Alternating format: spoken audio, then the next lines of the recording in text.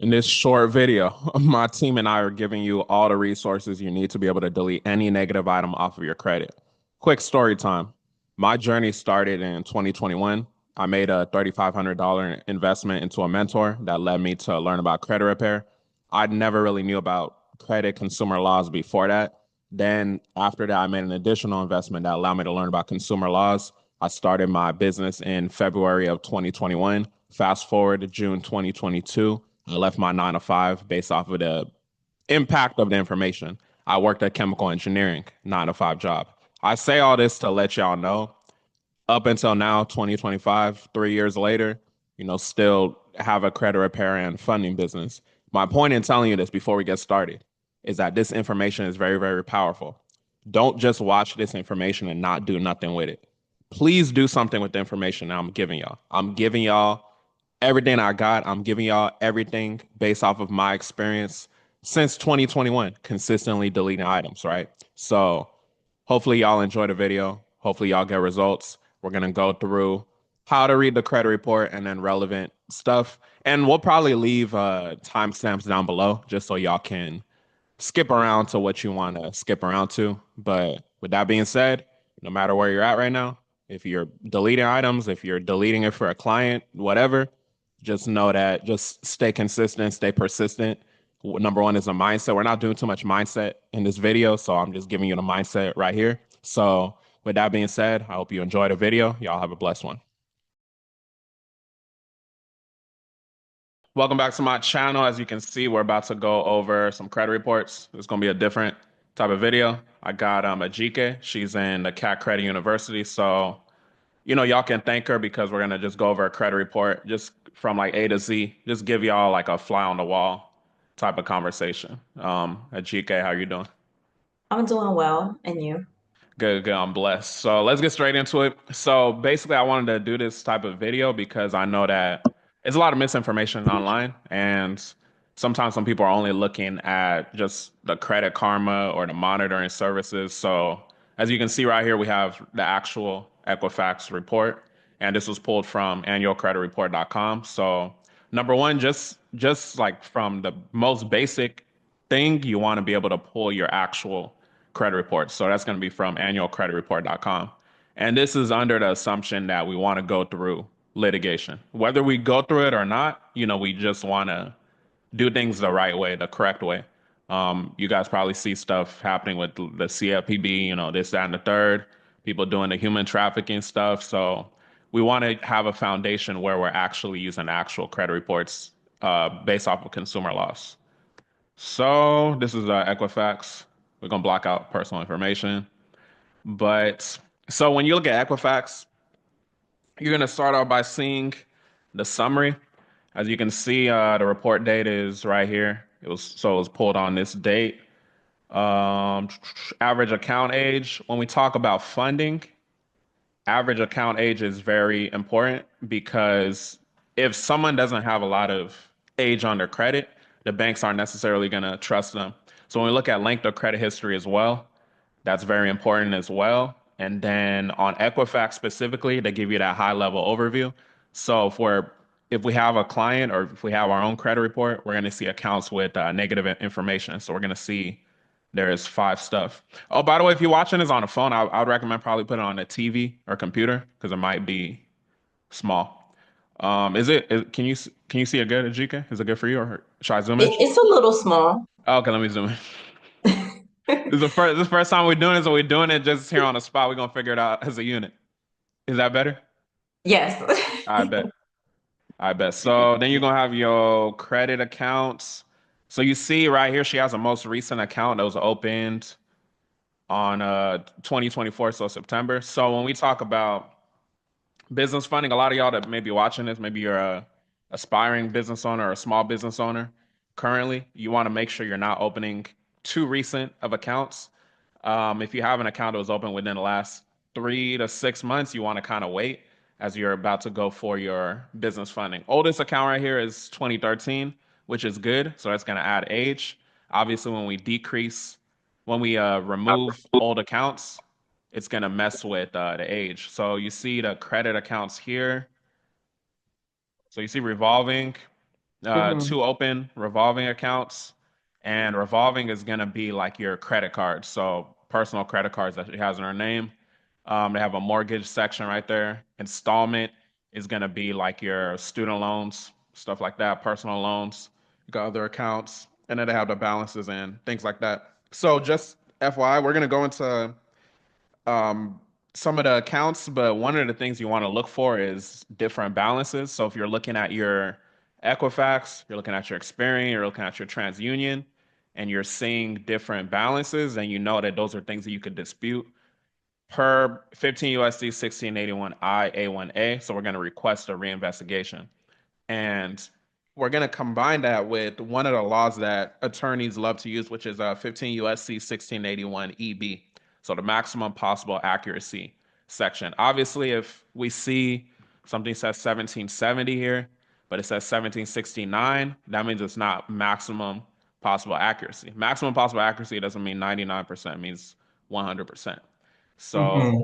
keep that in mind.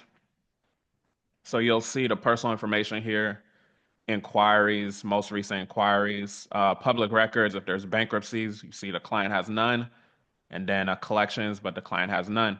One thing too you want to see about what's it called? Equifax, you see the summary on the bottom. So you have summary, then we're going to get into revolving accounts, mortgage, installment, they got other statements, personal info, inquiries, public records, collections. And my team will block out that name right there.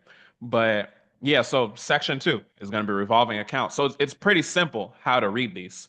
One of the things that Equifax has is like a balloon payment. So when you see something like that, just recognize that's one of the things that they like to report as well. But let's just go to one account, for example. So when we look at this Siren account, we see the balance. So you report a balance $0. The table below shows up to 24 months of historical data. So we're going to you show 2 years of payment history. So you see June 2023, it's $13. So we just want to know if it's our credit report, we're going to know what our, balance was. You see all these zeros reporting. Okay, cool. February is blank because, February is supposed to happen. So scheduled payments, and then they have actual payments. But we're seeing some blanks here, right? So this is considered what we would say is incomplete. So if you see some incompletions, then you got to be aware of that. If we're looking at 2023, they're talking about the balances, balance here. There's nothing here. Even if there was no actual payment made, it should at least report that $0 was paid. But this is an incomplete section. So what I would do, none of this is legal advice. I've gotten, I guess mentorship you could say from attorneys. They could say it's legal advice, but I won't say it's legal advice. What I've learned from them, incompletions are a thing that you can go ahead and point out. So I would take a marker and point this out, right? If it's your credit report or if it's your client's credit report and they know that they made an actual payment, or even if it's, just $0, it should say $0 right there. So then credit limit. Okay, so they're reporting it. Amount past due, nothing.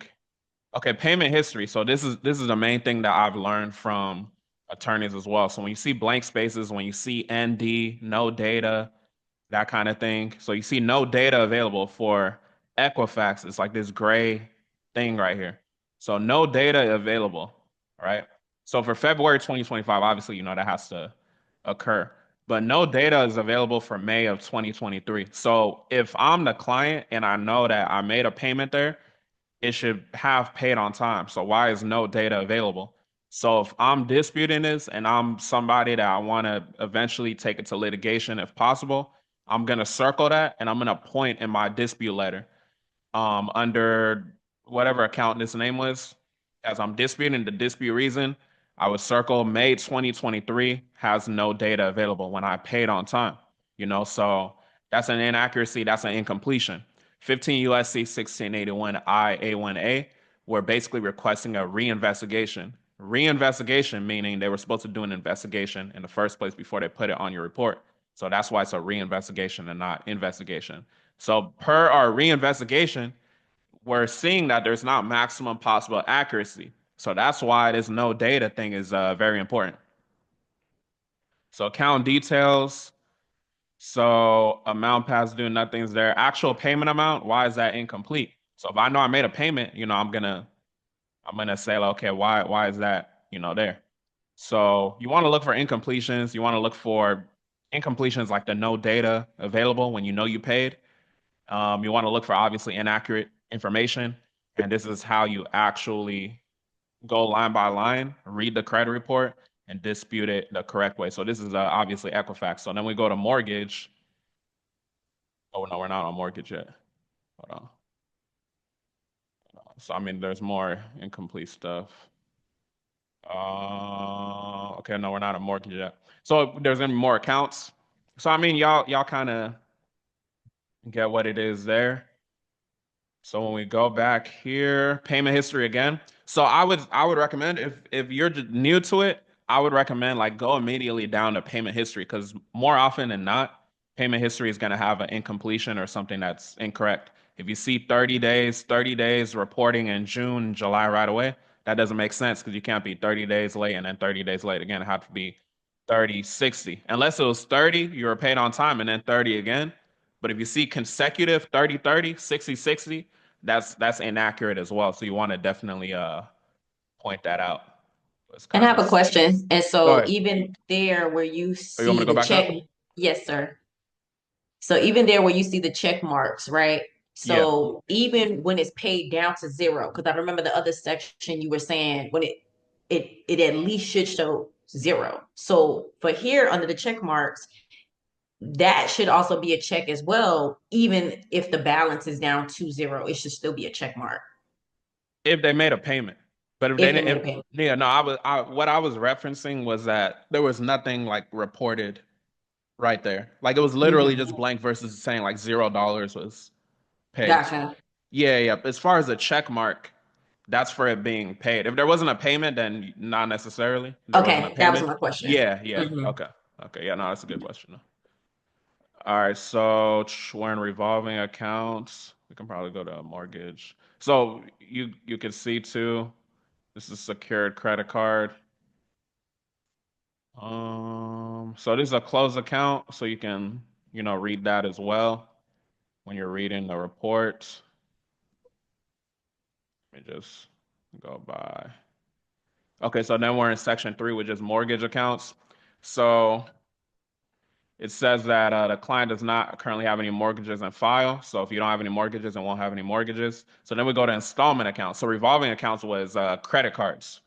So then we go to installment accounts is going to be stuff like student loans, personal loans, things you use to build up your credit, like, this awesome capital. So same thing. So we're going to look at basically our whole history. So January 2025 is being reported 1770. So if 1770 is true, it better say the same on on Experian. It better say the same on TransUnion as well, because of 15 USC 1681 EB, the maximum possible accuracy, right? So we see there's a balance here, balance here, balance here, balance here. So we just want to basically make sure that the balance is what it is. And then scheduled payments, if there's anything blank and we did make a payment, then that's inaccuracy as well. So it's on the client also to obviously know what their situation is. If you have a credit repair business and obviously you want to talk with your client and make sure, do something like this where you're walking with them step by step if you can, and just make sure everything is good. So one thing that we do with our company is within our SOPs. I have my team meet with the client and they go line by line to make sure stuff are what they say it is. So if just on the business tip, if you have a credit repair business, you want to make sure you have that conversation with the client. Uh,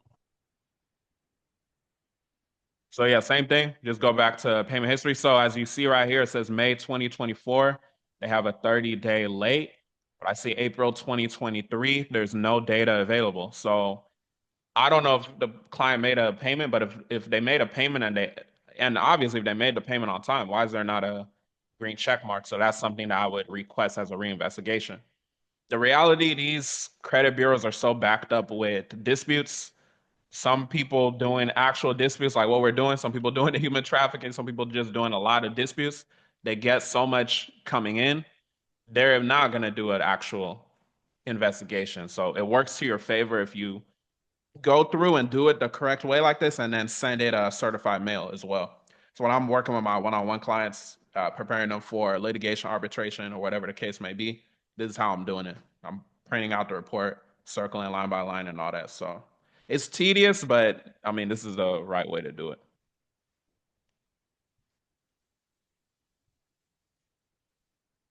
So they got other accounts. So LVNV funding. So collection, obviously, if you guys have seen some of my other videos on the channel, definitely if the debt collector is contacting you, harassing you, all that, you want to take a look into that or get with an attorney for that. And then you see account number here to have the last four digits. Technically, you could argue that this is incomplete because the whole account number isn't there, but I would more so focus on payment history is more of a thing to point out. So you see collections. When we go back to payment history again, so it's collection everywhere. Even though we know it's a collection, why is this June 2024 no data available? That's still incomplete at the end of the day, you know? So even though we know it's a collection, it's still incomplete. So these are things that you want to point out. And you can kind of see as you're pointing out so many different things, they're not going to, when they're already not doing an investigation, they're not going to do no investigation to me investigating all this stuff. So you're just saving yourself by taking the time and disputing it the correct way. Mm-hmm. That's LBMV. Payment history again. I mean, I think y'all get the point. And then we're gonna look at Experian TransUnion as well, just to give a different look on what they look like. So they don't have a statement at the time. Personal information. So personal information is very important. One thing I just want to address real quick. A lot of people say, oh, should they call in for personal information? Should they send a letter?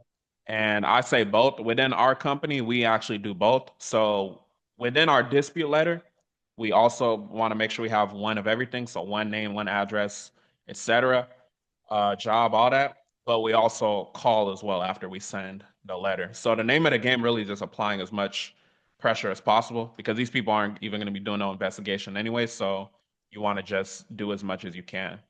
So as you can see right here, they got a current address. They got former addresses.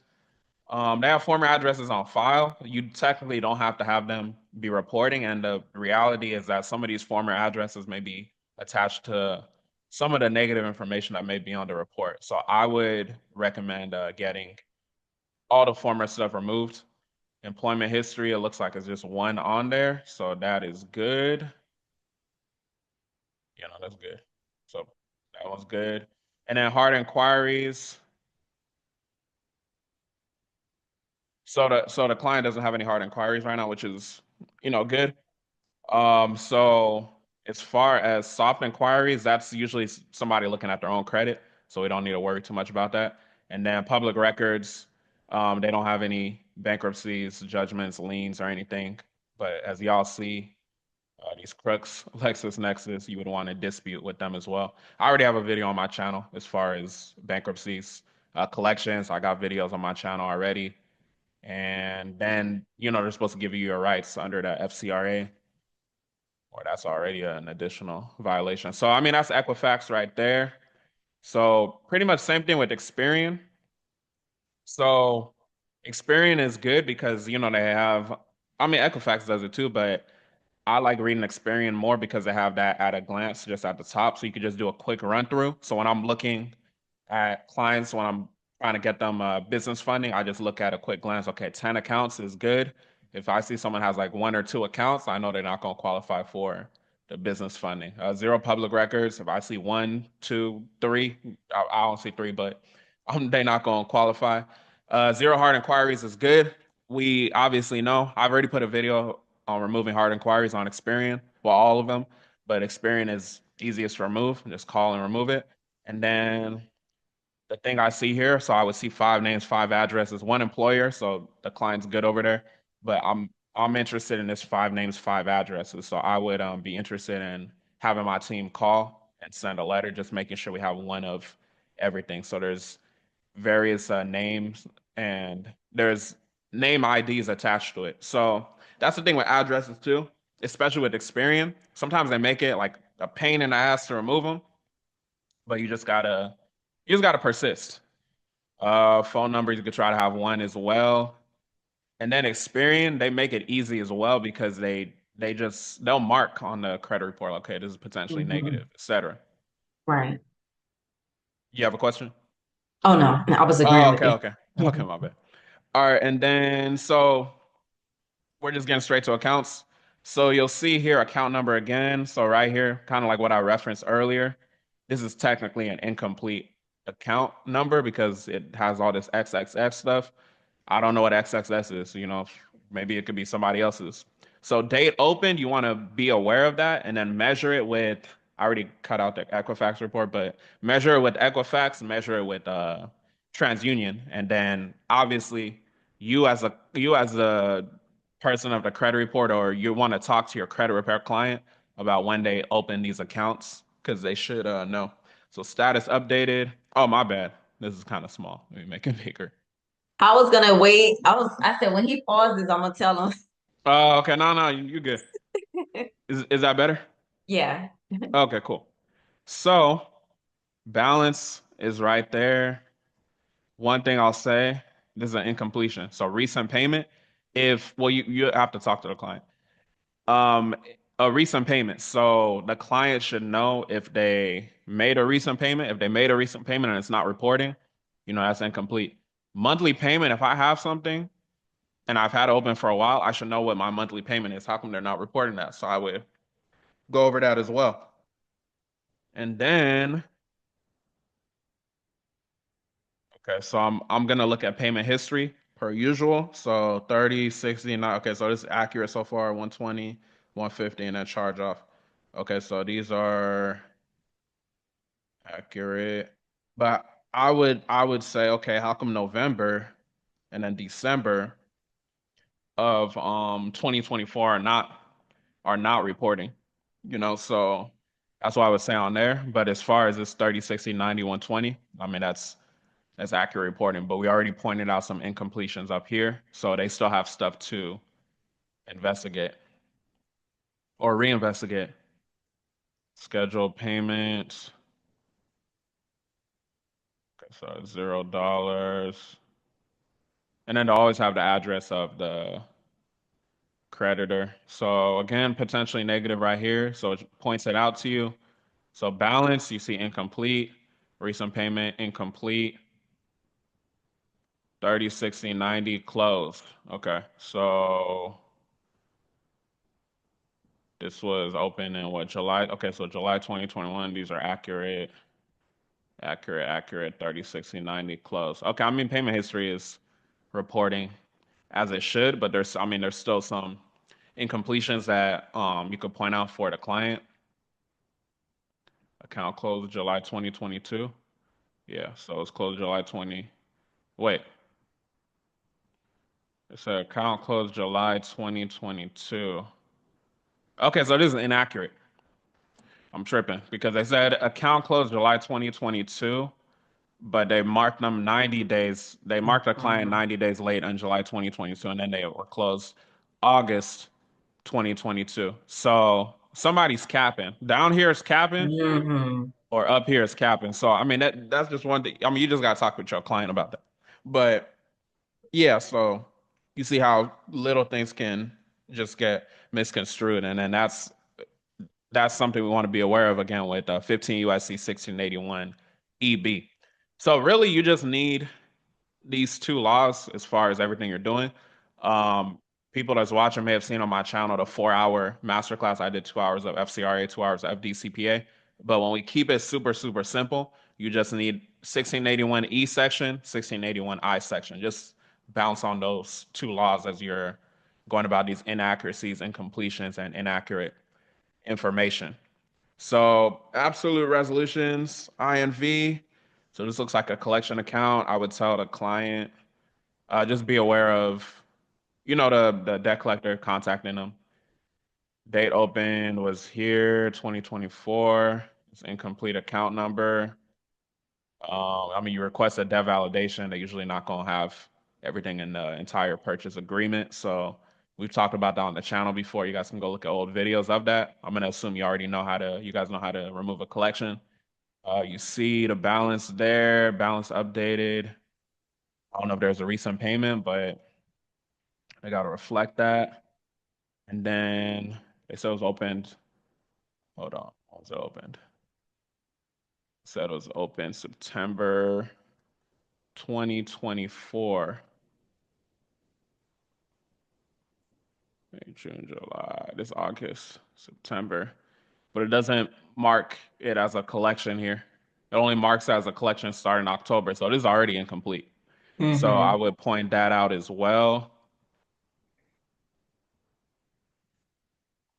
And one thing I've talked about in the past, specifically with collections, if you're trying to go about, I mean, it's not legal advice. If you're trying to go about suing the debt collector, one thing you got to be aware of is when you're doing your FCRA disputes versus you're contacting them and letting them know not to contact you about the debt. Because under the FCRA, when you send a dispute, the credit bureaus are supposed to contact the debt collectors. So if they're following their job, then the debt collector is going to contact you.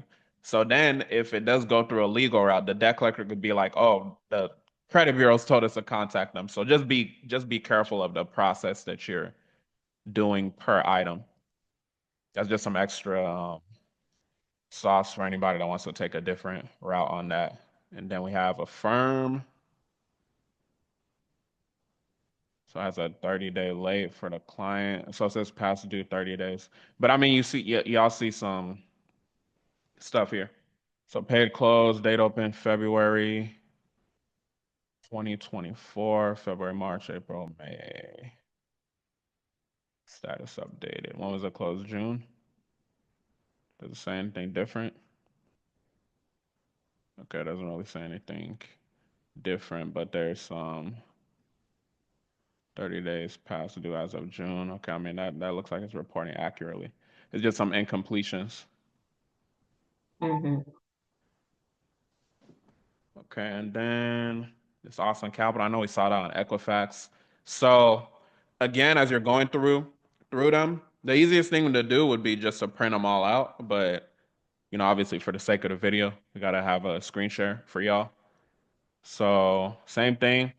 My favorite thing really is just to go to the payment history and then to just see some stuff that doesn't add up. So this was open in May 2023. So May 2023, was it closed? No, it's open.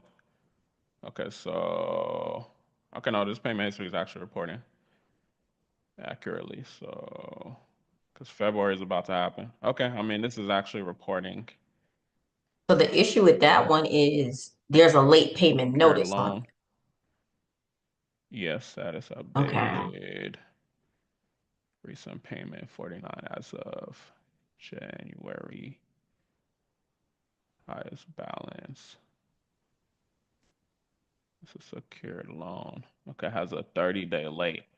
So in this case, because so based off what I'm seeing right now, the payment history looks like it's reporting accurately. I don't know if the client was actually late or not, but let's assume the client was late. We still have 15 USC 1666B under our belt as far as sending to the creditor and making sure that they actually follow regulations to report that late payment. Because in order to report that late payment, it's under the 1666B law, but within 21 days, they're supposed to mail you something. So we would basically do what I had said in that video that I posted. I think we posted it recently. I know it's in the university, but we would go about it with the 1666B route. That's if the client was actually late. I don't know if your client was late or not, but Okay. if they were actually late, this account actually looks the most reporting accurate that I've seen so far. So I would point that out because I mean you still can exercise that right under 1666B, and that's what we've done for some clients as well. Yeah, it looks like well, I don't know if balance is so I would just I would compare with the different credit reports and then just what the knowledge of what your client knows based off of that account. So I don't know if they would Okay. log into their thing or whatever, but yeah. And the LVMV funding, so collection accounts, so same thing, just what I said about the collection before. So this ND, no data. I like looking at that. I like circling that, highlighting that because you can't tell me there's no data. So that's inaccurate. I mean, that's incomplete. I mean, technically inaccurate because it's supposed to be a collection, but that's an incompletion there. They got self, balance, not reported. That's incomplete. When was this opened? Oh, 2021. Okay, so June 2021, May, June. Okay, so that's cool. 3060 closed. When was it closed? It says it was closed January 2022. Okay, so I mean, that's reporting accurately. There's just still some incomplete information over there because I don't know what the client's payment was. They're not reporting their balance. They put the original balance, but they're still supposed to report that information because it's supposed to be, maximum possible accuracy as well. So I would point that out. Account paid from collateral. So I'm hoping that y'all, as you're watching the video, you can kind of see how you would read your own report or your client's report if you got a credit business. This one doesn't say it's not a negative account, so I won't even play with it. That's not negative. So yeah, you want to see like Experian, I think they'll report the negative accounts first. Or I might be thinking about TransUnion, that accounts with adverse information. But that's how they report. As y'all see, the client had no public records. They didn't have any hard inquiries. Soft inquiries are when you pull your own report. So I wouldn't I would just tell the client not to stress out about that because it's just like when you're looking at your own credit. And then obviously they have to give you your rights under the FCRA. If you pull your credit report and this section isn't in there, then you better take it to an attorney. But they always gonna have it. Pretty sure their templates will have it. So then the final report that we're gonna look at is TransUnion. So hold on. So I see this one's like from 2022. So I would assume this is not gonna be as It's accurate as the other accurate. ones. You said what? Yeah, you're right. It's not as accurate because it's not. Oh, okay, no problem. So I mean, Yeah. we could still read it, but one thing I would encourage y'all to do is make sure your client sends you like the most recent for every single one. Just for this, but this is just for demonstration purposes. But if I was doing it as like a client, I would see that date, that credit report date that was created, and then we would make sure we get something more recent.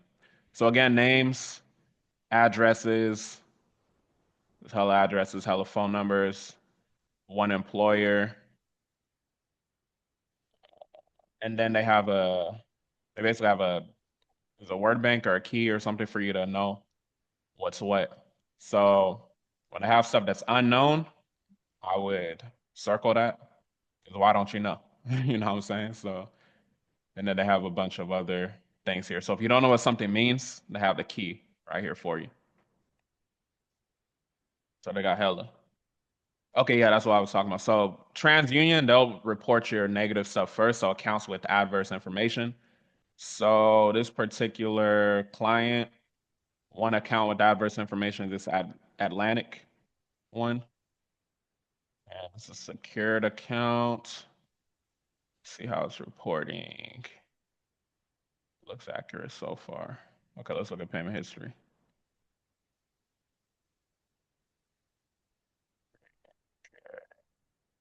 Was this account opened? It's open.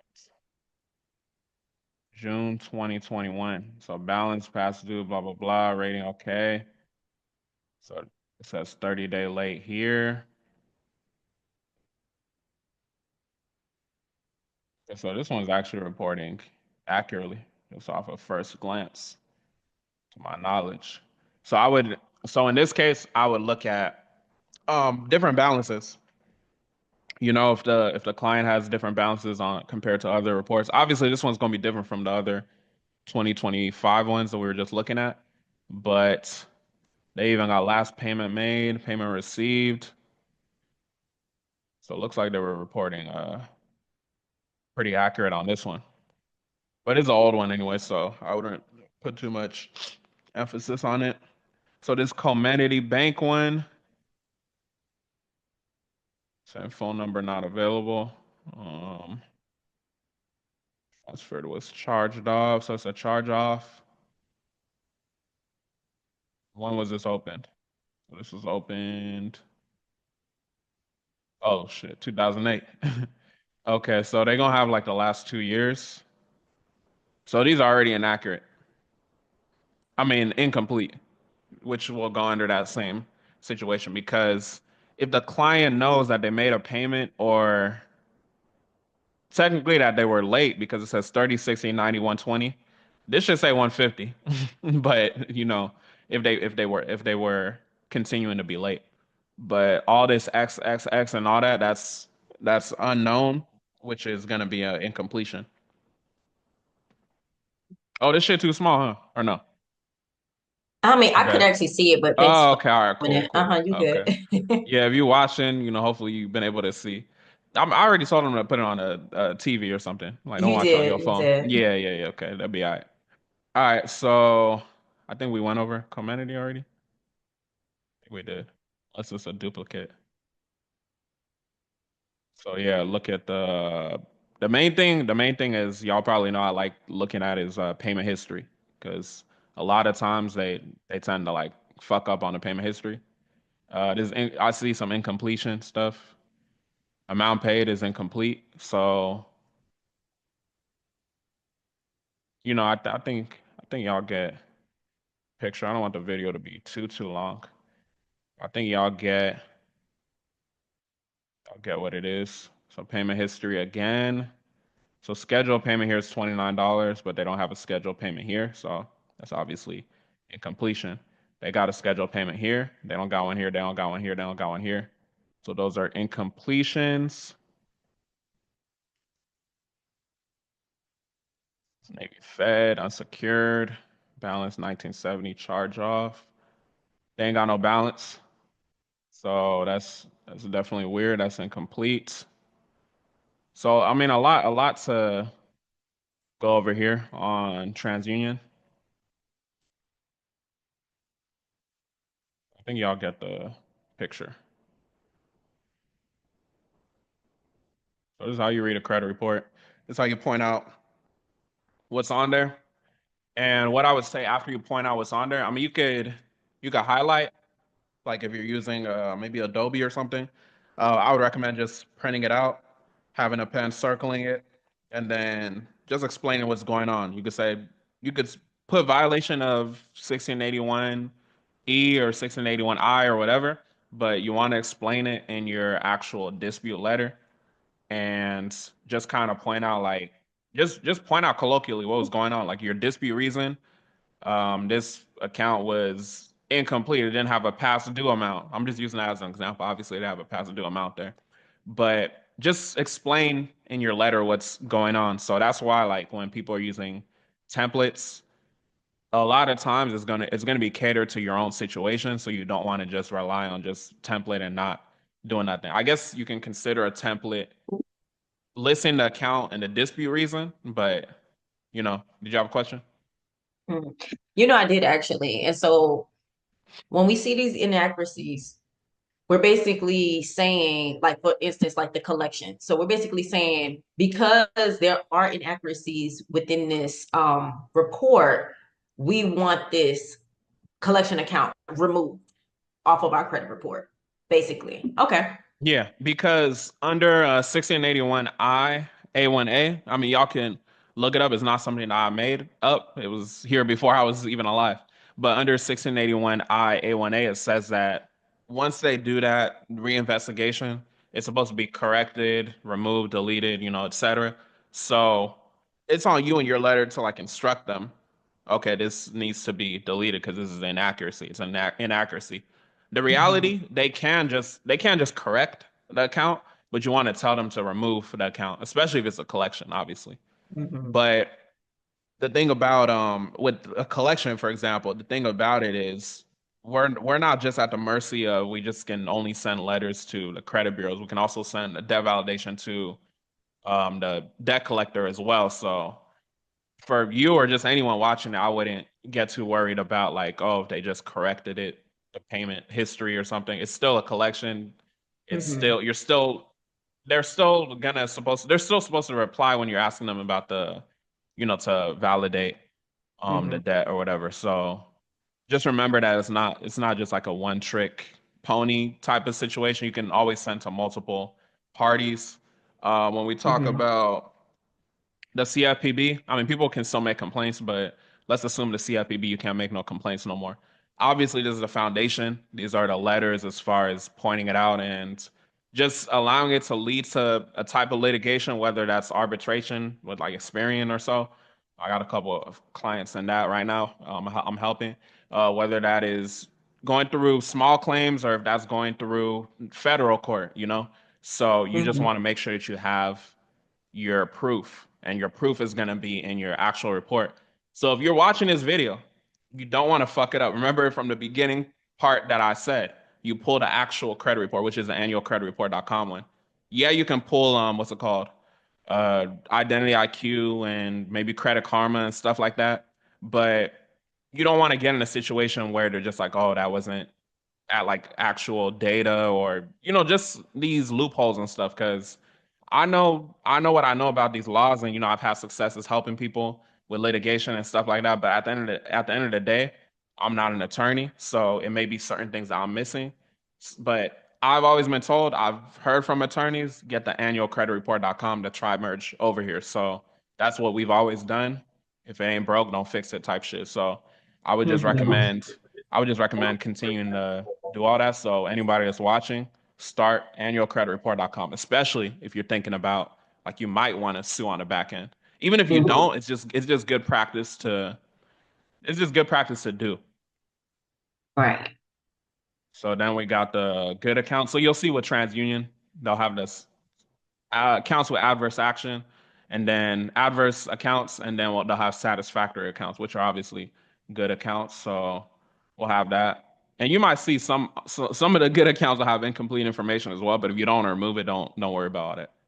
So Right. then I think that's the end of it. Yeah, inquiries.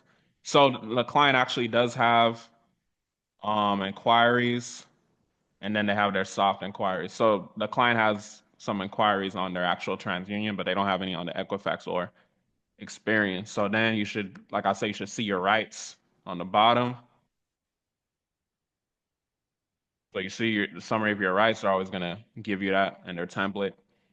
So I mean that's how you read these damn credit reports. Hopefully this was a helpful video.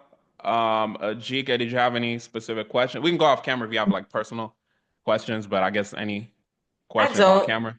Okay. Now on camera, and this is just for the sake of, being on the cam so other people can see it. Okay. I remember in the past I did ask you a question. What happens if you have an account that has multiple late payments on it, but it's not a collection, it's not a charge off? Do you say, but it's a closed account, like you in good standing, so to speak. You know what I mean? Like, what do you do with that? Do you say, hey, I just want to remove this account altogether, although it's not a charge off and it's not a collection?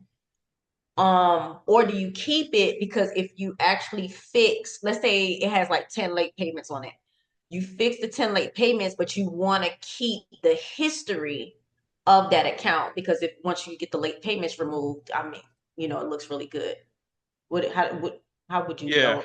10 late payments is crazy. First of all, I'll just nah, I know for example's sake.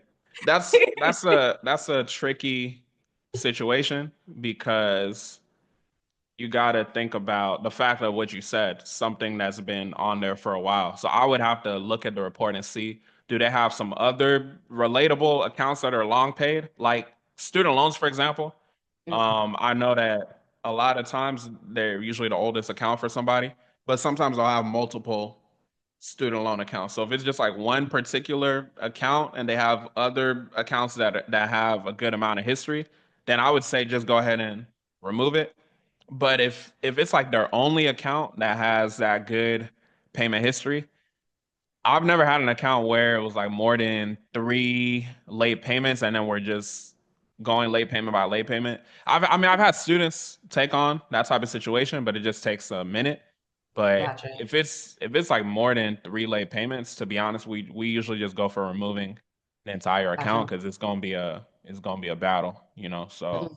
I think it's one of those situations where you got to just sit with the client and just explain to them the different scenarios and just the fact that the easiest thing to do is going to be to remove the entire thing. So I would look for kind of like how we read here, I would look for those inaccuracies and just tell them to remove the entire account. You could always ask them to correct it, to pay it on time.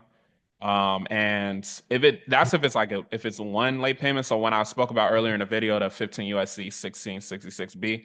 So we had a client, they had one, I think they had one late payment on their auto loan. So we use that to get it corrected. But if they had like maybe five, six and all that, I would have told them to remove the entire Mhm. account. So in that scenario, that's a tricky scenario.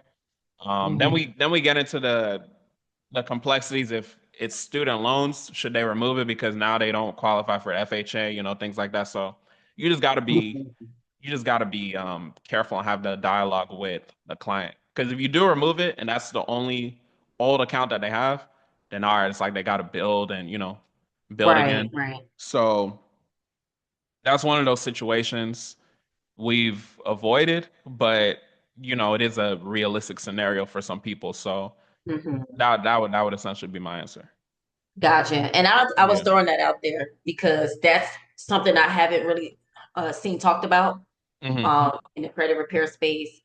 My next thing that I want to say was, so in short, when it comes to litigation, going over the credit report, excuse me, seeing the inaccuracies, and basically just going to file in your local area for small claims, of course, paying the fee for that.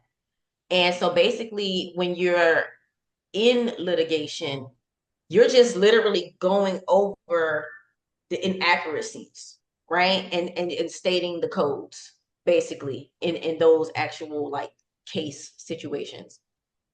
What do you mean by when you're in litigation? Are you talking about like in the actual like Yeah, court in the date actual, yeah. or the process to get there?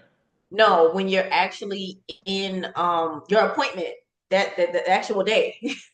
Oh, When okay. you So I mean, have the other lawyer representing the company, yeah. and then you have like someone there that's kind of like a judge, so to speak. Like, is that how you all are doing it? Where you're just saying, okay, I have these inaccuracies here, and these are the codes that support the fact that these are inaccurate, and I would like it removed, and I would like $1,000, whatever you're trying to go for in small claims. Is that pretty much in a nutshell what happens the day of? Yeah, so in my situation, helping people, that doesn't happen. It always gets resolved outside. Of course, so everything I'm telling you that we're doing is what we're doing. We're keeping the green return receipts and all that. And then once we actually file, specifically in small claims, once we actually file that small claim suit, then that's when we're basically receiving an email from like the credit bureau, like TransUnion, for example, them saying that okay, this is what's happening. Let's take a look at it, and then they typically just settle out. That's for small claims. Gotcha, I gotcha. know I've a couple clients for arbitration with Experian. Kind of same thing. It takes a longer time. And then something like a federal court, I would recommend working with an attorney, but that would just be like a back and forth paperwork for the most part. But it's Mhm. not necessarily, I mean, I guess every situation will be different. I did have a client in the past. They came to me, I think like a couple of days before their court date, and they were just asking for consultation. But I couldn't help them at that point, because it's like a couple of days Gotcha. beforehand. So that's the one client I had that actually went to court, and I think they just brought like their paperwork and other stuff. But When done right, I would say that it's going to be settled outside of court, and then they're going to Mm-hmm. give those deletions, mail the client their new credit report after the deletions, and that whatever the case may be. Okay. Okay. Yeah. I'll hit you in the chat if I have any other questions, but I don't have anything right now. Okay, so I'm gonna close out the video. Hopefully this video was helpful. Make sure y'all like, comment, subscribe, do everything. If you're in the Cat Credit University, make sure you contact or network with a GK as well. And with that being said, y'all have a blessed one.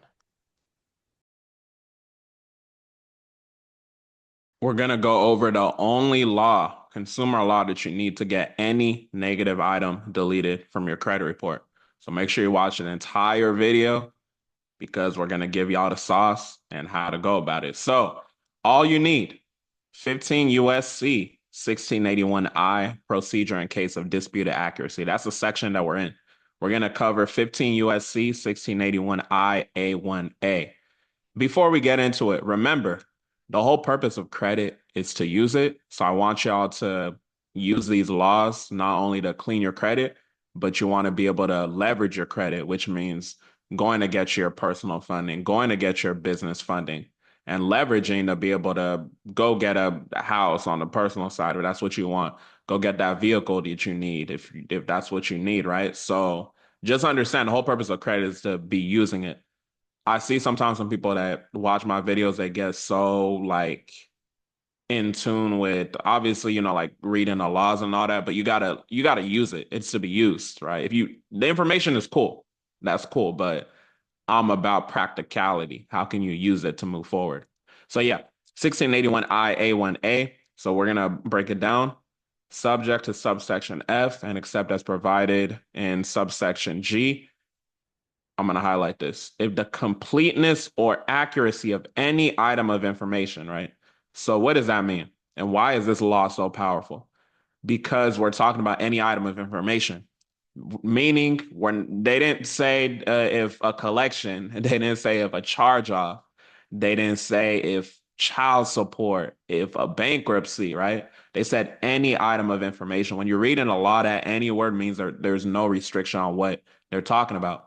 I was about to say FDCPA. The FCRA doesn't define like, okay, if the collection is complete or accurate, right? They said any item of information. This could be personal information as well. This is why 1681 IA1A is super, super powerful, and it's a deadly weapon that's going to help you if you do what I say and you stay pressing them, right? So we're talking about completeness or accuracy. Let's even highlight that too.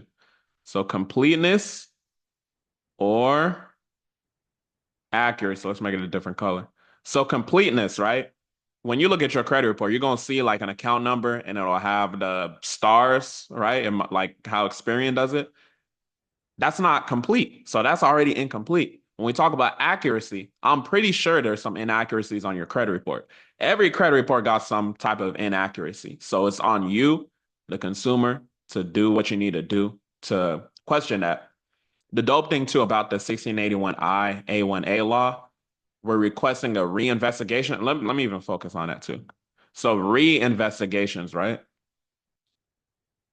So the reason why it's a reinvestigation is because before the item was placed on your credit report, they were supposed to do an investigation in the first place, right? So that's why when we request something, it's a reinvestigation because they're supposed to have reasonable procedures in place to make sure that items were already accurate before we even requested our reinvestigation. So understand what's going on when you're reading this law and what's supposed to be in place. If you really like zero in on it and really understand the process and the procedure of what's supposed to actually happen, literally says procedure in case of disputed accuracy, meaning you disputed accuracy, you know that this law is a powerful weapon and you can use it to your advantage when it comes to not only getting the item deleted in maybe 1 or 2 rounds, but having that evidence for litigation if you need to go ahead and sue the credit bureaus. So remember, every credit report is going to have an inaccuracy. Every credit report is going to have something that's incomplete, right? And then obviously something that's unverified, that's like a third criteria for getting the item deleted. So the completeness or accuracy of any item of information contained in a consumer's file, right, which is your credit report, consumer's file at a consumer reporting agency is disputed by the consumer, right? So this is you, the consumer. So you're sending your notice, your letter to dispute the items of information that are incomplete or inaccurate, right? And the consumer notifies the agency directly, so like via mail or indirectly, it don't matter, right? However you notify them of such dispute, the agency, meaning Experian, TransUnion, Equifax, and them hoe-ass bureaus, shall means that they have to do it, right? So they're supposed to do it. Shall, free of charge, conduct a reasonable reinvestigation. This is a sauce, though. They never conduct a reasonable reinvestigation because if you don't know, they have third-party people like people in third world countries like India, Philippines. They just are just gonna press a button that says like, okay, it's verified or whatever, right? That's not a reasonable reinvestigation. A computer system, you're giving me a code and you're just saying verified. The reason why, what's the reason why they do it? The reason why they do it is many reasons, but the reason why they do it, one of the main reasons is because think about it, it's millions upon millions upon millions of consumers. We could say billions, right? But it's so many consumers. So many people are disputing items of information at so many times. How are they going to be able to do a reasonable investigation or reinvestigation for everybody? It's not going to happen, right? And then an additional thing y'all got to realize is money. What do I mean by money? Everything is about money. Them reporting the negative items, they're getting paid to report these negative items, right? So these banks or whatever, negative items that you may have or your client may have on their credit report, the people are paying the bureaus to be able to report that information so they can, hold that against you and all that. So it's not in their best interest to do a reasonable reinvestigation because they're going to lose money as a result. But on top of that, too, the reason why they run around like they POC is because the fact that consumers are not suing them on a mass scale. That's why my channel is so important because y'all are being empowered with the information to be able to go ahead and get them to that next level. Furthermore, those of y'all that aren't cheap in your personal development, you invest, you understand that you have access to powerful information. If you're just a free watching subscriber, I appreciate that. If you take action, but if you're just watching my content, you're not doing nothing with the information, you're literally the reason why your family is not further along in life, right? So I say that to say, don't watch my information and then go do stupid stuff by not taking action. Take action with the information I'm giving you, right? If you're gonna be cheap and not invest in yourself, at least take action with the free information I'm giving you.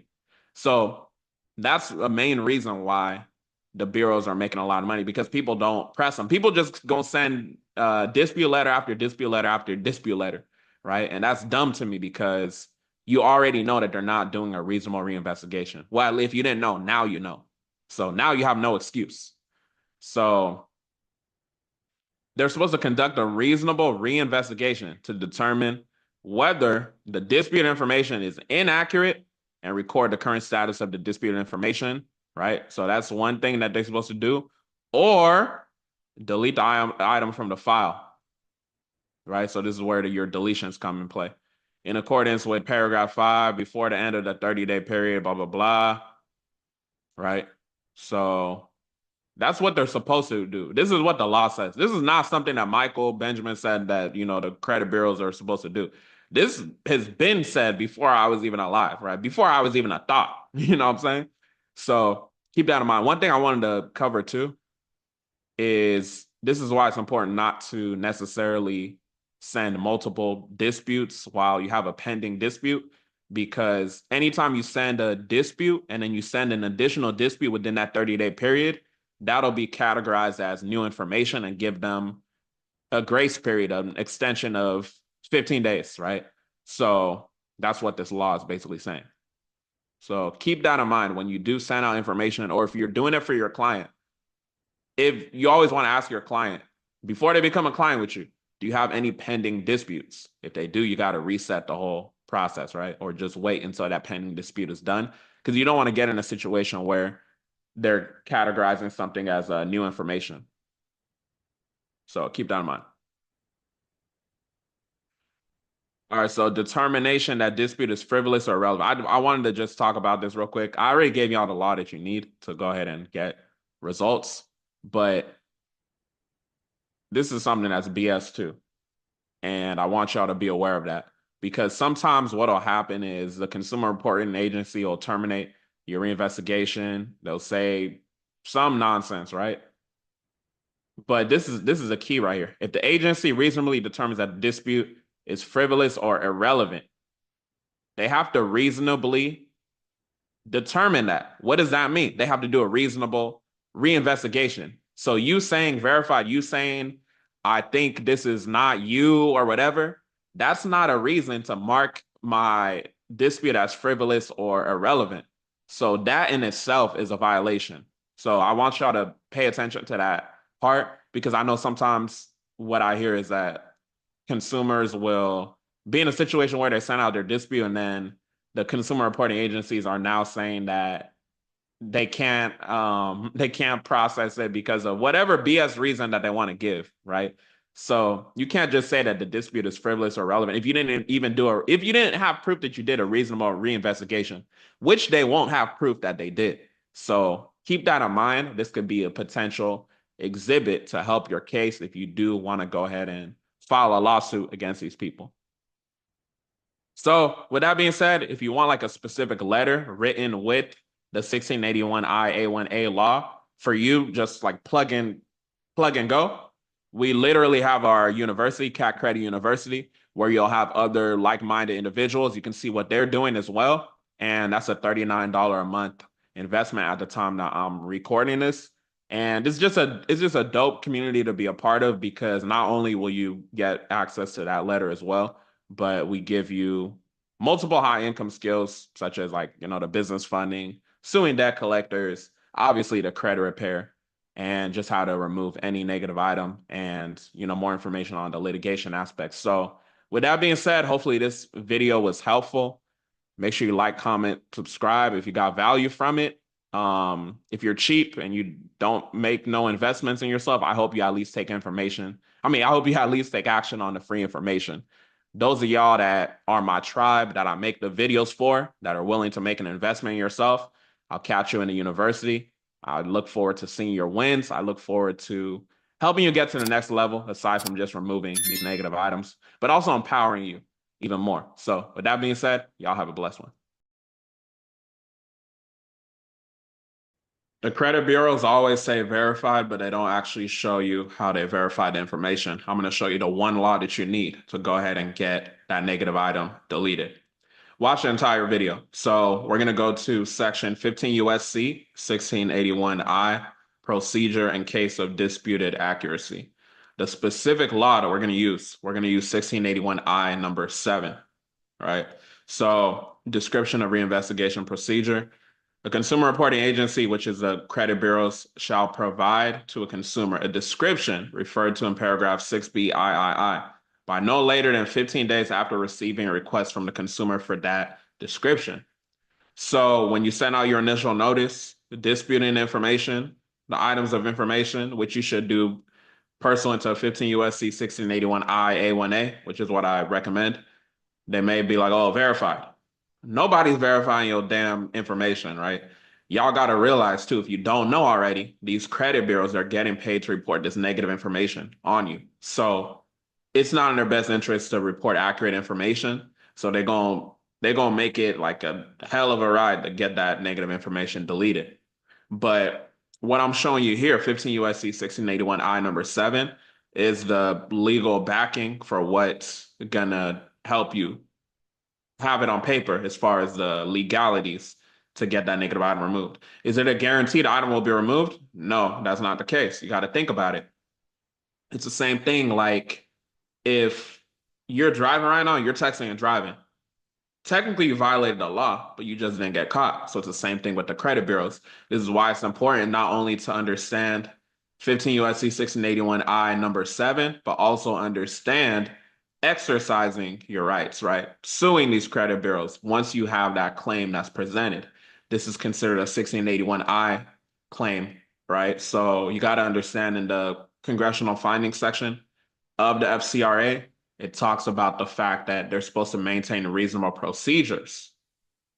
So as you study more, it'll make more sense. Some of this may be reviewed for some of y'all, but 1681I number 7, this is where you want to spend your time when you're being told verified, and they just tell you that without like actual explanation. You know what I'm saying? So keep that in mind.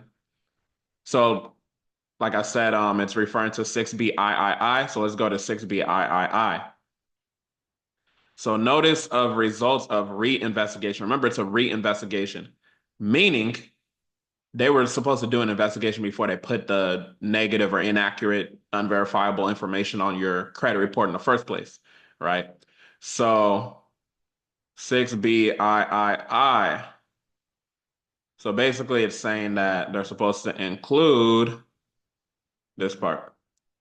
A notice that if requested by the consumer, description of the procedure used to determine the accuracy and completeness of the information shall be provided to the consumer by the agency, including the business name and address of any furnisher of information contacted in connection with such information and the telephone number of such furnisher if reasonably available. So they're supposed to provide to you this information in terms of how they actually confirmed the information, right?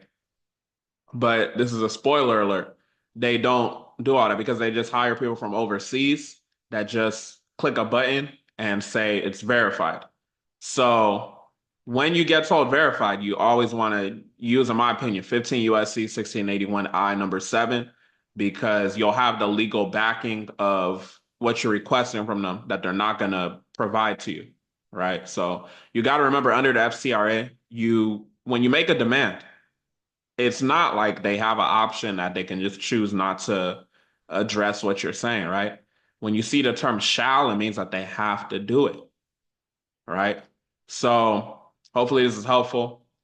Continue watching my videos, take action on what I'm saying. If you want an actual template in terms of how to actually put everything, together, we do have a university, Cat Credit University. It's only a $39 a month investment at this point. I'm recording this. It could be higher by the time you tap in. So with that being said, watch this video, watch more of my videos, but most importantly, take action. Y'all have a blessed one. An item was reinserted on your credit and now you don't know what to do. Watch the entire video. I'm gonna walk you through and I'm gonna show you a specific letter on removing that reinserted item. This is not gonna be the video where I'm giving you all the certifications on why you should listen to me. You can go to my YouTube channel and figure that out. We're gonna give you all the sauce. So let's get straight to it. None of this is gonna be legal advice, by the way, so just keep that in mind. I got on the cat. If you don't know my company, Consumer Ammunition Tactics, I could buy all the designer in the world that I want, but I choose to represent my company because I mind the business that pays me. So we gonna give y'all the sauce. So if you implement what I say, you're gonna be able to buy all the designer you want, buy all whatever you want to buy, right? If you implement the information, because it's a high income skill. Our mission is simply to help fund $1 billion to small business owners. So if you're a business owner, you're an aspiring business owner, you help fulfill the mission when you get these items deleted or re-deleted in this specific scenario. So just ultimately understand that the whole goal is really to help y'all get as much business funding as possible and just help you start growth scale businesses, business owners, stimulate the economy. So that's why we represent that. So when it comes to a reinsertion, we want to really focus on 15 USC 1681I, procedure in case of disputed accuracy. So that's the section that we want to really focus on. So you want to focus on 15 USC 1681I 5B and its requirements relating to reinsertion of previously deleted material. I'm not coming on here telling you something that I just stumbled across and I didn't know if it worked or not. We literally have done this within our own company, right? And I've mentored people in terms of them removing previous deletions as well. So just keep that in mind as I'm giving all the sauce. So the I section, You want to focus on II. So notice to consumer. Basically, it said if any information has been deleted from a consumer's file is reinserted, the CRA or Consumer Reporting Agency shall notify the consumer of the reinsertion in writing no later than 5 business days after the reinsertion, right? So that's basically what has to happen. If you don't know, if you're new to consumer laws, you got to understand that there's a lot of regulations that go into this, especially the FCRA. I would say the FDCPA is more for, I'm not gonna say it's more for someone that's like stupid, but the FCRA is more like regulations and processes and procedures and stuff like that involved. So as you're reading the law, just really understand that the law is on your side if you understand how to use it.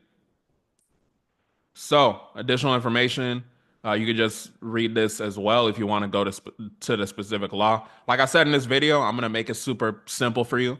I'm gonna walk you through a letter that we literally use within my company, just so y'all can, have that free sauce. Go get your deletion, and then you come to us when you're ready to maximize your business funding, right?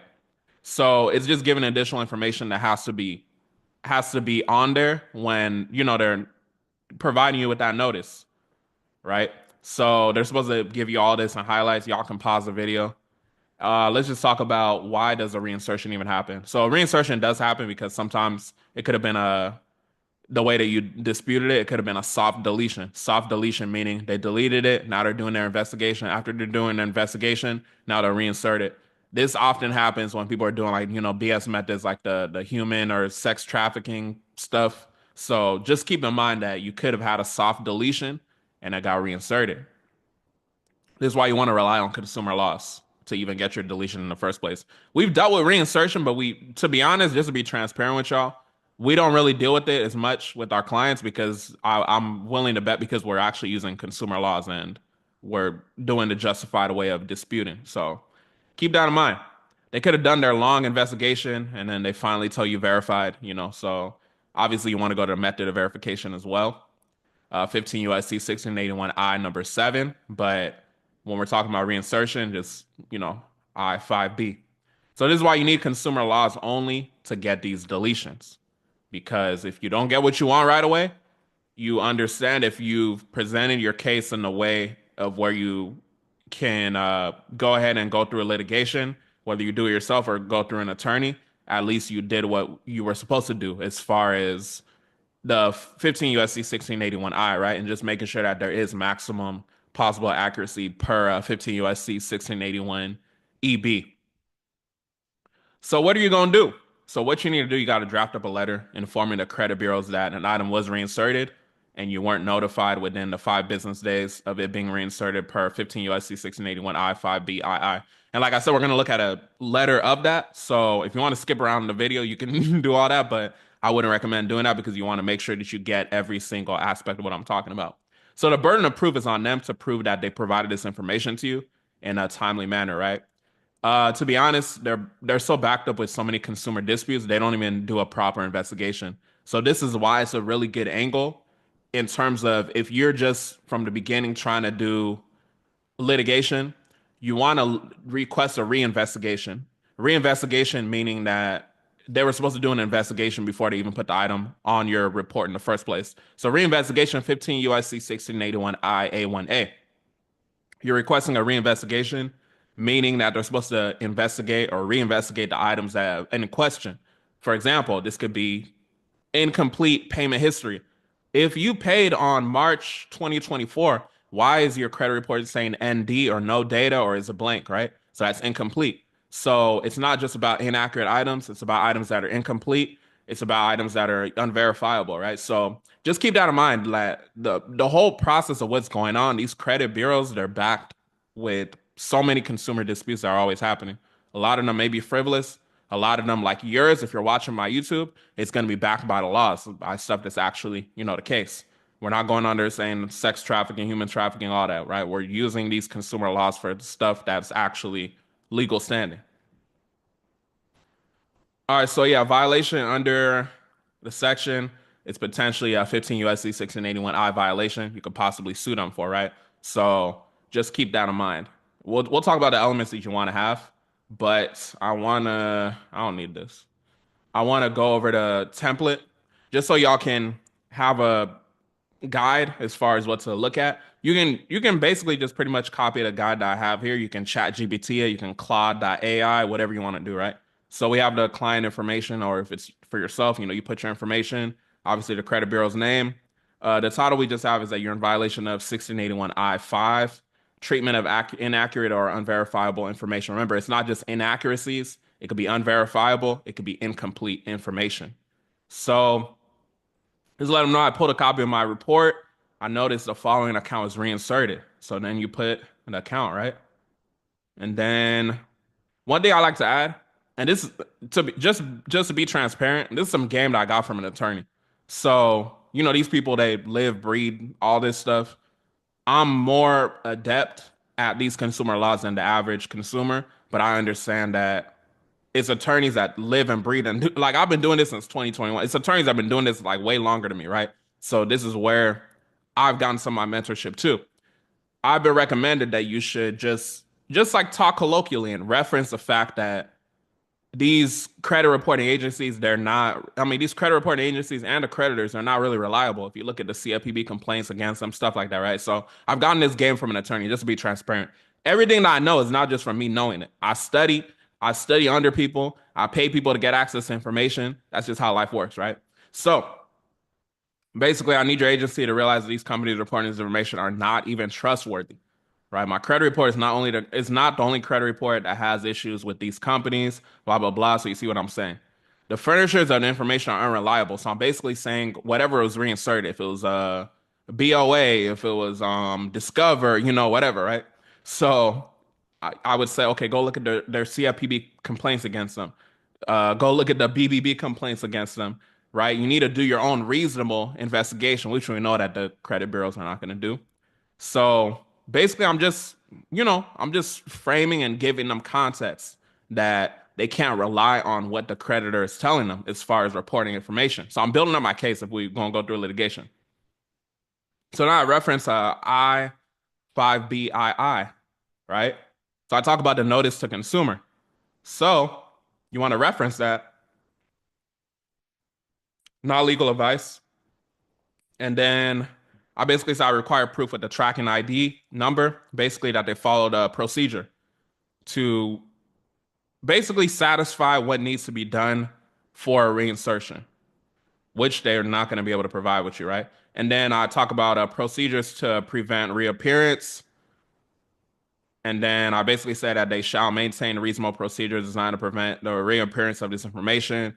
I require proof that XYZ. So I drafted up this letter myself. I give it to my higher ticket students and we use it for our business, but I'm giving it to you here for free. So there's no excuse for you to not know what to do with the reinsertion. You're watching this for free on YouTube. Not everything's going to be free, but I'm giving you a lot more sauce than some people's paid information. So keep that in mind and don't harass me in my comment section about, oh, he's selling something. He has a business. You go to that scamming ass 9 to 5 and you expect a paycheck. So I don't want to hear no BS about that.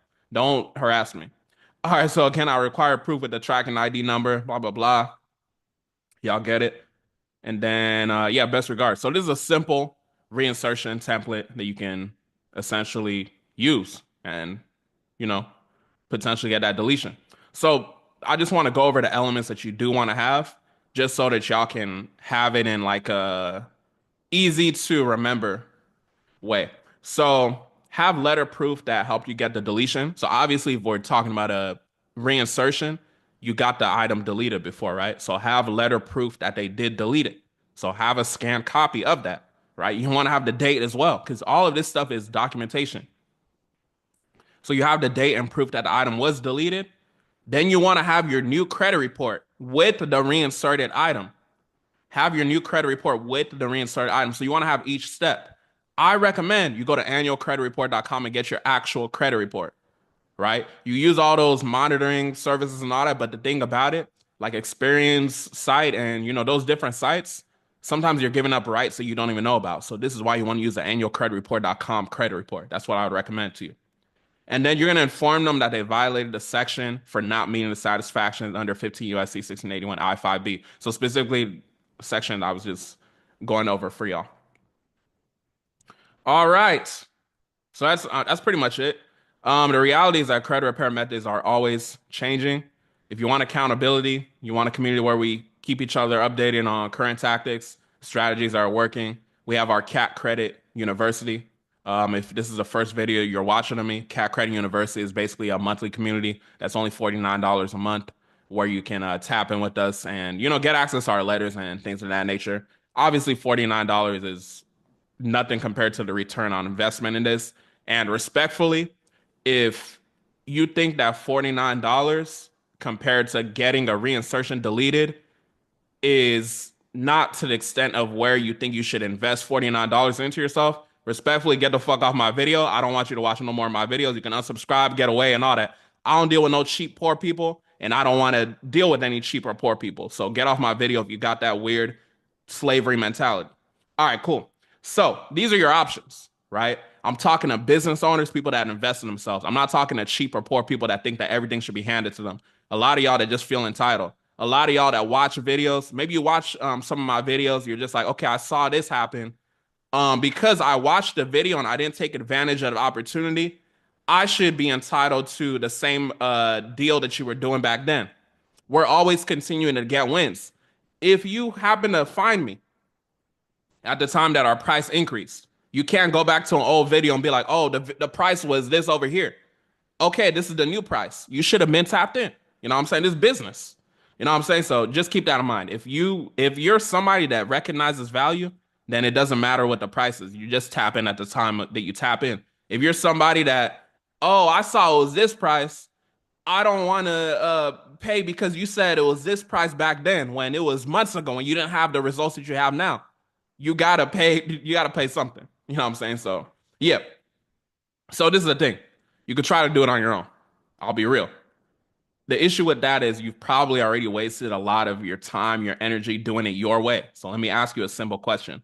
Does it make sense to waste an extra 6 months trying to do it your way, or should you probably do something different? I'll let you answer that question yourself. So if you need to think about it, those of y'all that need to think about it, right? I understand, you may need to think about it, right? Ask yourself how long you've been thinking about it and pushing your credit off. Let's just say it's only been 3 months, right? Do you think if you took action 3 months ago with somebody else, don't you think that you would be in a better position than you are now? Mr. or Mrs. I need to think about it.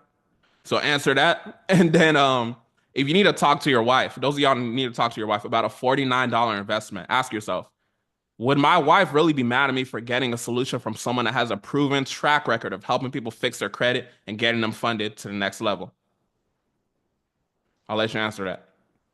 What's the guarantee? Some of y'all favorite ones. I guarantee you, if you don't do nothing, you'll still be stuck in the same situation. And why would you quit before you even start? Only losers ask for that. What's the guarantee that I'm going to get the reinsertion deleted? Right? You've been losing for 3, 6 months, 12 years, however many long. Then when you come across someone that has a proven track record, now you want a guarantee. What about the guarantee of the BS that you've been doing for 12, 13, 40 years? You know what I'm saying? So don't harass me with no guarantee. You know what I'm saying? But anyways, you can join our university in the description if you want to get tapped in. You have the opportunity to use our letters that my students and I are using to get these deletions. But yeah, the only catch is you're not joining and continuing to waste time trying to do something on your own that you've been wasting time and energy trying to figure out. The SEO obviously brought you here. Maybe you searched for this video. Maybe you saw the video and you chose to click on it. You're watching the video for a reason. So now I ask you, what are you going to do with the information? Are you going to continue wasting time? Are you going to tap in? Are you going to figure it out? Are you just going to watch this video and then go do something stupid again? So you got to figure it out. With that being said, keep watching my videos if you need to. But those of y'all that's, ready to get to the next level, we'll see you in the community. It's only $49. To be honest, you should be getting the higher paid programs, in my opinion, if you want to get to the next level. But we just wanted to do something for the masses so poor people can't say that we don't do nothing for poor people. That's why we created the $49 a month university, to make it accessible to everybody. So with that being said, I hope that y'all have a blessed one. Y'all stay blessed. Keep watching my videos. Most people are trying to get items removed from their credit report through one angle, which is disputing through the credit bureaus. In this video, I'm going to show you a different angle. We're going to be attacking the furnitures, right? Most people don't think about doing it from this angle, so this will continue my series I've been doing as far as helping y'all being able to delete any negative item in 2025 and beyond. Just for validation's sake, I've been doing this since 2021. You can go to my channel, look at the different videos, different playlists, and go from there. I'm not going to sit here all day and convince you why you should listen to me. All right, let's get straight to it. So, 15 USC 1681 S-2, responsibilities of furnishers of information to consumer reporting agencies. I'm going to talk about a specific court case that went wrong and why it went wrong so y'all can have further knowledge on what y'all actually need to do. So watch the entire video. I'm going to have a surprise for you at the end as well. So when we look at it, 1681 S-2B. If you don't know, 15 USC 1681 is the FCRA, the Fair Credit Reporting Act. I'm going to assume you've watched some of my videos. You know what the FCRA is. You know what the FDCPA is. If you don't, go on my channel, go look at the 4-hour masterclass where I broke down the language of both. But anyways, so duties of furnishers of information upon notice of dispute. So the furnisher of the information is the creditor, the furnisher is the debt collector. Those are the furnishers, essentially. They give the information to the credit bureaus to report. Most people, what they do is they'll send their dispute to the credit bureaus, which is good practice and what you should do, but they don't think about holding the furnishers accountable as well, right? So keep that in mind. So you see, they say after receiving notice pursuant to 1681 IA2. If y'all go look at past videos, I've told y'all 15 USC 1681 I, the I section, the investigation section, is a very important section for the credit bureaus. We're looking at 1681 S-2. This is very important under the FCRA for the furnishers. So I'm hoping that this is making sense.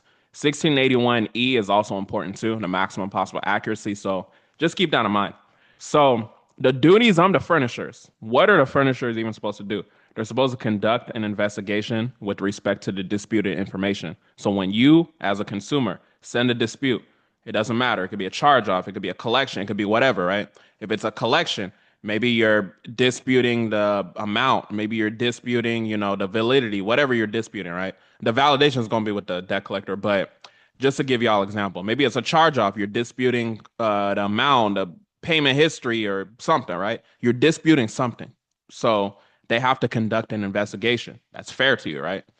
So then they're supposed to review all relevant information provided by the Consumer Reporting Agency, aka Experian, TransUnion, Equifax, pursuant to 1681 IA2.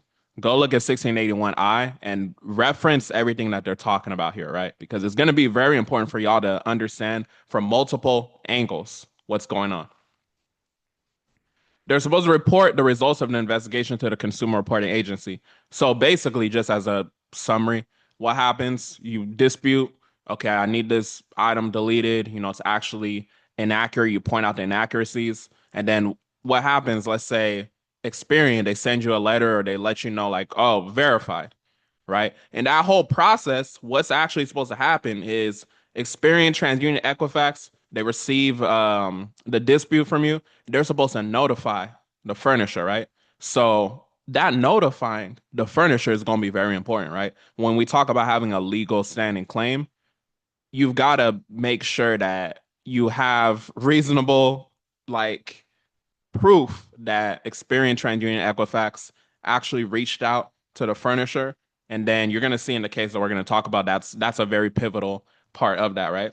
So if the investigation finds that the information is incomplete or inaccurate, report those results, etc. It's very just like when you're requesting a reinvestigation from the credit bureaus. So keep that in mind. They're supposed to modify it, delete it, block it, right? So cool. This is the important part. To actually have a claim under 15 USC 1681 S-2B, this is what has to happen, right?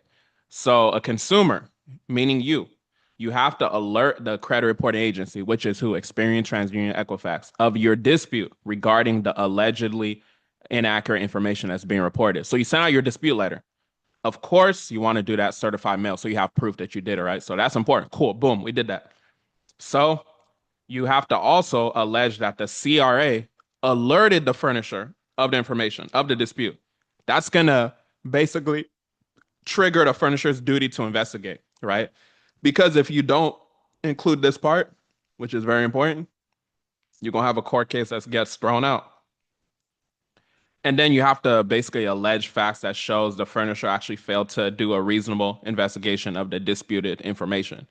So whatever your situation is, whatever you're actually disputing, the accuracy and completeness, whatever, you got to have proof that they didn't do a reasonable investigation. So anything less than that, if you do decide to take it to litigation, or if you're working with attorneys, like what we do, we work with attorneys at this point, just because my main focus is the funding.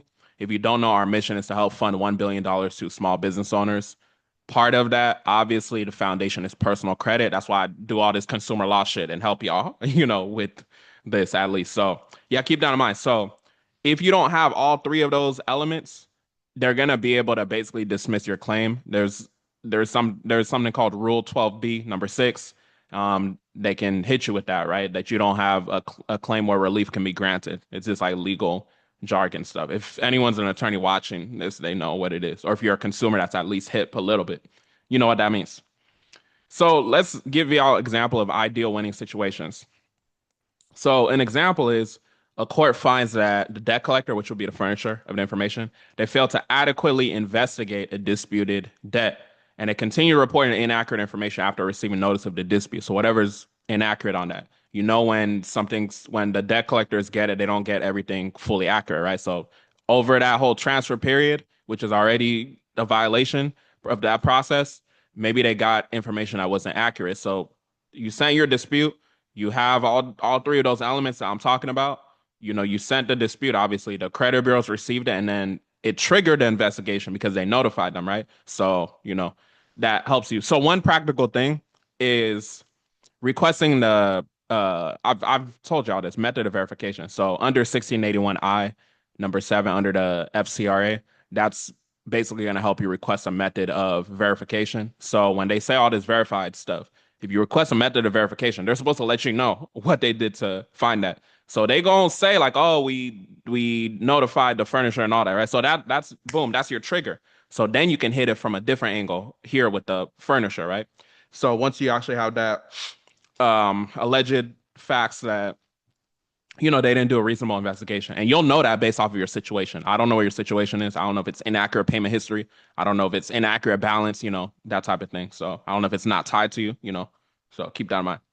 So a different example, maybe a court finds that the creditor failed to properly investigate a dispute regarding the accuracy of payment history, right? Like I said, reported on a credit report. So sometimes payment history is off. Most credit reports have something that's off. So you just got to look at your reports and analyze it. I always tell people, look at your actual credit reports. What's your actual credit reports? Your actual credit reports from annualcreditreport.com. The monitoring services are cool, but in my experience, from what I've seen, you give them reason to be like, okay, that's some third party thing that's not even aligned with the government website. So you don't want to put yourself in a position to where they have some type of leverage. You want to give yourself the maximum leverage. The maximum leverage will be going to annualcreditreport.com, right? I've been doing this since 2021, so listen to what I'm saying, especially if you're new to this shit. All right, so an example as well, a court finds that a furnisher failed to respond to a dispute within the required time frame, right? So look at the time frame as well. If you didn't get no response based off of your letter, right? This is why you want to do things certified mail. So based off of that 30, 40-day time frame, you want to make sure that you're monitoring the time frame as well, because under the FCRA, if they're not doing an investigation in a timely manner, you can trigger that. One thing I'll say too, though, if you do send a dispute, I wouldn't, like, let's say you send a dispute, it's within the 30 days, let's say on day 15 or something, you send something again, you can actually reset that time period and buy them more time. So I would be careful doing stuff like that. Like when you send stuff out, let the full investigation go first, and keep track when you mail stuff certified mail. So, yeah. So consumers cannot maintain a claim under 1681 S-2B based on this is where the court case went wrong. So based on stuff that's filed just directly with the creditor, directly with the furnisher, because it doesn't trigger them to have to be liable under the FCRA unless it's done through where, like I said right here, you allege that the CRA did alert the furnisher. So this is why you always want to request what was the method of verification so that the bureaus can give you that information. So whether the bureaus are saying that, oh, we contacted these people and that's where we got the information, or if they're lying or telling the truth, we just want to have that right there as proof that they claim that they did, right? So you can't just do it directly with the credit card company. So the case I was telling y'all about, it was Daniels versus Capital One. So you can go ahead and Google it. So Daniels versus Capital One, what happened was he sued Capital One and he alleged violations of the FCRA. But basically he alleged that Capital One failed to provide information as to why it was holding him responsible for charges on his credit card account, which is cool. Capital One restricted his access, blah, blah, blah, without investigating the fraudulent charges. But the thing was he did it through Capital One. So they concluded that he failed to allege that he alerted the credit reporting agencies of the disputed charge of incorrect information that was being reported. So remember, 15 USC 1681, this is the Fair Credit Reporting Act. Fair Credit Reporting Act issues deals with the CRAs, right? So Experian, TransUnion, Equifax are always going to be relevant when it comes to statutes under 1681, specifically 1681 S-2B. So keep that in mind. So just again, an example of an ideal winning everyday situation. So a court finds that a debt collector failed to adequately investigate a disputed debt and continue reporting inaccurate information after receiving notice of the dispute. Remember, these things have to be in order, right? So maybe you also sent a debt validation letter and it can validate the debt as well. Because remember, when during the turnover process, these people at LVNV funding, all these collection agencies, they don't always get stuff fully accurate. And you always want to request the entire purchase agreement, right? And I understand that this stuff could be complicated and complex. So that's why I'm going to leave a link in the description so you can grab a free guide I made for you to be able to legally remove collections using these tactics. So with that being said, hopefully this was helpful. Share with someone, or if you want to help someone, and make sure you take action on it yourself. With that being said, y'all have a blessed one. Christmas came early this year. Watch the entire video. I'm gonna show y'all how to delete any item off of your consumer report. I'm gonna just give y'all a little hack, secret, whatever you want to call it. So watch the entire video. If you're new, if you get value from what I'm saying, make sure you subscribe, make sure you like, make sure you comment, make sure you do the whole nine. Share with someone that's gonna help. The economy is how it is, so I want to make sure that y'all are able to be positioned to be able to go get the money you need to get. And this basically starts with your credit. So if you have negative items on your credit, you're gonna want to pay attention. You're obviously gonna want to send notices, letters, but we're gonna walk through the CFPB removal process that'll assist your situation. So I'm gonna share my screen and we're gonna get straight into it. Hold on. It's right here. Let me delete the zoom thing. Maybe maximize it. I'll make myself bigger. Let me get a sip of the tea. Those of y'all that know I be sipping on some tea. Let's see what the quote is. They be having quotes on it. So it says we can always start again. So whoever that's speaking to, remember that we can always start again. We're gonna start again right now with our dispute. So let's say you send out your dispute and you want it to be more powerful. Some of y'all may know you can submit a CFPB complaint, Consumer Financial Protection Bureau. So to be transparent, we sell this document, but y'all are getting it for free. So it's literally in the video. So, you can do what you want to do with it. But when you get our DIY recession repair remedy, it's only $7 right now. It's a whole course that teaches you how to remove whatever. It'll basically have a funnel where you can go ahead and grab this if you want. But if you're cheap, you're literally having it in a video now. But if you want it as an actual document, just go ahead and grab that. Go to that funnel. So just remember, everything we're looking at is a guide, right? It doesn't necessarily mean that this is the only way to do it. So keep that in mind. When it comes to your CFPB complaint, you got to realize that there's not necessarily a script for it. I'm just showing y'all the way that you could do it. But just remember that everything when it comes to credit, it's like, nothing is guaranteed. So you just want to do what you can, and then you'll be able to get to the next level that way. So if you don't know already, you have to create a CFPB account. So the CFPB website is consumerfinance.gov. When you go to submit a complaint, this is what it will look like. You're gonna have to log in. They used to let you submit as a guest, but they don't do that no more. So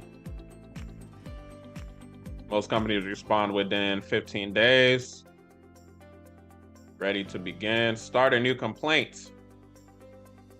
I'm just showing y'all where it's located, but I'm not actually, because you see, you gotta create an account. If you say already submitted a complaint or created your account, you're gonna click here and then just log in. And then you can check the status of what you've already done, or you can go ahead and submit a complaint. But this is basically the CFPB. Some of y'all don't know about the CFPB.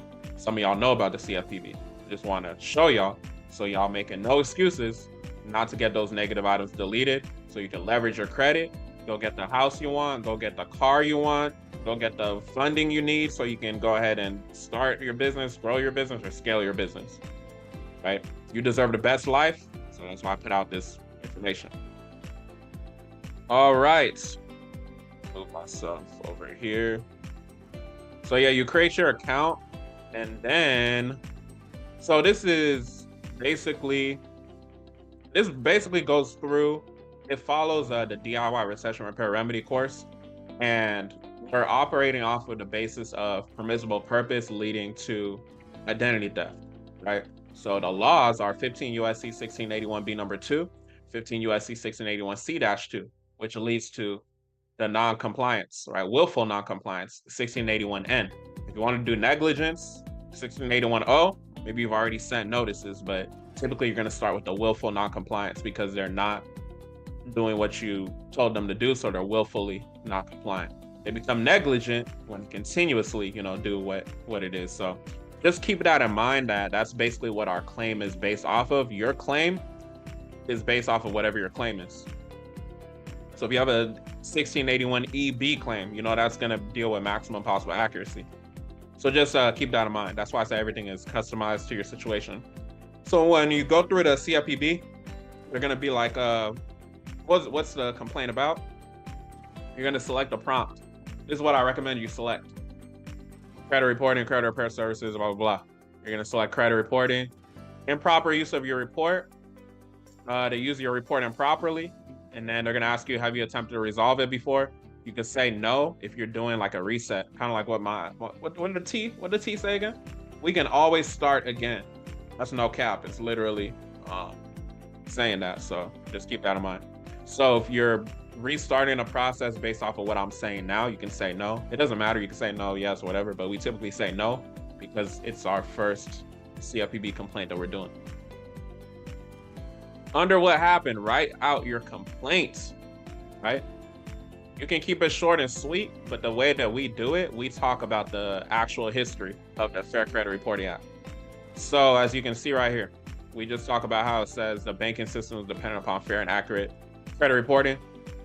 If you've been following me for some time, then you already understand how powerful that is as far as the history, just knowing the basis of what the FCRA is based upon.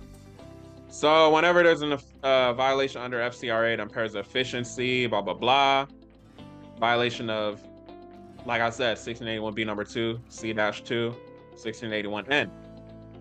And then there's an example here that we use for late payments. So that's right there. We just use Chase Bank as an example. So the burden of proof is on them to show that you were actually late. What would you like the resolution to be? I'm not demanding verification nor validation of these accounts. These accounts listed shall be removed. Those of y'all that know about consumer laws, let me bold that. Let me underline it too. You know that shall means that it has to happen. It's not that it's permissive, right? Something that's permissive is may. It may happen. But shall, it's imperative that it happens. It has to happen. It's not optional. It's required. It has to happen, right? So I'm demanding that the credit reporting agency do what is fair and equitable. Again, we're going back to the language of the FCRA. Remember, this is Fair Credit Reporting Act. 1681C-2, they shall remove the items. And then you can just list accounts that you're actually disputing. And then you can also do personal information if you want, if it's like your first round. So you can put the correct year of my birth is XYZ, only address is this, Only name listed is this. And then what you're going to want to do, you're going to want to attach your dispute document. You're going to want to attach a copy of your ID. You're going to want to attach a FTC report if you filled one out as well. So just keep that in mind. And basically, this is how you can do a CFPB complaint. And I definitely recommend, as far as removing items, whether you're doing it for yourself or if you have your own credit repair business. If you've been following me and you don't have no credit repair business, at least a side hustle, then you literally just hate money. You hate your family because you know you can be making additional money to go ahead and help them. And it doesn't have to be hard because you can hire people to go ahead and do the disputing for you. So if you've been watching me for an insurmountable amount of time and you ain't take action yet, you hate your family. I'm letting you know. I'm letting you know that you hate your family because we've done giving y'all so many chances, so many different resources as far as being able to fix your credit and get your credit to the next level with the funding. We don't put podcast episodes out with interviews with people that could inspire you. So just say you hate your family at this point if you haven't taken action. You know, just say you hate your family. Just say you hate yourself if you ain't fixed your credit. You ain't taking no steps to fix your credit. So keep in mind, the information is out there. That's basically what I'm saying. So if you're working that 9 to 5 you don't love, if you do take action, I'm here to tell you it's going to get better. But if you're someone that doesn't take action, you're just watching my videos, watching, no action, I ain't going to hold you. I can't guarantee you it's going to get better. It's probably going to stay the same or get even worse. So keep that in mind. Don't have that poor mentality. Poor people, they love just consuming stuff and not taking action. Poor people love dictating how someone should do something when they doing nothing, when they in the sidelines. Isn't it funny, like, if you look at basketball, like LeBron or Kobe, rest in peace, they're the ones playing in the game. But then you got people in the crowd that want to make their comments. People that wouldn't stand a chance of being in the NBA. So just remember, those of y'all that's like credit repair business owners, you're creators as well, you're creating content. Don't listen to these poor people that's talking crazy in your comments. Just remember, like, these poor people, right? The poor people that, you know, decide to make these negative comments and they're not adding no value to society. They're worried about you. And maybe it's you. Maybe you a hater watching this right now. If you a hater watching my channel right now, you be hating on me or you be hating on whoever, you worried about me. You need to be worried about why your daughter, your son thinks that the number 5 is a color. You know what I'm saying? Like, you worried about the wrong things. You're worried about the wrong things. You worried about somebody that is adding value to the community. And then you got whatever issues you got with this. So if you're a hater, you know, just talk to God and just ask God to pray the spirit out of hating from you. And, you know, maybe you'll stop being a hater. I don't know. But yeah, the rest of y'all, I appreciate y'all support. You know, many blessings to those of y'all. Those of y'all that have that poor mentality, poor people, you know, I can't help y'all. But those of y'all that's willing to take action, I hope this video brings you value and you actually take action. With that being said, make sure you like, comment, subscribe. Y'all have a blessed one. If you need help removing late payments, watch the entire video. I'm going to show you how to delete late payments the correct way. There's a correct way, there's an incorrect way. Let's get straight to it. So you're going to want to look at 15 USC 1666B, timing of payments. I'm pretty sure you've seen people talk about it online, but a lot of times people look at it in the incorrect way. So watch the entire video. It's going to be helpful. Make sure you do what I say. Make sure you like, comment, share, all that. So let's read the law. It's time to make payments. Maybe you don't even know about the law. Maybe you do know about the law, but let's read it. A creditor may not treat a payment on a credit card account under an open-end consumer credit plan as late for any purpose. Let's stop right here. You see that comma right there. A lot of people that do it the incorrect way, they just stop right there. Let's highlight in blue. They just stop right there, right? A creditor may not treat a payment on a credit card account under an open-end consumer credit plan as late for any purpose. And when I was first being familiar with 1666B, the law, I thought that was dope too. I was like, okay, cool. That's all that I need. But if you want to do it the correct way, you have to read the entire law. You have to read the entire law, and we're going to break down how to actually do it the correct way. One thing about credit that you've got to realize, maybe you don't know, is that credit is one of those things where there's so many ways to get to the end of the destination. I always compare it to a boxing match, because in a boxing match, you don't know if you're going to knock someone out or someone's going to get knocked out in round 7. You don't know if it's going to be in round 5. You don't know if it's going to go all the way the distance in 12 rounds. So credit is one of those things that you just have to have a discipline, consistency, and just put maximum effort that you can put.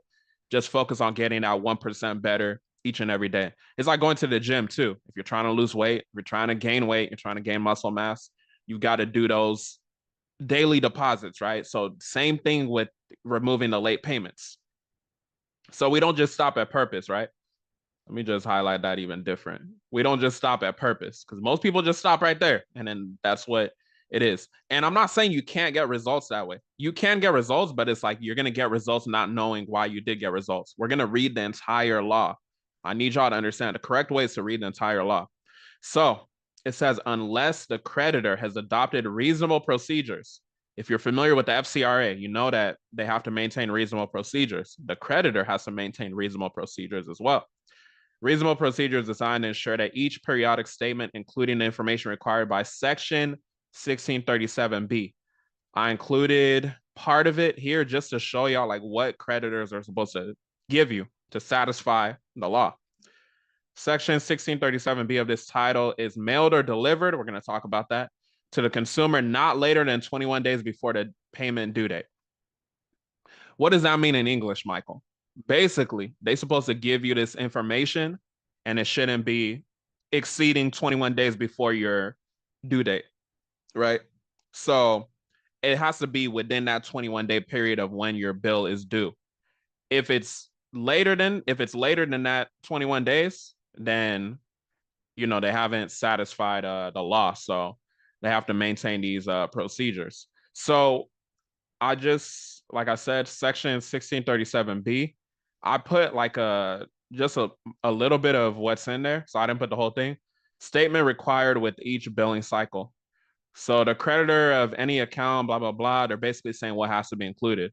So going back to 1637B, I just wanted to include it as a reference for y'all, just to show y'all all this stuff has to be included, like 1 through, it goes all the way down to like 11, and I think there might be a 12 as well.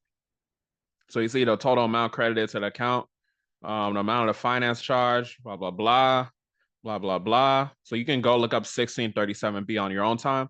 I want to just get straight to it. So I just put most of what needs to be included when they're delivering this information to you, right? So one thing I want y'all to be aware of, anytime you see a late payment, the first thing that you want to think about is it on a closed account or is it on an open account? Because again, with credit, there's different ways to treat different situations. For the sake of conversation, we're talking about on an open account that you want to keep. You want to just correct the late payment. Maybe you got 1 30-day late or something, right?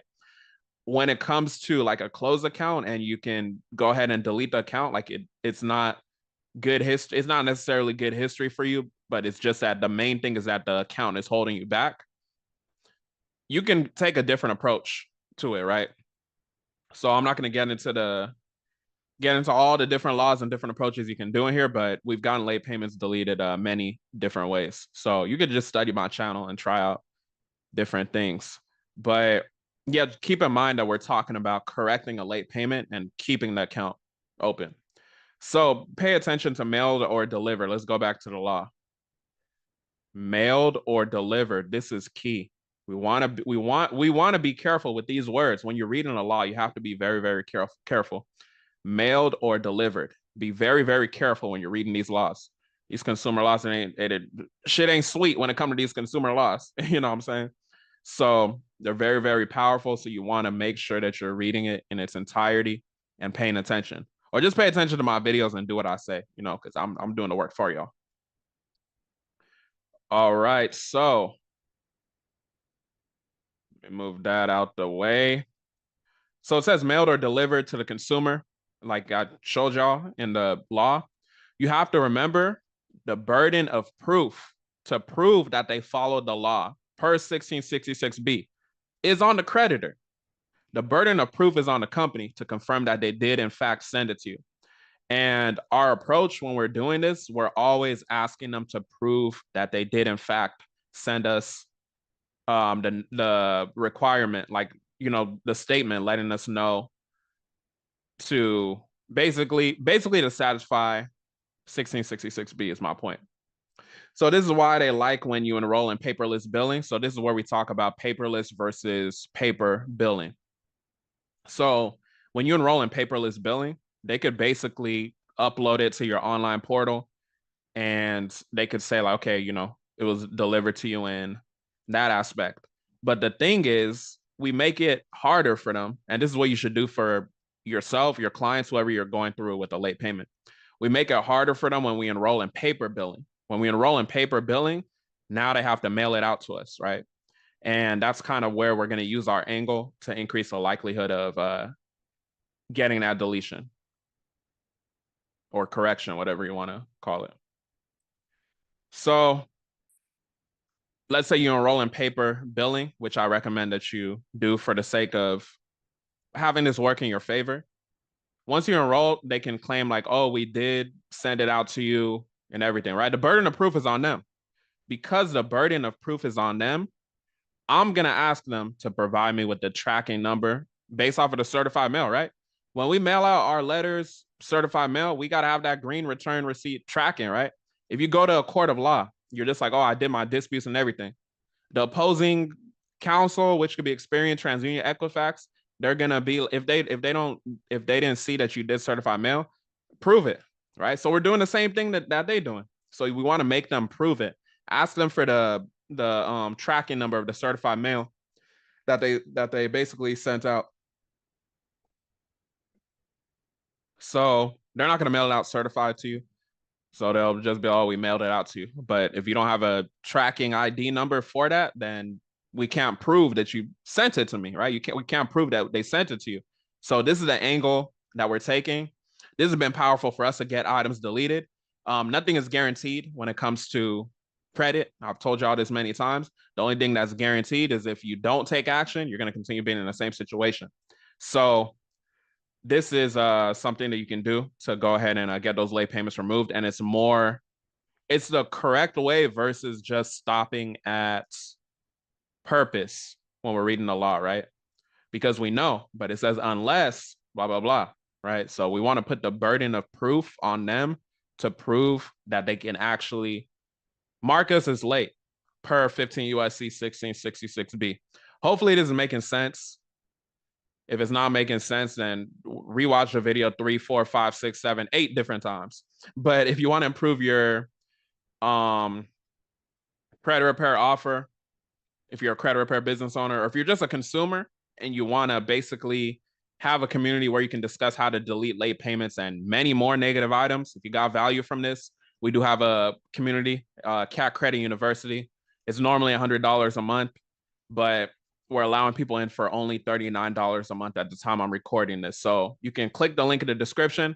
Hopefully it's still $39 a month. You can come and get involved with the community. Every month, we're doing accountability calls. The way that I was breaking down the law here, you can come and ask your questions live and get them answered.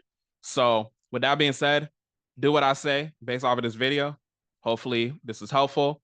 Hopefully you can post your results, and hopefully we'll catch you in the community. Y'all have a blessed one.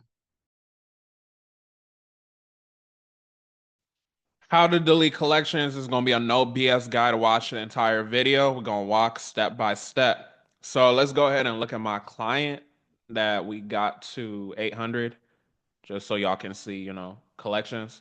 So you see portfolio over there, Midland credit, portfolio. So you see deletions. You see 807, 812, 778. So almost 800 across the board.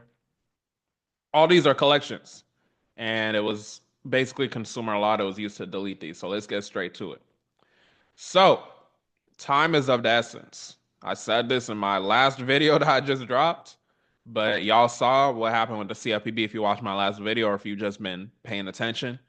Pretty much CFPB is getting shut down, and it's gonna be harder basically to fix your credit. This is why when we talk about taking action, it's important that you take action. So Elon Musk actually tweeted this today. So I just saw this today. It says CFPB RIP. So y'all know what it is. Like, y'all gotta seriously take action. So do everything I say in this video if you have collections that you want to get deleted. Because I don't know what, they got planned in the future. You don't know what they got planned in the future. I'm just here to give it to y'all in real time. Pause. I'm here to give y'all the information so that y'all can, be up to date. So let's talk about how to delete collections. So, just like I said last time, you need to change the way that you think and understand that any item of information can, in fact, be deleted. If you cannot grasp that simple concept, then you're not going to delete the collection. If you're struggling with collections right now and you don't believe that, you're not going to delete the collection most likely. So, yeah, like I said, I've literally helped clients with situations where they sued credit bureaus, got a settlement with the credit bureaus telling them not to proceed with the lawsuit, and they deleted the item of information. So that's the proof that you need to understand that the item of information can be deleted. If you watch my last video with the charge-offs, we're gonna go a little bit more in depth here. I'm gonna literally show y'all a letter, you know. So just keep that in mind. I just wanted to make this video a little bit better than the last one. So how to delete collections overview. So number one, the biggest thing you want to be aware of when you're dealing with collections is you want to send a debt validation letter to the collection agency. So this is not to the credit bureau, the credit agency, the debt collection agency. So the debt collector, right? The creditor.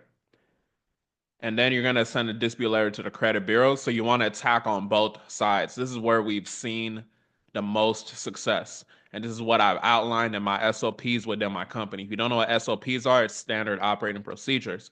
When you work a 9 to 5, a lot of y'all probably work a 9 to 5. When you work a 9 to 5, they have certain procedures for how things are done. So that's what SOPs are. So in the SOPs, my team knows, okay, we got to do this. We got to do this. We're attacking both ends, and we're not just sending a debt validation notice.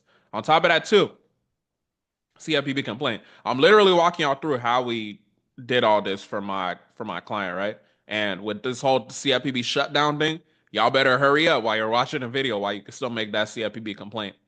And then BBB complaint as well. So BBB has been really good for us, specifically when it comes to collections. So, you know, I would implement that within your process. And I'm gonna give y'all a template as well. So anytime you see a collection from a third party debt collector, the first thing you want to do is request a debt validation. And watch the entire video because I'm gonna go in terms of not just getting it deleted, but I'm gonna give you information on if you want to get paid for the collection, right? So it won't be legal advice, but just watch the entire video. Or skip through if you want, it's up to you. So let's look at a sample debt validation notice. So you see right here, this is literally in my university. So it's only $49 a month if you want like all the letters. But this is just a debt validation one, sample one. So, you can go to ChatGPT and create a letter, but I just put it here as an example for my people. So basically a 15 USC 1692G, as you see, we're basically talking about the 5 things under debt validation law, that we're requesting. So that's what it is. That's just a sample debt validation letter you can look at. And you can literally go to ChatGPT, create me a debt validation notice using the law 15 USC 1692G. All right, let's look at a CFPB complaint template, right? So CFPB complaint directions. So for what's it called? For collections, we do it a little bit differently than how we would typically do it. So you see, select the most appropriate option related to debt collection, what happened. We attach our dispute document, and then we basically just talk about what happened, right? So that's essentially how we do the CFPB complaint for specifically collections. So I'm walking y'all through what my company literally does, so y'all can get the results that we get, right? Because we're not cheap to work with. So this is like I'm giving y'all the information. So let's look at BBB template as well. So very similar. We're gonna basically attach what we got from our CFPB complaint. So you'll go to the option, I like to file a complaint against a business, add the company name, select no for everything. So you can select submit a BBB complaint on their site. You're gonna input your client's information or if it's for you. And then yeah, this is basically what you do. This is how we have it in our standard operating procedures. So that's the BBB template. So hopefully this is helpful for y'all. And then what I would say, as far as like specifically the letter that you would send to the credit bureaus, you could literally go watch my other videos where I'm talking about 15 USC 1681I and create your letter based on that because we're looking for those inaccuracies, right? So I would recommend pulling your annual credit report like I told y'all last time. So 15 USC 1681I, 1681I A1A. If you watched the last video, you know what it is. You know I highlighted certain specific parts of it. And I don't know if I'll make this like its own series, where I talk about deleting the charge-offs, collections, maybe late payments next, and everything else. Y'all let me know. But yeah, we're talking about collections right now. So any item of information shall reasonable reinvestigation. They're not gonna do it, so they gotta delete the item. So again, you need to learn how to read a credit report and just look for common things. So these are your options. The same options you have like from last time, right? If you watched the last video, you could try to do it on your own. It's very possible to do it on your own, right? But the issue with that is you probably already wasted a lot of time and energy trying to do it your way. So let me ask you a simple question.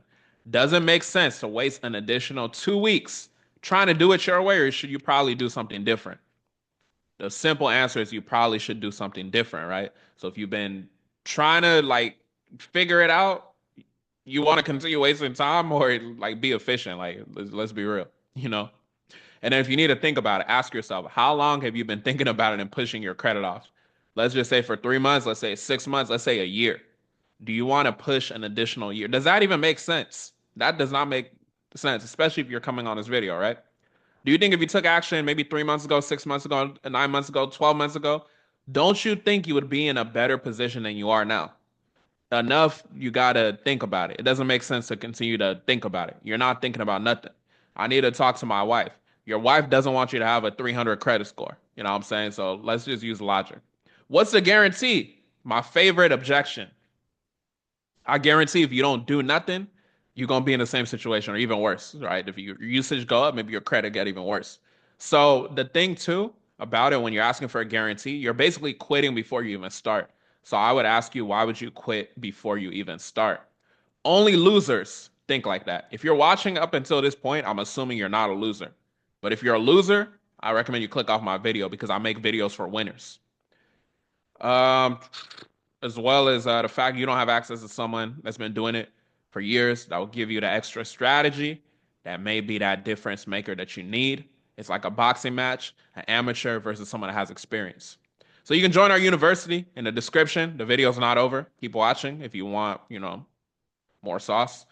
You got the opportunity to use our letters. I showed y'all the debt validation letter. We got multiple letters in there.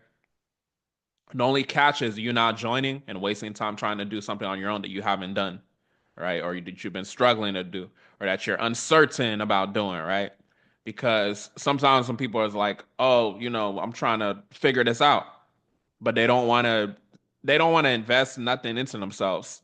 You're looking at somebody online, somebody that I don't know you personally from nowhere. You're coming into my company, talking to my employees, trying to say that you're trying to figure out something, you're trying to get a result, you're trying to delete this, you want to hop on a call with me.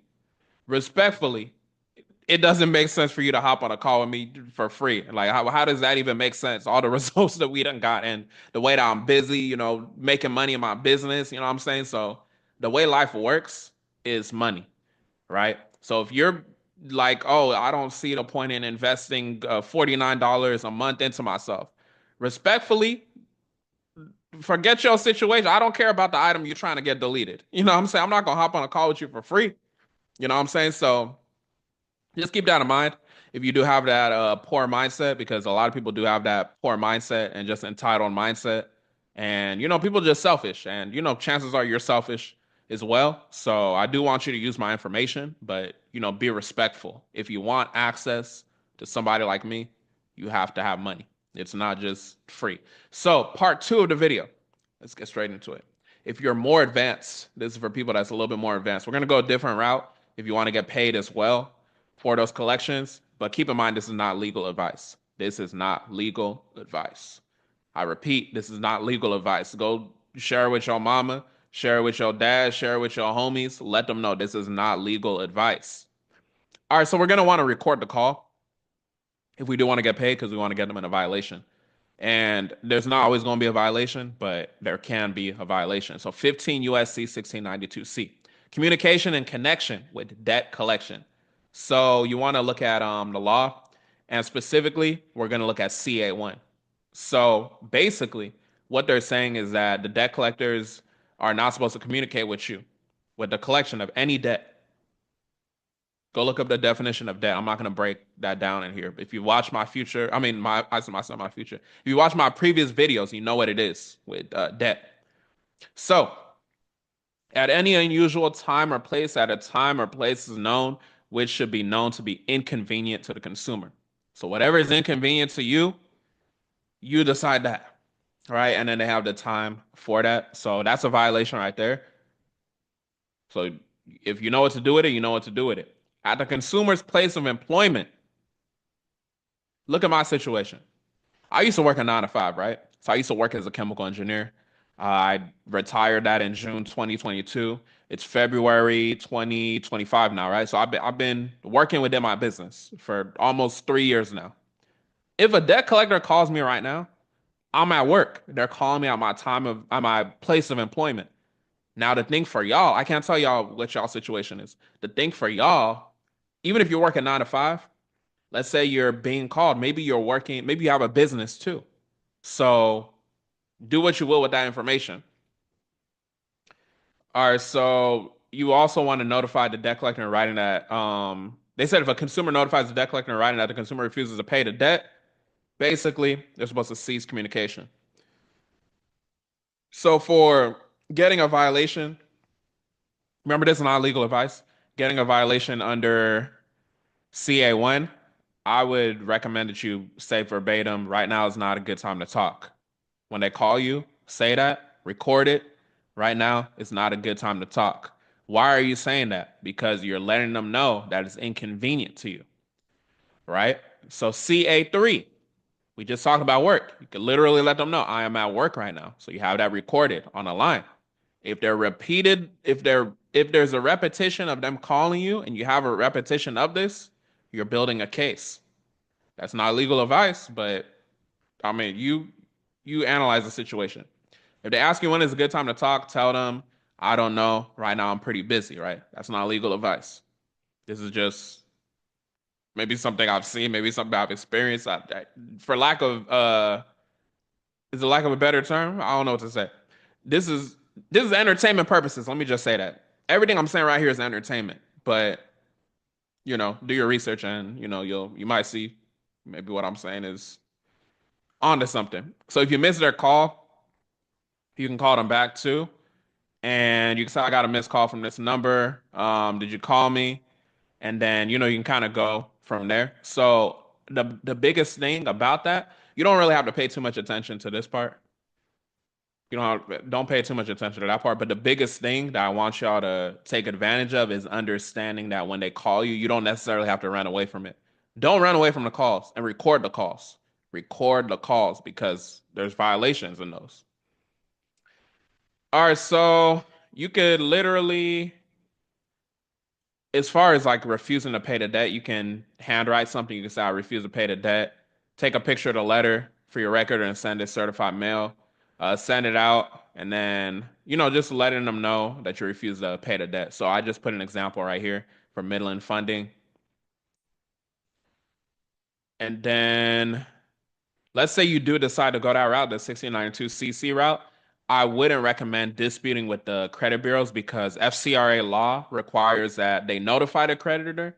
So if you tell them to stop communicating with you, you don't want them to have an argument to say like, oh, the credit bureaus told us to contact you, because under the FCRA, they're basically saying, okay, this person made a dispute. Let's go contact the creditor.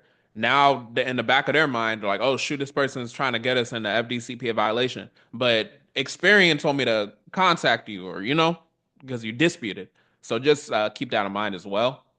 And then one thing you got to realize is that FDCPA actual damages is where you exceed the $1,000 situation. So statutory is limited to $1,000 per lawsuit. That's a statutory. And then so that means this is not legal advice. If you note 5 to 6 phone calls, it's not necessarily, oh, this is $5 to $6,000 in damages. The statute is limited to $1,000 per lawsuit, right? So that's a common misconception that people have. So I repeat, your options. So these are your options. You can try to do it on your own. Issue with that, you probably wasted a lot of time not being able to do it. You can get with me, somebody that has the connections in terms of who's going to help you with this. As if you do have a case, there's not always a case, but yeah, just keep that in mind. As far as deleting the collection, getting paid for the collection, whatever you want to consider with the collection, you can continue wasting time, or you can tap in the link in the description. I just put the same objections here that you may have. So, with that being said, click the link in the description if you want to join us in the university, get more information, get more sauce. And with that being said, y'all have a blessed one.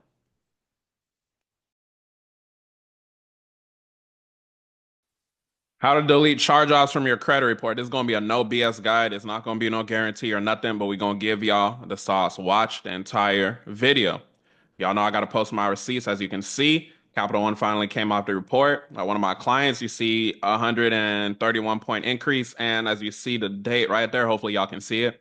It was yesterday, which is February 5th. So I put it on my story. I was just saying charge off deleted, consumer law is all you need, blah blah blah. Cool. Let's get straight to it, right? So time is of the essence. This is why I have to put out this video like as soon as possible. Because if you didn't know, look at the date, February 3rd.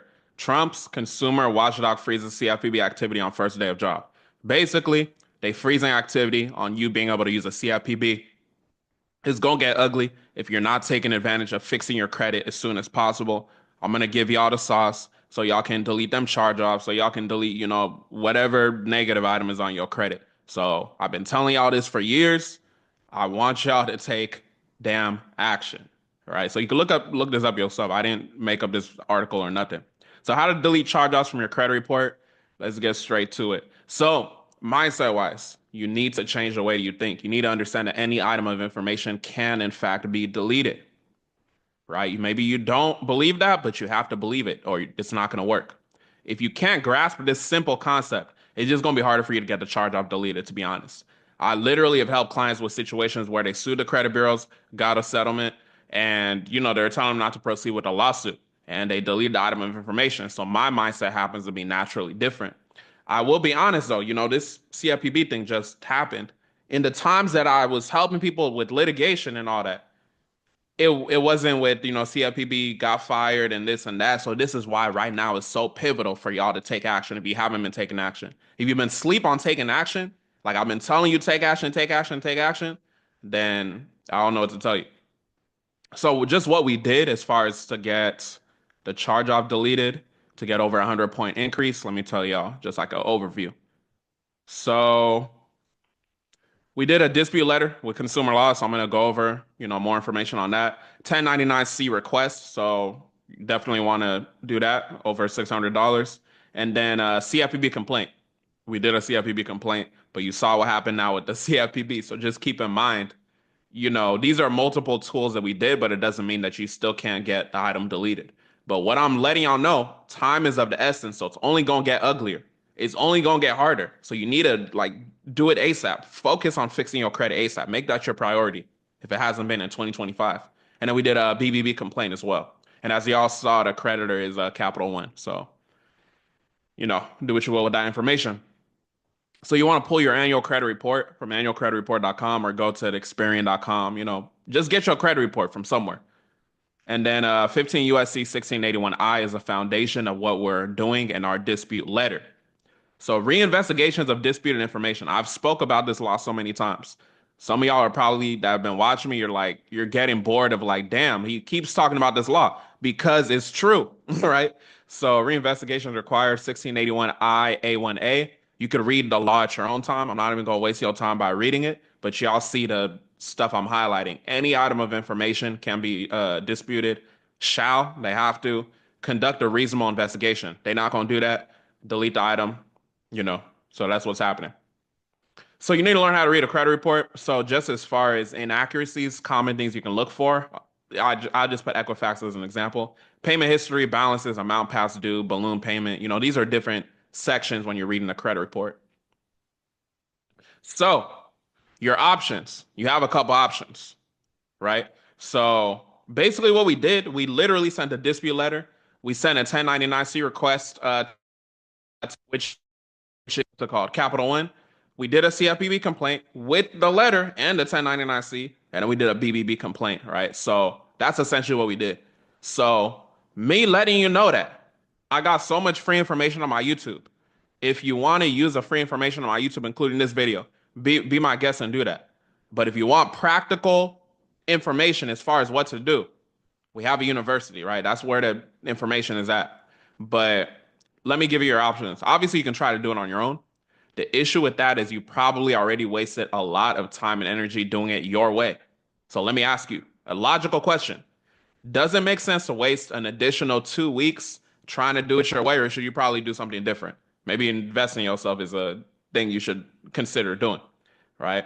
If you need to think about it, because sometimes people are, oh, I need to think about it, right? You need to think about it when the CFPB just got fired. What kind of dumbass mindset is that, right? If you need to think about it, ask yourself, how long have you been thinking about it and pushing your credit off? Let's just say only 3 months, for example. Some of y'all has been years. Some of y'all been following me for years and you in the same or worse position, right? I'm not talking to you. I'm talking to action takers. Do you think if you took action 3 months ago with somebody else, don't you think you would be in a better position than you are now? Right? Enough thinking about it. Ain't no thinking about it. Click the link in my description, get in the university, go ahead and use the exact letter and go get your charge off deleted. I'm not saying it's going to be guaranteed. I'm not saying it's going to be immediate, but this stuff works. They're making it harder with the CFPB situation. What's the guarantee? Those of y'all that love you, what's the guarantee? I guarantee you, if you don't do nothing, you're still going to be stuck in the same situation or even worse. Why would you even quit before you're even starting, right? Asking for, oh, what's the guarantee of this going to work and all that? That's having a loser mentality. Only losers think like that. So keep that in mind. And then one thing you got to realize, likely someone that's been doing it for years like myself, that's going to give you extra strategy, right? You're not going to just get everything from watching free YouTube videos. That's the main lesson you should be getting from what I'm saying. That might be the difference maker. It's like a boxing match. Someone that has experience versus someone that doesn't have a lot of experience. Experience is going to be the difference maker. Shout out to David Benavidez, David Morrell Jr. If y'all watched the boxing fight, I like both of them. But if you understood the fight, you saw David Benavidez outclass him. He has experience. All right, so that's a perfect example when we talk about boxing that recently just happened. So yeah, you can join our university in the description, or keep doing what you're doing. You'll have the opportunity to use our letters that my students and I are using to get these deletions, and the literal letter that was sent to get the charge off deletion. Right. So how much is that worth to you? It's only $49 a month to be in the university. If you can't spare $49, less than $50 in a month, you deserve to have those negative stuff on your credit. I'll be the first to tell you that because you're not financially responsible. So the only catch is you not joining and wasting time trying to do something on your own, and you've already been wasting time, right? And energy trying to figure it out. So link will be in the description. With that being said, y'all have a blessed one. All right, how to delete bankruptcy from your credit report is going to be a no BS guide. Watch the entire video if you want to delete it for yourself, if you want to delete it for a client, friend, family, all that. So we're going to look at people that I helped first because we're in this internet age. I literally had a call with somebody today asking me like if I actually do the credit repair shit, if I actually do the funding shit and all that. I really do it. I'm not, these people that's scamming y'all. So just as far as receipts purposes, if you're new, let's go ahead and show, and then we'll get straight to it. So 2023, I started my business 2021. I had a program called CAT Credit Retire 9-to-5 Mentorship, which has evolved into our high ticket program. And then one of my students, he said he removed a bankruptcy for the first time. Obviously, he accredited that to me. 2024, a year after, right? So I helped one of my private one-on-one clients that paid me well. I helped them sue Experian and they got it deleted, of course, and they also got paid $1,000. Obviously, I could just be saying this because y'all are used to people scamming you and just saying whatever. So I contacted my client to send me the screenshot again. And then remember, it was 2024. So you see the date right there, February 2024. So he got emailed settlement negotiations. Obviously, that's Experian up there. And then they said, I hope you've been well. I write to negotiate settlement of your claims against Experian, blah, blah, blah. And basically, as you scroll down, at this time, this is how these dispute items are reported on your file. So you see the bankruptcy deleted. All right. I don't know what more evidence y'all need. So the bankruptcy is deleted, and then the other accounts, as you see, they removed the notations, and then they got paid $1,000 check. And I have that on my IG. If you go to my results tab, but I got so many results, it's like I don't even know where to find it, but it's on there somewhere. So that's a receipt for you as well. And then receipts as well. So before we get into it, right? Because this is the age that we're in today's age. Like, because so many people are scamming, y'all have this weird mindset where you don't believe nothing unless you see all this amount of proof. But anyway, so two of my students in my university, they also deleted bankruptcies with my guidance. So go watch videos I did with them. And so one of them is here, Debbie. She used an affidavit that's literally in my university. And then Janeri right here. So we just posted this. So you can go look at her situation. She used a bankruptcy deletion guide that's in our $49 a month program. So yeah. So let's get straight to it. So hopefully you can believe that, I've helped people delete bankruptcies. So let's get straight to it, right? So number one, you're gonna pull your credit reports, obviously. You're gonna pull your credit reports. You're gonna request your LexisNexis report as well. You could also freeze your LexisNexis while you're disputing with the main three. It's really up to you. The main thing I want y'all to understand with this whole credit shit, you really just gotta test out different things. Obviously, if you're going through a situation where you want to go through litigation, like my private client obviously paid me money, so I handled it for them. But the mindset you want to have with that is just looking at the next step as far as, okay, I'm going to send this notice. They're not going to do their investigation. Now I'm going to send a method of verification to trap them again. Once they don't do the method of verification, now I'm going to go to the next step and then litigation. So that's basically how I got my client paid the $1,000 and the deletion. All right, so you're gonna send a notice to the bankruptcy court, basically asking them if they furnished the info about your bankruptcy to the credit bureaus, right? So send that certified mail. So some of the things, like, these are simple, like, foundational things that you just gotta continue to remember. Because as times are changing, as they're saying, CFPB is gone, this and that, even though you can still do CFPB complaints, it's certain foundational things you still gonna have to do, right? So one of them I would recommend, you don't have to do it, is sending a notice to the bankruptcy court and ask them if they did furnish info about the bankruptcy. To be transparent, my client that I helped last year, as far as getting that deletion and the check, I believe he said that he didn't receive the notice after he requested from the bankruptcy court. So it's not mandatory, it's just good to do. And then if you do receive it, I would recommend that you use that notice to dispute off LexisNexis or go directly at the bureaus with the bankruptcy court notice.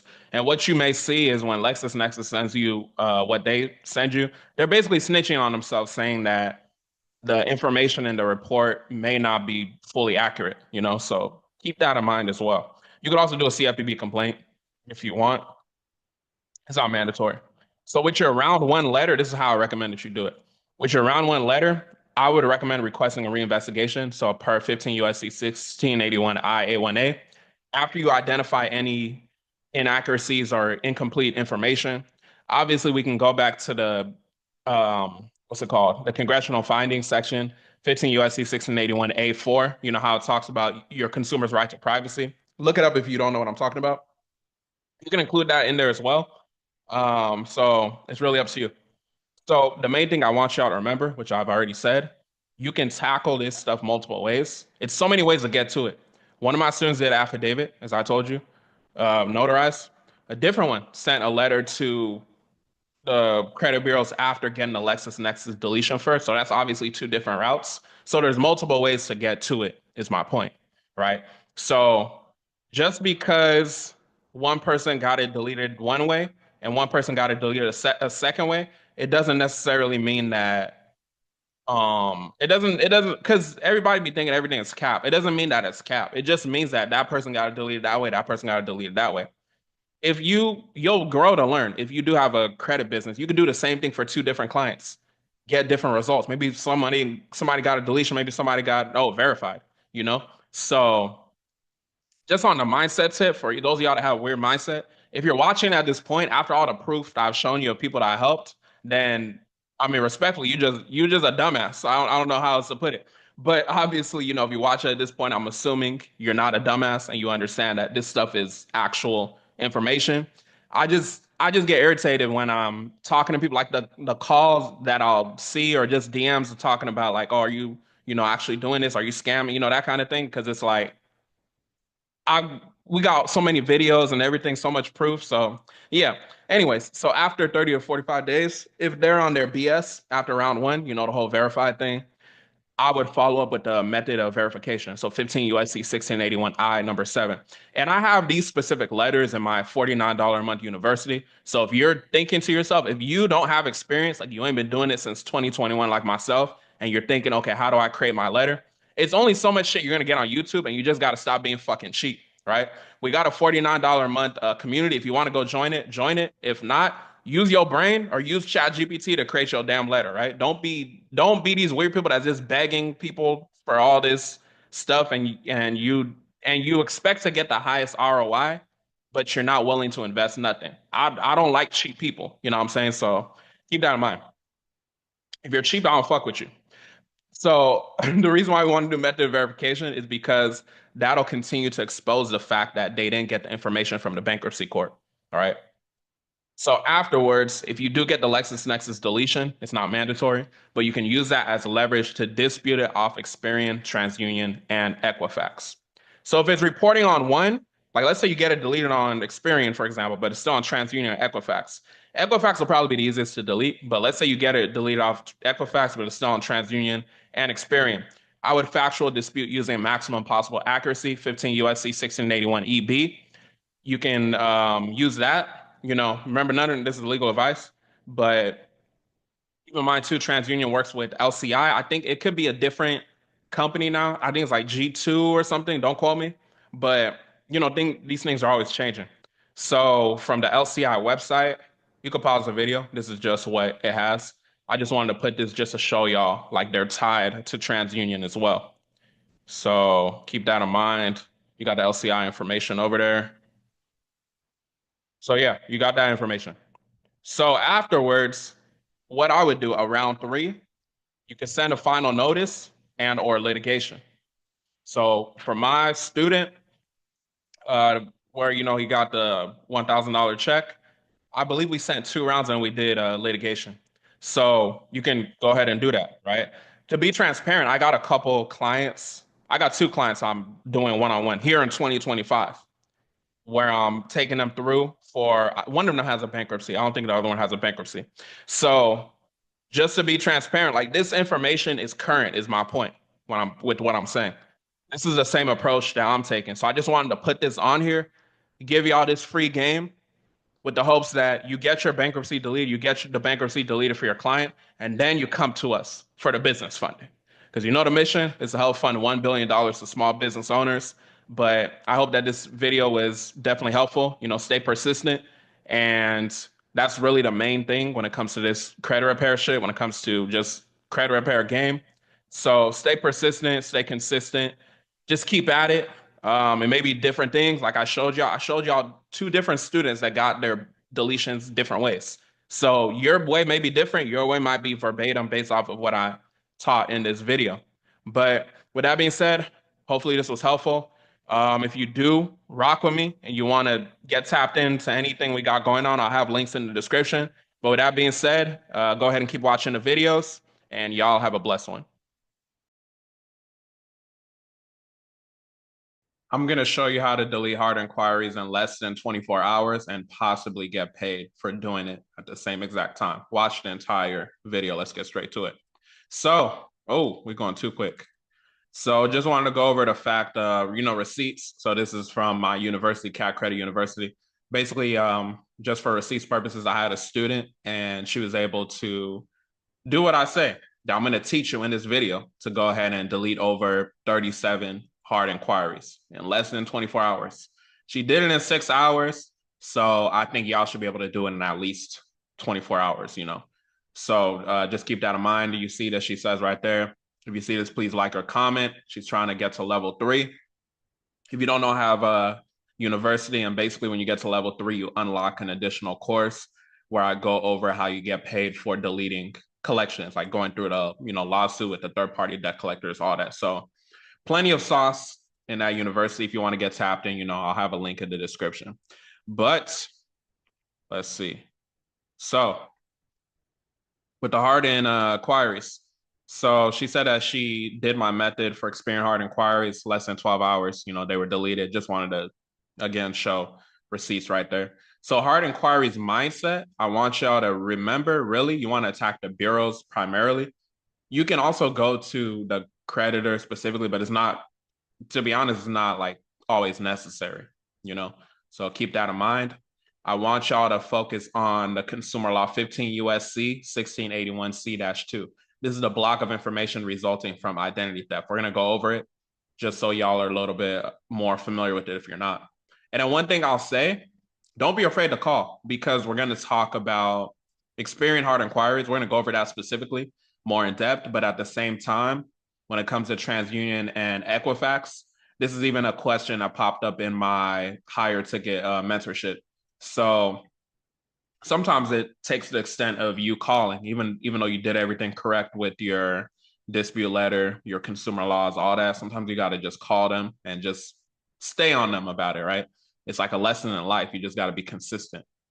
So 15 USC 1681C-2, you see this is the block of information resulting from identity theft. So this is basically what we're going to do when it comes to deleting them on TransUnion or Equifax. I'm going to go over Experian, but I just want to leave that highlighted there for y'all just so you know what we're doing. So let's just go over Experian real quick because it's pretty easy to do.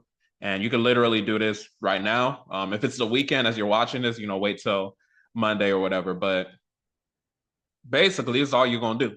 Number one, do step by step, like literally do what I say. You're going to be able to get your result. Number one, you want to confirm the hard inquiries are not tied to open accounts. Can you remove hard inquiries that are tied to open accounts? Yes, I've tried it on my own and I've successfully did it. But the thing is, you possibly risk them possibly closing your account. It didn't happen to me when I did it, but I wouldn't recommend y'all do it because, you know, this is a platform. I don't want to recommend that y'all do something like that and then your thing gets closed. You know what I'm saying? So keep that in mind.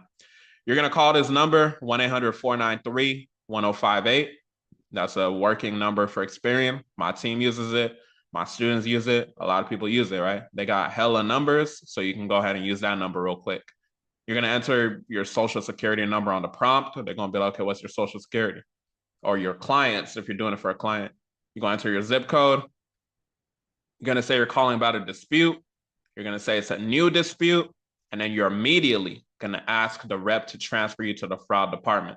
This is literally step by step. Like my baby cousin could do something like this, right? So y'all got to realize like this is very, very simple if you follow instructions. And then you're going to tell the new rep that you get, I have some hard inquiries on my credit report I would like to dispute that are fraudulent due to identity theft. This is going to go back to the definition of what we're talking about under 1681C-2. You can say identity theft. You could say that, you know, permissible purpose. They didn't have your, you know, permission to publish it on your report, which is also true. But let's keep it simple. You're going to list off the inquiries and the dates, and then it'll be deleted in 24 to 72 hours. As you saw with my client, my student in the Cat Credit University, it was deleted. Hers were deleted within 6 hours, right? So that might be your experience. Maybe it's not your experience. So go ahead and do everything I said for that. Your experienced hard inquiries will be gone. Now let's go over 1681C-2. So block of information resulting from identity theft.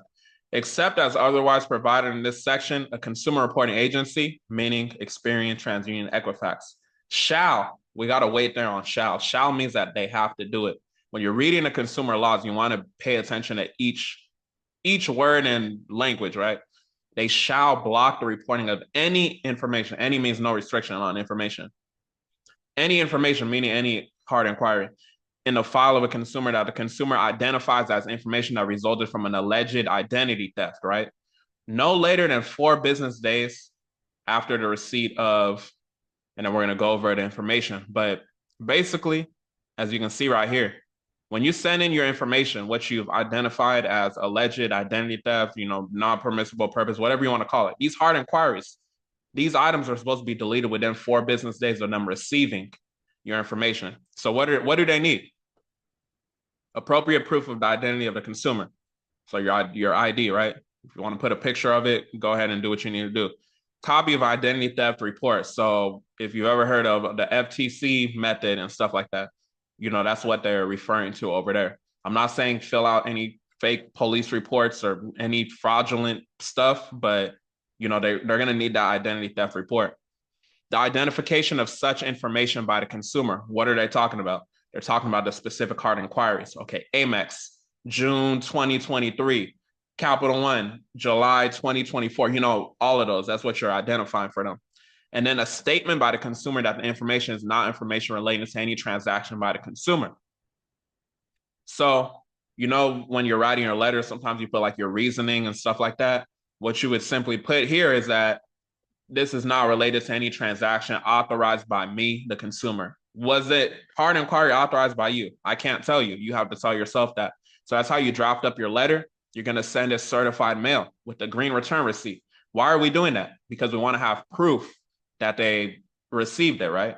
So you're going to go ahead and do all that. And then once you have proof that they received it, you have the date that they actually received it.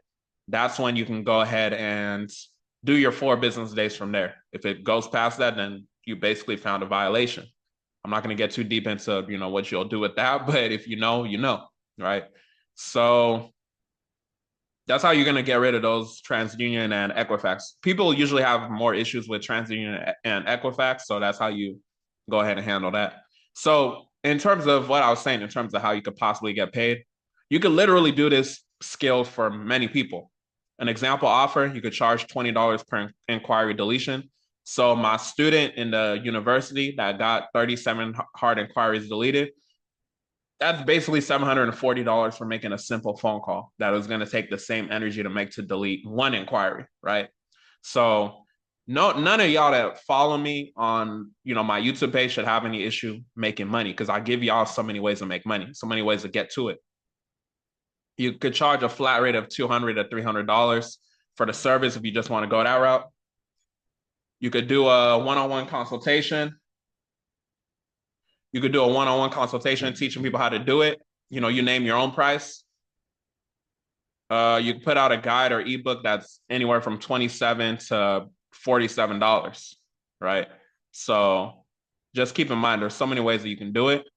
So hopefully this helps. Hopefully y'all actually do what I say. If you're someone that struggles with accountability, we do, like I said, we do have the Cat Credit University where Celeste, she got that result. So if you want to tap into a community where people are posting their wins, people are holding each other accountable, figuring out the current trends of what's working, you can go ahead and enroll in Cat Credit University for only $39 a month at the time I'm recording this. With that being said, hopefully you do what I say and you're going to get your results. With that being said, y'all have a blessed one. If you need help deleting student loans from your credit report, watch the entire video. I'm not giving you a guarantee that they will be deleted. I'm going to give you strategy based on of the fact that I've been doing this since 2021, right? So one thing too, this does not mean that you will not owe the student loans anymore or anything. I'm not giving you no guarantees of anything. But let's get straight to it. I'm going to give you all the sauce so you can do what you can for yourself.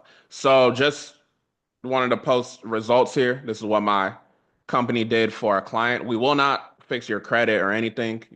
Stepping into 2025, we're teaching you how to do it. We're giving you the AI software and everything. So just keep that in mind. Don't ask us to fix your credit. You know what I'm saying? So keep that in mind. So this is one of my students as well. Just to show y'all results, because you need to see results, especially if you're new to following me or if you just found me randomly, right? So Gary, he deleted student loans on Equifax and TransUnion after dealing with battled consistency. He did what I said. We have letters and everything. So he just following the blueprint of what I teach. Keep in mind, I've been doing this since 2021. Things change over time. So yeah. He also deleted from Experian as well. So just getting straight into it, one thing y'all got to realize is student loans are one of those things where it's kind of tricky because a lot of times it may be your oldest account. So it's kind of like complex in terms of should you delete it or not, because it could also get you not qualifying for a FHA loan, you know? So there's complexity with that. So I need y'all to really dive deep, especially if you're doing it for a client. You got to have that conversation with them. Do you want to delete these? Because, you know, these are the certain ramifications that may happen. This may be your oldest account, right? So keep that in mind and just understand that. Because I don't want anybody to delete their student loans and now they blaming somebody, you know? So that's prerequisite. So number one, you need to change the way you think. You need to change the way that you think. Any item of information can be deleted. Any item of information can be deleted. If you can't grasp this simple concept, it's just going to be harder for you to be able to delete these student loans. Because it's one of those things like, I know a lot of people say, oh, mindset is fluff or whatever. But with credit repair, with credit, fixing your credit, literally mindset is going to be what helps you get to the next level because sometimes it might take multiple rounds for you to get through. That's why I always say fixing your credit, going through this process is like a boxing match, you know? So keep that in mind. I literally have been in situations helping clients where they got settlement agreements for any item of information, student loans included, where the credit bureaus are like, okay, sign this settlement agreement. We're going to go ahead and delete the item. Sometimes there's compensation attached. So what does that tell you? Any item of information can be deleted. But I understand me being in those situations or facilitating those situations, whether I'm like helping a client or if it's one of my students that's doing what I said, I understand that my mindset with it is going to be different from maybe the average person that hasn't experienced that. But I'm here to tell you, as someone that hopped over the fence and saw that, any item of information can be deleted. So let's get straight to it. Watch the entire video. I need y'all to go to annualcreditreport.com. You can look at the credit karmas and all that, but you need to really understand how to read a credit report. You need to understand how to read a credit report because this is going to be like the sauce or secret, whatever you want to call it, that's going to help you be able to delete these student loans from reporting. So one law is very important. Sometimes people ask me, as someone that's been, you know, breaking down the laws, taught like 4 hours of consumer law mastery, what should they focus on? When it comes to the FCRA, 15 USC 1681I, we're going to get specific. 1681I A1A, reinvestigation, right? So literally read it. Subject to subsection F. This is not what I just put, this is what Congress put, right? If the completeness or accuracy of any item of information, let's look at that. What did I just say above? I said any item of information can be deleted, right? Did I not say that? Did I not say that or did I not say that? Right? Any item of information can be deleted, right? So if any item of information, the accuracy or completeness is questioned, is disputed, right, by the consumer, and the consumer notifies the agency directly, so you sending your notices or indirectly through a reseller of such dispute, the agency shall, the word shall, if you don't know the word shall, it means that it has to happen. It's not optional. Free of charge, conduct a reasonable reinvestigation, which they're not going to do. You know, there's case law for that, to determine whether the disputed information is inaccurate and record the current status of the disputed information or delete the item, right? That's what we're looking for. That's why when we have a case and we have the fact that they were willful and not deleting it, we raise that claim. We're able to make them bend down on their knees, like sign the settlement agreement. We don't want to go further, right? Whether it's you're doing it through Experian arbitration, whether you're going through small claims, if you're going through federal court, right? Whatever venue you're going through, if you have that claim, it's not a guarantee, but more than likely, they're not going to want to go further because you got evidence that they didn't do a reasonable reinvestigation, right? So that's what you want to focus on. 1681I A1A. And it's going to be before the end of the 30-day period, blah, blah, blah. But the main thing I want y'all to realize, you want to look for inaccurate items, incomplete information, unverifiable. When we talk about strategy, making things unverifiable, we could talk about, freezing the secondaries and all that, but I'm just talking about just basic, inaccurate information. This is how you can get the student loans deleted. One of my students' examples in a case, it was a duplicate account, right? So is that not inaccurate? Like if you have one account, but it's a duplicate, that's inaccurate. If they're being willful and not deleting that, now we're talking about you potentially have a case, right? So keep that in mind. Additionally, one law you want to combine 1681I with, and what we tend to do, what I literally give my students, letters that we use with our clients. So 1681E, compliance procedures. Whenever a consumer reporting agency prepares a consumer report, it shall, remember that word shall that I told y'all about? It's not optional. It has to be done. It shall follow reasonable procedures to assure maximum possible accuracy. They didn't say 98% accurate, they said 100%. Maximum possible accuracy of the information concerning an individual about whom the report relates. So 1681EB, combining that with 1681I, has basically been like our bread and butter for getting these items deleted.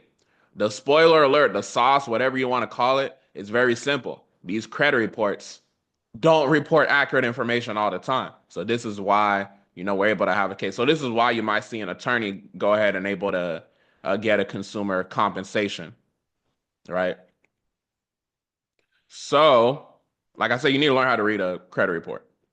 So common things to look for. I just want to talk about within like what's it called? Like a Equifax report. So payment history might be off. If you see 30, 30, 30 repeated, that's not possible. It could be 30, 60, 90 as far as, being late. Payment history might be no data or something like that, right? That's incomplete. So just keep that in mind. Balances, if the balances are off, that is grounds for sending that 1681I A1A dispute. Question it. You're disputing, right? This balance is off. That balance is off, right?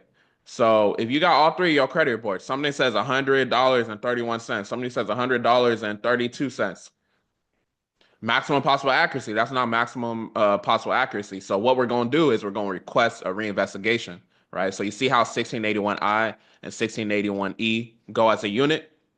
I'm saying it like y'all live and can reply to me. But hopefully, as you're watching this on your TV, your phone, your computer, whatever, you replied yes, you can kind of see where I'm going with it. Or just rewind the video so you know a little bit more about what I'm saying. So that's a common thing to look out for as well. Amount past due. They have a balloon payment situation as well. So these are just things that you gotta look at when it comes to deleting these items of information. I understand that there's multiple strategies. Like I said, I've been doing this since 2021. There's multiple different strategies and tactics you can do.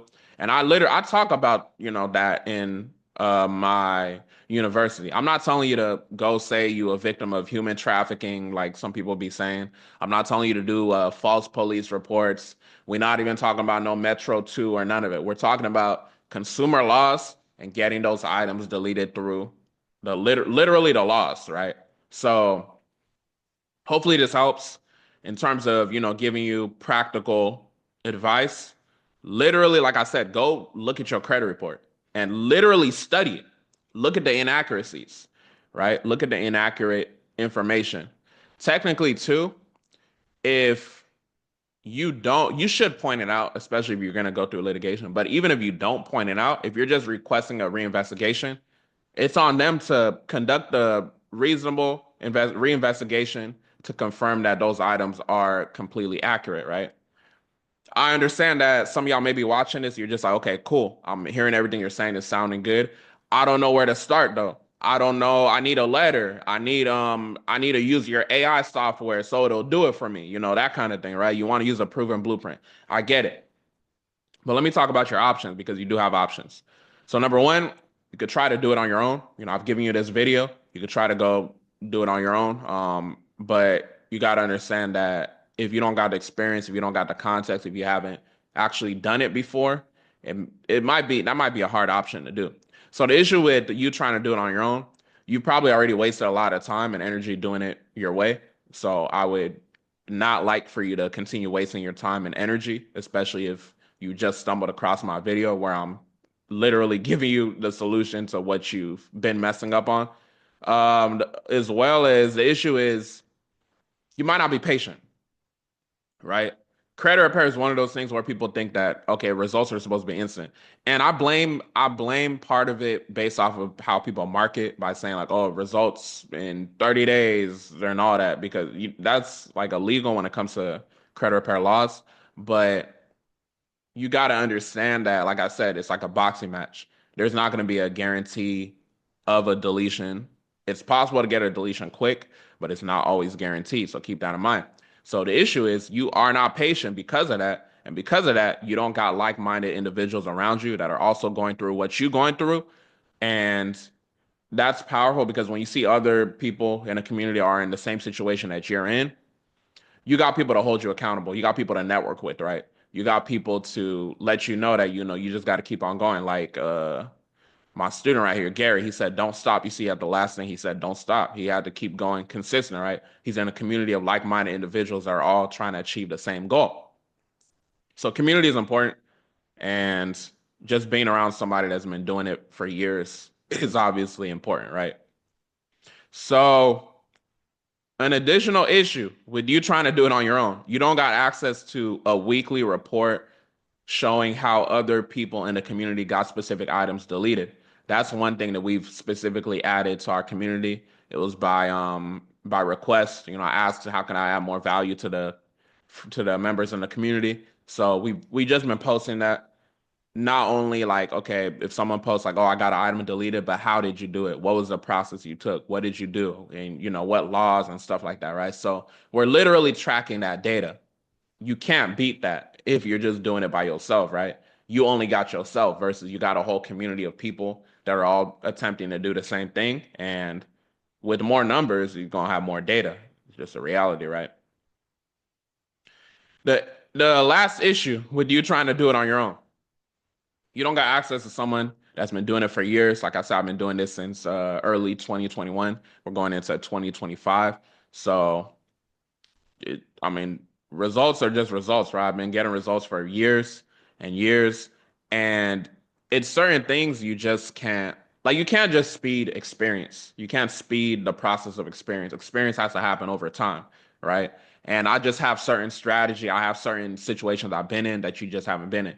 This is where it comes into play, like when you look at sports, like boxing, for example. Someone that has experience versus someone that's doesn't have experience. They haven't been doing it that long, right? So it just comes second nature to someone that's been doing it for super long. So yeah, like I said, like a boxing match. Your second option, you can literally join our university, and it's risk free because you can get a 7 day free trial. If you don't like it, you can go ahead and cancel. The reason why I don't mind doing a free trial is because I know it's sauce. I know the sauce is in there. It's literally like our university is literally like giving someone that's on crack, right? So it's like literally giving a crackhead some crack. Like you're gonna be hooked because it's like the information is just it's just gonna get you to the next level. Like I said, I've taken my years of experience and just put it in a university. And you can't get all that. You can't study everything in 1 week. So that's why people choose to pay. That's why people choose to stay. That's a bar. That's why people choose to pay. That's why people choose to stay. You feel me? So I believe it's $49 a month now after the 7 day free trial, but that's pennies compared to what the return on investment you're gonna get. If you scared to invest less than $50 in a month on your personal development when you've been looking on how to delete student loans, you're watching this video for a reason, then you deserve to have those student loans on your report because you're being cheap. Not only are you being cheap, you're being poor because you're passing over the opportunity repeatedly, right? But if that's not you, that's not you. Like I said, it's literally no risk. You have the opportunity to go ahead and use our letters that my students and I have used to get these results as far as for deleting student loans and many items. So you can go look, like I said, you can go look at our weekly reports of when and how other items got deleted. So you can reverse engineer for your own situation, or you can literally just copy what people are doing and see if it works for you. The only catch, because there's always a catch, the only catch is you not joining, and then you don't get the sauce, and then you continue wasting time trying to do something on your own that you've never done before. That is a scary reality. Link will be in the description if you want to tap in with us. With that being said, keep watching my videos. Y'all have a blessed one. If you're trying to remove any negative item, any item from your credit report or your client's credit report, this video is literally for you. Watch the entire video. We're gonna go over my secret letter. The secret sauce is gonna help you get that deletion. So we go to dispute letters here, and we're gonna look at this affidavit of truth template. So the thing about credit, y'all gotta understand is that credit is so open-ended in terms of you don't know what exact thing you're gonna do that's gonna get the item deleted, but we can have certain things in place to make it more likely that things will get deleted. And one of those things is using this affidavit template I give my students and my community. It's $49 community. But I've had a student use this to literally delete a bankruptcy. I've had a student use it to delete a late payment, collections. We've used it to delete late payments and within our business as well for clients. So I say that to say that this is a very powerful document if you apply it the correct way. Nothing is guaranteed, obviously, right? There's no guarantee because we're at the mercy of the credit bureaus to do their investigation and then, delete it. But at the end of the day, as you know how things are going, if you watch my videos, you know that these people are not doing no investigation. So the law I want y'all to focus on is actually a couple, but one law I want y'all to focus on is 15 USC 1681I A1A. This is requesting a reinvestigation. This is called procedure in case of disputed accuracy. So if you Google 15 USC 1681I, you're going to see it says at the top procedure in case of disputed accuracy. I want you to go down to 1681I A1A. It's going to basically talk about conducting the credit bureaus having to conduct a reinvestigation. And the reason why it's a reinvestigation is because they were supposed to do an investigation in the first place before the item was inserted on your credit report. If you don't know, this is basically how the laws and the credit reporting and all that stuff works. Second law, 15 USC 1681 EB. EB is a maximum possible accuracy law. So you want to make sure that everything is maximum possibly accurate, right? What I mean by that is it can't be 99%, it can't be 91% accurate. It has to be fully accurate, right? So once we understand both of those laws and what the purpose of why we're using them, that's when we're going to bring into this affidavit. And the reason why it's powerful is because we're getting it notarized, you know? So that adds I guess that adds that extra pressure, because we could speculate here all day, but at the end of the day, all I know is that this has gotten not only my company results, it's gotten my students results using this template, right? But you make it your own, obviously. So there's 5, 6 different elements. You see 5 right here, but the 6th one is just signature at the bottom with the notary seal. So as we go over it, if you want to grab this, it's literally in our community. Like, stop being so fucking cheap, if you want to grab it, or just create your own version of it. So the title, you could title affidavit of truth or whatever you want to title. You can just title the affidavit of fact or whatever you want to call it, right? But don't think about it too deep, right? If you watch my videos, like I'm big on simplicity. So then statement of identity, you don't have to do it how I did it right there for the template, but you're basically just stating your identity, or if you're doing it for a client, the client is stating their identity. Age of majority, you're basically saying the fact that what you're about to say is the truth to the best of your ability, and you can swear on that under oath, basically, right? So that's what age of majority is. And then statement of fact, you're basically going to state a general truth. So basically, you'll see how here I added in the template example, I basically talk about the fact of the purpose of the FCRA, right? I said it's to require that consumer reporting agencies adopt a reasonable procedures, right? We're talking about 15 USC 1681I A1A. We're talking about procedure in case of disputed accuracy. We're going to use that law as our foundation for getting these deletions. This is why it's so powerful and can work for bankruptcy, charge off, collection, late payment, whatever item, right? Because we're going based off of the inaccuracies. So, um, I basically you can read it there, right? I'm basically just saying that the FCRA is intended for accurate information and they're supposed to adopt reasonable procedures to make sure that there is accurate information. But why are all these damn credit reports not fully accurate? Because they're not doing what they're supposed to be doing. So then affiant facts, you're the affiant. So this is basically the section where you state your own facts. And I recommend if you do have exhibits meaning like proof of violations, it could literally be your credit report where you pull it, and then you see under payment history, you see ND, which means no data, which means that it's incomplete, or you see just blanks where you know that stuff should be there, right? Because everything has to be maximum possible accuracy. It goes back to the two laws I'm saying: 15 USC 1681 I A1A and 15 USC 1681 EB. If you're hearing all this stuff I'm talking about, you're thinking like, damn, this is a lot to take into consideration. I don't know how to do it. I don't have a track record like your company.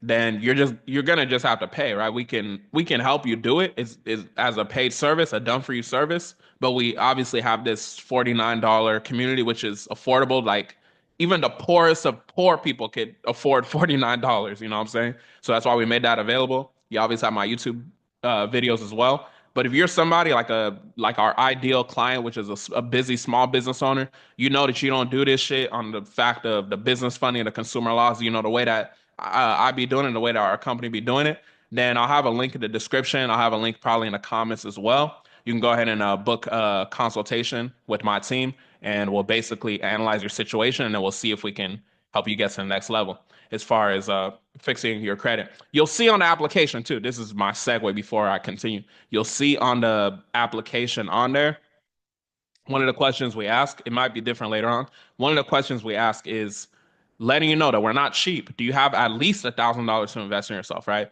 That's at least $1,000. That's assuming, let's say, if it's a payment plan or something like that, right? More than likely, it's going to be more costly, not expensive. Costly, it's a cost to get that ROI, right? More than likely, it's going to be more costly than $1,000. We just use that as like a framing just to see somebody's mindset. If you cheap as fuck, we don't want to deal with you. Just watch my free YouTube videos or go get in the $49 community. You know what I'm saying? But I've been putting out all this information for years. We don't do this. We don't work super hard for cheap ass motherfuckers to come and tell us something about our price and when we get people results. So yeah, keep that in mind. So then you're gonna state the rest of your facts in section 5, like I stated. So those facts can literally be like where you pulled your credit report, you see ND, different open closing dates, just pointing out those inaccuracies. If you don't know how to do all this, if you don't know how to articulate it, just grab your money and invest in your fucking self, right? Don't be fucking cheap. I don't fuck with all that cheap shit. If you're gonna be cheap, stay away from our company. Just try to do it on your own. You can continue wasting your time, or you can, figure it out, right? Those of y'all that be talking about, oh, I'm just thinking about it. You've been thinking about it for so damn long. You need to talk to your wife. Does your wife like the fact that you have all these damn negative items on your credit? So now you can't get your house. Now you getting fucked over with all these interest rates. Like, stop all this thinking about it. When it comes to getting to the next level, success loves speed, right? All this, I'm thinking about it, I'm thinking about it, that's not going to help you get to the next level. If you want to get to the next level, you have to take action as fast as humanly possible. I'm not saying that you have to invest with us, obviously, right? Because we're already gonna do what we do, right? I can close people in person. We close people, online. We close people in different scenarios, right? So our business, God is going to continue blessing our business. But my whole goal is that y'all make a decision on something. Don't be those weird people that's having all these objections. I need to think about it. I need to talk to my wife. What's the guarantee? That's a violation under 15 USC 1679B. You know what I'm saying? So these are things you got to understand. And it gets to a point that we got to stop babying people, because some of y'all are like, you have a baby mindset. You got these young kids, they're willing to invest in themselves, but you're looking at it from the fact of just being cheap as fuck, right? So y'all gotta really like get y'all life together, basically, is my whole point of what I'm saying. So then we are at number 6 right there, right? So then you'll get a notary seal on it. And then basically do your same situation. Send it over certified mail. Credit is one of those things where it's so many different ways you can do things. So if you want to do your CFPB complaint, CFPB, if it's still open, if you want to just go based off of the laws, I mean, the laws are really the foundation. You know what I'm saying? If you want to go through litigation, so you just got a bunch of different scenarios in terms of how you could do it. But I just wanted to create this video real quick just to give y'all, something free that you could do, because I know that those of y'all that do take action, like let's say you're cheap as fuck and you don't want to invest $49 just to get a simple template and more templates. Look at all these damn letters here. let's say you're cheap as fuck, right? I at least gave you this video to where you can go and do what you need to do. But if you're that ideal person, you're a small business owner, you're like myself, you're willing to make an investment in yourself, and you understand the importance of staying in your lane, which means doing your business and letting the experts do what the experts do. We'll have a link in the description. We'll have a link in the comments. You can go ahead and book a free consultation. You'll speak with someone on my team. My dispute department will create your credit analysis. We'll look at your analysis, see what it is. You'll hop on a call with someone in my sales department. They'll go over your situation, feel like to see if we feel like we can help you, and then we'll make you an offer. If we feel like we can help you, we will make you an offer. If we do not feel like we cannot help you, we will not make you an offer, right? At the end of the day, we're going to continue doing what we're doing. We're just here to help and attract. The reason why I do these videos, I'm making myself findable for my unique tribe. If you're someone that's cheap as fuck and you just happen to stumble across this, y'all know how YouTube goes. Anyone can watch these videos. So if you feel the need to make a dumbass comment in my comment section, you can do it. But that just lets me know that you're not the person that's for me. And, I'm cool with that. So if you want to expose yourself, that's cool too. Or you can just watch it and keep it pushing. But those of y'all that's my unique tribe, we'll look forward to seeing you on a call. Hopefully this video helps. And with that being said, y'all have a blessed one.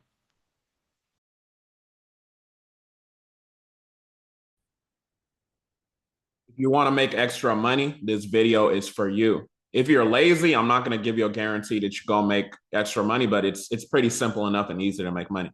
So we're going to talk about getting paid using a specific consumer law. And this specific consumer law is under the FCRA. This is 15 USC 1681C-2, as you can see right here, block of information resulting from identity theft. So we're going to break it down and how it's going to help you get paid, get money, get extra money if you work a 9 to 5, if you don't work a 9 to 5. So I have a student here that's in, my university. You see he posted here, his name is Josh. He said, don't sleep on inquiries. So we're talking about hard inquiries. He said he deleted 10 inquiries from someone's credit report. Thanks for the knowledge. Obviously, that's me. I made a smooth $500 today. You determine your price, right? We're in the age where it could be 2025 or later when you're watching this, but I'm dropping this in 2024. We're in the online age where you determine your worth, right? So whatever you charge for the information is up to you. I'm just here to give you the information. Hopefully y'all take action with the information. So let's break it down. Block of information resulting from identity theft. So I want y'all to use this for specifically Equifax and TransUnion. If you don't know how to delete Experian hard inquiries, then I recommend you go watch some of the other videos I've dropped, because I've definitely put out videos as far as how to delete that. But when it comes to 1681C-2, this is going to be more so for the Equifax and TransUnion situations. So except as otherwise provided in this section, a consumer reporting agency, if you don't know what that is, that's Experian, TransUnion, or Equifax. Shall means that they have to do it, right? Let me just highlight that real quick. I also dropped a 4-hour consumer law video, so you can go watch that on my channel. It breaks down the language of the FDCPA and the FCRA. So that's a sidebar.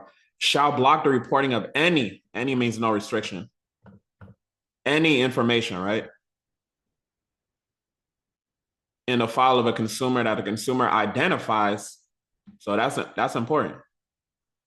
The consumer identifies it, right? Hold on, let me say consumer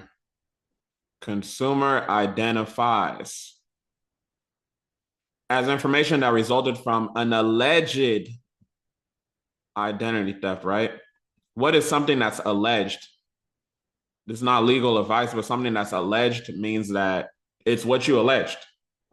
I could allege that during this video, a monkey just was spinning around doing backflips back and forth, and then a lion came through and was jumping up, doing, jumping jacks during the recording of my video. I could allege that. So, do what you will with that information. So not later than 4 business days after the date of receipt, right? So once they receive the information you're going to send to them, which is the FTC report, this is why you want to send it certified as proof. Then they're supposed to actually delete those hard inquiries, right? when you got clients, when you got yourself that's been to the dealership and they running your credit like crazy, you got to keep in mind that this is where it can really be beneficial as far as getting paid using the consumer law, because you can help a lot of people. Because a lot of people don't know the information that y'all know because you're watching my channel, right? So keep that in mind. So let's walk through the 4 things that we actually need.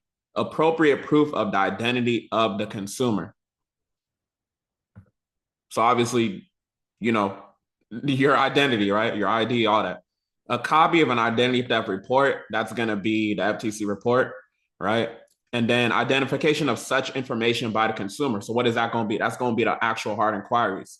So we're talking about like car, whatever, right? Whatever the hard inquiry is, and then the date, like August 2022, whenever it was pulled, right? So that's what that's going to be. So you're going to identify all that information.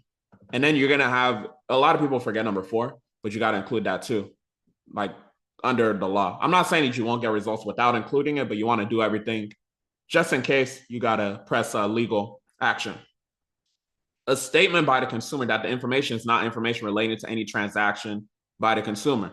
So when you're forming your letter, just for example, as far as how to tell y'all, obviously you're going to have the identity theft report. That's number 2. But you want to obviously have a dispute letter, which is going to be composed of items 3 and 4. 3 is going to be like, okay, this is a hard inquiry, August 2022. And then often what we do for number 4, we put it under reason. Because, you know, when the reason you're disputing something, you could just say, this item of information is not related to any transaction authorized by me, the consumer, right? It wasn't, you didn't give them, permissible purpose or so, right? You could also send a permissible purpose letter to get hard inquiries deleted, but I want to make it super simple for y'all because I've gotten people many results, doing this. So if you're new to me, go to my channel. You'll see there's a lot of receipts, right? So keep that in mind. So that's basically the breakdown. This is the breakdown of you making more money, right? If you want to get paid, master one thing. Just focus on one thing. You can focus on collections, right? I teach my university students to focus on collections and suing debt collectors. Obviously, we're talking about hard inquiries today. Focus on hard inquiries. Focus on targeting people to just have hard inquiries. You can literally go to a dealership, talk to the dealership, form a relationship. Oh, you got like a client list or people that come here that get denied, because of credit or whatever. Help them remove the hard inquiries. You can go create content like how I'm doing. You can literally just focus on hard inquiries. Getting money, getting paid using these consumer laws it's not rocket science, right? Use the information that I'm telling you and go get paid. Joshua is not different from you guys. The only difference is that he invested his $39 to be in the university, but he did it. He took the information. He made the $500, right? We got the Creed cologne chilling here. You know what I'm saying? Those of y'all that know, I like smelling expensive. You feel me? So that's what I'm on. Be 1% better today, by the way. So do what I say. That was rhyming. That's cool though. All right, so let's say that they decline the block because sometimes that be happening. These bureaus that be on BS, they got people from overseas that manage these disputes. They're not doing no proper investigation. Speaking of that, we're going to go to the reinvestigation section. So if they decline the block for whatever reason, I want to point y'all to a law that's going to help you in the reinvestigation section.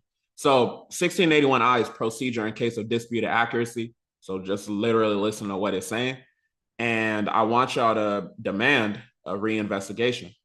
Reinvestigation meaning they were supposed to do an investigation before they even put the information on your credit report or your client's credit report in the first place. So specifically, I want y'all to focus on 1681I3A, right? I don't think I publicly spoke about this specifically before, but 1681I3A, right? So that specific section, it says determination that a dispute is frivolous or irrelevant. So this is like some higher level sauce, but just read it. Notwithstanding paragraph 1, a consumer reporting agency, which we identify as Experian, TransUnion, Equifax, may terminate a reinvestigation of information disputed by a consumer if the agency reasonably determines that the dispute by the consumer is frivolous or irrelevant. Let's break it down simply here. When we go to the congressional findings section, they obviously have assumed this vital role that they have to adopt a reasonable procedure to make sure items reporting are accurate. I'm telling you right now, they don't do investigations. There's case laws on this, right? Given that, let's use logic, right? Given the fact that they don't do given the fact they don't do reinvestigations, they don't have reasonable procedures to do all that, them just saying that we're going to decline the block of information or whatever, that's not a reason to say that the consumer's dispute is frivolous or irrelevant. Y'all don't even have a reasonable investigation in the first place. Prove to me that you have reasonable investigation, right? On top of that, too, a different angle you could take is a method of verification. So 15 USC 1681I, number 7, is going to refer to you the 1681, the 6B III, 1681I, 6B III. So you can follow that as well. But I just wanted to break down to y'all the fact that it's a violation if they just declining the block for no reason. If you've given them all the information that they needed, right? Which you're going to, right? This is under the assumption you gave them 1 through 4. If you gave them 1 through 4, them declining the block of information, that's a violation. And at that point, you should be preparing a lawsuit to be able to go ahead and sue them for the damages, your credit reporting violations and all that, right? So keep that in mind. They can't just determine, it's irrelevant, it's frivolous or whatever, right? Because they don't even maintain reasonable. They don't do no investigation. I'm telling you, they just have people overseas that just press a button and say like, "Oh, okay, it's verified," or whatever, or we decline the block, oh, it's made an error, So how can you determine that if you don't even do a reasonable investigation? I gave you all the information you needed, right? So that may be some of y'all situation right now. So keep that in mind as you're going about it. But I say that to say, hopefully this video was helpful for y'all. If you do what I say, you will get paid using this consumer laws. If you want to be like Josh, making $500 a day for disputing hard inquiries for your clients, we do have Cat Credit University. At the time I'm recording, it's only $39 a month. You can join by clicking the link in the description. Come join us, get your wins. It's always good to change your environment and get in a better situation. If you're not ready to tap in with us, regardless, hopefully this free information helps you. Make sure you like, comment, share, turn on my post notifications. I was looking at the analytics before I close out the video. It's at 8.5% of y'all have all my notifications on. It needs to be at least 50% of y'all that have my notifications on. I think it's like, at the time I'm recording, it's like 700, almost 800 of y'all that have it. So I need y'all to put on my post notifications as well. At least do that. If you're not going to invest in yourself, at least put on all my notifications, come watch these videos and take action. With that being said, hopefully this was helpful. Y'all have a blessed one.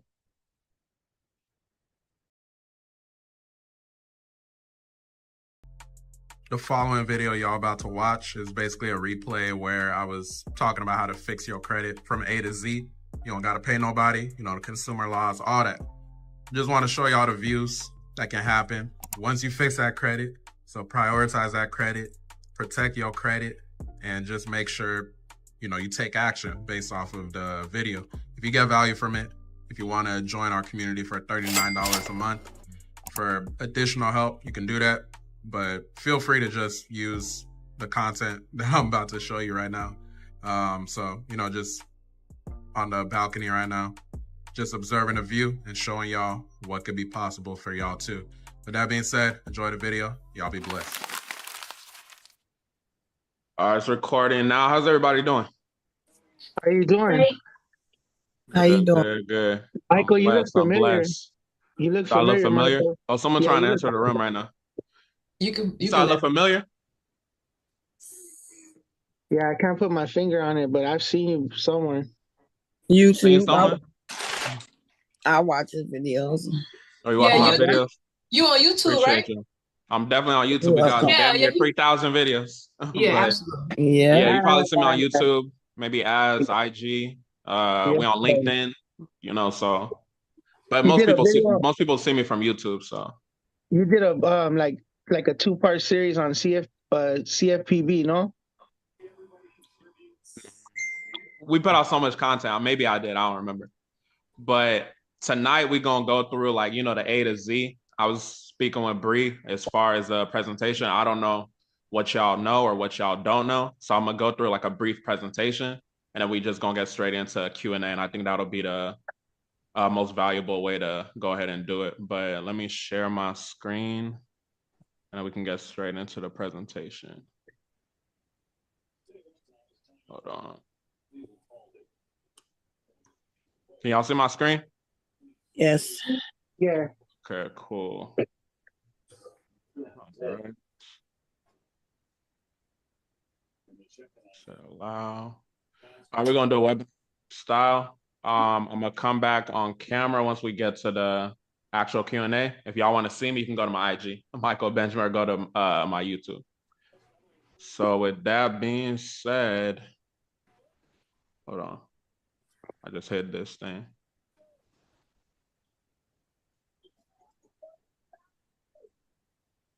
Y'all can still see the presentation, right? Yes. Okay, cool. All right, let's get straight into it. So how to fix your credit without being a consumer law expert. Presented by yours truly. So just quick housekeeping rules. I just hope that y'all take action with the information I give y'all tonight. Like I said, we're going to go through a brief presentation and then we're just going to get straight into Q&A because I think that would be where y'all will get the most benefit.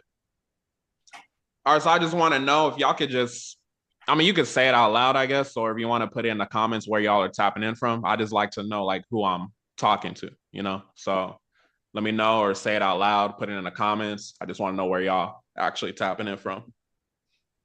My name is Rich. I'm tapping in from Los Angeles, Cali. Yeah, okay, Cali, that's what's up.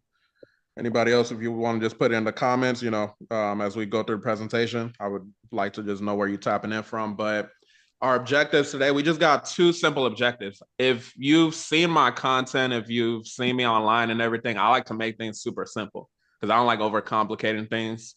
We got a lot going on in life. We don't got to overcomplicate nothing.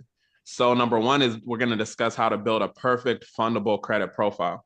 Number two, we're going to learn how to delete any negative item legally on your credit using consumer laws. When I say any, I mean any item. Like if you read the laws, y'all will be able to see what I'm saying. So we're going to get into that. So what I need y'all to realize is that this can possibly be the single night that changes your life forever if you are not lazy. So just remember that as well. I'm assuming y'all are not lazy. Y'all made an investment in yourselves of being a Breeze group. So I have no doubt that y'all will be able to, you know, take action with the information. So I just want to go through just a little bit of my story because, you know, everyone has a story. So back in the day, I went to college. I graduated with a chemical engineering degree. I was working as an engineer for years while I was taking on multiple failed side hustles. And then I started my first LLC in 2018. Fast forward, I self-published a book in 2019 called The Power of Yet.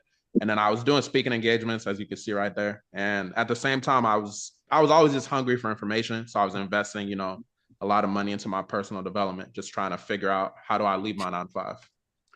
Fast forward till now, February 2021, I invested $3,500 specifically in a mentor and many more mentors. But that led me to learning about credit and consumer laws. And I just continued to invest, you know, continue to learn about what I was doing. I started my business called CAT, Consumer Ammunition Tactics, in 2021. I retired my 6-figure 9-to-5 job in June of 2022. And then now I'm just basically, as some of y'all have seen me on YouTube, I'm on a mission to help fund $1 billion to small business owners. The foundation of that is what we're talking about today, which is good personal credit.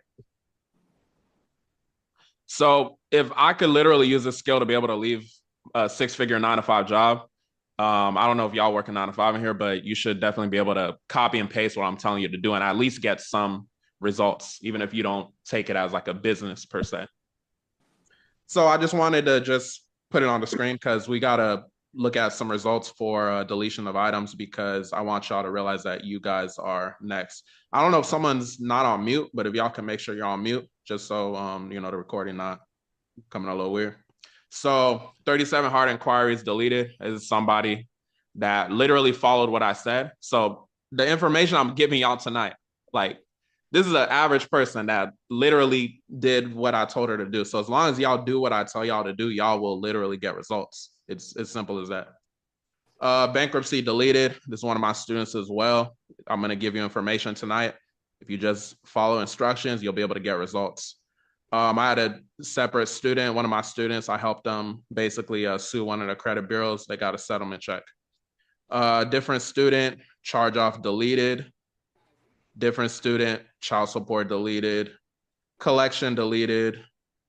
6 late payments corrected. So those of y'all that know a little bit about credit, you know, when it comes to late payments, sometimes it might be a situation where you're going to delete the entire account. Sometimes it will be a situation where you want to correct the actual late payment. So we're going to walk through the law and how my student that I just posted right here corrected those. And he said, what, under 4 months. So, and then the CFPB response is there. So, you know, the receipts is right there.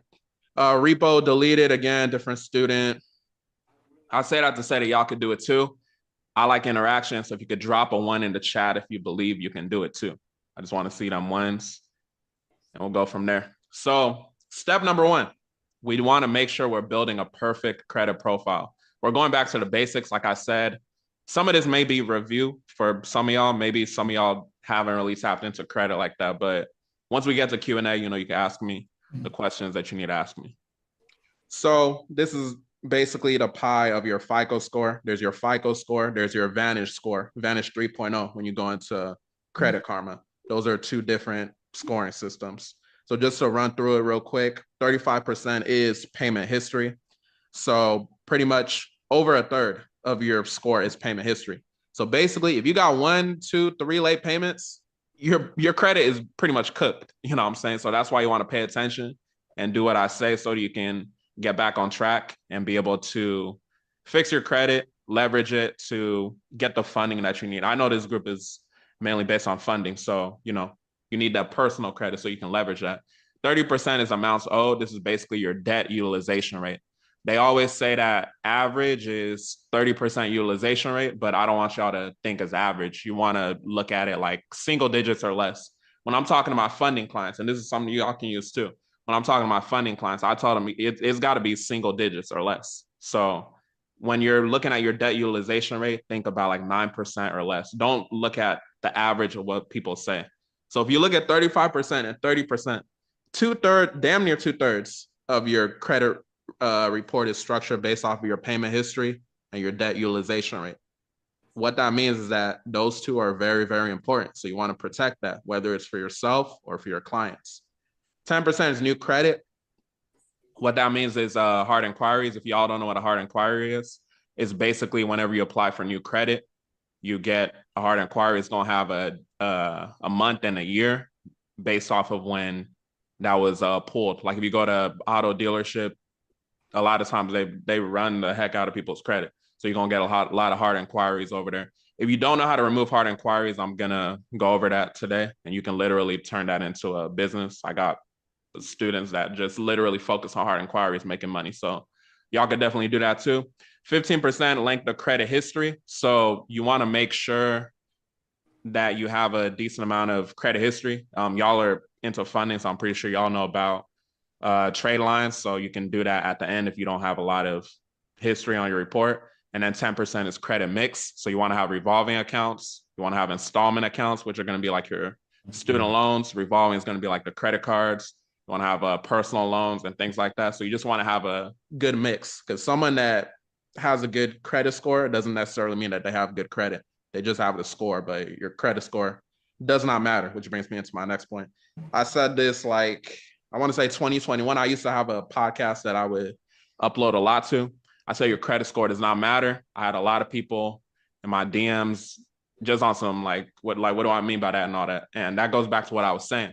It's more about the structure of the report, how you structure your credit profile. So just like a high level view, as review, or if you don't know about the process, number 1, what you want to do. Like this is step-by-step. You can literally screenshot this and just follow it. Number 1, you want to grab your consumer reports. Yeah, you can look on Credit Karma for an example. You can look at Identity IQ, the other monitoring, but typically I would recommend that someone goes to annualcreditreport.com. I have my team that does the credit repair side of things, and we use the Identity IQs and all that. But if I'm taking on a personal client, like I'm doing it myself, I'm going to get their actual reports. I'm going to log into their Experian. So you can go to your Experian, their Experian, if you're doing it from a business perspective. But the main point, you want to get your consumer reports. So get all 3 of them. And then number 1, the first thing that you want to do, you want to make sure that all your personal identifiers are updated. So what does that mean? This means removing old addresses, old names, and things like that. You want to basically not look like you're unstable. If you got a bunch of names, a bunch of addresses, and things like that, 1, you could look unstable. Number 2, some of those items could be tied to negative accounts. So you want to just make sure all those personal identifiers are updated. And then the main thing, which a lot of people may go through, is removing all derogatory remarks. So that could be all the items I just showed y'all earlier that I have students deleting. It could be hard inquiries, charge-offs, collections, etc. And my thing is that consumer laws are the best way to do it because it has legal standing. Yeah, you see stuff about like factual disputing, Metro 2 is out there and all that, but consumer laws is what allows you to actually have legal standing if you decide to go that route and actually sue the company or sue the debt collectors, whatever the situation is going on. And then the step after that, if you have no negatives, obviously you want to build a well-rounded credit profile to maximize your points in all categories. Okay, somebody go on mute. I think I heard somebody talking.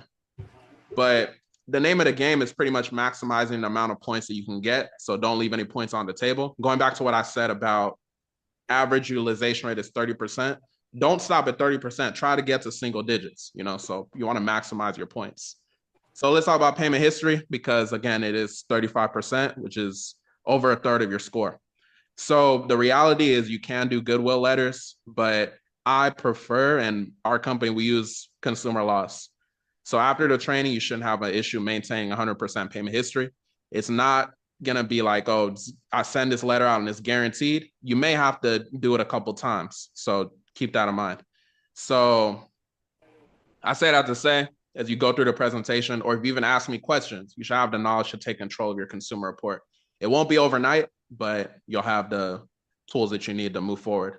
Debt utilization, like I told y'all, just as a review, 30% is damn near a third of your score. It's pretty much how much credit is being used in comparison to your overall credit limit. Second point, like I said, remember average recommended is 30%, aim for single digits. I'm hearing noise in the back. Can I mute everybody or no? Tori, that's Tori mic. Tori, you can mute your mic. Okay, hold on, let me go back. Oh yeah, you can because you got host. I can't do it. Okay, no problem. Let me see if I could. Hold on, mute. Okay. Okay, I got it. All right, that was a key distracting me, but no problem. All right, so you want to know your dates. So understanding the relationship between or among your due date, your closing or statement date, and reporting date is very, very important. So your due date, self-explanatory, is when the bill's due. Your closing or statement date, it's when the date is the date that closes that the billing cycle will be reported to the CRAs. If you don't know what a CRA is, it's a consumer reporting agency. Basically, is the credit bureaus. Reporting date is the date that it actually reports to the CRAs. And then lenders, one thing you got to remember, lenders usually do give you a grace period, so you don't always have to technically pay by the due date, but you want to do your due diligence. Basically, the strategy with it is make sure that your utilization rate stays low after you pay by the due date and past that closing date, so it reports as low utilization to the CRAs. All right, so just some things on how to actually reduce your utilization rate if you're suffering from a high utilization rate. Credit limit increase. Obviously, if you get a higher credit limit, you're using less because you got more overall. You could see what you can get with the pre-approval through a place like Happy Money or SoFi. There's other lenders out there. They could possibly pay that debt down for you. You can get a new credit card if everything else is good for you. Again, you're adding more credit. You could be added as an AU onto someone's card. And then this group is about funding. So obviously, if you got a 0% business credit card, you pay that off and you're taking that stress off of your personal side. Let's say you want to hide your utilization rate. So this is something that I used to speak about back in the day, and pretty much what you can do. So some banks allow you to change your due date. It's not going to be every bank, but the basic instruction of what this is you would divide your credit limits in half and then make them due 2 weeks apart. So like, let's say you got one 10K card that's due on the 1st, you got two 5K cards that are due on the 15th. So they do 2 weeks apart. When the 1st is about to be due, you would take the money off the credit cards for the ones that you have that's due on the 15th, use that to pay the ones that are due on the 1st. When the closing date and the reporting date are happening, maybe by the 5th or the 6th, it'll report as 0% or low utilization, whatever it is. And then when the 15th comes, you basically just rotate it. So it's like rotating balances. Like I mentioned earlier, I do have a YouTube. If you just go to my playlist, there's manufacturer spending. It has like over 100 videos on there. It'll kind of explain more about that. Don't stress yourself out about your utilization rate necessarily if you're not actively applying for anything. I know life happens, so just a word on that. Drop a 1 in the chat if you're still with me. I just want to make sure nobody's sleeping. I'll take a water break.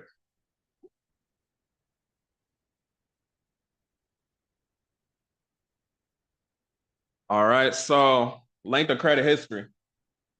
So pretty much it's 15%, like we said.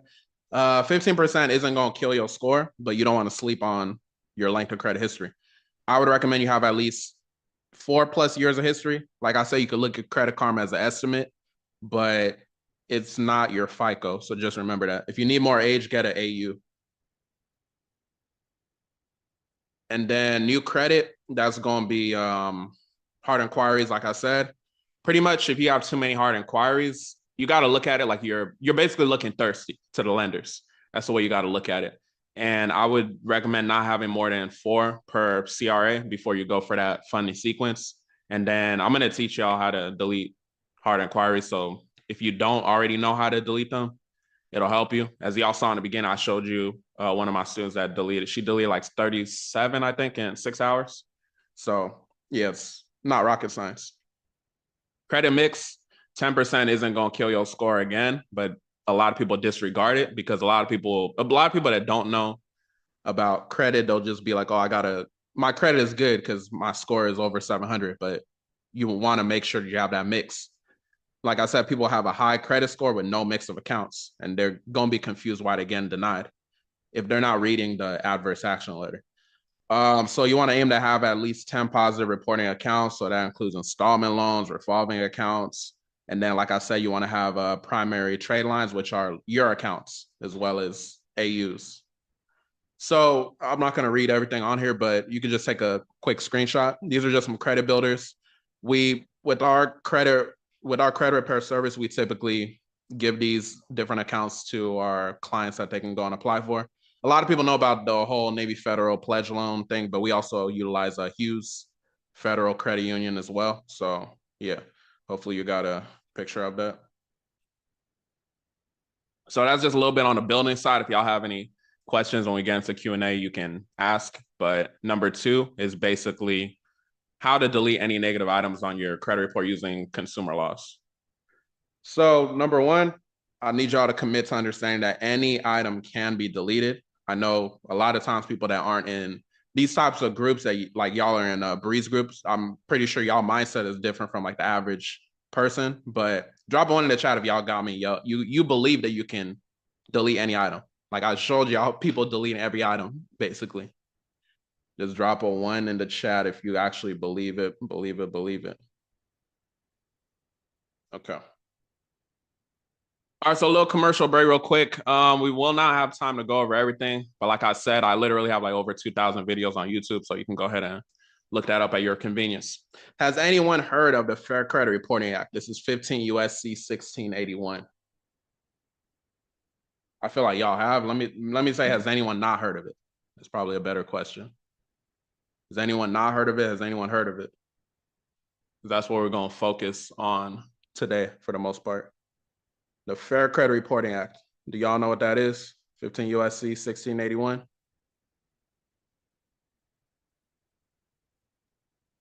Yes. Hold on. Okay, I got a yes. Okay, I see a yes in the chat now. My bad, I've been ignoring the chat. Just been saying comment. All right. So that's what we're going to talk about. So 15 USC 1681. So when you go to the law, you see at the top it says congressional findings and statement of purpose.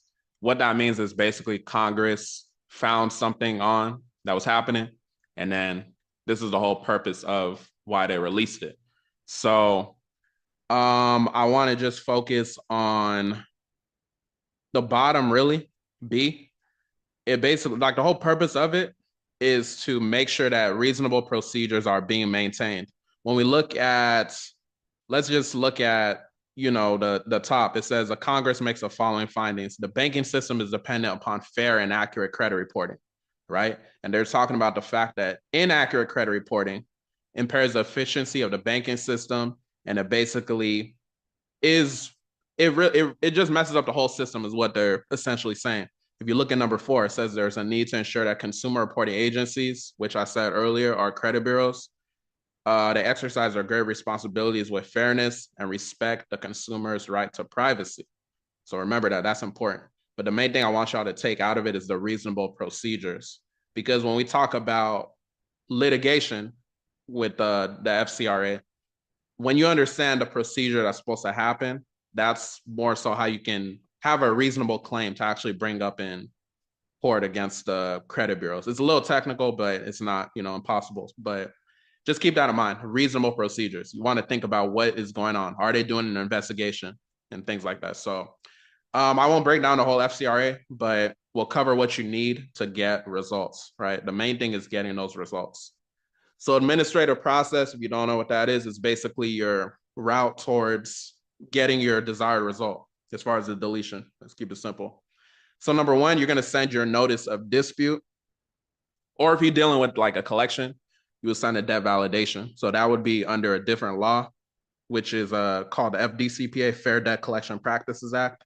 That would be 15 USC 1692. Our main focus is on the FCRA today, so 1681. So when I'm talking about the notice of dispute, some laws that you want to look at are 15 USC 1681I, which is, you want to think about I and think of investigation. That's basically the investigation section, right? And it's basically called a procedure in case of disputed accuracy. Procedure in case of disputed accuracy. We're going to look at one of the parts that I think you should utilize in your letters. It's literally in our SOPs for my credit business, so you definitely should be using it. And then 15 USC 1681E. So this is the compliance procedures. One of the ones I like there is 1681EB, the maximum possible accuracy law. So just keep that in mind as well. And then what I said about the FDCPA, 15 USC 1692G. So that's going to be your debt validation law. So once you sent out that notice of dispute, the whole purpose of your notice of dispute is, it goes back to what I said in the beginning. You pulled your credit reports, you're looking at the information. I'm pretty sure as you look at your report, there's going to be some information that's either inaccurate or incomplete. So those are things that you want to look for. As soon as that happens, what you're doing now, you're writing a notice of dispute to the bureaus or the CRAs, letting them know, like, okay, I found this on my report. I'd like to request a reinvestigation. And the reason why it's a reinvestigation and not investigation is because before they even publish information on your report, this goes back into the procedures. Before they even publish information on your report, they were supposed to do an investigation. So if you go to 15 USC 1681I, you'll see it says reinvestigation. So that's where that reinvestigation comes from. So let's say you send it out. They say the typical verified, which is what they're going to do sometimes. You'll send your method of verification notice. So the whole purpose of this is questioning how the information was verified, because they have the automated system that just says, oh, verified, but it's not anyone actually doing an investigation. So 15 USC 1681I number 7, that's what we want to pay attention to in terms of the method of verification notice. I got a YouTube video. If you just search method of verification and my name on there, it'll break it down more in depth, like a whole video, like I'm going line by line, all that. And then the step after that, you can send more letters, but I recommend if you actually have a claim where relief could be granted, you can go ahead and sue them. And one piece of advice I recommend that y'all do, this is in our SOPs as well with my VAs. Each step, I would recommend that you submit a CFPB complaint. So CFPB, if you don't know, for anyone that's here or anyone watching the recording, it's the Consumer Financial Protection Bureau. And basically, they're supposed to be like the people that govern the credit bureaus, like their misconduct and things like that. So it's not like a guaranteed thing, but it's good to do a CFPB complaint, especially if you're deciding or if you're thinking about going ahead to sue the bureaus, because you show that you attempted to resolve the conflict in private before you brought it to the public, which is in court. State Attorney General complaint as well. I recommend that you submit that as well.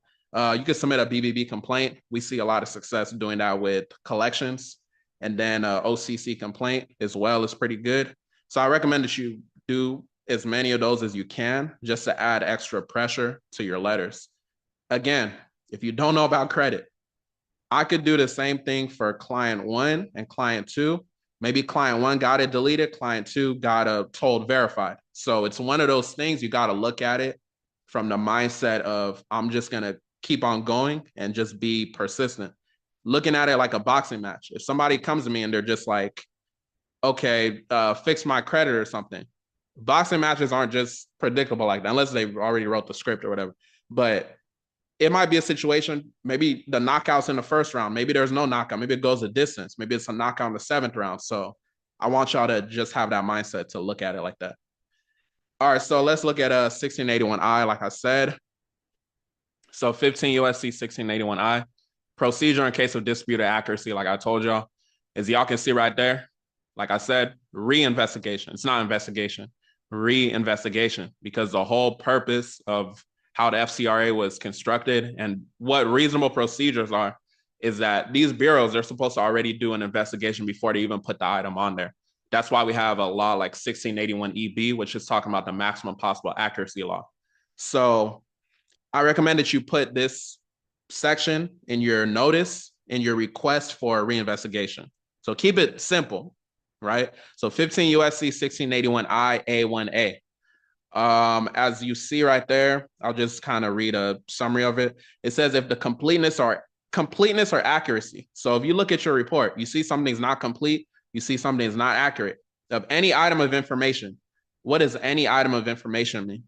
Any item of information can be your personal information. Any item of information can be a charge off. It could be a collection. Any item of information. There's no restriction on what it's talking about. Whatever is on your damn credit report. You know what I'm saying? So look at it in that aspect. If any item of information in a consumer's file, you're the consumer if you don't know what that means. At a consumer reporting agency, it's disputed, right? So your dispute, like I said, is the notice of dispute. That letter that you're creating where you're asking them to do a reinvestigation is disputed by the consumer, and the consumer notifies the agency directly. What is this? This is you sending a letter. You go to your post office, you do it online, however you do it, right? Or indirectly. They said the agency shall. If you look up the term shall means that they have to do it. It's not optional. May means it's optional. Shall means that they have to do it. They shall conduct a reasonable reinvestigation, right? They're supposed to conduct they're not supposed to conduct a reasonable investigation. It's a reinvestigation because they were already supposed to do an investigation when they put that information there in the first place, to determine if the disputed information is inaccurate and record the status, blah, blah, blah, before the end of the 30-day period, etc. So that's basically what the law is saying. And this law is very, very powerful because you can use this law as your foundation towards going through a litigation situation. All right, so how to write a dispute letter. I recommend you write your letters. Don't just copy and paste. Obviously, put this in your letter, but include these elements. You know, obviously your name, address, date, last four of your social, and then make your demand and reference the items in question and the relevant laws. So to keep it simple, you're literally requesting a reinvestigation per 15 USC 1681I, and then let them know, like the law says, delete this item in 30 days after the investigation is done. Don't overcomplicate the process. Read the law and then what you're asking them to do within that law. So let's talk about specific items. So going back to what I said about late payments, it could be a situation where you're deleting the entire account. It could be a situation where you're correcting it and you're keeping the account because of history or whatever situation you're doing it for. So you can correct late payments on an account and keep it, or delete the entire account, like I said. Within our business, we've specifically had success with 1681B number 2. which is a permissible purpose law. We've also had success with 1681C-2, block of information law, and then also the opt-out law. That's not the FCRA, but 15 USC 6802. So that's worth looking at as well. So I'd recommend you create customized letters for both the creditor and appropriate CRAs, depending on what you're doing. And then, like I always said, submit a CFPB complaint, state attorney general, etc. Be persistent. There's no guarantee it'll be deleted immediately. You could also, if you're using FTC report, you can go that route. If you want to submit a goodwill letter, go ahead, but you got consumer laws. So let's talk about actually correcting it. So you may have seen people talk about this online. 15 USC 1666B, timing of payments. So it says a creditor may not treat a payment on a credit card account under an open-end consumer credit plan as late for any purpose. So a lot of people just stop at that part, right? And one of the ads I'm running, actually, I literally explained this law, and people that know what it is, like they knew, like, okay, he's actually explaining it more than most people explain it. So when you read the entire thing, it's basically saying that the creditor, or let's say whoever is reporting your late payment, let's say it's Chase or Citibank or whatever, they're basically supposed to adopt reasonable procedures. They're supposed to follow the requirements under 1637B. So you can write that down and look it up on your own time. But they basically have to make sure that they mail or deliver that including your statement to you, no later than 21 days before the due date. So how do we use this to our advantage, and why is it powerful? We use it to our advantage because what I recommend that y'all do, if it's for yourself or your clients, you want to get out of paperless billing, because when you're enrolled in paperless, they can have the argument like, we sent it to you online. But if you get out of paperless billing and you're saying that you want your statements mailed to you, that's where at the point they have to mail it to you. But furthermore, this is where some people don't understand it. Furthermore, if they're claiming that they mailed something to you, we need a tracking ID for that. They're just going to do regular mail. They're not going to have a tracking ID for that. So the same way that you have the green return receipt when you do certified mail, that's what you're requesting for them to send to you. So this is how, I teach my students and how they've had success correcting late payments. You saw the student I posted earlier, I think it was 6 late payments he corrected. But yeah, that's how you want to approach those late payments. So hard inquiries, like I said, you can delete them pretty easily for the most part. So you could delete hard inquiries that are not tied to open accounts. So if it's not an open account on your credit report, it's good to go. And that goes again on the business side. You obviously have exceptions like a Discover, Capital One, there may be more, but yeah, for the most part, you could delete those hard inquiries that are not tied to open accounts. So Experian is pretty much the easiest to delete. It should be gone within 24, 72 hours.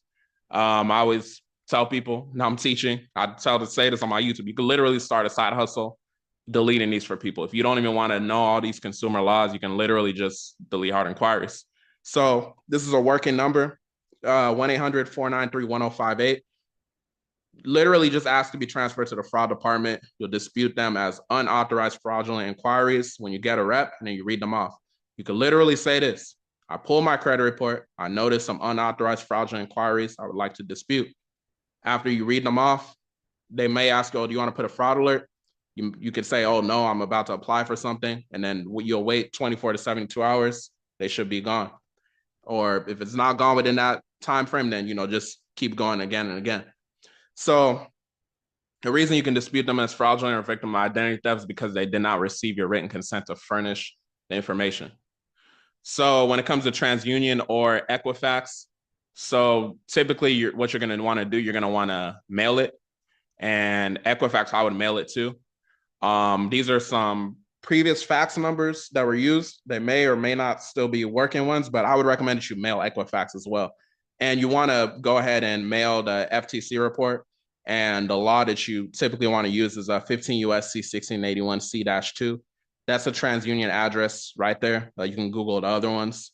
But basically in the personal statement, you can just use what I put there if you want. You don't need the 18 USC 1028A. You can include it, but the main thing is the 15 USC 1681C-2 law. That's the FCRA. law, and it should be deleted within the 4 business days. And you want to do a certified mail so that you have proof of when they received it, and you can calculate the 4 business days after that. Alternatively, I know some people, they might not want to go that route because they're thinking like they're scared of identity theft, all that. You can still get results sending a permissible purpose letter using a 1681 B number 2. So keep that in mind as well. Collections. So my personal recommendation, I don't recommend you pay them because the turnover and how they actually attempt to collect triggers FDCPA violations. And you can actually, sue these third-party debt collectors. And a lot of times what'll happen as you go through the settlement, they'll waive the debt and you may get a settlement check as well. So one thing you got to remember is that paying that collection will not necessarily help your credit score unless you got an agreement that the entire account is going to be deleted. I've seen some people, they said like they paid it down, but the collection still stayed there. And I'm like, you should have got in writing that they were going to delete it.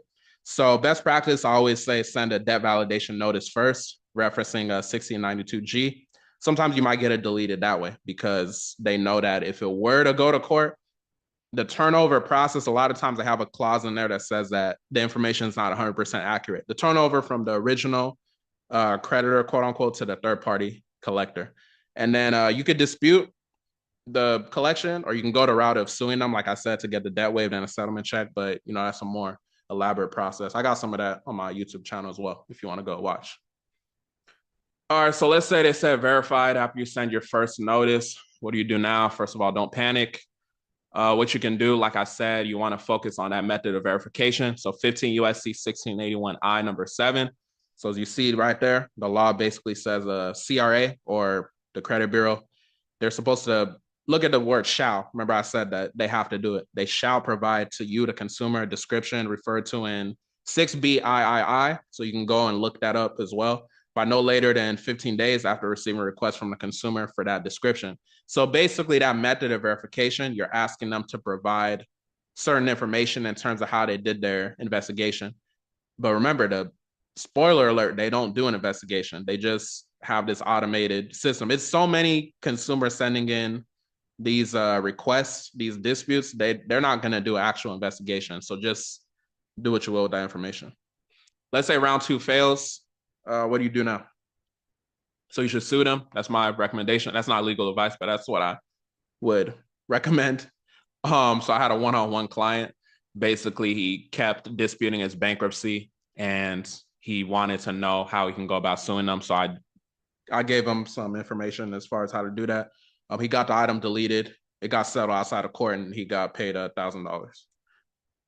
And then I had a different student that actually sued TransUnion. So this one was Experian, but I had a different student that sued TransUnion. He didn't get a settlement check, but he got his items deleted. And he said some of them were actually, he said these were not all negative accounts. So some of them were actually positive accounts as well. So just keep in mind that when you do these disputes and you're actually reading between the lines and understanding what they're supposed to do with these reasonable procedures, you're the one that's in power if you press forward with that. We won't go in depth with that because as far as litigation, so I want to keep it simple as far as FCRA. And I'm not providing legal advice, but everything I'm saying on here is just facts, right? I don't want to dabble into legal advice, but your claim, if you're going through litigation, should have the following elements. Obviously, you're going to have the legal basis. So you got to identify the legal basis for your claim. Is that 1681 is that 1692? Like, what's the statute that you're suing based off of? And then, you got to provide a detailed and specific account of events and how they violated the legal right you're seeking to enforce, your relief. And then just word of advice, if you do fail to have a claim, like you're not on your P's and Q's, they're most likely going to hit you with the Rule 12b-6 defense motion, which basically says that you don't have a claim where relief can be granted. So just keep that in mind as you're moving forward. So with great power comes great responsibility. So all this information I gave y'all, just do good with it. So thank y'all, remain blessed. And now we're into Q&A. Oh, shoot, my bad. Someone was in the waiting room. But yeah, if y'all got any questions, We can go ahead and get straight into that.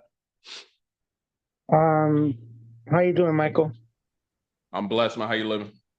I can't complain. I can't complain. I have some late payments Okay. that the first process that I did was they had inaccurate information on the reports. Like they had 3 different bureaus showing different late payments. So I asked them to remove the inaccurate information on all the bureaus, and all they did was they updated all of it. Then it like slammed my credit. So then on round 2, um, I sent another because they still had it wrong. So then I did it again, and they updated it again, and they updated it wrong again. So then I went to the CFPB, showed them the proof, showed them the receipts, how they were, and they still didn't do nothing about it. That's where I'm at. Now it's 2 separate credit cards. Now at this point, they're both paid off. I don't owe no money on them, but the late payments are killing me. What should I do first to get them off after doing what I did already? What law did you reference in your dispute letters? I use the 6166B. And you sent that to who? The bureaus or the creditor? I send it out to both of them. Okay. So what did the creditor say? The creditor just, you know how they do it, like, no, we verified everything and that was it. They didn't. Do you have like did they mail you the response? Do you have that, or did you like throw it away? No, they emailed it. Okay, so you have the email. You have access to the email. I got access to the email. Yeah, it's probably on this. If I dig for it, it's in there, like saved somewhere. Okay, I mean, I would keep that piece of documentation because if you do want to go through suing them, basically with 1681I, like I just went over with y'all, the reasonable procedures, what's supposed to happen is they're supposed to do their reinvestigation. Part of that, they're supposed to contact the creditor. So the fact that it wasn't corrected correctly, it's either going to be the bureaus or the creditor that's held liable, because basically if the bureaus try to say that we did our investigation, they went and asked Chase or whoever it was, but they just listened to whatever Chase or them said and then they corrected it wrongly, they're still at fault because they didn't do an investigation to make sure that Chase wasn't capping, basically. So that responsibility of the creditor is 1681 S-2. I would look up that law. So that's how you could hold them liable. But as far as moving forward, I would look into those responses that you got, like the email that you said you got from the creditor. I would have the responses from the bureaus. You have those responses as far as I'm updating it incorrectly, right? Yeah, from the CFPB, they said that everything was verified. Okay. But they updated and verified, So my whole thing was like they had like it was like bad. Like they had on all 3 bureaus, they had like 60 days, 2 months in a row. That can't be.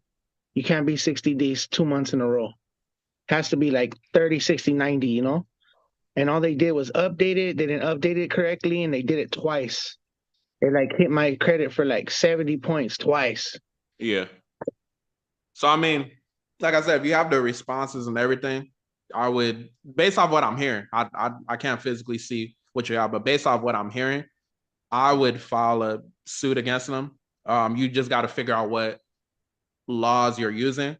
So, like I said, you said you use 1666B. Yeah. But if you're filing a lawsuit against the FCRA, the 1666B is not FCRA code. All right. Yeah, so you just got to look under if you're going to go that route, you can get it with the consumer lawyer as well if they're willing to take that on. But I would look under the FCRA, like I just showed y'all 1681I, like really study that law and what's supposed to happen. Based off of what you're telling me right now, like relate that to 1681I. You sent a notice of dispute. They're supposed to do an investigation. Somehow they updated information and it was wrong. Either they updated it wrong or they just listened to the creditor that gave them wrong information updated. So then now that becomes liable on the bureaus for listening to wrong information, but also the creditor because they're reporting inaccurate information. So now that's 1681S-2. So you got to just sit with the laws and just kind of really paint the case of what's going on. Okay. Thanks a Does that lot. make Appreciate sense? it. Yeah, no, it made a lot of sense. Yeah, Okay. when you don't know about the consumer law, you listen to other people, and then, I probably should have attacked it another way. I shouldn't have No, probably used. 1666B is good, but what I'm saying, like, if you're gonna, this is not legal advice. If you're gonna sue them, you could look up literal cases, 1681I. You want to kind of focus on the procedure of what went on. And the tricky thing too about late payments, especially if it's like a open late payment or so, when I'm talking to clients, I kind of let them know that whenever we're suing, it's more so for getting that item deleted versus like with a late payment where it could be a situation of, correcting it. So that's kind of where late payments are a little bit tricky when it comes to stuff like bankruptcy, that invasion of privacy. And then just the procedure again, they're supposed to contact the furniture. Bankruptcy is kind of an easy case because they didn't get the information, from the bankruptcy court. So with late payments, you may have to keep disputing, but you can look at the procedure. Like I said, the fact that based off what you're telling me, I'm only going based off what you told me. The fact that they updated the information wrong, I don't know who's in the wrong, either the creditor or the bureaus, but someone's wrong and someone has to be held liable for that. Remember I in the beginning I said that the accounts were paid, right? So I paid them and I closed them because I didn't want to deal with them no more. So I paid my cards off because they were active cards. So I paid them off, and they're closed. You think I should just like remove the whole account, or should I still attack the late payments? Because the accounts are like I don't closed know. now. I don't know what I don't know if that's a new, old, like I don't know how that'll affect your credit. So you got to make that judgment for yourself. If it's like an older account, you just got to realize that you're gonna lose history. But like, won't it help my credit? Because if I It can help remove your the credit whole, at the same time, but like let's say it's a 13-year account and everything else is like 1 year. Obviously, you're losing age. So yeah, I'm just thinking that once the late payments go away, it'll help my credit. it will, yeah, for sure. But at the same time, you got to remember you're doing two things. You're still removing positive.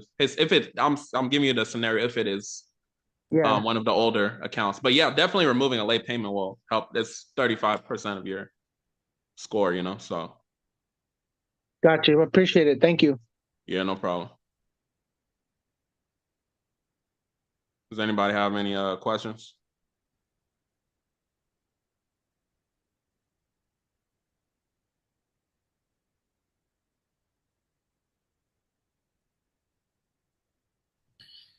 I have something. Is it a way that, because I know everybody don't know the consumer laws and want to kind of study them and just want to use it to get results.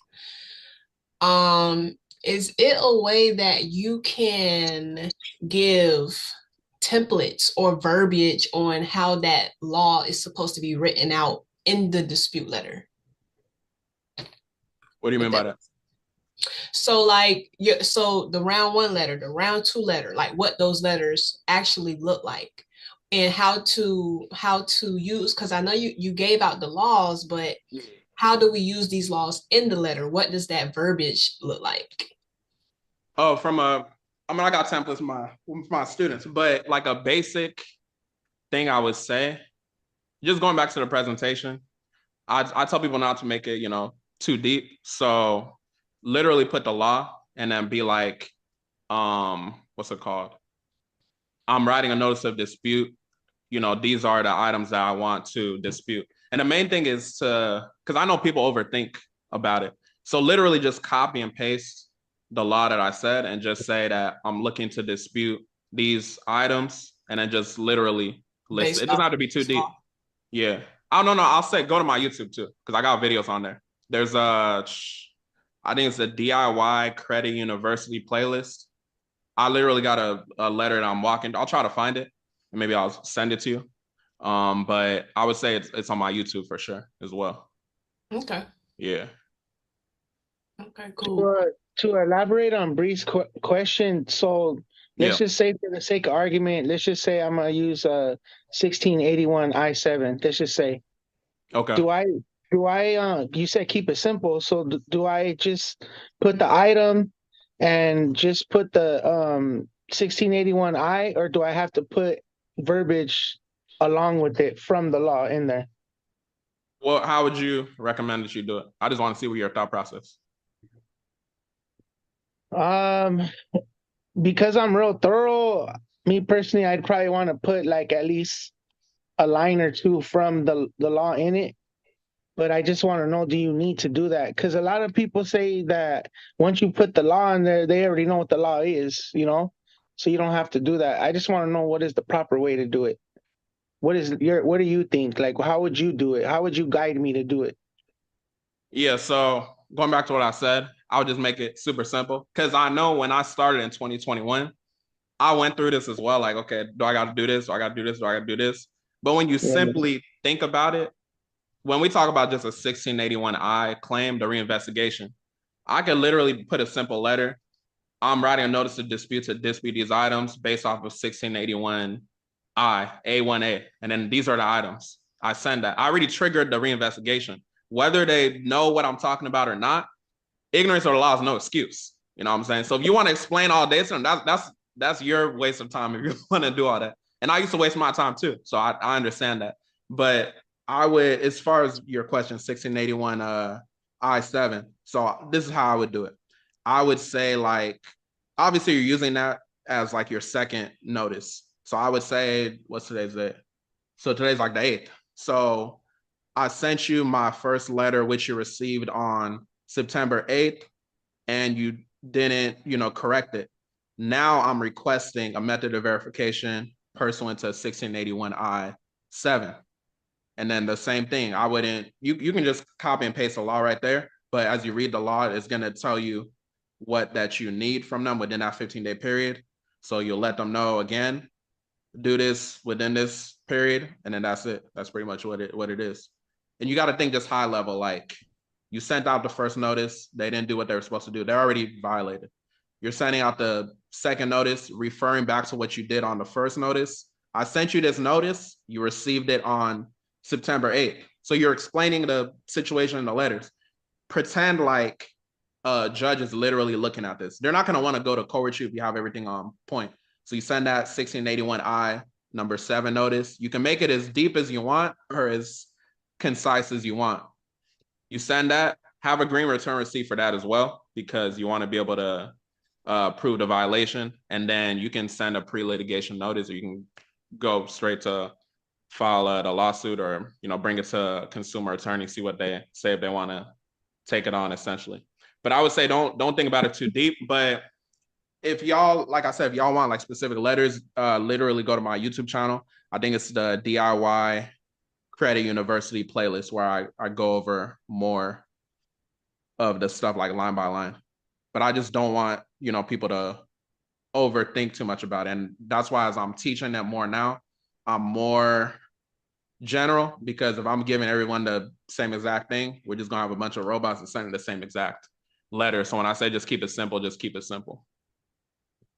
At what point when you dispute something that you would turn to the CFPB?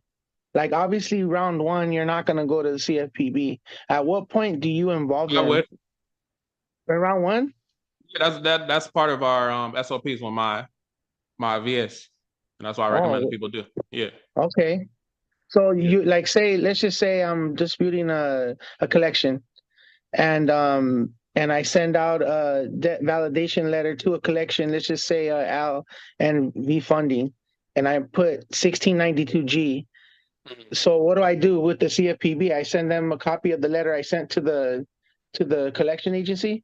Yeah. So with collection specifically, we also have like a specific thing that I told them to fill out. But basically, that you're filing the CFPB complaint against the actual debt collector. So the notice that you're sending with the 1692G, I'm requesting validation of debt. And then once you have that letter that you sent over to the LVMV funding, submit the same thing as a CFPB complaint. And then the verbiage, I wouldn't think too deep about it as much. Just kind of you're filing this request of debt validation essentially, and you don't need to dispute with the bureaus, especially if you're gonna sue, if you plan on to sue the debt collectors for the FDCPA violations. I wouldn't. This is the only reason why I wouldn't dispute with the credit bureaus as well, because the instructions, the procedures of the FCRA is that they're supposed to notify the furnisher. So let's say the Experian or whatever notifies the debt collector, or the debt collector will use as an excuse saying that the reason why they contacted you is because the Experian told them to contact you, or per se. And a lot of times with the FDCPA, the violations that you're using against them is the fact that they're not supposed to contact you. So it could be a conflict of interest is what I'm saying. If you're planning to sue them, that's more technical. I don't want to confuse people. That's more technical. No, I understand what you're saying. Like, okay, you're setting them up basically. Like, yeah, you're following the procedure to also get it removed, but you're also following the procedure if you want to sue them after. Yeah, with the debt collector. Yeah, I get it. Yeah, I get it. Okay. Let's see if somebody else wants to jump in. I could keep you here all night. Does anybody else have any questions?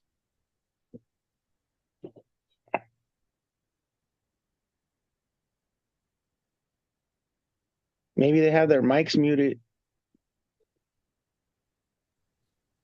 Nobody have questions about the consumer laws, how to remove anything using consumer laws or your negative items off your credit report? No. I have a question. Do you have the laws like on your YouTube page as far as like what each law is for? For what item specifically? Are you saying like just all different items?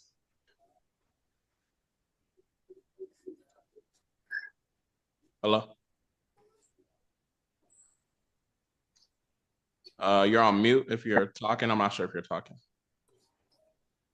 Oh, yes, I was. I'm sorry. Yeah, just all of the different laws like the 1681C-2, 1681I-7. Like, do you have those laws on your YouTube channel as far as like what Bree was saying, like just like a mini template, or not necessarily a template, just like what they're for?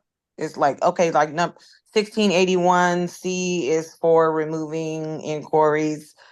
1681I is for late payments, or just something to kind of guide. You're talking Like about a guide? yeah, you're talking about like a sheet or something? Yes, just like a guide on what that law is and what it's for. Gotcha.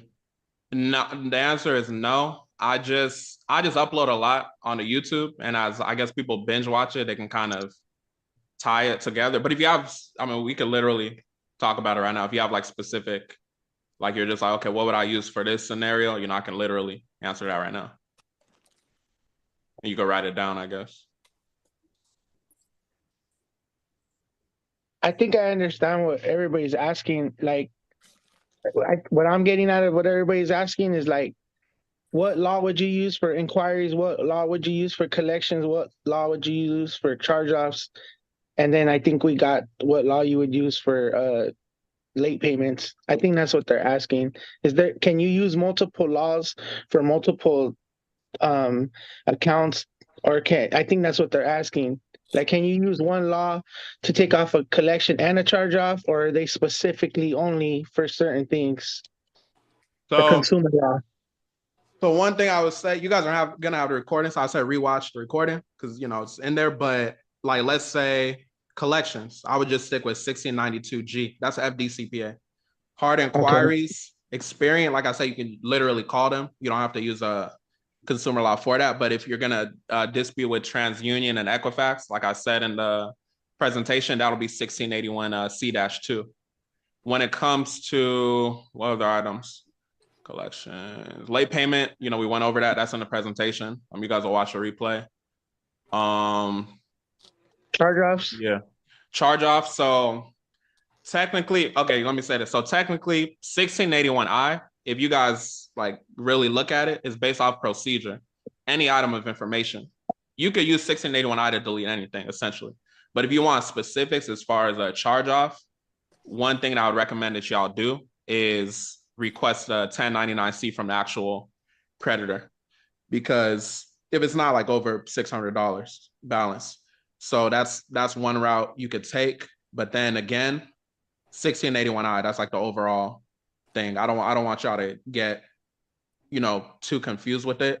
Really focus on studying 1681I and what it's asking. When you send out that notice, if they don't answer to fulfill what 1681I is saying, they've officially violated FCRA. So don't make it too deep. And that's kind of my way of how I teach it now to simplify it more. I guess if you look at some of my older videos, probably like 2021, 2022, when I started, it might seem like more technical and stuff, but I'm trying to dumb it down more and just keep it more simple. So that's what I would say, so you don't get too confused, essentially.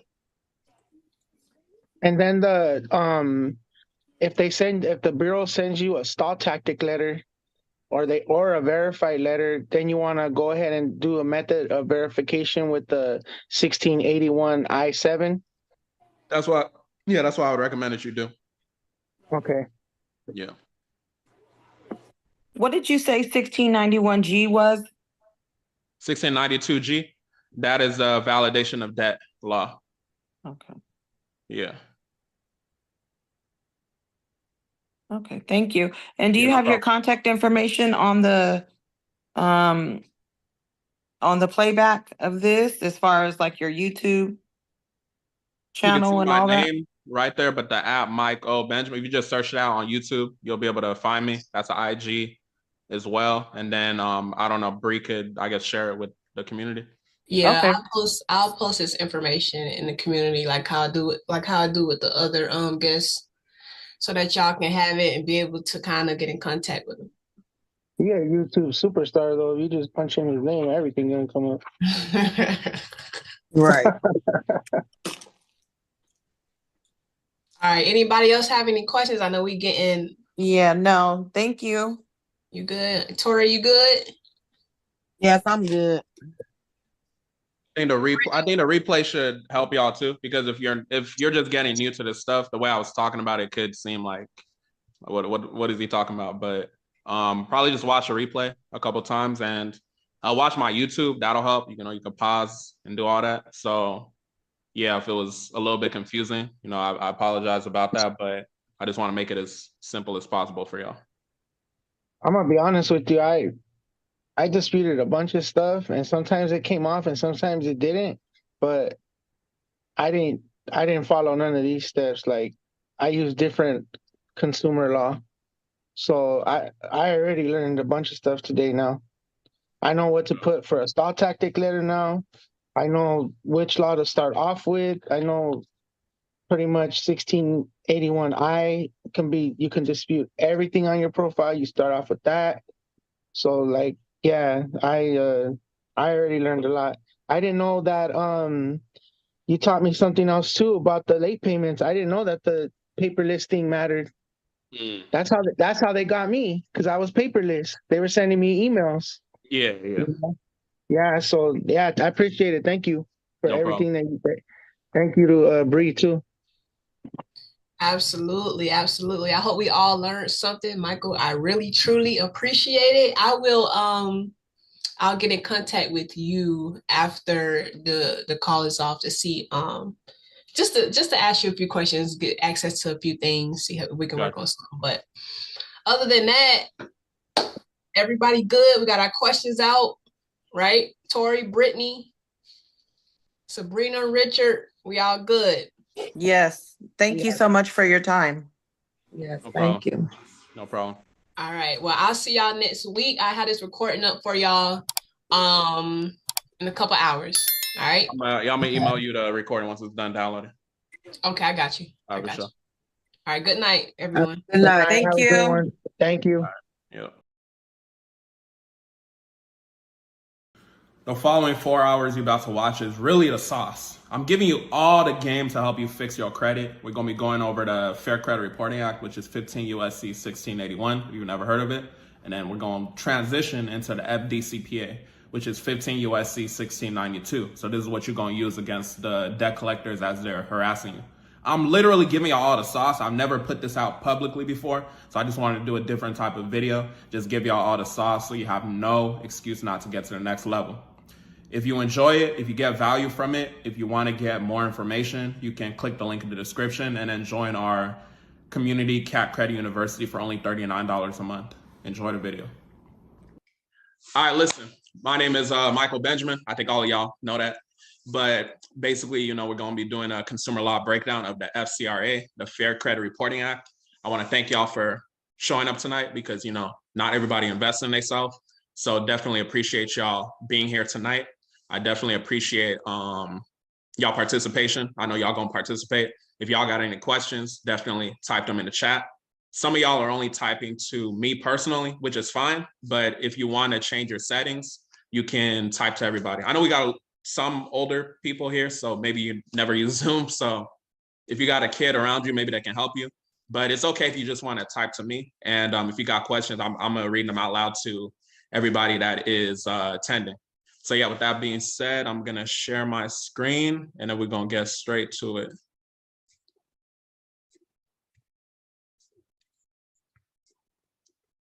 Let me know if y'all can see my screen. Type a 2 in the chat if y'all can see my screen. Type a 2 in the chat if y'all can see my screen. I just want to make sure y'all can see it. Let me make sure that y'all can see it. I know y'all can hear me. So I'm gonna need full participation if we gonna, you know, move forward how we can. Can y'all see my screen? Type a 2. Type a 2. Type a 2 below if y'all can see my screen. Type a 2 if y'all can see my screen. I don't know if my thing's delayed or y'all not typing to me or what's going on. Y'all see my screen? It says I'm sharing though, so I'm assuming that y'all can see it. Participation, please. Okay, 2. Okay, perfect. You can, okay, I think you can hear me now too. All right, so let's get straight to it. Okay, 2. Okay, cool. If you can't see my screen, get the recording. All right, let's get straight to it. So this is a consumer law breakdown, the FCRA, presented by Michael Benjamin, yours truly. Like I said, I'm the CEO of Consumer Ammunition Tactics, or CAT. That is the logo. Y'all know what it is. Let's get straight to it. I want to just get y'all straight to the point. We're not going to be here all night, but you know, we're going to be here enough just so y'all will understand the language of the law. So housekeeping rules. The main rule I need y'all to understand is that y'all just need to take action, right? When I say take action, I mean that it's going to be a lot of information that we're going to go over as far as the laws, but y'all got to really understand to be persistent, to be consistent with all the information I'm giving y'all, right? So that's mainly the main rule. I just want y'all to take action. Y'all took action by being here, investing in the class. So I definitely appreciate y'all. And those of y'all watching the replay, y'all invested in the replay. So I also appreciate y'all too. All right, so the agenda. This is basically what the agenda is looking like. So pretty much we're going to break down the FCRA, which is 15 USC 1681.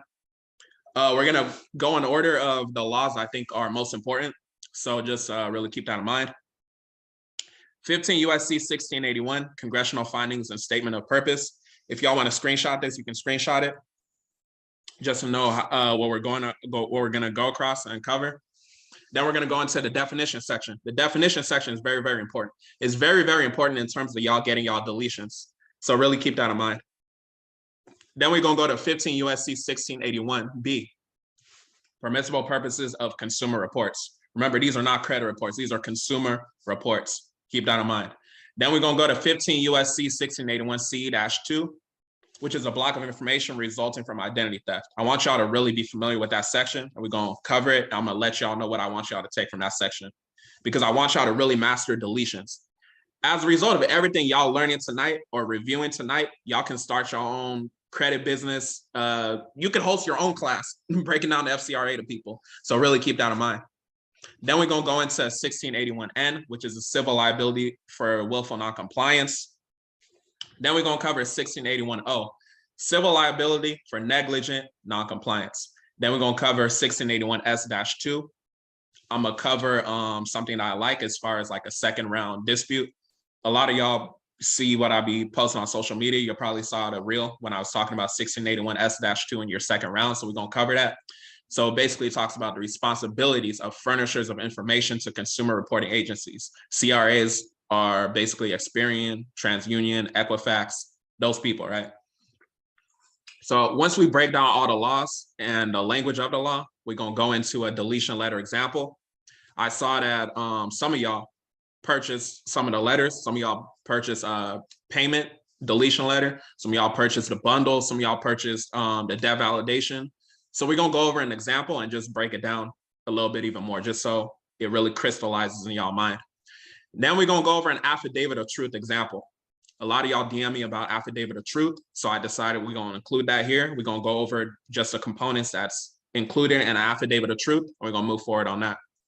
Then we're going to go towards a process towards deletions.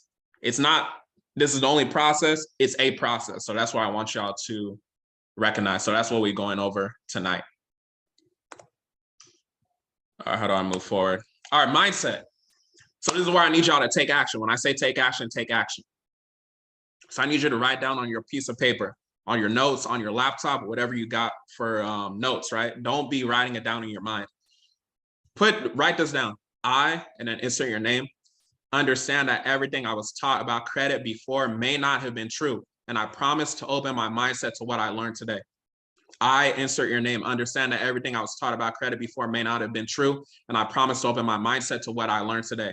Sign and then insert your signature. When you're done writing that down, say done in the chat. Let me know done in the chat. I'll give y'all like 30 seconds or something. I just want y'all to really be in that mindset where you're taking action, right? So I need y'all to do that real quick and then type a done in the chat once you're done doing that. Type a done in it. I'll put like 30 seconds or something. I'll put like 30 seconds, something light. I need y'all to take action. Action takers are money makers. And when you take action, you're going to be getting them deletions. If you want to get them deletions, you got to take action. If you want that money, you got to take action. So write that down, type it down, do whatever you got to do that's necessary. When I see like half of y'all say done, we're going to move forward.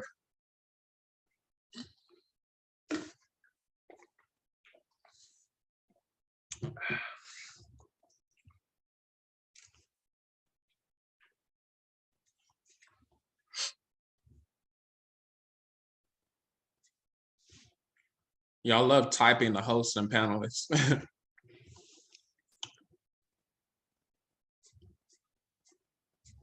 Type a done when you done writing that down.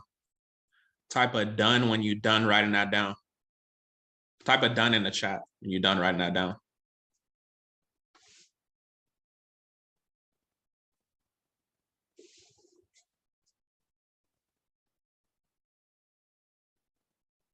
Okay.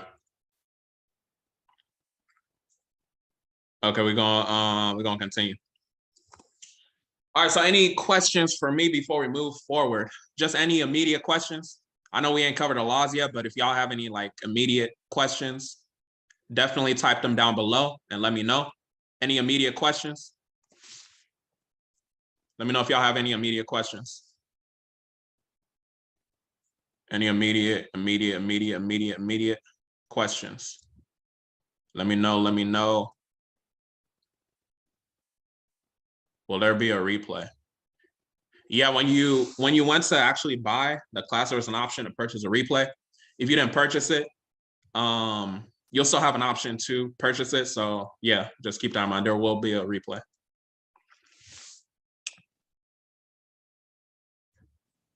Any other question before we start getting into the law?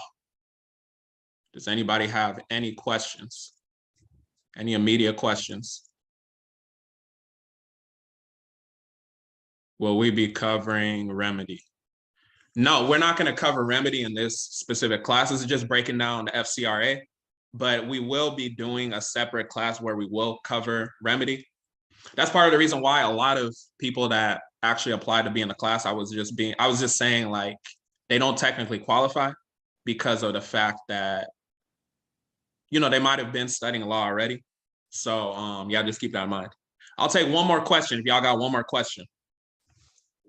One more question if y'all got one more question. One more question. Okay, hold on. So we're about to get into it, but I need to go to the bathroom real quick. So y'all can take a little bathroom break, give me like a minute or two, and then we gonna get straight to it.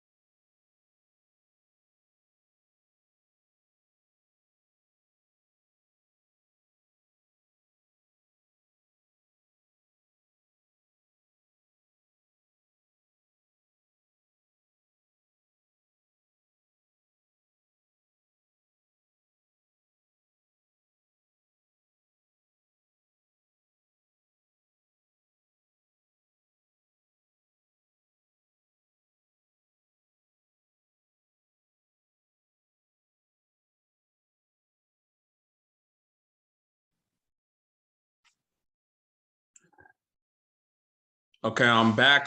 We're gonna get straight into it. Let me stop sharing my screen. And then y'all, let me make sure y'all can hear me. You know, I stopped the voice and then I went back to it. Type a 1 in the chat if y'all can hear me. I just want to make sure this recording, you know, is on point.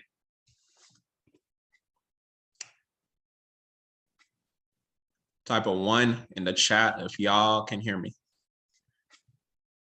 Where my Zoom at? Okay, let me. Okay, actually type a 1 if y'all can see my screen. If you see 1681, 15 USC 1681. We got some West Coast people, we got some East Coast people. East Coast people, it seem like y'all sleeping. Type a 1 in the chat if y'all can see my screen. 15 USC 1681. Type a 1 if you can see. 15 USC 1681. Okay, you can see 15 USC 1681. You can hear me. Okay, cool. 1. Okay, 1. Okay, y'all love that host and panelists. All right, so we're gonna get straight to it. So 15 USC 1681. This is the Fair Credit Reporting Act. Fair Credit Reporting Act, right? This is congressional findings and statement of purpose. Let me just give y'all some background on what that means. So congressional findings and statement of purpose, basically it means that Congress found out that there was something wrong going on. Because they found out that there was something wrong going on, they decided to put out a law. And we're gonna get into, you know, what they found. And this is really giving y'all the background to understand your power as a consumer within this United States corporation. When we say this United States corporation, you understand that the code, or you should understand, is 28 USC 3002. If you scroll down to number 15, it says the United States is defined as a federal corporation. What that means is that the United States does commerce, it does trading, right? You as a consumer, me as a consumer, we engage in commerce. So basically with the Fair Credit Reporting Act, anytime, like I said, anytime you see congressional findings, it means that Congress found something wrong that was going on. So when you see congressional findings, just think about what did Congress find wrong that was going on, and then what did they declare as their statement of purpose? All right, so let's get straight into it. So 1681, we're looking at accuracy and fairness of credit reporting. Accuracy and fairness of credit reporting. We can't even move forward yet. We got to break that down right away.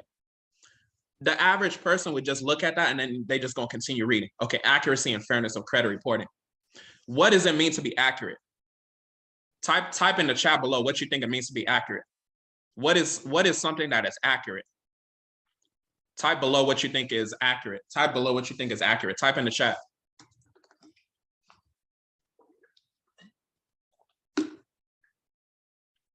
Accurate is correct. Okay. Anybody else? So accurate is correct, right? So that is the definition. But when it comes to, okay, somebody said perfect. Okay, so perfect and correct, right? So those are both true when it comes to accuracy. But when it comes to the law, you got to understand that the law is a language. When I say the law is a language, accuracy, if you have a Black Laws dictionary, if you don't have one, I recommend y'all look into getting one. But accuracy is defined as a measure of value. When it comes to the Fair Credit Reporting Act, accuracy is defined as a measure of value. I need y'all to write that down. Accuracy means measure of value. Michael, what do you mean by measure of value? When I say measure of value, or what the law says when it says measure of value means you as a consumer, when you're reading this, you as a consumer defines what valuable means to you, right? When it comes to credit reporting, we understand that when things negative are reported, that's not valuable to us. Is it valuable to us to have a collection on our account and then we apply for something and we can't get it? No, right? So that means that that is not accurate. So when you see, anytime you see accuracy or accurate in the Fair Credit Reporting Act, I want y'all to think of measure of value. Just substitute measure of value. Don't even think about perfect. Don't even think about correct. You know what y'all said in the chat. Just think measure of value, right? So you see, it's already deep. The very first word, we got to break it down. So that's accuracy, right? And then it says fairness. What is something that is fair? What do you guys think fair means? Type down below. What does fair mean? Fairness or fair, whatever. What does it mean? We're going to really break down the law tonight. What does fair mean? Somebody said fair means fair. Hey, man, what does fair mean? What do you think fair means? What is fairness? Don't be Googling now. What does fair mean? Fair. Equal. Somebody said fair means fair. That's funny to me. Okay, so fairness. So when it comes to fairness and the law, it means somebody doesn't have an unjust advantage over somebody else. Somebody said be good. Okay, so somebody said be good. Somebody said fair means fair. So fairness basically in the law means somebody doesn't have an unjust advantage over somebody else. So somebody does not have an unjust advantage over somebody else. That's what you really got to understand when it comes to the law, when it comes to the Fair Credit Reporting Act. So y'all should know now, when we're looking at accuracy and fairness, don't think about what you were taught growing up. That's why I made y'all sign that mindset thing before. So accuracy and fairness of credit reporting. What is credit reporting? It's referring to the fact that you have these stuff on Experian, Equifax, TransUnion, right? So accuracy and fairness. We got to really, really break it down. We didn't even start reading the law yet. We didn't even start getting to what Congress was saying. So you got to really understand the language before you even get into reading it. Because if you don't understand the language, you're going to look crazy when you're sending out your disputes or your demands to try to get these negative items deleted. Does that make sense? So accuracy and fairness. When it comes to the congressional findings, we're looking at accuracy and fairness of credit reporting. Those are the two things we care about, accuracy and fairness. Accuracy is a measure of value. Fairness means someone doesn't have an unjust advantage over somebody else. But let me break that down even more if some of y'all are still missing out on what that means. So not having an unjust advantage over somebody else, that means the fact of if you have a collection, if you have a negative student loan on your report, doesn't Experian, TransUnion, and Equifax have an unjust advantage over you? They have an unjust advantage over you because they're sleeping good at night. But you're the one that has to deal with that. You have to deal with the negative item being on your report. So it's understanding these language, these words, that's going to allow you to be more, I don't want to say accurate, but more accurate, meaning correct in your disputes. So you'll get those negative items deleted and do what you got to do, basically. So accuracy and fairness. I want to really break that down to y'all so y'all can really focus on it. All right, so accuracy and fairness. I hope y'all took notes. I hope y'all understand that because we're going to be substituting these phrases, the language. So if you don't understand the basic, you don't understand accuracy and fairness, you're going to be lost. So yeah, keep that in mind. All right, let's continue. The Congress makes the following findings. Are y'all following? Y'all following before I even continue? Y'all understand the accuracy and fairness? Did y'all learn something? Did y'all review anything? Did y'all know about that before? Let me know if that's helpful. Accuracy and fairness. All right, so the Congress makes the following findings. Number one, the banking system, right? Let's focus on here. The banking system is dependent upon fair and accurate credit reporting. We got to stop right there. We're gonna break down these laws now, I'm telling you. So the banking system is dependent upon fair and accurate credit reporting. What is the banking system? The banking system is the fact that you have what's it called? The banks like Bank of America, you have Chase, all these people you're doing business with. That's the banking system. They said the banking system is dependent upon fair and accurate credit reporting. What do we define fair as? Fair means not having an unjust advantage over somebody. Accurate means a measure of value. Is it valuable to you as a consumer, right? So that's the banking system. The banking system is dependent. What does it mean to be dependent? It means that you need it. So the banking system needs fair and accurate what? Credit reporting. And we're not even supposed to be covering this, but let me show y'all something about these banks real quick. So I just want to show y'all the power of these banks. So look at this law real quick. 12 USC 1431. Can y'all see that? 12 USC 1431. We're not even supposed to cover Title 12, but we're gonna cover it real quick. So I want y'all to look at the very first word right here. It says borrowing. Banks are borrowers. This goes into the fact that you are the original creditor. You originated that credit. We're not going to break it down too much because we're going to have a separate class on TILA, Truth in Lending Act. But I want y'all to understand that you guys are the consumer. You're the most powerful piece on the chessboard. You guys originated a credit. So I really just need y'all to understand that banks are borrowers. Banks are borrowers. Banks are borrowers. Write that down. Banks are borrowers. You originated a credit and then they loan you something that was originally your own credit. So just really understand that these banks aren't as powerful as you think they are. I believe I dropped a podcast episode on that, but yeah, I just want y'all to understand that. So let's go back to it. The banking system, right? These banks, their system is dependent upon fair and accurate credit reporting. But what is the definition of credit? A good habit I want y'all to have when it comes to reading these laws, when you see a link like this, click it, just click it. So it says credit. Credit and creditor. The terms credit and creditor have the same meanings as in section 1691A of this title. Okay, so if I'm reading the law, I'm gonna be like, okay, I see 1691A of this title. Let me go to 1691. Let me see what it's talking about, right? So I'm gonna go to 15 USC 1691. Or we said 1691A. So 1691A, right? Are y'all following? Am I going too quick? Y'all let me know below if y'all following, right? So we're looking at the term credit, and this is in D. So the term credit means the right granted by a creditor to a debtor to defer payment of debt or to incur debts and defer its payment or to purchase property or services and defer payment therefore. What does all that even mean? So credit basically just means that you have a right granted and you're deferring payment. But the most important part I want y'all to really understand from that definition is right. Credit is a right. Credit is your right. Credit is my right.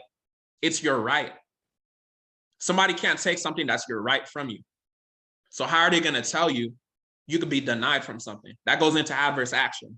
I dropped a podcast episode on it. Y'all can go listen to that if y'all want. But I want y'all to understand that credit is your right.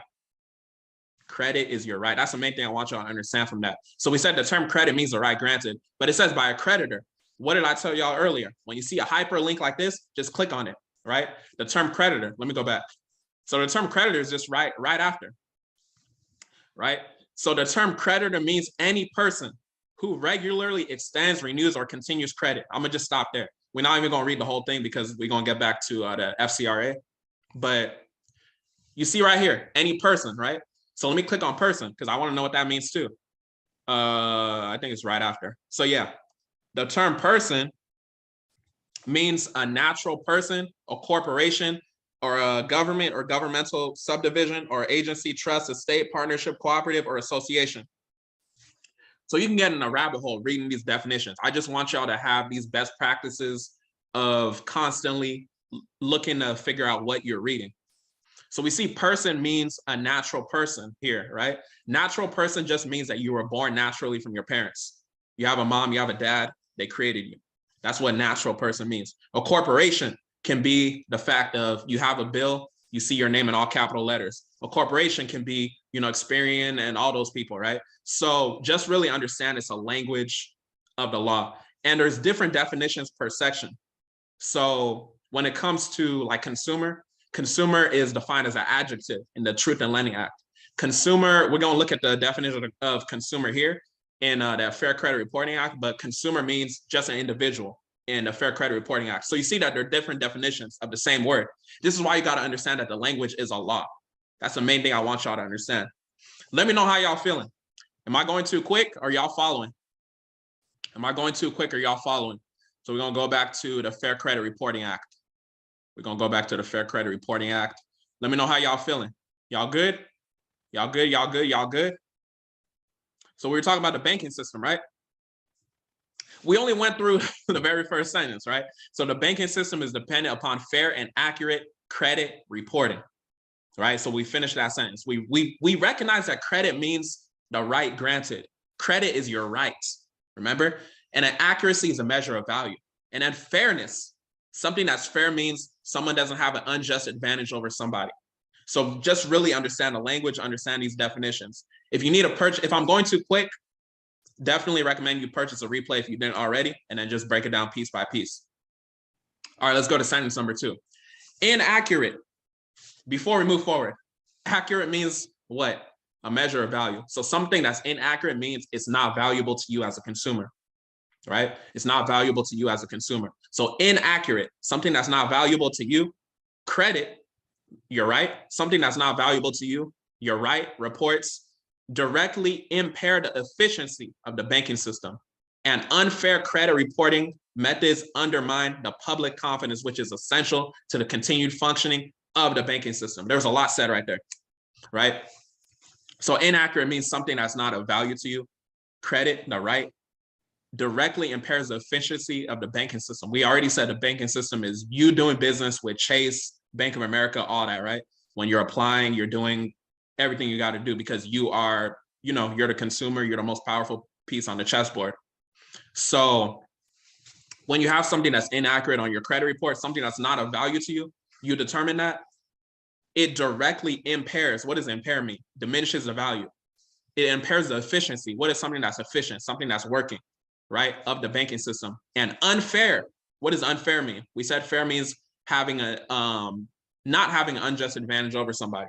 So unfair means having an unjust advantage over somebody. And unfair credit reporting methods undermine. What does undermine mean? Diminish the value. Undermine the public confidence. Public confidence is us being confident to do business with Bank of America, Chase, Navy Federal Credit Union, all these people, right? Undermines the public confidence, which is essential. What is something that is essential? Something that's necessary. Essential to the continued functioning of the banking system. What does it mean to function, to work? So basically what they're saying is that Congress found out that there was unfair practices when it comes to credit reporting, and they understood the fact that we are the most powerful people, the consumers. So if we don't want to do business with them, it's not going to work. That's what you need to get from number 1. I want to really break it down so y'all really understand it. So when y'all doing y'all disputes, you understand what you're looking at. Let's go to number 2. An elaborate mechanism. Let's pause right there. So Congress is being very disrespectful right here. They said an elaborate mechanism. What is an elaborate mechanism? An elaborate mechanism basically just means that Congress is saying that these consumer reporting agencies, meaning Experian, TransUnion, Equifax, they appear to be bigger than what they actually are. They appear to be bigger than what they actually are. If you call someone an elaborate mechanism, you're basically saying that they're trying to be bigger than what they are.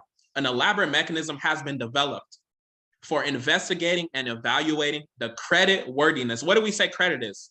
You're right, right?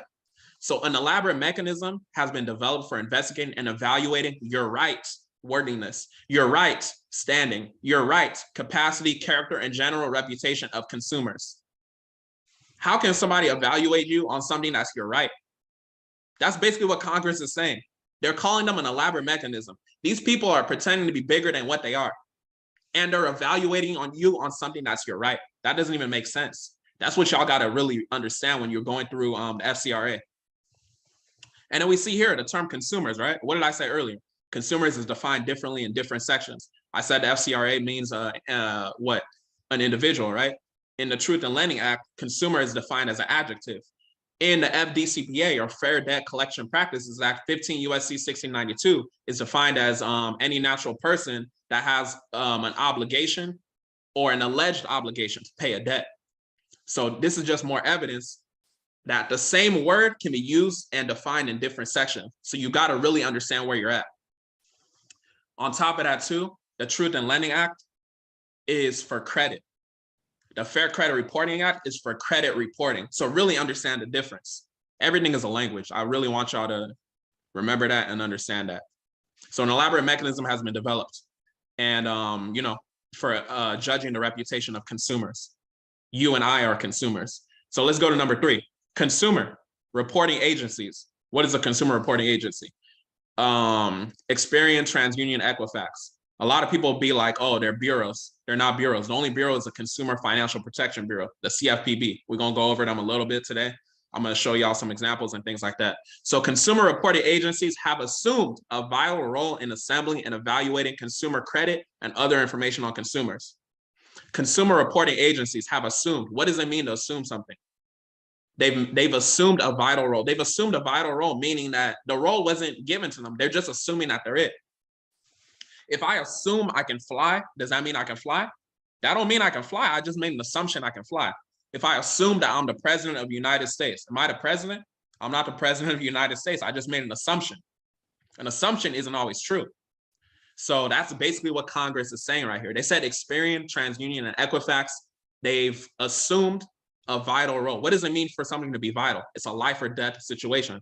They've assumed a role that is life or death because the banking system, this whole corporation is dependent upon us, the consumers. A vital role in assembling and evaluating consumer credit and other information on consumers. So that's what they're saying right there. Number 4, this is the last one we're going to cover, and then we're going to go into the definition section.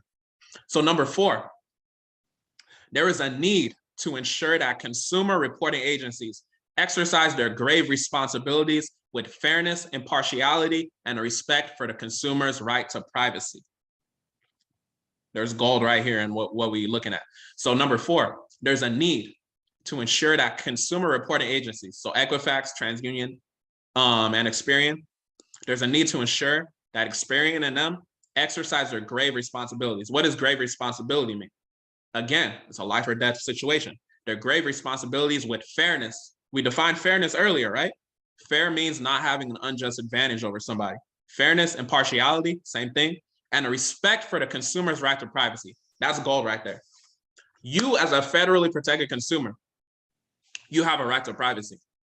So we're going to get into as far as like the weapons I would use when it comes to issuing your demand in your dispute letters, but there's gold right here. So a lot of times y'all have heard me on the podcast or on social media, I'll be like 15 USC 1681B number 2 talks about written accordance of the consumer.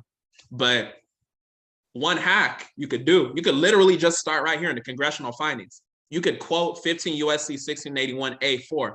A4 says, I as a consumer have a right to privacy. So by them publishing information, a collection, a medical bill, that's a violation, right? So you could use that as ammo when it comes to your dispute letters. Before we move forward, any questions on this page? Let me know how y'all feeling. Are y'all taking notes? Are y'all getting value? Let me know below. Let me know below. Participate. Y'all sleeping? Let me know how y'all feeling. Y'all good? Let me know. Let me know if y'all good. Let me know if y'all good. Can y'all hear me? Let me know if y'all good. Let me know if y'all not good. Let me know. Let me know how y'all feeling. Type down below before I continue. Let me know if y'all good.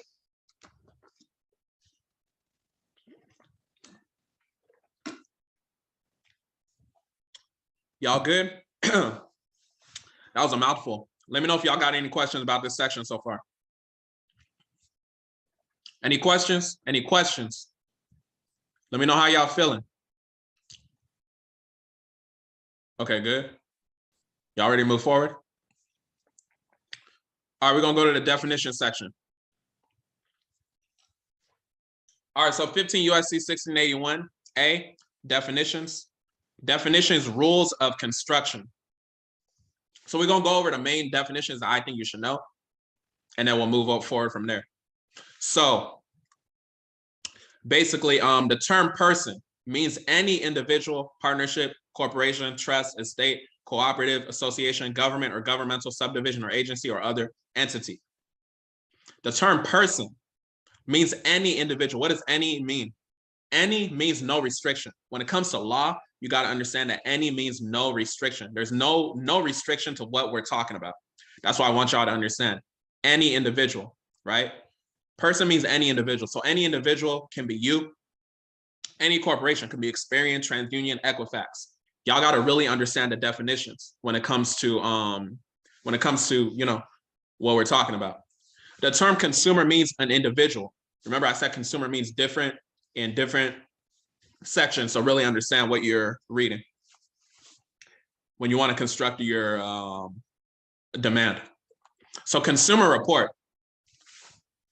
The term consumer report means any written, oral, or other communication of any information by a consumer reporting agency bearing on a consumer's credit worthiness, credit standing, etc. Right? The main thing I want y'all to understand right there is your consumer report is basically like your credit report. So really understand that too. And then what I want y'all to really understand is the exclusion section. So if you see exclusions right here, we're going to read the exclusion section and look at one of them. So except as provided in paragraph 3, the term consumer report does not include. Last time I checked, does not include means it's not supposed to be included. So the term consumer report does not include, right? Does not include. It does not include a report containing information solely as to transactions or experiences between the consumer and the person making the report. Remember, it's definitions. Between the consumer and the person making the report. So a lot of times when you're constructing your argument or your demand, your letter, you want to look at 15 USC 1681A 2AI. You want to use this section right here, 2AI. You want to literally copy it and paste it in your template letter and be like, oh, you know, it's a violation because your transactions or experiences aren't supposed to be included in your consumer report. What is a transaction or experience? An experience is a fact that you took out a credit card with Chase. Why is it being reported to Experian, TransUnion, and Equifax when you have a right to privacy as a consumer? So that's an experience. The fact you apply for something, you have an inquiry, a hard inquiry, that's an experience. That's not supposed to be included on your consumer report. So that's a violation right there. So in your very first letter, you can use 15 USC 1681A 2AI in your dispute, and that can help you move forward as far as, you know, your argument. So keep that in mind. All right, so that's 2AI. I want y'all to realize that. And then B. So 15 USC 1681A 2B. Remember, we're still in the exclusion section. So it means what's supposed to not be included in a consumer report, right? So any, when you see any, the word any means no restriction. Any authorization, or when you see the word or in law, it means you can choose either side you want to be on. Any authorization or approval of a specific extension of credit directly or indirectly by the issuer of a credit card or similar device. So when it comes to credit card, the term credit card has the same meaning as in section 1602 of this title. So that's truth in lending. We're not supposed to be focused too much on truth in lending, but I just want to show y'all, you know, the definition section. I want y'all to be in a habit of going to these sections when you see a new word and just read what it says. So 1602L is what a credit card is defined as. It just basically means any card, plate, coupon, book, or other credit device existing for the purpose of obtaining money, property, labor, or services on credit. So any card, any means no restriction, like I said. Your license plate is a credit card. Your social security number is a credit card, right? That's the whole point of that. Your social security card or social security number, meaning that was what you used in a transaction when you were able to get that credit. That's what they're talking about in the exclusion section.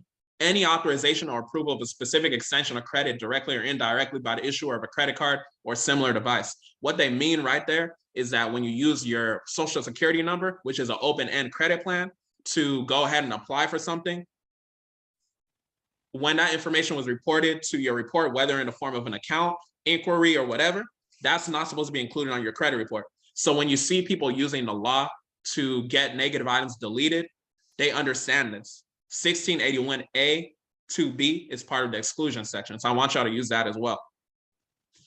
So write this down, 15 USC 1681A to AI, which talks about transactions and experiences. And then 15 USC 1681A to B, which talks about authorization or approval of a specific extension of credit. And that's basically the use of your credit card or social security number. So yeah, just keep that in mind. I believe that was all I wanted y'all to know on this section. You guys know the term consumer reporting agency. Okay, let's look at the term file real quick before we continue.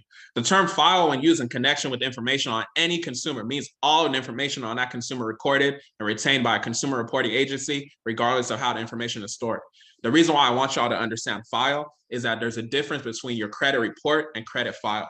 You can send a letter to Experian, TransUnion, Equifax, and be like, I'm requesting my credit report. But you can also request your credit file. Your credit file has more information on you that they have on you.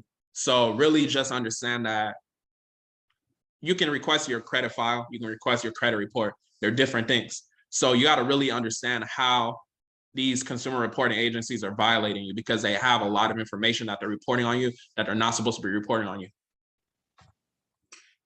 I think that was all I need y'all to understand in this section. Yeah, that was all I need y'all to understand in this section. So the next law we were going to go to, I think it was, it's B, 1681B. So let's see if they'll allow me to move forward. Let me know how y'all feel in the comments. Y'all good? Y'all following? Okay, they starting that nonsense now. So I got to go over here. So y'all good? Y'all following me? Any questions? Let me know if y'all good. Let me know if y'all good. If y'all following me, y'all sleeping, let me know. Let me know in the comments below. All right, so 1681B, permissible purposes of consumer reports, right? Permissible purposes of consumer reports. So when I said we're going through sections, I just want y'all to go through the main things I want y'all to know. The main sections I want y'all to know. So permissible purposes of consumer reports. Remember, your consumer report is your credit report. So the main section I want y'all to know is literally right here. Subject to subsection C, any consumer reporting agency may furnish a consumer report under the following circumstances and no other, in accordance with the written instructions of the consumer to whom it relates. What does that mean? It means that they cannot publish a consumer report unless they get your written instructions. Did you give Experian written instructions to publish that inquiry that you got from applying to a Bank of America credit card? The answer is no. Did you give them written instructions to publish, that negative account, those late payments? The answer is no. So that's a law that you can use as far as your weapons too, when it comes to disputing this negative information or demanding your information be deleted from your consumer report. So that's one thing I want y'all to realize. That's all I want y'all to take from that section. 1681B number 2, it just says that they have to have your written instructions to publish anything, to furnish anything on your consumer report. So keep that in mind. So when you understand that, basically anything can be removed from your consumer report. You as a consumer, you have a power to understand what needs to be reported, what doesn't need to be reported, because you have a right to privacy. Remember that. All right, so now I want to go to 1681C-2, which is the block of information resulting from identity theft. Y'all good? Let me know below how y'all feeling. Participate. Let me know how y'all feeling. Let me know how y'all feeling. Let me get a water break before we continue. We get a water break. Y'all following or y'all sleeping? If y'all sleeping, just let me know. Well, if y'all sleeping, y'all gonna be sleeping. All right, 1681B. Yeah, it's 1681B number 2. Oh, you said go back. It's 1681B number 2. 1681B2.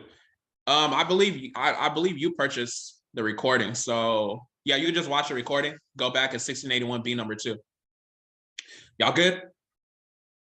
Are we going to continue? So 1681C-2, block of information resulting from identity theft. This is an important section. I need y'all to really understand. A lot of y'all be DMing me about, FTC reports and inquiries. So you want to really pay attention here.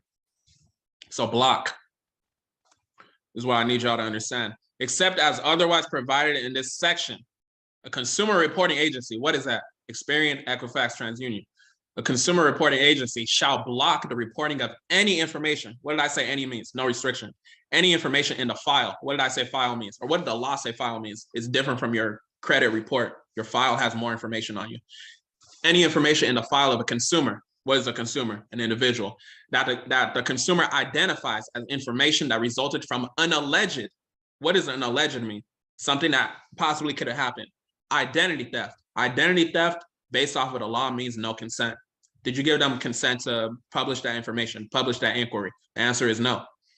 Not later than 4 business days after the date of receipt by such agency of appropriate proof of the identity of the consumer, which is what you submit with an FTC report, a copy of an identity theft report, which is the FTC report, the identification of such information by the consumer. So the account you want to remove, the inquiry you want to remove, whatever. A statement by the consumer that the information is not information related to any transaction by the consumer. So, your personal statement section when you write an FTC report. So I want y'all to have block of information in y'all tool belt because of the fact that it's an important section. And it says right here, I want y'all to really realize not later than 4 business days. How can we calculate that they have to, delete the information not later than 4 business days? We send a certified mail. When you send something certified mail, they have to sign that they received it. So if they don't delete those inquiries that you submitted an FTC report for, or those accounts that you submitted an FTC report for, you've already trapped them in a violation. And then we're going to go to the section later on in terms of what you can use for violation. 1681N, 1681O, you have a couple options in the FCRA. So 1681C-2, block of information resulting from identity theft. I just want y'all to not be scared about identity theft because from a law standpoint, it means no consent. You didn't give them consent to publish information. And then what's important too is an alleged identity theft. Congress is giving you power here. Even if it wasn't identity theft, it's alleged identity theft. I can't tell you what's an alleged identity theft. Me personally, if I go apply for something tonight, let's say I go apply for a credit card with Navy Federal tonight, I get an inquiry on my TransUnion consumer report. If I want to remove the inquiry, that's an alleged identity theft, right? I know I did it, but that's an alleged identity theft. So y'all got to really understand the language that Congress is throwing you. Congress is giving y'all, they're throwing y'all an alley-oop. You just got to dunk it. You just got to understand the language. So really understand that. And that's going to help you with your demands. So I encourage y'all, if all of this is a little bit fast for you, just watch the replay and then you'll be able to master it and master your deletions. So really understand, not later than 4 business days. If it's a 5th business day, bring them to 1681C-2. Let them know that, right? When I was getting cars for Turo, y'all know I do cars for Turo, and I was getting a lot of inquiries because I had financing through Bank of America for business, but then I was at a place where I had to get it in my personal name. So the Bank of America business auto loan approval that I had didn't work for that particular situation. So I had to run, the credit or whatever, but I already knew I could remove the inquiry. So I just let them, because I like to test out different things. So once that happened, I submitted a FTC identity theft report. I understood the block of information. And, I called them once they received it. I literally read the law to them. And luckily for them, they didn't do a violation because it was gone within the 4 business days. But sometimes it takes breaking down the law to these people to let them know, what it is. So really just, put this in your tool belt and that will help you move forward. What was the next law I wanted y'all to understand? C-2. Okay, yeah, we're going to the remedy section. Someone asked earlier, are we covering remedy tonight? We're not covering remedy, but we're gonna go over the section you can use. Because I don't want to overflow y'all with information. And we can do a separate class on remedy. So we need debt collectors. and things like that. We're gonna save all that for the mentorship though. But you know, just keep that in mind. All right, so 15 USC 1681N, civil liability for willful noncompliance. Before I continue, any questions? That's me wanting to take a water break. I'm talking like crazy. Any questions?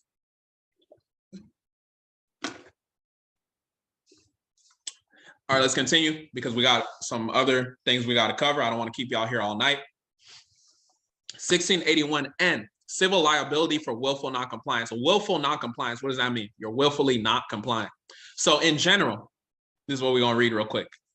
Any person, remember what we said person means earlier? It could be a corporation, it could be an individual, it could be whatever. When we're looking at person, we're looking at Experian, we're looking at Bank of America, we're looking at the people that violated us. Any person, any means no restriction. Remember that. Any person who willfully fails to comply with any requirement imposed under this subchapter with respect to any consumer is liable to that consumer in an amount equal to the sum of what? Any actual damages. So A1A is your sauce. B has some even more sauce, but A1A, any actual damages sustained by the consumer as a result of the failure or damages of not less than $100 and not more than $1,000. So in A1A, they're saying the damages that come to you can't be more than $1,000. Why do you think Congress said that? You got to read between the lines. The reason why Congress put that there is because they understand that you could be violated way more than $1,000. Let me give y'all a scenario. Let's say I'm in a situation where I have a late payment. Let's say I have a late payment and it stopped me from getting an approval for a house. Is any house going to be just $1,000? That damage is going to be way more than $1,000. What if I lost out on $500,000 house? So Congress, by putting that A section, they understand, they limited, the damage because they understand the fact that you're going to sustain damages that are greater than $1,000. What if I'm sleeping at night and I'm just like, dang, I got a denial. And, I have mental damages. I have mental anguish. I'm scared to see what's on my consumer report. Mental damages are going to be way worth more than $1,000. So just really keep that in mind and read between the lines in the civil liability sections. So let's go to B though. B is even, more sauce. So in the case of liability of a natural person for obtaining, okay, let's go back to what it said earlier. Any person who willfully fails to comply, right? In the case of liability of a natural person for obtaining a consumer report under false pretenses or knowingly without a permissible purpose, actual damages sustained by a consumer as a result of the failure or $1,000, whichever is greater. So when it comes to the civil liability section for willful noncompliance, you want to use section B. Why do I say that? Let's go back to my example with the house. They said it's going to be a damage of $1,000, but whichever is greater, right? If I lost out on a $500,000 house, is that not greater than $1,000? So you got to understand the language that Congress is saying. Congress tossed you to alley-oop. It's just for you to understand what's going on. So when you are talking about civil liability section, let's say you're not getting, your desired result as far as the deletions. Because number one, I want y'all to focus on deletions. Focus on deletions, and then you can go for the money after. Focus on deletions first. Master the deletions. So let's say they don't want to remove an inquiry, right? You're going to bring them to the civil liability section. You could use A and be like, oh, it's going to be $1,000. Or you could even use B and be like, this inquiry stopped me from getting an approval. Now I'm on the streets or something. I wasn't able to get my house or something like that, right? Just really point them and let them know that whichever is greater portion of it, and break it down to them. You got to break it down to them because most people don't understand these laws or what they even mean. So you got to really break it down in layman's terms. And that's the whole purpose of this introduction class. We're going to have a separate class, like I said, as far as remedy. I have a client right now that's being sued. But yeah, we're gonna go through that and just the process of how I would go about that personally. So yeah, that's 1681N, civil liability section. Have this in your tool belt and understand that the civil liability section in the Truth in Lending Act is 15 USC 1640. Civil liability section in the Fair Debt Collection Practices Act is 15 USC 1692K. So both of those sections Fair Credit Reporting Act, or Fair Debt Collection Practices Act, and Truth in Lending Act. Both of those sections have one apiece, civil liability section. But the Fair Credit Reporting Act is special because they have two. They have 1681N, they have 1681O. Let's see if they'll let me go right away to it. Okay, yeah. So civil liability for negligent noncompliance. So not only can you hit them for willful noncompliance, you can hit them for negligent noncompliance. You're being negligent if you're not deleting that item I told you to delete after I proved to you that it's inaccurate. What is inaccurate? Something that is not of value to me as a consumer. Remember, accuracy means a measure of value. We're not talking about correct. We're not talking about something that's right. We're talking about Black Law's dictionary. Accuracy is a measure of value. Is it valuable to you as a consumer? Is it valuable that I have an inquiry that's holding me back from getting what I need to get? That's a question you need to ask yourself. So any person who is negligent in failing to comply with any requirement imposed under this subchapter with respect to any consumer is liable to that consumer in an amount equal to the sum of, listen, any actual damage sustained by the consumer as a result of the failure, right? So any actual damages. So again, they're just reiterating the fact that you can get these furnishers of the information, meaning like Bank of America, whoever put the inquiry, or these CRAs, consumer reporting agencies, you can get them in trouble based off of these sections if they're failing to delete the information you tell them to delete. So second one is important too. In the case of any successful action to enforce any liability under this section, the cost of the action together with reasonable attorney's fees as determined by the court. So I wouldn't necessarily use number 2. I just want to point it out to you because it says in the case of any successful action. Why is that different from number 1? Number 2 is different from number 1 because number 2 has to be a successful action. So you have to be successful in, your debate with the court. But number 1 says any actual damages. You as a consumer, you're always successful because you define actual damages, right? So really keep that in mind. So I just want y'all to understand when it comes to number 2, it has to be a successful action. Not to say that it can't be a successful action, but to me, I like to go with what's easy. What's easy is I could just say, oh, I sustained mental damages. I wasn't able to get an approval for what I got. But with number 2, it has to be successful action. Successful action meaning that's determined based off of someone else's perception. You don't want to be in a situation where it's determined based off of someone else's perception. So yeah, keep that in mind. We're gonna go over one more law, and then we're gonna go to the next section. I believe that is S2. Let me make sure on my list right here. Yeah, S-2. Okay, so this one is some real sauce too. So this is the last law, and then we're gonna move forward. So 1681 S-2, 15 USC 1681 S-2. Responsibilities of furnishers of information to consumer reporting agencies. We got to break that down first. Responsibilities of furnishers of information to consumer reporting agencies. So some people might read that and they think, okay, they're talking about Experian, they're talking about Equifax, they're talking about TransUnion. You would be half correct, right? So furnishers of information, that means Citibank. That means Bank of America. That means the people that actually put that information on your report. I had a call with a client, and I know some of y'all that, well, I think most of y'all follow me on social media. You've seen me say like I'm not doing consultations. So the consultation was with someone in my cat friend circle. So my cat friend circle, if you don't know, is my private IG community where I'd be giving out, weekly game and things like that. So that's why we had a consultation. It's not like I was just having a consultation to have a consultation. So I had a consultation with a client, and she was basically not knowing the fact that you can go after the furnishers of the information on your report, right? So I want y'all to understand that you don't only have to go after Experian, TransUnion, and Equifax. You can go directly to the furnishers of the information. And I would say it's even better if you go directly to the furnishers of the information, because you got to think about it. If you're in a situation where you have an account and that came from like Bank of America, or you have an inquiry and that came from Bank of America, you run directly to Experian, TransUnion, and Equifax. It's like, go take it with the person you have the problem with first. You know what I'm saying? So really understand, you can send these demands to the furnishers. You can send the demands to the consumer reporting agencies. So responsibilities of furnishers of information. So responsibilities of Bank of America to consumer reporting agencies, to Experian. Responsibilities of Bank of America to Experian. So that's how you should read the report. Remember, it's a language, so just substitute different words and phrases. I hope y'all taking notes so that you can look back on your notes, study it, and make these substitutions. I've been studying this stuff for, quite some time, so I might be going a little bit quick. I might not be going as quick for some of y'all too. So, but just really take notes, and then, you'll be on your way.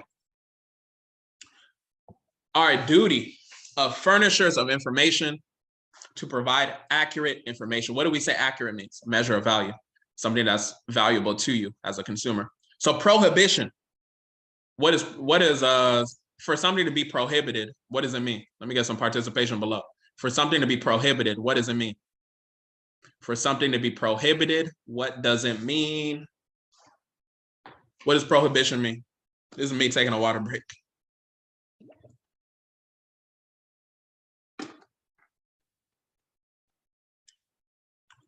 Isn't allowed? Perfect. Okay, yeah. So for something to be prohibited, okay, not allowed. Yeah, exactly. So isn't allowed, not allowed, however you speak, whatever, is the same thing.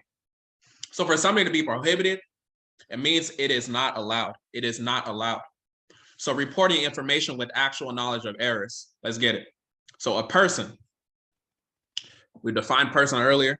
I've said it multiple times, so y'all should know what a person means. So substitute a person with experience, substitute a person with Bank of America, whoever. A person isn't only you as a consumer. So a person shall not furnish any information relating to a consumer to any consumer reporting agency. So to Experian, if the person, so Bank of America, if Bank of America knows or has reasonable cause to believe that the information is inaccurate. There was a lot said right there. So basically says Bank of America, Chase, whoever you have a problem with, they can't furnish any information to Experian, TransUnion, Equifax if they know that the information is inaccurate. These furnishers of the information, they have the ability to remove, this inquiry and all that stuff from reporting. So really attack the furnishers of the information. Take the problem with who you have the problem with. It doesn't always have to be Experian, TransUnion, and Equifax. You can just send to them as extra measure for a paper trail if you want, if it goes deeper than what it needs to be. So the reason why I like this section right here, and we're gonna get into it in the actual the template letter. The reason why I like this section right here is because of the fact that you got to understand this part right here. Reasonable cause. This is my favorite part. This is my favorite part in how my clients have gotten student loans deleted. I had someone with a late payment. They got it reversed back to them. So yeah, this is really the sauce on how you get these deletions. So reasonable cause to believe that the information is inaccurate. How do you make sure that they have reasonable cause to believe that the information is inaccurate? You make sure of that by your first round being you define accuracy to them, and then you let them know that therefore the information is inaccurate. So what does this entail? This entails breaking down the law to them. So then you quote 15 USC 1681 S-2 A1A, and you show them, look, I sent you in my last letter, the fact of the matter is that this information was inaccurate. And now I'm sending you the second round letter, S-2, to let you know that you have reasonable cause to believe that the information is inaccurate. They have reasonable cause because you let them know in your initial letter that this information is inaccurate. And they can't say that they didn't receive your letter because you sent it certified mail and then you got the green return receipt. You see how this is a system? You want to trap them, basically. So I want y'all to have the mindset of, I don't necessarily need to get my result in the first round or whatever. But to be honest, I had a client, she simply sent a debt validation letter and got a student loan deleted, but it doesn't always happen that way. Everybody's situation is different. But I want y'all to really understand, you want to set them up. So use 15 USC 1681 A4. Be like, oh, this is a violation of my right to privacy, so information is inaccurate. Use 1681 B number 2. Written accordance of the consumer, right? This is a violation because I didn't give you written permission. Use the exclusion section, 1681 A2AI, experiences and transactions, or 1681 A2B, authorization or approval, right? I gave y'all 4 sections y'all can use in your first round. And when it comes to late payments, you can use 1666B, timing of payments, or you can use 1666, go down to B, correction of billing error. That's 6 different laws y'all can use as your initial round. And then you hit them with round 2, 1681 S-2, right? Y'all got to really understand that. This is the language of the law. So like I said, if I'm going a little bit too fast for you, just play the replay and y'all will be able to really understand it. Just study it every day and y'all will understand it. So yeah, this is 1681 S-2. I think that was all the laws I wanted to cover. Any questions so far before we move forward? We're going to move to a deletion letter example, and I'm going to break down more of what I was talking about as far as, the rounds. I think most of y'all at least bought one template letter. So what we're going to look at should be familiar to y'all. Let me know if y'all got any questions. Let me know. How y'all feeling so far? Are y'all following? Let me know how y'all feeling so far. If y'all following, if y'all good, let me know if y'all taking notes. Let me know if y'all gonna watch a replay. Let me know. Let me know if y'all sleeping. If you can, let me know.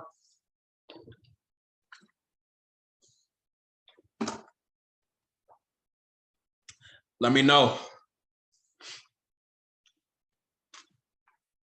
Let me know how y'all feeling, or if y'all got any immediate questions. Let me know. Yeah, we're about to look at the template letters. Where can you purchase the template letters?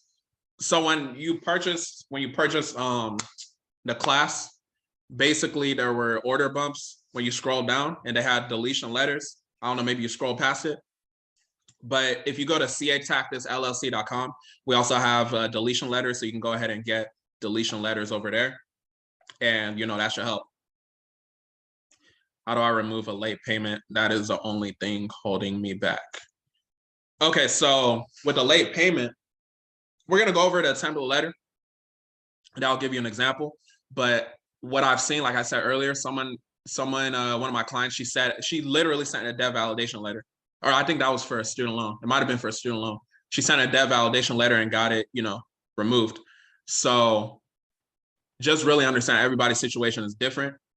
But if you figure out that, you can't do it by yourself, you can go to catactisllc.com. You could book a free credit repair consultation. We will get you handled and, go on about that. Feeling good? Okay, good. Got a lot of notes. Okay, good. That's perfect. I hope you study the notes. And I remember you purchased the replay as well. And I think you might have got the bundle. Did you get the bundle? I think you got a bundle too. Okay, so we're gonna look at the example. Majority of y'all are doing to hosts and panelists. I hope y'all know that you're not typing to everybody, which is fine, but ain't nothing wrong with that. I just want to let y'all know. Okay, let me get out of here. Okay, so the deletion letter example. So a couple of y'all already got this, but this is basically how I would construct an example deletion letter. So now that we understand the law, we understand the language of the law, we don't want to make it too deep. We just want to send them a simple letter to get this deletion letter removed. Do I always have to send an affidavit of truth? Okay, we're gonna get into affidavit of truth, but you don't necessarily always have to send an affidavit of truth. I'm gonna cover that in a little bit. So you're getting ahead of me. Relax. No, I'm playing. All right, so first of all, you want to put your name, your address, all that, and then you're going to put the date, and then you're addressing to Experian or the furnisher of the information, whoever you want to address. So what I would put is to whom it may concern, and then I would put I received a copy of my insert your report, whatever it is. It could be Experian, TransUnion, Equifax, whatever you got a problem with. And I noticed you're going to insert the negative item that needs a deletion. I noticed this that needs to be corrected. They are as follows. Put down the account number, put down the account. Very, very basic information. You're literally letting them know. I noticed something on my report. This needs to be deleted. And we're making a demand. We're not making a request. This is a demand. I want y'all to have that mindset. So then you immediately let them know. Your company is in violation of the Fair Credit Reporting Act, otherwise known as 15 U.S.C. 1681. One thing I want y'all to know too, with template letters, I don't want y'all to just copy what it says verbatim. Plug in your own words. Template letters are meant to be a guide in terms of how you should do it. And I used to actually not even sell template letters just because I was, worried that people would just copy it verbatim. And I had these template letters for a while, but it's just that when I was on consultation calls, I would just tell people how I would, construct it. But y'all getting the information as far as looking at it here. And I know some of y'all purchased them already. So I just want y'all to be responsible with how you actually use the template letters. So let them know they violated the FCRA. Then what the best practice that I like to do is literally copy the law and break it down to them. So this is a round 2 letter that we have as an example.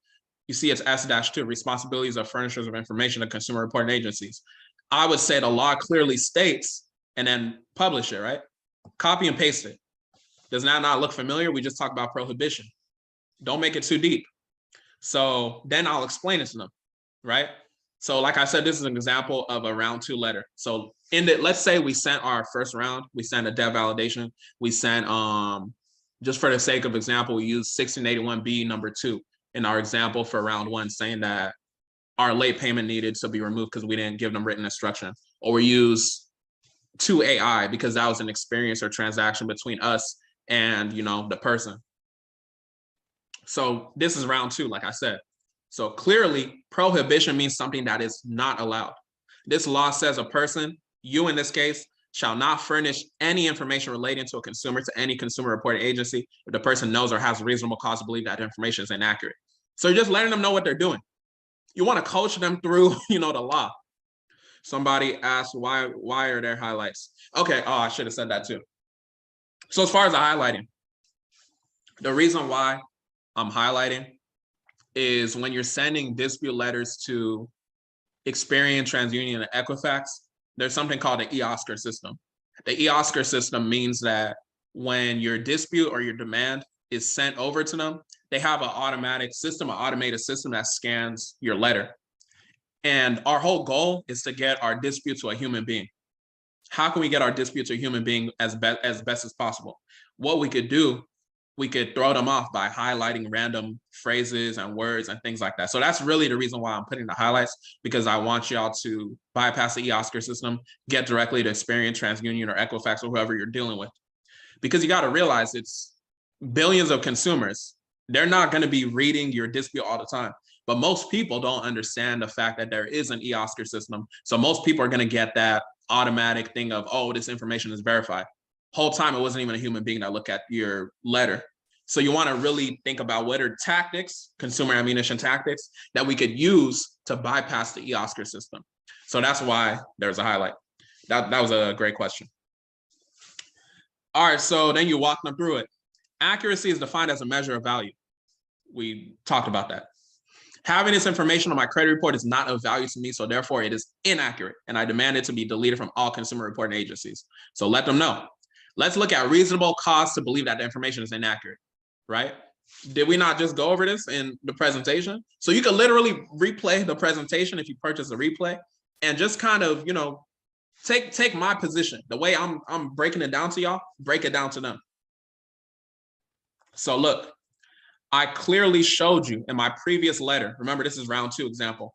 In my previous letter that you received via certified mail. This is why we send certified mail, because they can't lie. Oh, I didn't receive it. They have to sign that they received it. That you have reasonable cause to believe that the information is inaccurate by me clearly defining accurate and what it means to be inaccurate and pointing out the laws that you violated. Therefore, the information being inaccurate, right? So this is just an example. And then while we're at it, right? While we're at it, pursuant to 15 U.S.C. 1681A4, like I told y'all can go as simple as just going to the congressional findings. This is where it states Congress makes the findings. There's a need to ensure that consumer reporting agencies exercise their great responsibilities with fairness, right? But the most important part is the respect for the consumer's right to privacy. So once you say that, remember, a lot of these people, they don't know what the law is. They dumb, so you got to break it down to them. So clearly my right to privacy as a consumer has been violated by publicly reporting this information when I never gave your organization permission to report my information. Right, that's a mouthful. Keep that in mind. All right, so, remember, this is a round 2 letter. So now what you could say is, you don't got to say, remember, this is a guide.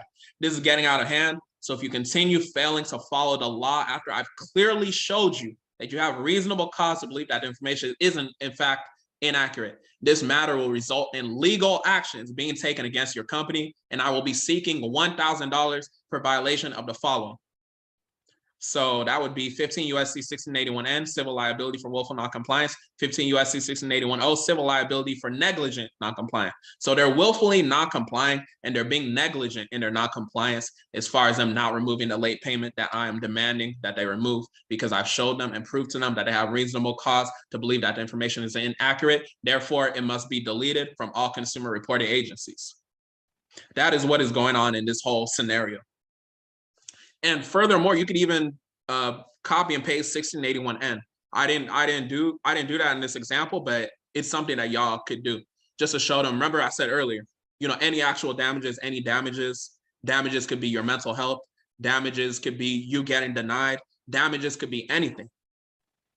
And you just point out the fact that they're in violation of $1,000 per violation. Remember, I said in a separate class, we're gonna walk through the $1,000 per violation. I saw somebody ask, how do we get the money from them? We're going to walk through that in a different class, but I want y'all to really, really focus on getting these deletions first. Let's focus on the deletions and then we'll get the money after. All right, so then what I would do to end the letter, it doesn't matter how much time you give them. You can give them 30 days or whatever, but I just put an example. You could put, you have 14 days to respond upon receipt of this letter to delete the reference items and send me a new letter, notify me that the information has been deleted from all consumer reporting agencies, and also mail me a copy of my report, right? So you as a consumer, remember, you're giving them instructions. So when it comes to like debt, when it comes to Fair Debt Collection Practices Act, we're not talking about that today, but just for the sake of my example, you could literally send them a cease and desist and tell them, when it comes to like a collection or something, you could tell them to stop contacting you because you're trapping them in a situation. You tell them to stop contacting you. If they continue contacting you, that is a violation because you have a right to privacy. I've shown you like 18 times you have a right to privacy. So keep that in mind. And then you'll end it with best regards and your name. And a best practice is you want to always have a copy of your ID and a utility bill showing your proof of your address, your current address, right? So you want to also mail that with your demand, because a lot of times these consumer reporting agencies do things that are called stalling tactics. So if you don't send your form of ID, they might be like, oh, it's not you. We're still looking into your case. We need proof of, whatever. So because they're going to do that a lot of times, just send them your identification right away. Want to give them no excuses, right, to move forward with the process, because you got to understand that credit takes time. So if we can minimize the amount of work we got to do, the better we'll be within our situation. So that's an example of how I would walk through a demand. This is how, my clients have gotten negative items deleted, and this is how you're going to get your negative items deleted. And one thing I'll say that's worth mentioning too, because I was on a consultation call too with this girl, and she was basically saying how she was tired of, sending letters after letter. Why is it not working? She got a couple of bureaus off, but I said bureaus. When we talk about the language, you know what I mean, Experian, TransUnion, Equifax. So she got a couple of the consumer reporting agencies off, but it was one of them that wouldn't budge. I want y'all to have that mindset. You got to be consistent. Not only do you have to be consistent, you got to be persistent. I had a client, she went like 7 rounds just to get an item deleted. So imagine if she was like, oh, I'm doing 5 rounds, it doesn't work. Or I did 6 rounds and it didn't work. All she needed to do was 1 more round. So when it comes to sending these letters, whether you're sending like an FTC report, one hack I'll say is you want to send the same thing you're sending and then send a new one. So let's say you send an FTC report, 14 days later, I would send a new one, but maybe 10 days later, I'd send the same one just as a reminder, just constantly be in the flow of it. I covered it on the podcast. I don't remember what episode it was, but just binge listen to the podcast and you'll hear what I meant by that as far as the FTC example. Any questions based off of the template letter? Let me know. Any questions based off of the template letter before we move on to the affidavit of truth? Any questions? Any questions? Let me know. Let me know. Let me know. I need a water break. How y'all feeling?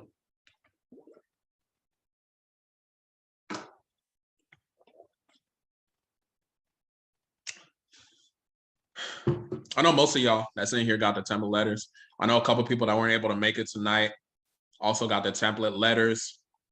But let me know if y'all have any questions as far as these laws. Thank you for the information, King. This is helpful. No problem. Thank you for pulling up. Thank you for investing in yourself. Thank y'all for investing in yourselves. Okay, we're gonna move forward to the affidavit of truth example. Hopefully y'all not tired. All right, so affidavit of truth example, very simple. There are 6 parts to an affidavit of truth. That's all I want y'all to realize. So we're gonna cover the affidavit of truth, then we're gonna cover the process. And then, we're gonna cover a little bit extra resources. And then if y'all got any last minute questions, we'll cover that and then we'll be out of here. So you can take a screenshot, you could do whatever you gotta do with it. But affidavit of truth, number 1, has a title. Number 2, statement of identity. Number 3, statement of truth. Number 4, statement of fact. Number 5, affiant facts. And then number 6 is a notary seal. So basically, with the title, I like to be very, very simple. So you could literally put affidavit of truth, right? Don't got to be nothing serious. So statement of identity. Statement of identity is who you are, right? Do you have an affidavit of truth example to send us? So not technically, but I could put something in the CAT Credit University, like a template letter. That's a good question. I don't even know why I didn't have an example already in there. But I'll type a little bit here, and then y'all can use that. But I'll have a more polished example in the Credit University. That's a great question. Thank you for asking that. So statement of identity is basically who you are. So the way that I put it, I have my example here. I usually just say notice to all. I am, and then you could just say, a natural person. I am the natural person. Your original creditor when it comes to Truth in Lending Act. That's a whole different conversation. Consumer. And then you could say, given the name, surname. Let's say John Doe or something, right? So it's really just who you are. And then I would end it with, and I have been appointed and accept being the executor, both public and private, for all matters proceeding, right? So you're basically establishing who you are. Statement of identity. That's what number 2 is. So number 3 is statement of truth. So statement of truth is basically because affidavit of truth, you can't lie in it because you're under penalty of perjury. It means that it's illegal for you to lie on affidavit of truth. So with statement of truth, you're basically, you're saying that you're not going to lie. So this is how I'd write my example. Whereas I, of age of majority, give this notice to all. I make a solemn oath to the Most High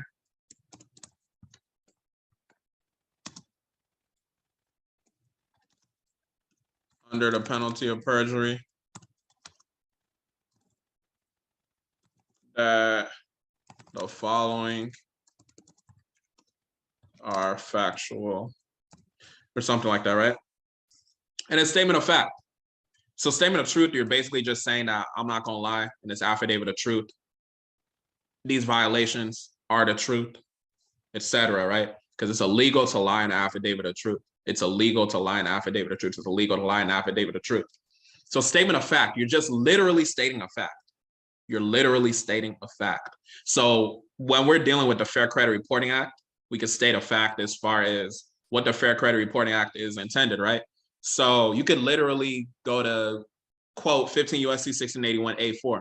You would say like fact, the Fair Credit Reporting Act or the FCRA states that the banking system is dependent upon fair and accurate credit reporting.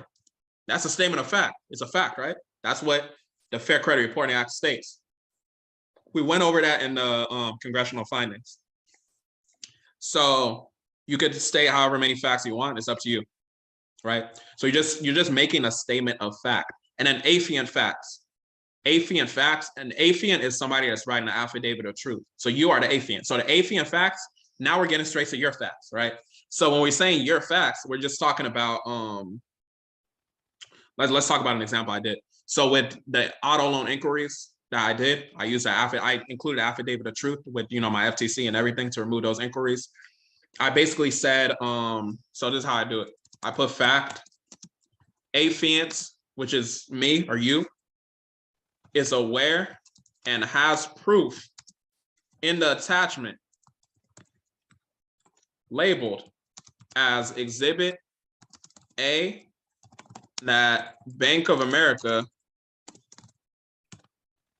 for example, is in violation of, and then you put whatever they violate, 15 USC 1681 A to A I, right? Which talks about the transactions or experiences, because it's not supposed to be on your report. And experience is that inquiry I got, right? Or that inquiry you got. So that's an example, and then you just list all your exhibits. So exhibit is basically proof of how you were violated, right? Because remember, you can't lie on affidavit of truth. It's a fact. So on a separate sheet of paper, I would write literally Exhibit A. I would circle it, Exhibit A, violation of 15 USC 1681 A2AI. So this is what I did when I was removing my inquiries. But I believe I used 1681 B number 2, which is written instruction of the consumer, because I didn't give them written permission to furnish those inquiries on my report, right? So you just list out all the violations that occurred. You don't have to send an affidavit of truth, but it's definitely gonna help. And then number 6, the final part is a notary seal. So every affidavit of truth has a notary, right? So the notary seal, when you get to the notary seal, you could, before you get to the notary seal, you could put thank you. I'm just going off my example. I swear to all the information provided, I do so under the penalty of perjury, that the information I so affirm to be true, correct, accurate, to the best of my ability and knowledge, so be it, right? So then you'll include like a signature. Let me scroll down. Like, why is it so low? Signature, and then, you sign it, sworn to, affirmed by, and subscribed before me on the, you insert the date. So today's what? The 30th? Day of what? January? That's when you would insert that. Shout out to Aquarius season. You feel me? Year 2022, right? We're in 2022. So you would put the date and the month, and then you'll put the notary name, which is a person that's, the notary, and then notary signature, and then he or she will sign it, the notary, and then you'll have the actual notary seal. I have an example here. I don't know if y'all can see it. It might be. So that's a notary seal right there, right? So that's basically affidavit of truth. So you'll be publishing affidavit of truths as like extra ammo, just to point out, how they violated you. So keep that in mind. When you see an affidavit of truth, this is the real sauce on it. So with the affidavit of truth, when you go to your affiant facts right here, right? If they don't reply line by line, disputing, saying, oh, this is false, this is false, this is false, then your affidavit of truth is considered correct, right? It's considered correct because they didn't deny it. They're supposed to deny it line by line. Let me give y'all the spoiler alert. They never, you know, line by line say like, oh, this isn't correct, this isn't correct. In my experience from doing it, in my experience from hearing, you know, clients do it, in my experience from hearing anybody do it, I never heard about the company going through an affidavit of truth and denying line by line. Remember, this is law. Affidavit of truth, they're supposed to deny stuff line by line. So what you're doing by submitting an affidavit of truth, submitting multiple of them, you're basically creating a paper trail. A paper trail, because in case it goes to court, if they sue you, you sue them, you have all your paperwork in order. And part of that is making copies of everything. You want to make copies of everything so that you have that paper trail and so that your argument is very, very powerful. And then, you know, it's less likely that you're going to lose what's going on. You can go to court as a pro se litigant, which means representing yourself, and then you'll be good to go because you understand the Fair Credit Reporting Act, you understand the Affidavit of Truth, you understand all these laws because you're going to watch a replay.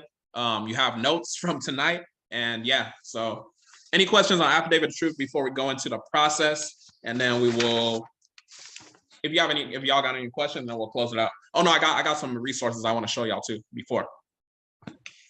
Any questions on Affidavit of Truth?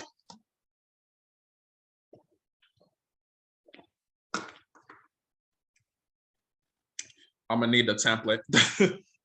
All right, I got y'all.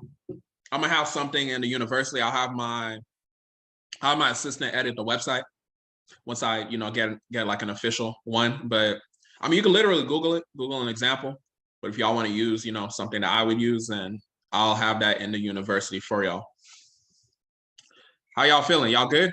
Y'all awake? Y'all sleep? I know y'all East Coast people. Oh, it's only 8:53 for y'all out there though. So y'all shouldn't even be sleeping like that. All right, so we're gonna talk about what's it called? The process, right? So one thing I want y'all to know about the process. This is a process, not the process. My boy say you tired, low key. Okay.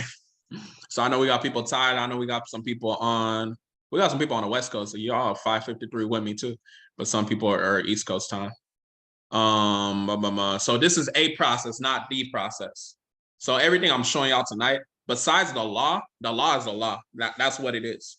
But besides the law, everything else is like negotiable, right? So you don't got to follow how I did my affidavit of truth. Besides having the 6 parts, you don't got to follow this process. You don't got to follow the exact template letter. Everything is a guide. The main thing I want y'all to understand is the language of the law. A lot of people, they want to start running before they walk. You got to walk first. Walking is understanding the language of the law. Walking is getting the deletions and mastering the deletions first before we start running to try and, you know, get excited about money, getting excited about, you know, getting a car, 0 money down, all that, right? Getting a car, trapping them in Truth in Lending Act violations. So really understand mastering deletions first. I want y'all to be very, very confident in mastering deletions. I want y'all to be very, very confident in quoting these laws. And then we could start running. But yeah, let's continue. So number 1, this is a process. Understand the language of the law and how you're violated as a federally protected consumer. Under Title 15, Chapter 41, which includes Truth in Lending Act, Fair Credit Reporting Act, Fair Debt Collection Practices Act, you are a federally protected consumer within this United States corporation pursuant to what? 28 U.S.C. 3002. 28 U.S.C. 3002, if you write that down, you scroll down to number 15, it defines the United States as a corporation. That means the United States is about business. What is business? Doing commerce. Business is money. Business is commerce. Commerce is you applying for, you know, Chase, you applying for Bank of America, you applying for Key Bank, you applying for all these local credit unions, all of that. So the world runs on credit. The world runs on credit reporting.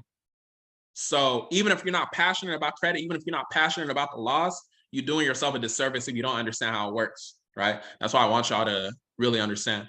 So once you understand it and you understand how you are violated, we can go to step 2. So if it's applicable, send a debt validation letter, right? So an example is like collections. If they trying to say, oh, you know, this is an attempt to collect debt, et cetera, send them a debt validation letter because they have to prove that it is your debt. We're not going to get into debt, but debt is an obligation or alleged obligation, right? Do what you will with that information. So 2.5, draft up a cease and desist notice if applicable, right? So an example is, if you have a collection or something, draft up a cease and desist, be like, stop contacting me. It's a violation of 15 U.S.C. 1692C when it comes to collecting a debt. That's a communication section because a debt collector is not supposed to communicate with you as far as the connection of a debt. So you can draft up a cease and desist letter, and that could be very, very powerful within your situation because you're coming up with a paper trail. Number 3, identify the law or laws you wish to use in your demand for your deletion. Remember, we're going after deletion first. Deletion first before we go to the money. Let's focus on one thing at a time. Deletion first, right? So an example is 15 U.S.C. 1681B number 2, written accordance of the consumer, right? You didn't give them written instruction to publish that information. Identify the law you wish to use in your demand for your deletion. Number 1, we want to get that deletion. We want to get that information deleted from all consumer reporting agencies, and then we will be happy to move on to the next step. Do you have a cease and desist template? No, but you can Google that too, or I can put something in university as well. Dang, y'all want all the letters. You know what I'm saying? But no, I got y'all.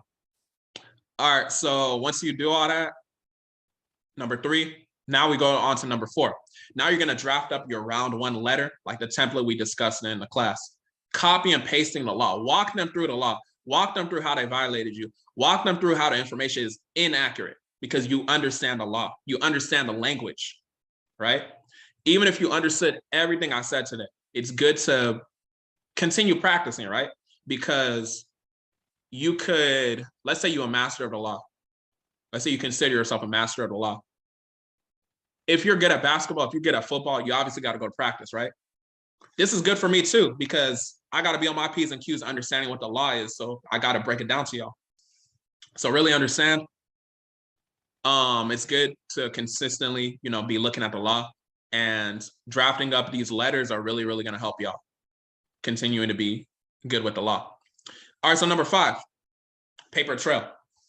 We want to make copies of everything.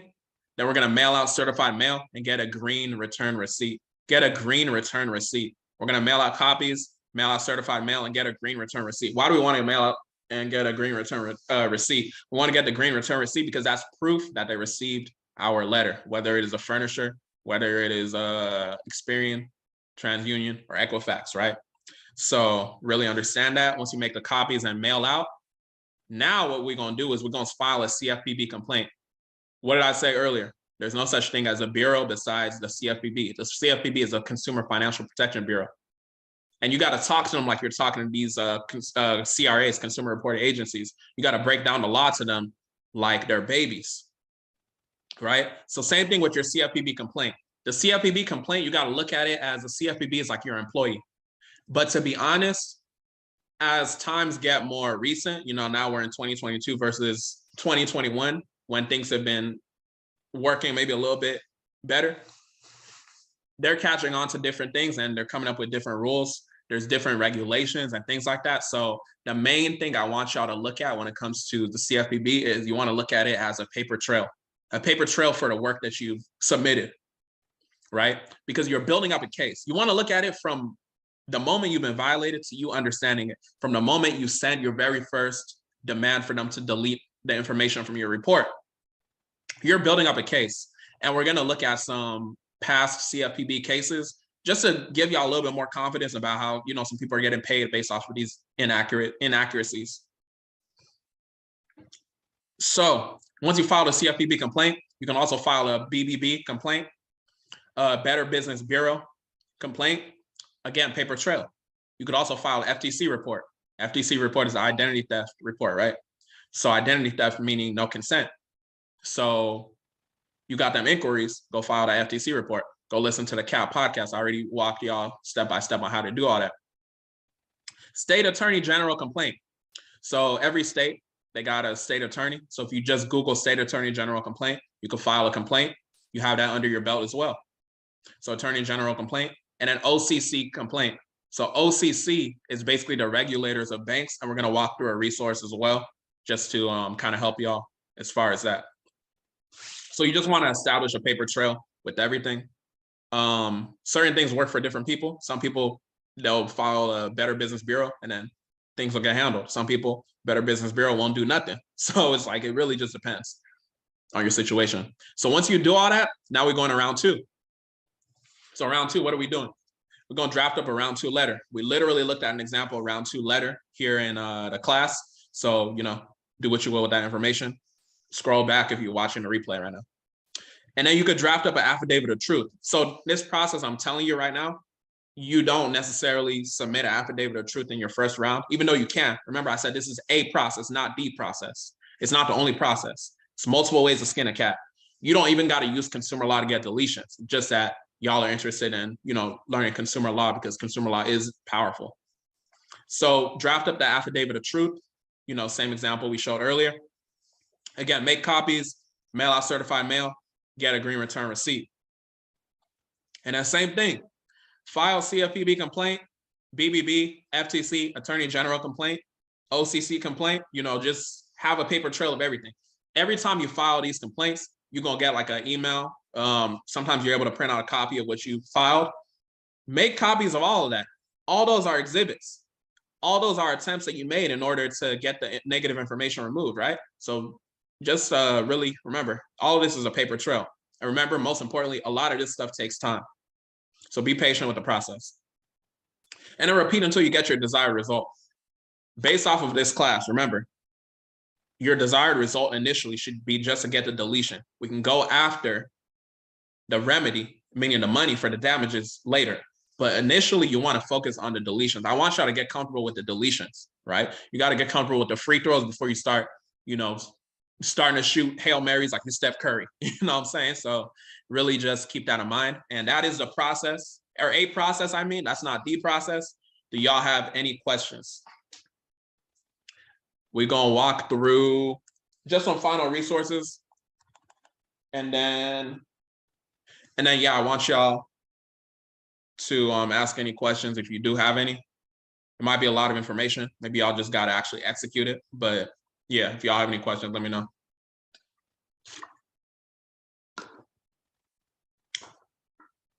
Can you walk through submitting an FTC complaint?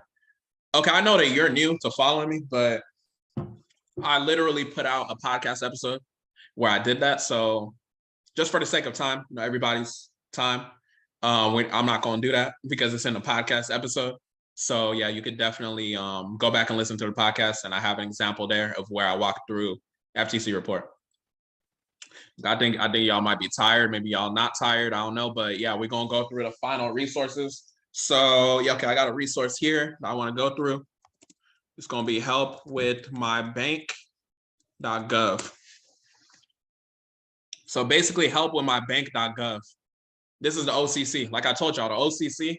Oh, that my light tripping. The OCC is basically the regulator of banks, right? They regulate banks. So they regulate Chase, all them peoples. So if you don't know who regulates your bank, because maybe let's say you're not getting your desired result, I want y'all to go to helpwithmybank.gov. Helpwithmybank.gov. I want y'all to go over there so you can file a complaint. Remember, you as a consumer, you can file a complaint with anybody you want to file a complaint with, right? So this is what they say here. Before you file, try to resolve your issue directly with your bank first. But this is assuming that we already tried to, right? So now what we're going to do is we're going to file a complaint. So you can go here, file a complaint. And what I wanted to show y'all is really number 2. So number 2 says, check to make sure we regulate your bank. So if you're not sure if the OCC regulates your bank, you can go to who regulates my bank, right? So then you're going to come here to search financial institutions. So now we come to the FFIEC website, and this is just a helpful resource just to, give y'all more information on who's regulating your bank. So let's say I want to figure out Wells Fargo, right? So Wells Fargo, I want to look at National Association because I want to just look at globally who regulates, unless they specifically have who I'm looking at. So I see right here, Office of the Comptroller of the Currency, that's OCC. So I've confirmed to myself that Wells Fargo is regulated by the OCC. But if I look down here, Wells Fargo International Banking, they're regulated by the Federal Reserve, right? So the reason why I'm showing y'all this is because if I'm going at Wells Fargo International Banking Corporation, and I think it's the OCC that's regulating them, so I submit an OCC complaint, I'm already going to the wrong target. So you got to really use this as a resource and really understand who regulates your bank. So add that to your tool belt. I want y'all to add that over there. Okay, yeah, last resource, and then we gon', if you guys have any questions, if y'all not sleeping, and then we gonna close it out. So sometimes this is what I do for fun. I just look at CFPB past complaints. So you can look at CFPB past complaints. You come to the database right here, and you see right here, it shows 1 million matches out of over 2 million complaints, right? So this is throughout the world. So you can just Google CFPB past complaints, and this can help you with confidence, right? I know y'all like the money, so we're gonna look at some cases where there was money, right? So we'll scroll down here. So you want to look at the section where it says company response to consumer. Company response to consumer. Who's a consumer? You and I, right? So what we want to look at is we want to look at close with monetary relief. What does that mean?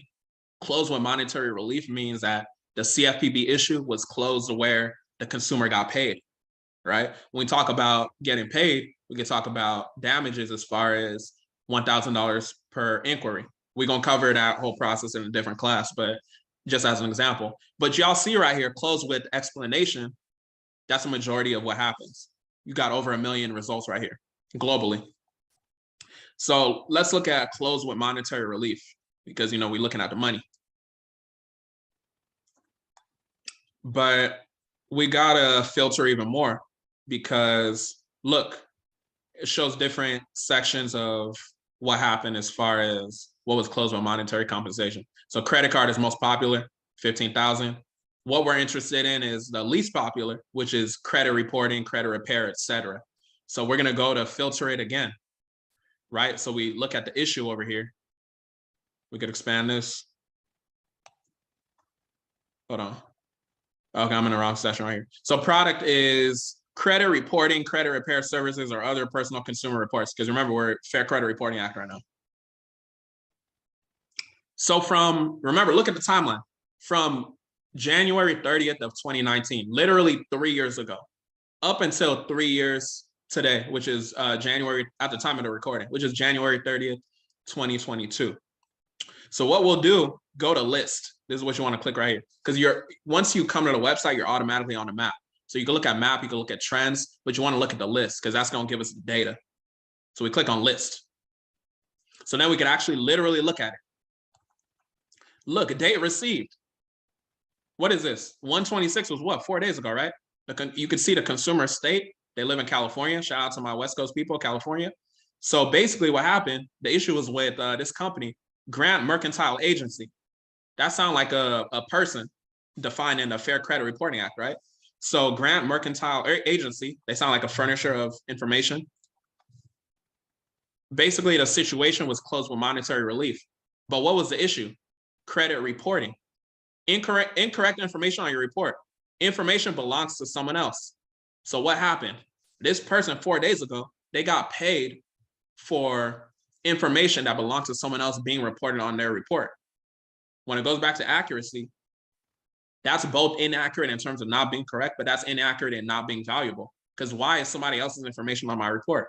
What if that person doesn't have good information? You know what I'm saying? So just look, 4 days ago, going through these sections can give y'all confidence as far as getting paid after we get the deletions.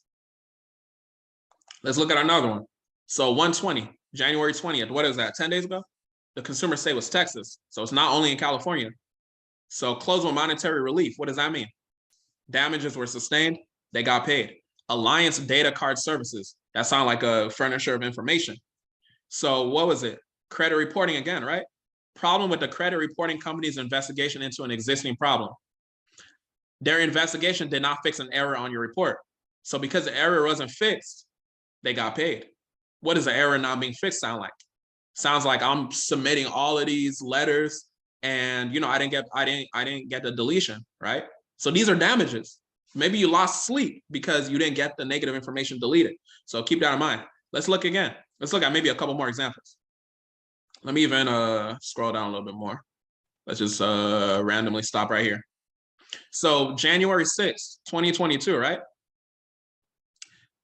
What state? Georgia. Revenue Enterprises, LLC. So that sounds like a company or something. That could be a person. Close with monetary relief, credit reporting issue, account information incorrect. Incorrect information on somebody's report. Account information incorrect, right? So you could literally get paid for information being incorrect. If something's reporting and is incorrect on the report, it would be a disservice to you not to submit a CFPB complaint. If they're not complying with it, that's willful non-compliance. That person probably understood. They have the law at their disposal, 15 USC 1681N. Maybe they did willful non-compliance, or maybe they did 15 USC 1681O, negligent non-compliance, right? So it's really just up to you. Let's look at one more example. All right, so same thing, right? So Citibank was the issue, close with monetary relief. Their investigation did not fix an error on the person's report. So the whole point of me showing y'all this is that it allows you to know people are getting paid for this information. And I want y'all to know that the money is there. You will get paid, but first master the deletions. First master the deletions. I want y'all to master the deletions, right? So last thing I just really want y'all to understand is, I said it earlier, but with the CFPB, you got to understand that you're talking to them like they're babies. Let me stop sharing my screen. So I'm pretty much on that. So with the CFPB, you're talking to them like they're babies. Because you're talking to them like they're babies, you've got to understand that they don't necessarily understand the law. They don't understand all the time what's going on. These are employees that probably get like, $10, $9 an hour or something. They don't get paid like that, right? So they just trying to go home like anybody else. So really, really break down the law. I hope this class gave y'all value. If y'all awake, let me know how y'all feeling below. Let me know if y'all got any questions. Oh, one thing I wanted to say too. I think I said it earlier too, but if you look up 15 USC 1666B, it talks about the timing of payments that could be effective in terms of removing late payments. And then 15 USC 1666, scroll down to B again, correction of billing error. So those are a couple more weapons to add to your tool belt when it comes to deletions.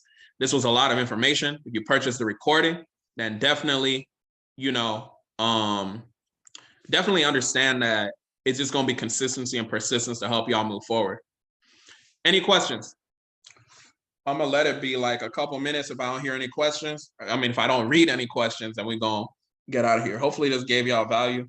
Hopefully y'all not sleeping right now, But if y'all sleeping, then, it is what it is. It is what it is. Any questions? How y'all feeling? Thank you. This was a lot of great information. I just need to implement. Okay, appreciate you. Appreciate you tapping in. I know you're in the East Coast, so, I appreciate you staying up. It's only 9 o'clock though, but, anybody could be tired at this time. Any questions? Any questions? Did I light y'all up with information? Is that it? Did I light y'all up with information? Fire emoji. I appreciate that. I appreciate that. I appreciate you. Okay, no more questions, I don't think. All right, yeah, man. With that being said, I think that's all we have. But yeah, with that being said, man, y'all have a blessed one. I hope you enjoyed the FCRA. I hope you got some practical stuff you could take to go ahead and get to the next level. Now we're going to talk about the FDCPA, which is the Fair Debt Collection Practices Act, and this is 15 USC 1692. So this is going to be when you're receiving those texts, emails, phone calls, and this is where you go and you're sending your debt validation. So without further ado, we're going to get straight into it. If you've gotten value so far, you can click the link below and you can enroll in CAT Credit University to get our template letters and just get in a community of like-minded individuals that are also looking to get to the next level. Enjoy the video. All right, we're going to get straight to it. So, my name is Michael Benjamin. I'm the CEO of Consumer Ammunition Tactics, or CATS. I think everyone in here, knows me. You probably talked to me. You probably talked to my assistant. You probably talked to someone in our business. So tonight, We're going to be breaking down the Fair Debt Collection Practices Act, which is the FDCPA, or 15 USC 1692. All I ask is that y'all have an open mind and take action on the information that we're going to talk about tonight. It's going to be a lot of information. We're going to go deeper than just Title 15. I'm going to be diving into things I only talk about in consultations, things that I don't talk about on a podcast, because, you know, you never know who's listening. And I don't want the information I'm going to be putting out into the wrong hands. So yeah, with that being said, let's get straight to it. All right, so housekeeping rules. I just need y'all to take action. Taking action can be simply taking action on the information I give you. If you guys want to post on your story and tag me, you know, that's taking action as well. You know, let people know, you know, what's going on. You learn this information, you're about to get to the next level. So just take action. Don't overthink things. Take action. That's the main thing. All right, so the agenda. So we're breaking down the FDCPA, like I said. So first of all, it's going to be FDCPA literacy. So Fair Debt Collection Practices Act literacy. All right. So the FDCPA is 15 USC 1692. You can take a screenshot of this if you want, so that while we're going along, you know, you could follow along. But 15 USC 1692, it's the congressional findings and declaration of purpose. Words are very, very important. If you go to the Fair Credit Reporting Act, or if you got the replay that I did, it's congressional findings and statement of purpose. The Truth in Lending Act, I'm gonna do a class on that maybe next month, maybe the following month. Congressional findings and declaration of purpose.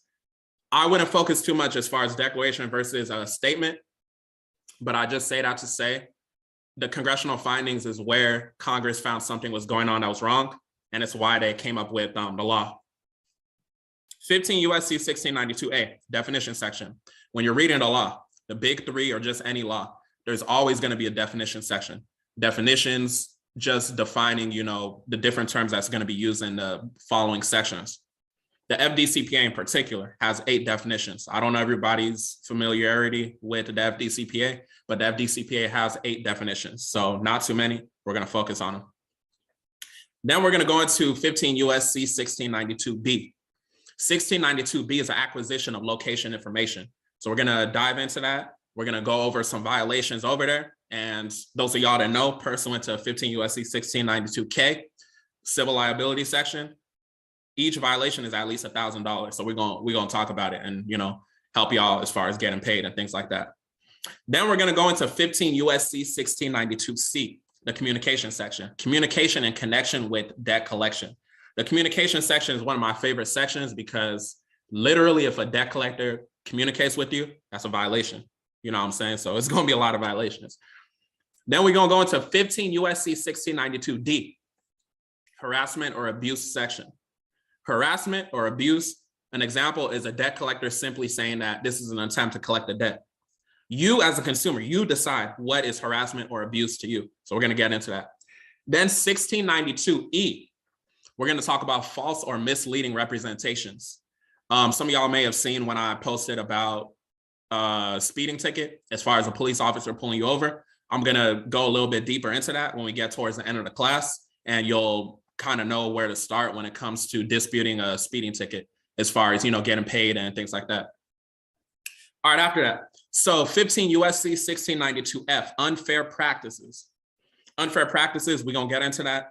And what you're going to see is that some of these laws might seem redundant, but the thing about them seeming redundant is it works in your favor, because if you get a violation that's in 1692F, but it's also in 1692C, you didn't just get a $1,000 violation, you got $2,000 violation, right? And then we're going to go over an example of the invoice. I'm going to show y'all how to structure that, how you should structure it.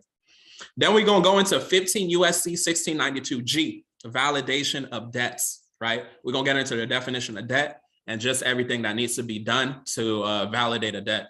But spoiler alert, these debt collectors, they can't validate a debt, because you, the consumer, have the power to actually validate that debt. Then we're going to go into multiple debts. So that's 1692H. I'm going to show y'all what y'all can do to send out a notice and, you know, get additional payment. Then we're going to go into 1692I. One, again, it's redundant, but it's going to talk about legal actions by debt collectors. So I'm going to give y'all a law that shows you and proves to you by law debt collectors are not allowed to sue you. Corporations cannot sue you. So I'm gonna give y'all that law. I haven't mentioned it on a podcast or anything. It goes beyond Title 15. So, just stay along, hang in there. We're gonna get through it. If you leave early, you're not gonna get it. And when we chop up the recording, for those of y'all that got the recording as well, we might chop out some of the information. So you want to stay through the entire class if you can. 15 USC 1692J, furnishing certain deceptive forms. So when we talk about, for example, your auto loan contract, just the fact of when you see under the name creditor and it says somebody else that's not you, that's technically a deceptive form because you are the original creditor. We're not going to get too deep into that in this class. That's more of a Truth in Lending Act thing, but just pay attention. We'll get into it. And then we're going to wrap up the literacy with 15 USC 1692K. This is a civil liability section. This is where you're going to go as far as, getting your remedy, getting your money, things like that. So just keep that in mind. All right. So after we go through the literacy aspect, that's just part one. After we go through the literacy aspect, we're going to go over the administrative process. I'm going to talk about a process, not the process. There's multiple ways to, skin a cat. So just understand that when we're going through it. Then we're going to go over an affidavit example. What I think you should do as far as moving forward, as far as getting your remedy, whether that is a deletion, whether that is getting paid, things like that. We're going to go over an invoice example. So the way that I believe you should structure it, the way that I was taught to structure it, because I used to structure it differently, but I was taught by my mentor a different way to actually structure it. So I think it'll be of benefit to y'all. Then I'm going to give y'all some information, extra information on deleting charge-offs. If you've listened to my CAP podcast episode where I talked about deleting charge-offs, I talked about deleting charge-offs, but I didn't talk about what I'm going to talk about tonight, right? So it's just an extra measure you could take as far as deleting charge-offs. So we're going to get into that real quick. Then we're going to talk about litigation with the debt collectors. So suing debt collectors, because we don't have time to be just sending them notices all day and not even getting what we desire, right? So then we're going to talk about that. Then we're going to talk about miscellaneous bonus info. This is where it's going to go deeper than just Title 15. So a lot of the stuff in the miscellaneous section we're going to talk about, I've never covered it on the podcast. If you have ever heard anything I've said in the miscellaneous section, you've probably booked a consultation. And those of y'all that know, my consultations for 30 minutes are $350, right? So I only trust certain people with the information. You feel me? And then we're going to get to final remarks and then, any questions y'all got, and then we'll get out of here. All right, so number one, mindset. I need y'all to study, right? Study these laws, but do not overthink. Overthinking leads to you not taking action. And I would hate for y'all not to take action because you're trying to just figure out the difference between one phrase and one word, right? So don't overthink yourself out of taking action. Please do not overthink yourself out of taking action. Number two, embrace the spirit of execution because it takes time. What do I mean by that?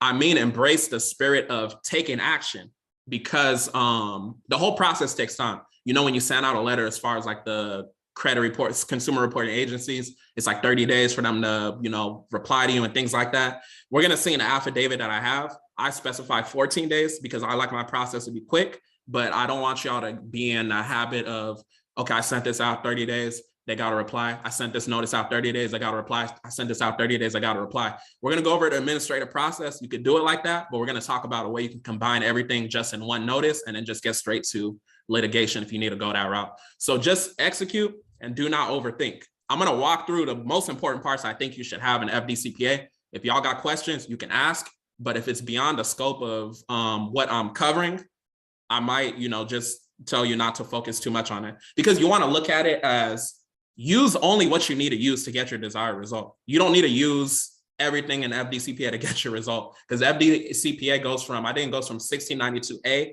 all the way to P. We're only covering 1692A all the way to K, right? That's all we need to get our desired result. So don't just have so much information and just be like, oh, I can say 15 USC, 1692, whatever. Use only what you need to get your desired result. I had a lot of, when I first started, studying, I had a lot of just unnecessary dealings with just trying to memorize and know everything. Just get what you need and move forward. Don't overthink. That's my point. Hopefully that mindset helps you guys listening live or, somebody watching the replay.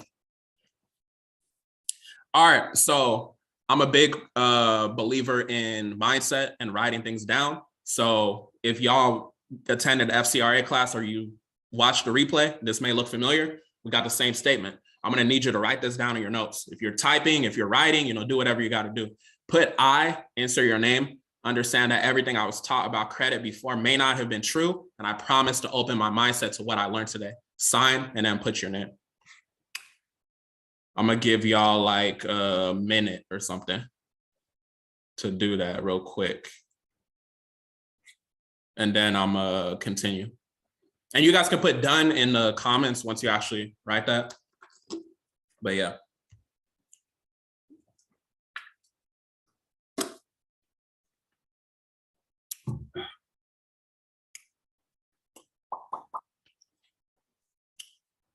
All right, yeah, for the sake of time, let's continue forward. Okay, yeah, before we actually get started, any questions for me? Any immediate questions for me? Y'all let me know. I might take like 1 or 2 questions before we get into it. We got a lot of information to cover, but I want to give y'all the space. FDCPA related questions to ask me real quick before we actually get started into interpreting the laws. I'm going to assume it's no questions and get straight to it. Okay, let me know. Can y'all see my screen? The law of Cornell 15 USC 1692. Let me know if y'all can see that. Let me know if y'all can see that. Okay, perfect. See, I got one C. I'm gonna get straight to it. All right, let's get straight to it. So like I said, 15 USC 1692. This is a Cornell website. You can go on the Cornell website to read the laws. Those of y'all that listen to my podcast, I've covered a lot of it. So congressional findings and declaration of purpose. Like I told y'all, this section is where Congress found something wrong that was going on. And that's why they decided to create the law. All right, listen. So abusive practices. So this is A. There is abundant evidence of the use of abusive, deceptive, and unfair debt collection practices by many debt collectors. Let's stop right there. Before we even continue, you see it shows like a hyperlink to the word debt. It's going to take you to the definition of debt. So when you're reading these laws, I want y'all to get in the habit of clicking these hyperlinks. Because the definition of debt is in the next section, I'm not going to click on it right now, but I just want y'all to have that mindset of when I see a hyperlink, I'm going to click on it and get more information. So just in that first sentence alone, there's a lot. There's abundant evidence. Abundant, what does the word abundant mean? It means a lot, right? So there's a lot of evidence. They didn't say there's a little evidence. They said there's abundant evidence of the use of abusive. Does abusive mean you're treating somebody right? No. Abusive, deceptive. What is deceptive? Deception. You're deceiving somebody. And unfair. 1692F, isn't that unfair as well? We're going to talk about it. Unfair debt collection practices. This is where the Fair Debt Collection Practices Act came from. So y'all got to realize that something bad was going on for Congress to be like, let's put out, the Fair Debt Collection Practices Act. So abusive debt collection practices contribute to the number of personal bankruptcies, to marital instability. Marriages are messing up, to the loss of jobs, people losing their jobs, and to invasions of individual privacy. Those of y'all that know in the Fair Credit Reporting Act, 15 USC 1681A, number 4, it talks about, you have a right to privacy as a consumer. So understand that they're also talking about invasion of your privacy in the Fair Debt Collection Practices Act as well, the FDCPA. So we only looked at one sentence or one section, abusive practices, right? So just really understand that there's a lot that really came into this. Congress didn't just wake up one day and be like, okay, let's just put out the FDCPA. It's because something wrong was going on as far as debt collection. They're not supposed to be collecting these debts from you. Everything is prepaid. We're not going to get too deep into it, but yeah, that's what's going on. So B, inadequacy of laws. So you don't need to pay too much attention, but it just says existing laws and procedures for redressing these injuries are inadequate to protect consumers. So basically what Congress is saying is that the current laws that were in place before they put out the FDCPA were inadequate. What does inadequate mean? Not adequate. What does adequate mean? Enough. If the laws were enough, that still wouldn't be good. For something to not be enough, it must be bad. Y'all following what I'm saying? So really just pay attention to, the different words and languages. All right, so available non-abusive collection methods means other than misrepresentation or other abusive debt collection practices are available for the effective collection of debts. So they're just basically saying that there should be better methods to debt collection. The current methods are not good. People are being abused, people are being harassed and things like that. So that's why they came out with the FDCPA. All right, D, interstate commerce. Abusive debt collection practices are carried on to a substantial extent in interstate commerce. Before we continue, interstate commerce is basically, understanding the fact that the United States is a federal corporation pursuant to 28 USC 3002. You go down to number 15, you're going to see the United States is a corporation. So meaning that the United States, you do business. Everything is business. Everything is commerce. Everything is trade. Everything is, personal property, money, things like that. That's basically what that interstate commerce means. So abusive debt collection practices are carried on to a substantial extent in interstate commerce and through means and instrumentalities of such commerce. Even where abusive debt collection practices are purely intrastate in character, they nevertheless directly affect interstate commerce. So Congress is just basically tying everything back to interstate commerce as far as debt collection practices. It's very bad, right? All right, so purposes. This is where I would focus the most on if you want to focus the most on. You don't need to pay too much attention. This is just like background history information. So purposes is a purpose of this subchapter to eliminate means get rid of, right? Abusive debt collection practices by debt collectors to ensure that those debt collectors who refrain from using abusive debt collection practices are not competitively disadvantaged and to promote consistent state action to protect consumers against debt collection abuses. So they basically want to make sure that debt collectors are doing good practices as they are performing debt collection. Before we continue, any questions on this section? I don't think there will be any questions, but I just want to give y'all the space if y'all have any quick questions. Like I said, don't overthink it. I wouldn't place too much attention on this section, but all right, we're going to continue. If you guys have any, deep questions too, save that for the end. If you somehow don't get to ask your question, save it for the end. All right, so we're in the definition section. 15 USC 1692A. Remember, every law has a definition section. So the term bureau means the Bureau of Consumer Financial Protection. So I think everybody in here is familiar with the CFPB, the Consumer Financial Protection Bureau. That is the bureau that Obama created when he was president. And the CFPB is basically where you can submit complaints. They regulate the consumer reporting agencies, meaning Experian, TransUnion, and Equifax. Remember, Experian, TransUnion, and Equifax, they are not government related. They are privately owned companies, right? So the CFPB, or the Consumer Financial Protection Bureau, governs them. So when you're putting in your letters, credit bureaus, you're basically not speaking correct language, to be honest. So this is why you want to put consumer reporting agencies. If you don't understand that language, then you need to go purchase the FCRA replay that I did, the 2-hour one. But so the term bureau means the Bureau of Consumer Financial Protection. They're basically just talking about the CFPB. That's the only bureau that exists. All right, so number 2. Remember, there's 8 definitions, eight definitions in the FDCPA. So the term communication means the conveying of information regarding a debt directly or indirectly to any person through any medium, right? They said a lot over there. Communication is conveying information regarding a debt directly or indirectly. Let's stop there. Directly means you the consumer, right? You the consumer, meaning John Doe or whatever. But indirectly is you. An example is you on a letter, right? If they send you a letter, notice that your name is in all caps, all capital letters. That's your corporation. That's you as a corporation. So that's what they mean by indirectly. And remember, the word or means whichever side you're choosing on. So if a debt collector communicates with you, meaning they send you a letter to you, they send a letter to you, they're communicating with you indirectly, right? If they call you, they're communicating with you directly. So just keep that in mind. Directly or indirectly to any person. Remember, any means no restriction. So any person through any medium, no restriction, medium. What are examples of mediums? A medium, like I said, phone call. A medium, like I said, mailing. So any form of communication. This is going to be very, very important when we get to 1692C. So just keep that in mind. All right, the term consumer means any natural person obligated or allegedly obligated to pay any debt. So consumer, this is really where I always tell y'all you got to really understand the language, because the term consumer in the FDCPA is differently defined as it is in the FCRA, the Fair Credit Reporting Act. In the Fair Credit Reporting Act, the term consumer means any individual or an individual. We obviously see here that's different from what it means in the FDCPA. So this is why when you're structuring your letters and your notices and things like that, you gotta understand what the definition you're talking about is. Remember, it's a language. You're not gonna use Spanish when you're trying to communicate in English, right? So just really understand that.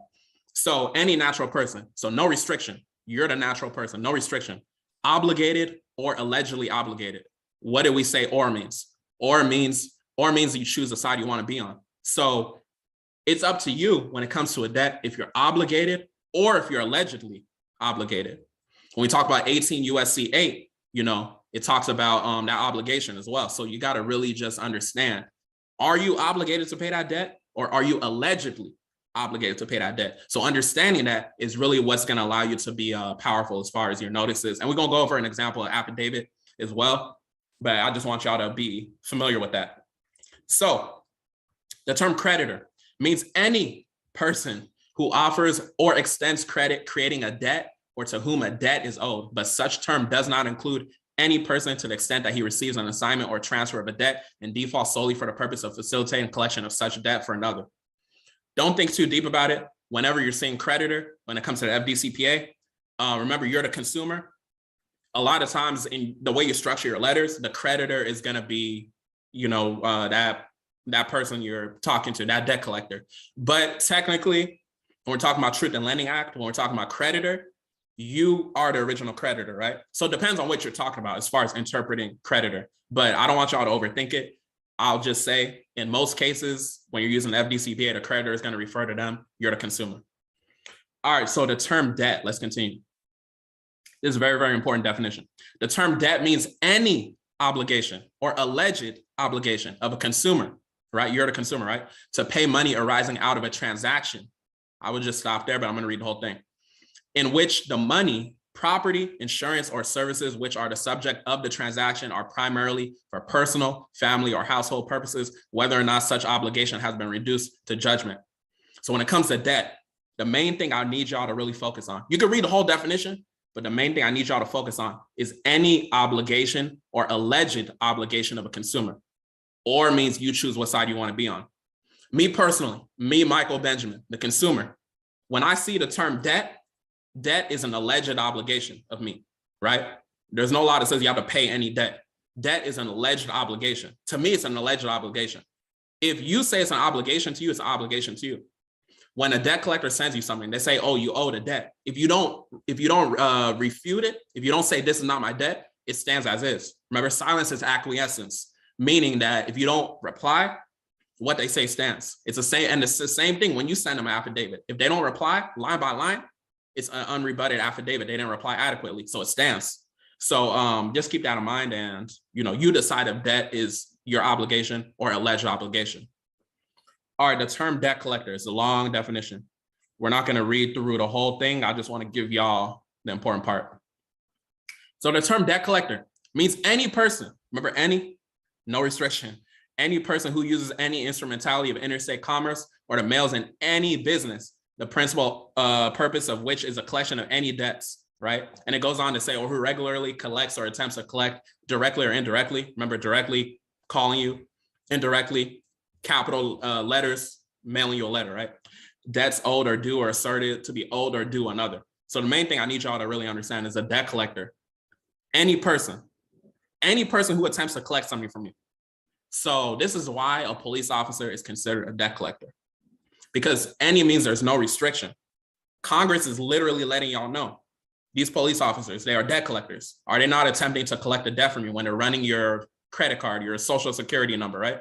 So you got to really understand that when it comes to debt collectors, it's any person who uses any instrumentality of interstate commerce. Remember, interstate commerce is just like doing business within the United States. So it goes on to say, let me show y'all how police officers are debt collectors. So A says any officer or employee of a creditor while in the name of the creditor collecting debts for such creditor. Any officer means there's no restriction on the officer. It's police officer, right? Policy officer. It goes deeper than that. Police policy officer. There's no coincidence why it's, like that, civil procedure and stuff like that. But we're going to get deeper into that later. It goes to C too. C says any officer or employee of the United States, right? So just really understand that. So debt collectors are debt collectors, right? There's no restriction on debt collectors. All right, so number 7. The term location information means a consumer's place of abode and his telephone number at such place or his place of employment. So location information is 1692B, which we're going to get into in the next section. But basically, location information is just pretty much saying where you're located, because debt collectors are not supposed to have your location information, because you got to remember, you as a consumer, you have a right to privacy. So they're not supposed to be communicating with you, right? So keep that in mind. It can also be your place of employment. And we're going to talk a little bit about that deeper. All right, and then the term state, I wouldn't focus too much on, is just, state. The term state means any state, territory, or possession of the United States. So, somebody said California, wherever you're at. The District of Columbia, the Commonwealth of Puerto Rico, or any political subdivision of any of the foregoing. This is beyond the scope of the class, but the original Department of Treasury was in Puerto Rico, by the way. But yeah, I just wanted to let y'all know that. But any questions on the definition section? Any questions on the definition section? How are we feeling so far? Are we sleeping? We barely even got started. Don't be sleeping on me. Type in the comments so I know y'all awake. Y'all can hear me. Any questions on the definition section? I think definitions are pretty straightforward, but once we get into the later sections, it's probably going to be, it might be some questions. I don't know. I think I did a pretty good job on the podcast explaining. So some of this might be review, but y'all got any questions? Let me know how y'all feeling, at least down below. I don't see any questions right now, so I'm going to continue to 1692B. 1692B. Okay, feeling great. Okay, cool. Maybe everybody else is asleep. I saw feeling great, so at least one person's feeling great. I don't know where everybody else is, but let's continue. All right, acquisition of location information. This is 1692B. All right, so any debt collector, remember the power of that word any, no restriction. Any debt collector communicating with any person other than the consumer, so not you, for the purpose of acquiring location information about the consumer. So what is that saying?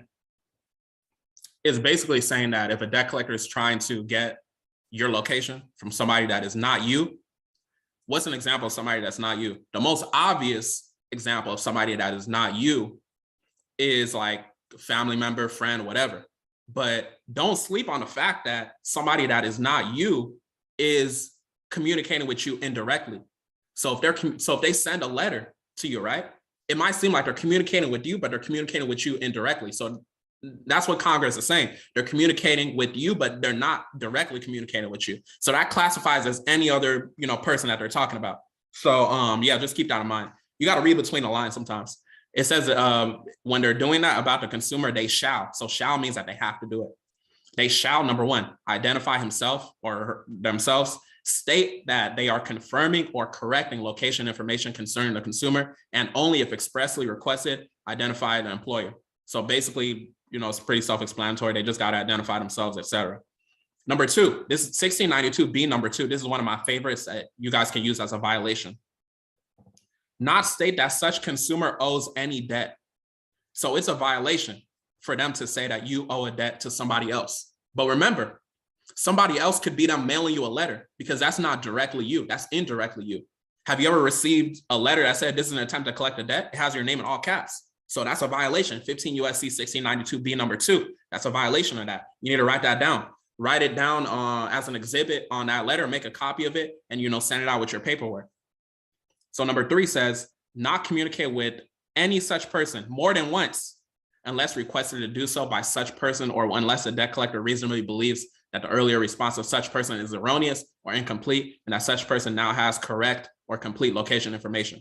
So the main part I want y'all to focus on is not communicate with any such person more than once.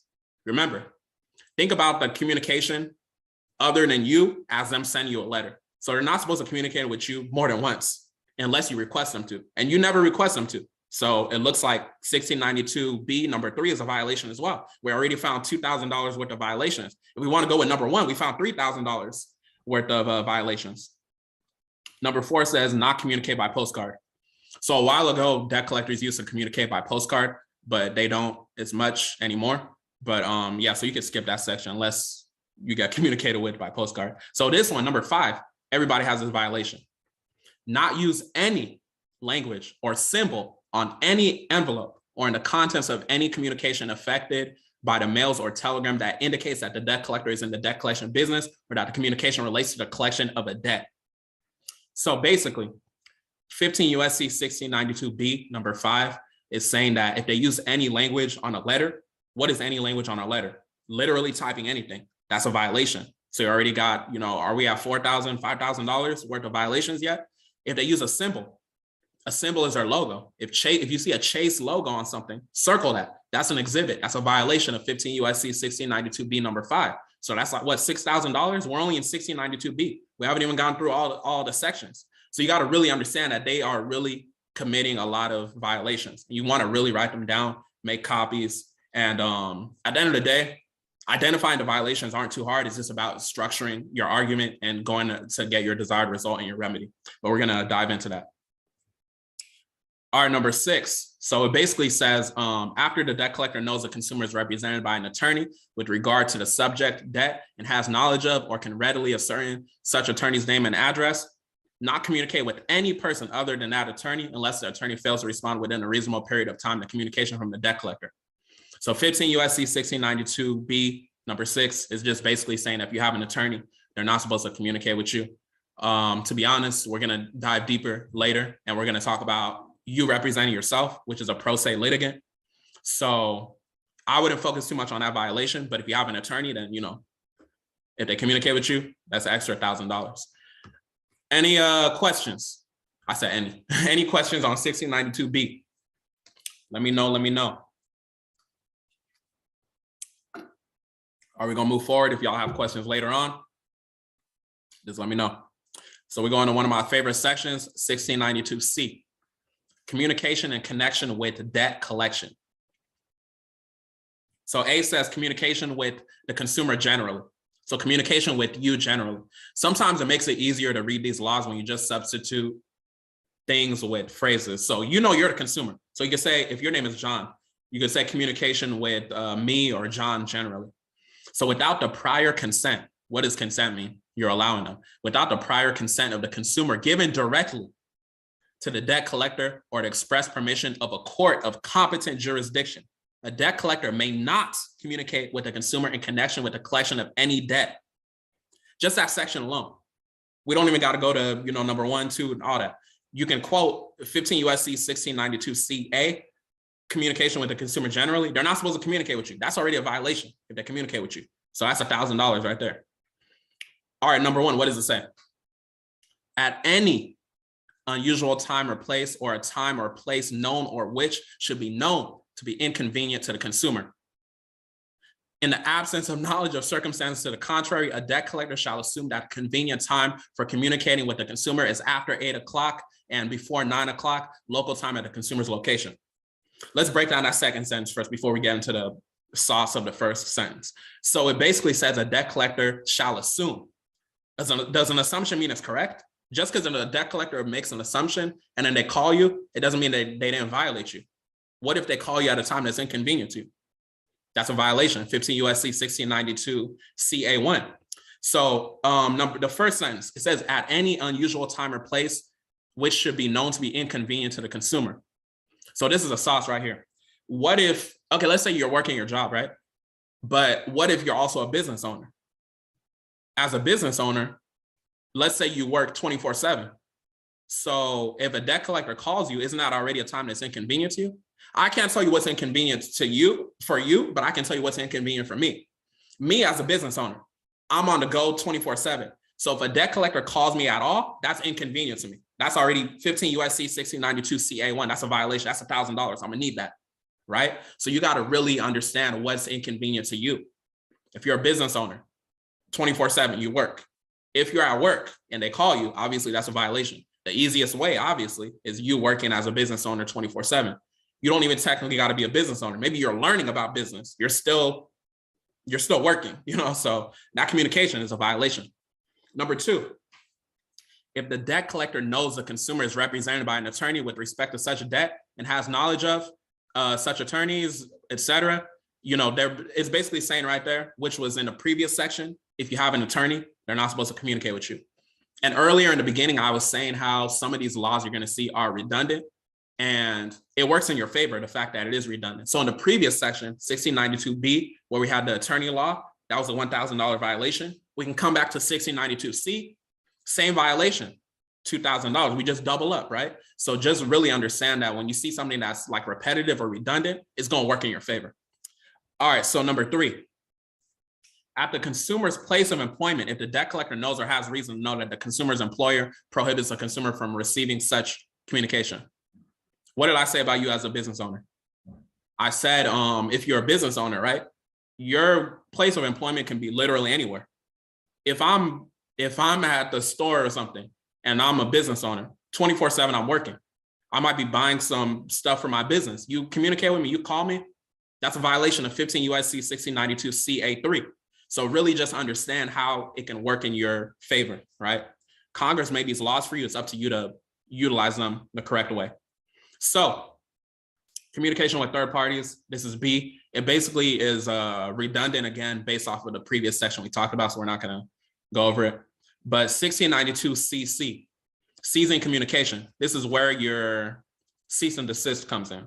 So if a consumer notifies a debt collector in writing that the consumer refuses to pay a debt, or that the consumer wishes the debt collector to cease further communication with the consumer, the debt collector shall not communicate further with the consumer. You could just stop there, that's a violation.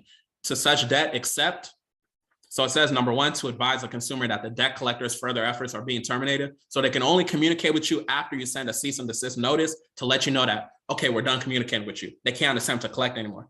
Number 2, to notify the consumer that the debt collector or creditor may invoke specified remedies which are ordinarily invoked by such a debt collector or creditor. So I wouldn't worry about 2 or 3 really, but the main one you want to worry about is 15 USC 1692 CC. So this ceasing communication section. This is all I would really worry about as far as, getting your remedy and things like that. Remember, there's a lot of laws, there's a lot of sentences and things like that, but only get what you need, right? So if a consumer notifies a debt collector in writing, if you send a cease and desist notice, which we're going to go over, if you send a cease and desist notice that you refuse to pay that alleged debt, if it's alleged to you, it's alleged to me personally, to pay a debt, or that the consumer wishes the debt collector to cease further communication with the consumer, the debt collector shall not communicate further with the consumer with respect to such debt. So if you let them know, I refuse to pay this debt, they're not supposed to communicate with you anymore, right? And when you tell them you refuse to pay that debt, it's now been disputed. And we're gonna get into multiple debts, which is 1692H. I'm gonna tell y'all something y'all can do. We're gonna tie it to the Fair Credit Reporting Act. So yeah, just be taking your notes and then revisit it later. And if you bought the replay, watch the replay. If you didn't buy the replay initially, then you'll have a chance to buy it later. But yeah, that's the communication section. Any questions on the communication section? I'm gonna take some water and then just continue.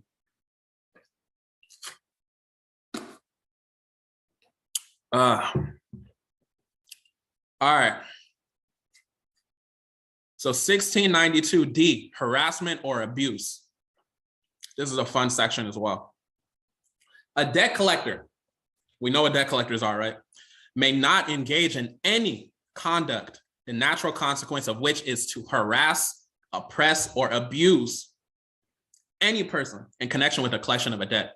So that already lets us know what's about to go on. Without limiting the general application of the foregoing, the following conduct is a violation of this section. Remember, when you see violations, you circle them, you put them down as exhibits. If it's a phone call, screenshot it, print it out. And then you're going to tie it to 1692K, which we're going to talk about later. So number 1, the use or threat. The use or threat of use of violence or other criminal means to harm the physical person, reputation, or property of any person. Let's stop right there.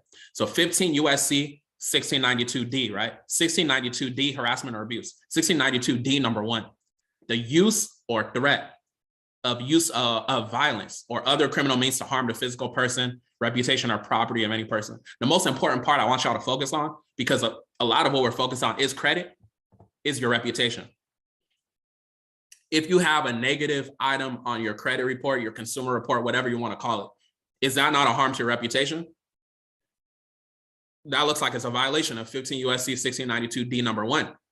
So really look at the words and how you can use it and apply it within your specific situation. If you got an inquiry, that's, that's harmful to your reputation. Technically, credit reporting is optional. So you got to understand that, you can really structure your credit report, consumer report how you want to. And then also too, as far as reputation, we're talking about debt collectors. If they send you a letter, what if you live with your spouse, significant other, or whatever, siblings, family, parents, whatever, right? That's a harm to your reputation because they're letting you know that, you owe this alleged debt. So, that's a violation you can use. So 1692D number 2, the use of obscene or profane language or language the natural consequence of which is to abuse the hearer or reader. Obscene or profane language, you, the consumer, you determine that. To me, if I look at a letter and it says this is an attempt to collect a debt, that's obscene or profane language to me. To me, you're cursing me out by saying that I owe a debt. So to me, I'm going to use 1692D number 2. That's a $1,000 violation because you can't say I owe a debt because I know I don't owe a debt. I know I'm the original creditor. I know I extended that credit to myself, right? So obscene or profane language is up to you. If you see an amount, a dollar amount, if that's obscene or profane language, that's obscene or profane language to you. So really understand that. Number 3, I wouldn't worry too much about it. Number 4, I wouldn't worry too much about it. Number 5, causing a telephone to ring. So we'll stop right there. That's basically just giving you a phone call. If a debt collector gives you a phone call, that's a violation of 1692D number 5. You can get them for $1,000. There's also something called, I think it's a TCPA. I think that's $500 per phone call violation. So you can get them in multiple violations. You can get them in 1692K, or you can get them in I think it's TCPA. Do more. You could look it up and confirm that, but yeah, that's a violation as well. So 1692D, harassment or abuse, it has, these violations you can use. There's obviously several violations that we're looking at. So what was I gonna say? Any questions? Let me know. No questions so far? Okay, harassment or abuse. There's a lot of violations here. And I also have, I forgot to let y'all know. The people watching the replay, if you're watching the replay, this does not apply to you because you should have came to the live class. But those of y'all that's here in the live class, there's like a cheat sheet I have that walks through the entire FDCPA on one page. So it's just easy to look at. So I'm gonna email it out to y'all. And then, y'all can have that. Maybe I'll show y'all at the end too, just for the people that's on the replay. All right, so 1692E, 15 USC 1692E. I think I covered it briefly on a podcast, but we're really gonna talk about, as far as disputing a speeding ticket. I gave enough information to start on the podcast, but like I said, the class is for deeper things I cannot talk about in public on the podcast. Oh, the podcast is about to go live actually in like 6 minutes. Make sure y'all tune into the New Cap podcast when y'all get off this class. I interviewed my friend Precious Price. She's talking about Airbnb, and she's gonna really, help y'all get started on Airbnb. But that's besides the point. 15 USC 1692E, false or misleading representations. Let's get straight to it. A debt collector may not use any false, deceptive, or misleading representation or means in connection with the collection of any debt. Without limiting the general application of the foregoing, the following conduct is a violation of this section. So number 1, the false representation or implication that the debt collector is vouched for, bonded by, or affiliated with the United States or any state, including the use of any badge. Does a police officer have a badge? Congress told you police officers are what? Debt collectors, right? So you can get them under this violation if they attempt to collect a debt from you, meaning a speeding ticket. So number 2, this is a violation too. This is one of my favorites as well. The false representation of the character, amount, or legal status of any debt. What's my favorite one over here? Amount. If they send you a letter and they say minimum payment, whatever, it could be $1. That's a violation, false representation, because a debt is alleged obligation. They're giving you something that is allegedly yours, right? So that's a violation right there. Remember, each violation is $1,000. We've been here talking about it, maybe like 30, 40 minutes talking about it. We haven't even been through all the sections, and we've already found thousands of dollars of violations. So really just understand that, these violations are there. So if they say you owe any amount, that's a violation right there. 3, the false representation or implication that any individual is an attorney or that any communication is from an attorney. What does that mean? An attorney cannot communicate with you. You as a consumer are very, very powerful. So if you get a letter from an attorney, that's an exhibit. That's a violation. I'm pretty sure they understand that. But to be honest, most people don't know the information that we know. Those of y'all that's in this class, you obviously know a little bit about consumer law, at least a little bit about consumer law. And I'm pretty sure you know more than most people know about consumer law. So these attorneys, judges, everybody, they just assume that everybody doesn't, know this information. People don't know their rights and things like that. And it's sad that's the case, but that's why, at CAT, Consumer Ammunition Tactics, it's our duty to make sure y'all know this information in a digestible way. Because when I first started, learning these laws and things like that, it wasn't as digestible. So when I was learning it, I was like, okay, I know I have to pass this forward. So let me make it in a more digestible way. That's where you get the podcast. That's where you get these master classes. You know what I'm saying? So yeah, that's just a little bit on the goal. So number 4, the representation or implication that non-payment of any debt will result in the arrest or imprisonment of any person, or the seizure, garnishment, attachment, or sale of any property or wages of any person, unless such action is lawful and the debt collector or creditor intends to take such action. So it basically says that they can't threaten you to say that if you don't pay the debt, they're gonna close your account. They can't say that it's gonna result in arrest and things like that. That's a violation. That's $1,000 violation, at least $1,000, right? They can't garnish your wages, things like that. So yeah, just really understand that they're committing a lot of fraud, a lot of violations, and people are just allowing them because they don't have access to the information. Number 5, the threats to take any action that cannot legally be taken or that is not intended to be taken. So they can't threaten to do something that they can't do.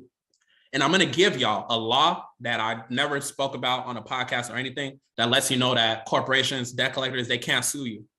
Right? So pay attention later when I give it to you. You can combine it with, this number 5, and you'll have a powerful dispute. The false representation or implication that a sale, referral, or other transfer of any interest in a debt shall cause a consumer to lose any claim or default. I wouldn't focus too much on that. So just understand it's a lot. If you really go through all of these, for the sake of time, I'm not going to go through everything, but some of these are redundant to previous sections. So if you spend your time going through all of it, you'll really realize that you can get a lot of violations. Look at number 10, the use of any false representation or deceptive means to collect or attempt to collect any debt. Attempting to collect a debt, that's a violation. That's already $1,000 extra over there, right? So yeah, just really understand it goes real, real deep. It goes all the way to number 16. But yeah, we're going to continue if nobody has any questions on 1692E. And then remember, 1692E is where your foundation for disputing a speeding ticket is. And when I say disputing a speeding ticket, I'm not telling y'all to drive 100 miles per hour, just to test it out or anything. So drive safely. But if you do get a speeding ticket, there is a way because the law. So any questions? I do not condone speeding. Drive safely, drive carefully. But if you got a speeding ticket, there's a way. All right, let's go to F. Again, this is a redundant section, but I just point everything out just to let y'all know, just in case you're missing some of the language. And then we're going to get into application in a little bit. So debt collector may not use unfair or unconscionable means to collect or attempt to collect any debt. So what does that mean? A debt collector may not use unfair means to collect or attempt to collect any debt. We're going to get into what unfair is, but just within the first sentence, we already have an idea that we're going to get a lot of violations in 1692F. And remember, when it's redundant, when you see something that's similar to previous sections, you can combine those violations. You're just getting more money for, what you're disputing. So keep that in mind. Without limiting the general application of the foregoing, the following conduct is a violation of this section. Number 1, the collection of any amount. What does any amount mean? No restriction on the amount. So if you send me a letter that says this is an attempt to collect $1 from me, I just got a $999 return because I'm going to charge you $1,000, right? So the collection of any amount, unless such amount is expressly authorized by the agreement creating the debt or permitted by law. No, there's no law that says you have to pay a debt. So that's irrelevant. The collection of any amount, just stop right there. The collection of any amount. 15 USC, what section are we in? 15 USC 1692F, number 1. We go back to the congressional findings. Congressional findings, what did Congress find? There was abusive practices as far as debt collection. We're in unfair practices. It's unfair to collect on any amount of debt because you are the consumer. United States went bankrupt in 1933. Look up the 1933 Act and you'll get more background information. So really just understand that that's a violation right there. That's already $1,000, right? That's the main one I want y'all to know here because a lot of this is redundant, but I like number 1. And then I want to speak about repos, repossessions, number 6. So anybody that has a repossession, if you're dealing with a repossession, look at 15 USC 1692 F number 6.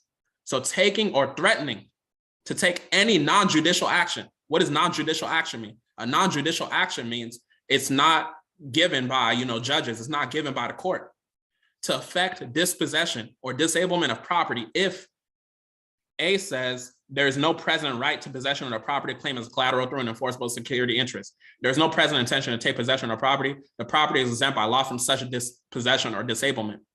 So this basically, what the law is basically saying, 1692 F number 6, is basically saying that repos are technically illegal. They're not supposed to happen. So if a repossession happens, the court didn't order them to kidnap your property, right? So if you have a repossession, what you want to focus on as far as the FDCPA is 15 USC 1692 F number 6. So really pay attention over there. Look, number 7 is redundant as well. 1692 F number 7. Didn't we talk about communicating with a postcard earlier? $1,000, right? They don't really do postcards anymore, but look at number 8. Number 8 is going to be a violation for everybody. Using any language or symbol. Didn't we talk about that earlier? Any language. What's a language? This is an attempt to collect the debt. Okay, that's a violation. 15 USC 1692 F number 8. Pursuant to 1692K, I need $1,000. Symbol. Chase's symbol, Bank of America symbol. Why is it on this letter? I'm circling it. That's a violation of 15 USC 1692 F number 8. Pursuant to 1692K, that's a violation. So just really understand there's several violations. The FDCPA, out of the big 3, if you don't know, is the Fair Credit Reporting Act, 1681, which I taught already. Truth in Lending Act, which is a 1601 and 1602 definition section. And then the FDCPA, 1692.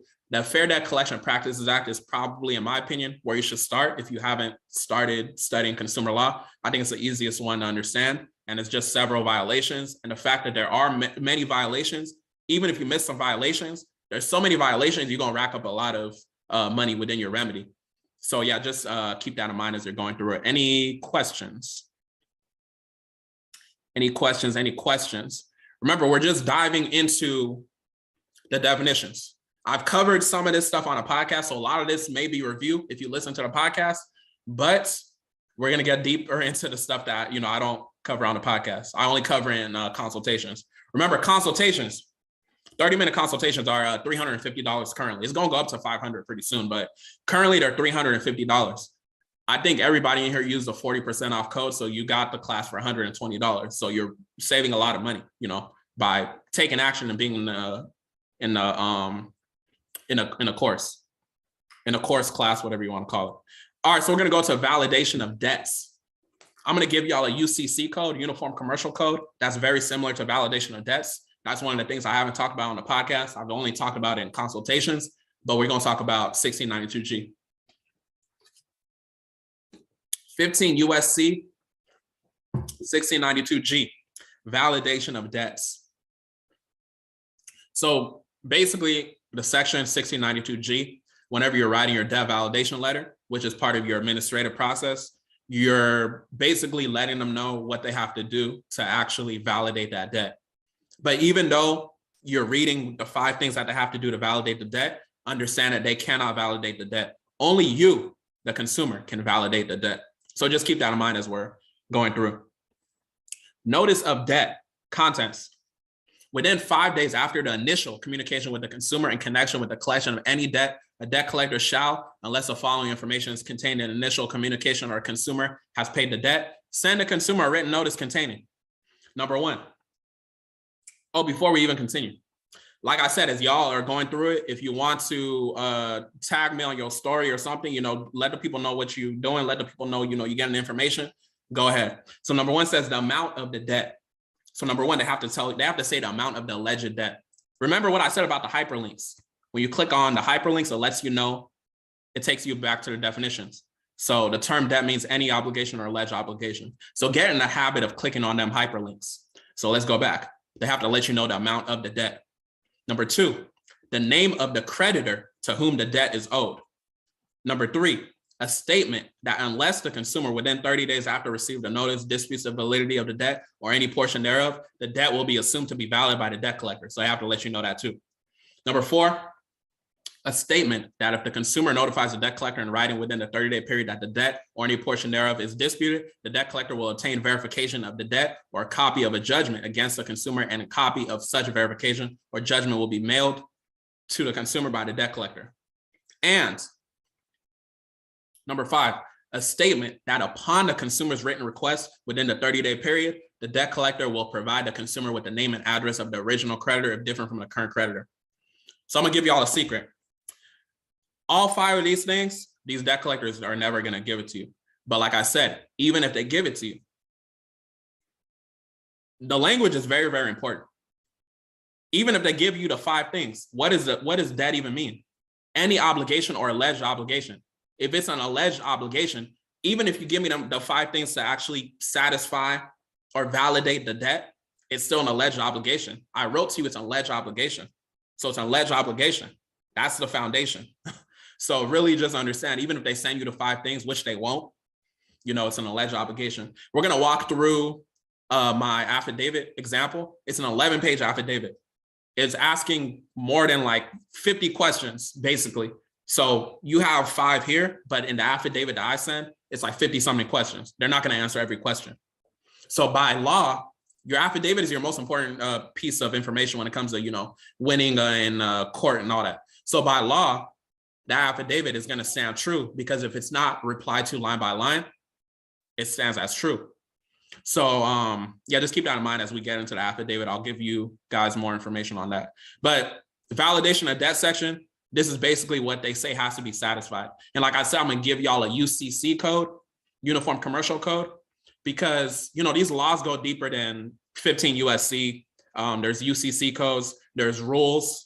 Rule 1, Rule 2, Rule 602. We're going to go through some rules as well, which I don't talk about on the podcast, but I'm going to, y'all pay for the class or replay, so you'll get the information. But yeah, don't get overwhelmed. It's a lot of information. Just be taking notes and then revisit it later. Just take action. So B, 1692G, number B. I said number B, letter B, disputed debts. So this is a long paragraph. I'm not going to read the whole thing, but basically all you need to know is that if you notify the debt collector in writing that the debt is disputed. So if you're disputing a debt, it means that they're not supposed to attempt to collect on it. So basically, when we go back to 1692 CC, which is Season Communication, if y'all took notes or just remembered, that was basically where we were talking about. Once we let them know that we refuse to pay on the alleged debt, they have to cease communication. They have to stop communicating. They have to cease their collection efforts and cease communication. 1692 GB is an additional ceasing communication section. And I'm also going to give y'all later, it's going to tie to multiple debts. Whenever you dispute a debt and they've received your notice and it's noted that you're disputing a debt, you can use 1692H, which is multiple debts. And you can actually send a notice to invoice them for previous payments. Because if they are attempting to collect on a debt that is disputed, that's a violation. So we're gonna dive deep into it, and it's gonna tie to the Fair Credit Reporting Act. This is a specific section in the Fair Credit Reporting Act. So yeah, so if you're disputing, they're not supposed to attempt to collect on it. Just remember that. 1692GC, admission of liability. The failure of a consumer to dispute the validity of a debt under this section may not be construed by any court as an admission of liability by the consumer. So this is basically saying that If you fail to say that the debt is yours, it shouldn't be misconstrued that you're liable for that debt. So what does that mean? Isn't Congress looking out for you? Congress is looking out for you because usually it's like ignorance or law is no excuse. But the fact that they're saying that if you fail to dispute the validity of it, it shouldn't be misconstrued as saying in court that you do owe that debt. So Congress gave you all the power. They gave y'all a cheat code by saying that even if you fail to say, oh, this ain't my debt, they can't say like, oh, you didn't say it's your debt, so now it's your debt. Admission of liability. So 1692 GC, that's a powerful section as well. Pay attention to that one. So that's pretty much validation of debt. Like I said, I'm going to give y'all an additional validation of debt UCC code. But that is that. Any questions? Any questions? I've been talking. I need a water break.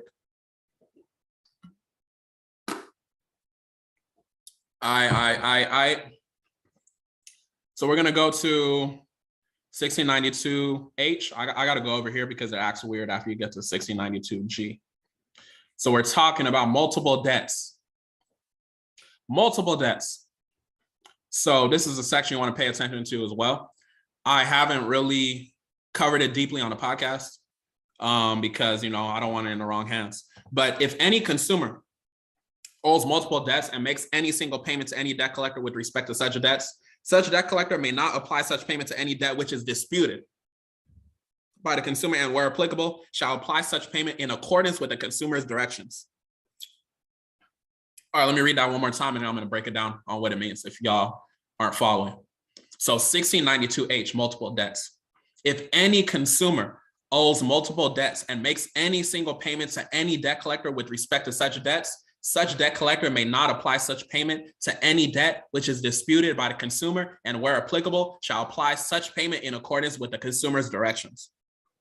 It might sound crazy, but this is what Congress is saying. Let's say you send out a notice and you're disputing the validity of a debt. So you send out your debt validation letter. Because you sent out your debt validation letter, this is now a disputed debt. So let's say, oh, the minimum payment comes around again. If you make that minimum payment, they're not supposed to apply that minimum payment to the account because you disputed the debt. Because it's being disputed, it's supposed to be applied based off of your instructions. The reason why they say multiple debts is like we made multiple payments. Because it's supposed to be applied in terms of your instructions, what you can actually do is send a notice to them because it's disputed, let them know because it's in accordance with the consumer's directions. You can let them know to send you that payment and the previous payments you made to you via check, to your bank account or whatever. So it's up to you as a consumer. Remember, all this stuff is prepaid, right? So it's up to you and your directions. So the way that you're actually going to do it, you're going to use 15 USC 1692H. You're going to combine it with the FCRA section, 15 USC 1681I. So 1681I, it talks about basically, when you're disputing the process, when something is disputed, they're not supposed to be attempting to collect on, that debt and things like that. So write down 15 USC 1681I and use that section with 1692H. So multiple debts. So that's some sauce right there. A lot of people don't know about that and how you can combine those two sections. You're supposed to, you're not supposed to, you can instruct them when you dispute that debt because it's based off of the consumer's directions to send the debt over, to send the previous payments you made over to you. I'm not saying that it's going to happen like that. A lot of times, like I say, you got to apply pressure and take them to court. But as long as you show these things through paperwork, you'll be able to get your desired result eventually. Because you got to think about it, just because you send an invoice, just because you send 1692H, you're showing them the law, they're going to continue violating the law unless you apply pressure. So this is why we're talking about litigation today or tonight, whatever. Any questions on 1692H? 1692H. All right, we're going to go to 1692I. Remember, I said it acts weird, so I got to go to the actual, hold on. Okay, I got to go to the actual thing over here. Okay, this is a redundant section again, but just extra violations to rack up. So legal actions by debt collectors. Remember, I'm going to give y'all a law later that shows you debt collectors they're not allowed to sue you. There's a specific law that gives you that. I haven't talked about publicly besides consultations. So venue, any debt collector who brings any legal action on the debt against any consumer shall, in the case of an action to enforce an interest in real property securing the consumer's obligation, bring such action only in the judicial district or similar legal entity in which such real property is located. So they're basically saying that they have to sue you where you live, basically. That's basically what it's saying. And in a court, judicial. In the case of an action not described in paragraph 1, so not applying to paragraph 1, bring such action only in the judicial district or similar legal entity in which such consumer signed a contract sued upon. So wherever you did business.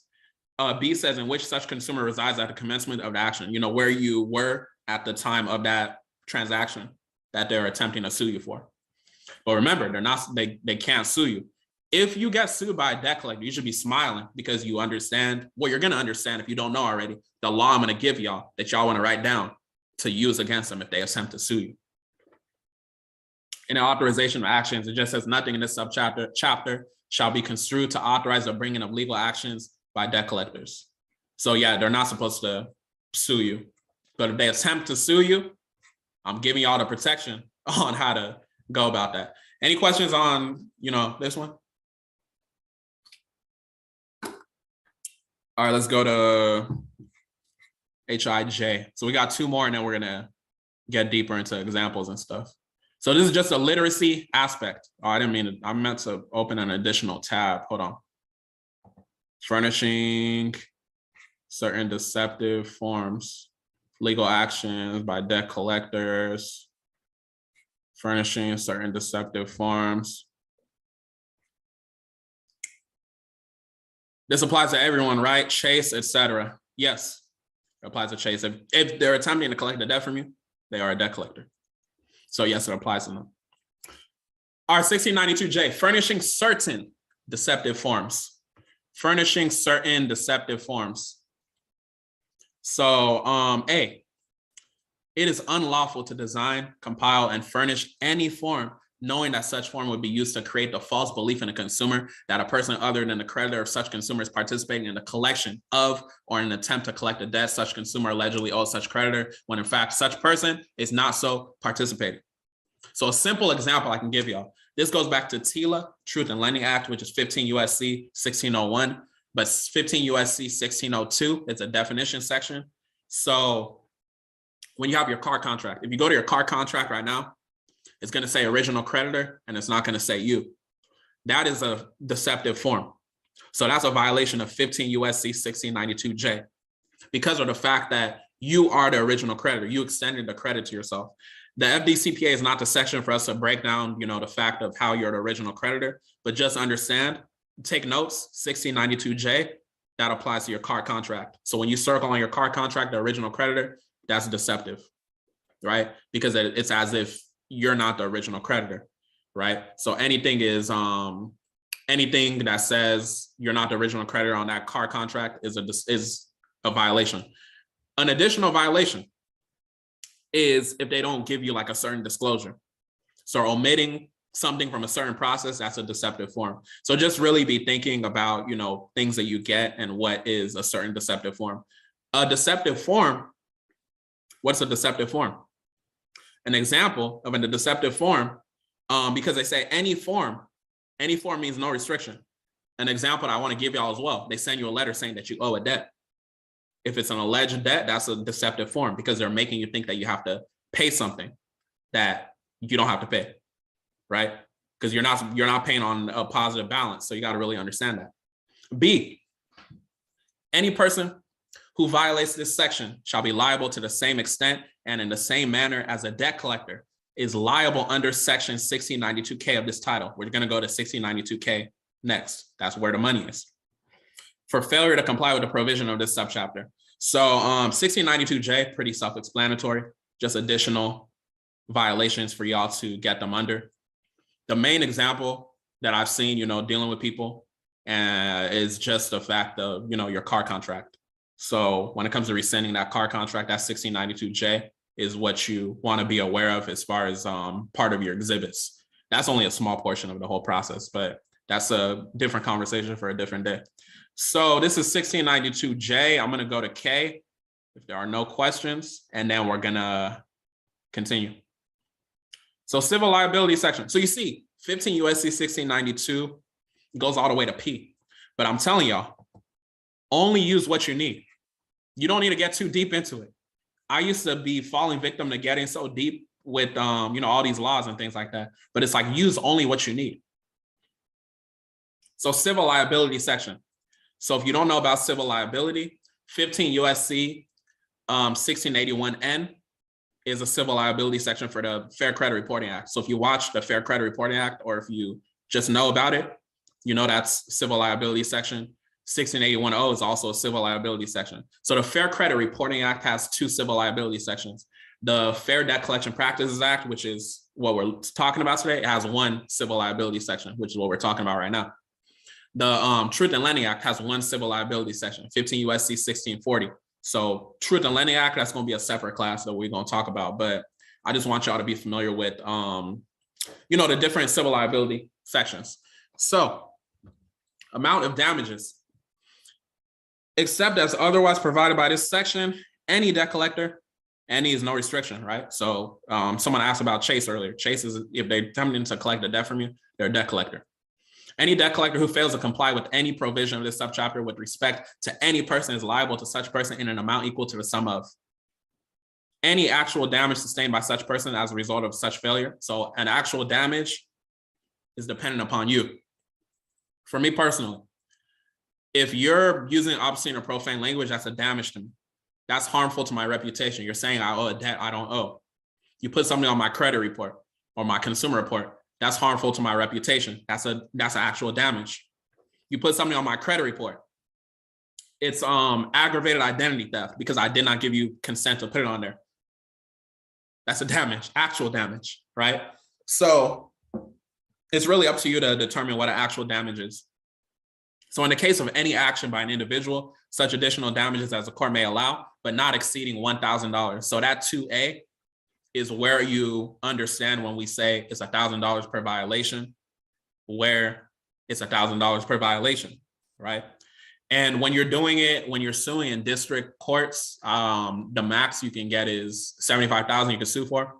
But there's a further relief section, which is, and this goes deeper, or we're going to go deeper into it. It's 28 USC 2201.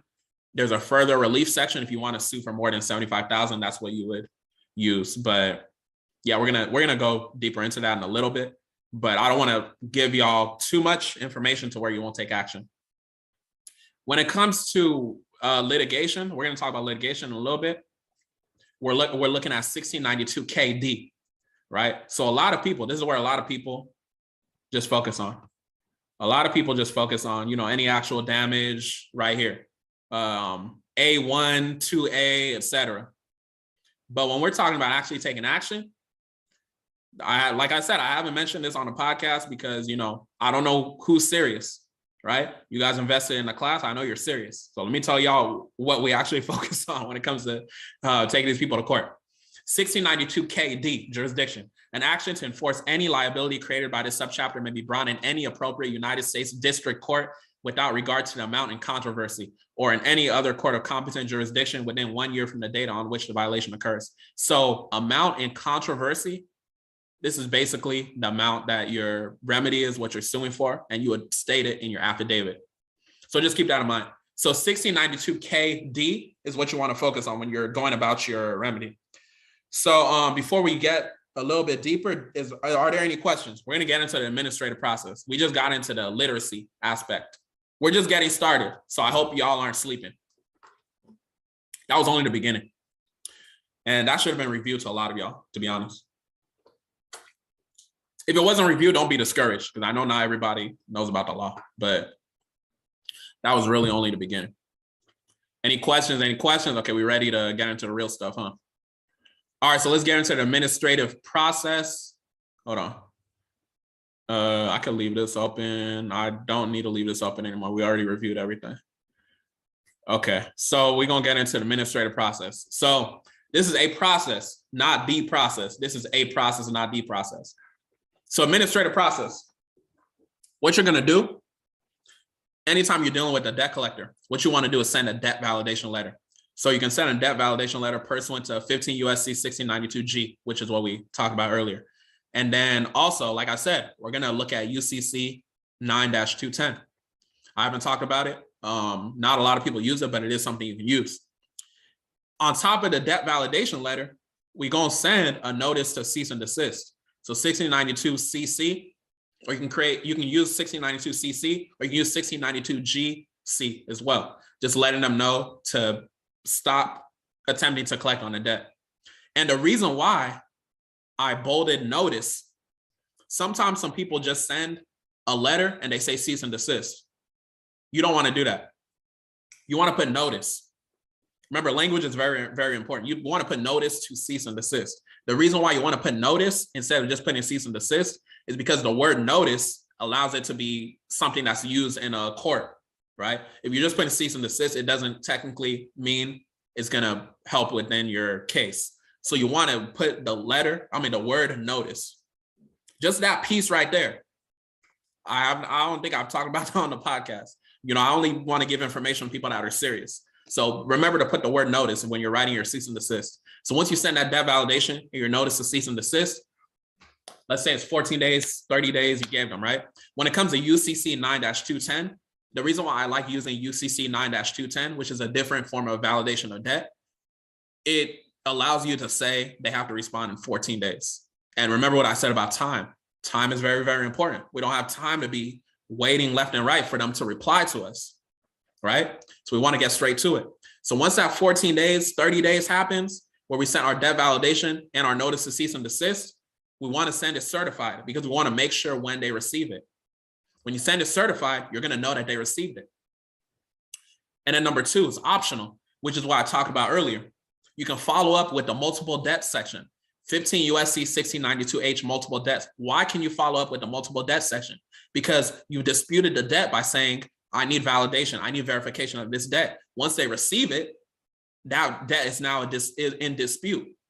Any item in dispute on your credit report pursuant to 15 USC 1681I, they're not supposed to be attempting to collect on that debt. So now what I'm going to do, I'm going to send you 1692H multiple debts. Please redirect my previous payments and this a payment that I just sent and apply it to me. Send it to me via check or whatever.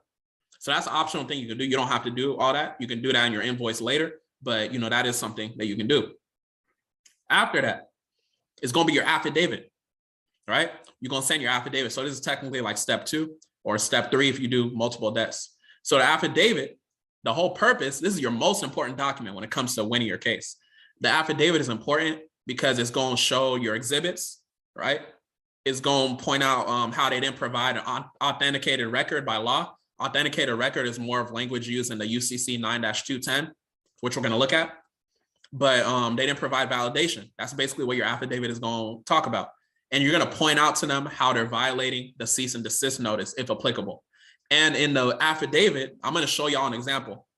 And keep in mind with the example that I'm going to show y'all, I do not sell the letter only to people. I only give it to people that have been on a consultation because I know you're serious if you book a one-on-one consultation. So I'm going to give y'all like a preview just to give y'all an idea of what you should put in your own affidavit. But understand, if you got the Fair Credit Reporting Act Masterclass, I went over like what to include in your affidavit of truth. But the affidavit I'm going to show you here is a deeper affidavit and it has everything you need to do just to get everything, right? So you'll see that it's a little bit different from what you saw in the Fair Credit Reporting Act class. So after that, remember your affidavit is your most important document because it's really where you're you're seeking a default judgment based off of Rule 55, which is what we're going to talk about. That's one of the laws that I haven't talked about on the podcast. I only reserve it for people that are serious. We're really talking about litigation here because I want y'all to get y'all desired result, whether it is a deletion, if it's collection, charge off, whatever, or if what you want to get is remedy, right? Because you could get paid off of these people. So we're going to send a notice of default. So basically what we're going to do is we're going to let them know again that they failed to provide you the information in the allotted time, whether that is 14 days, 30 days, etc. And it's going to be a violation of 15 USC 1692G if you choose to use that section, or it's going to be a violation of UCC 9-210. I like UCC 9-210 because, like I said, The law says they have to reply in 14 days. That 1692G says 30 days. I like a faster approach. It's up to you what you use, right? And then, you know, you're going to have an opportunity to cure. So you're going to send them that letter. And then you're basically going to reference a previous notice that you sent them. Remember, notice is very, very important. The word notice, like I said, notice to cease and desist, notice to do this, notice to do this. Notice can be used in court. Language is very, very important. So you're going to send your opportunity to cure. And it's basically a final attempt at resolving the issue, whether you want a deletion or if you want to, you know, get paid for them violating you and your rights. So an example of opportunity to cure that you can, example law is 15 USC 1681 S-2. It's basically talking about when you've showed them that they have reasonable cause to believe that the information that they're reporting is inaccurate. So you can use that law in your opportunity to cure. If you don't get your desired result, we don't got time to be going back and forth with these debt collectors. Nothing is saying that you can't sue these debt collectors. So then we get into litigation, right? So we're going to get into it. I'm going to get y'all started as far as it. And then if you want more information, obviously, you know, when you're suing somebody, you can get thousands upon thousands of dollars. I don't think it's crazy to let y'all know. If y'all want, you know, assistance with the process, you're gonna have to book a consultation. What is $350 to, you know, what you're gonna get in court, right? So just keep that in mind. What I want to say, going back to what I said in the beginning, this is a process, not the process. So my point in saying that, your affidavit, this is how I do it. Now, just over time, I've, you know, changed the process. I used to do the administrative process just like this, right? Send a letter, wait for them to reply, send a letter, wait for them to reply, send a letter, wait for them to reply. Your affidavit can include everything. So you can send one notice and then just get straight to suing them if you want. So affidavit can include the notice of default and it can include opportunity to cure. You can warn them in one letter, everything that they have to do. And it includes your debt validation. So your affidavit can include literally everything. You can do everything in one notice because we don't have time to be going back and forth with these people that don't want to, you know, stop harassing you. So you can do it and then get straight to litigation. I just want y'all to know that. And then one thing too, a best practice, I want y'all to look up the registered agent address of the debt collector. I want y'all to look up the EVP, which is executive vice president, if you can. And I want y'all to look up the general counsel, if you can. The general counsel is basically like the attorney or whatever for that company. So when it comes to looking up those, you're going to see on the affidavit example, you're going to basically send out the letter to them as well. You want to put everybody on notice. This is how it works to the best of your ability. So this is why we do things like state attorney general complaint, CFPB complaint, things like that. I wouldn't focus too much on the CFPB complaints and things like that. You just want to use that as a paper trail. Don't rely on them to help you. Take these people to court, sue them, right? So that's what I would recommend to y'all. And then a lot of people don't know, but you can notarize with or without the United States. So notarizing with or without the United States means that you can, if you're doing it without the United States, basically, you don't have to go through a notary. You don't have to get the document notarized, right? So this is a power you have as a consumer within, you know, United States. So a lot of people don't know it's more than one United States. So this is why it's important to study these laws. And it's important to invest in things that I have because, you know, I'm studying these laws, so you can just follow my lead or whatever. But it's important to understand too.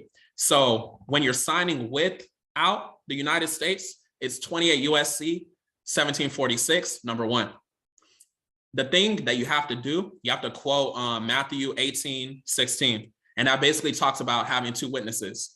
And you know, that's obviously from the Bible.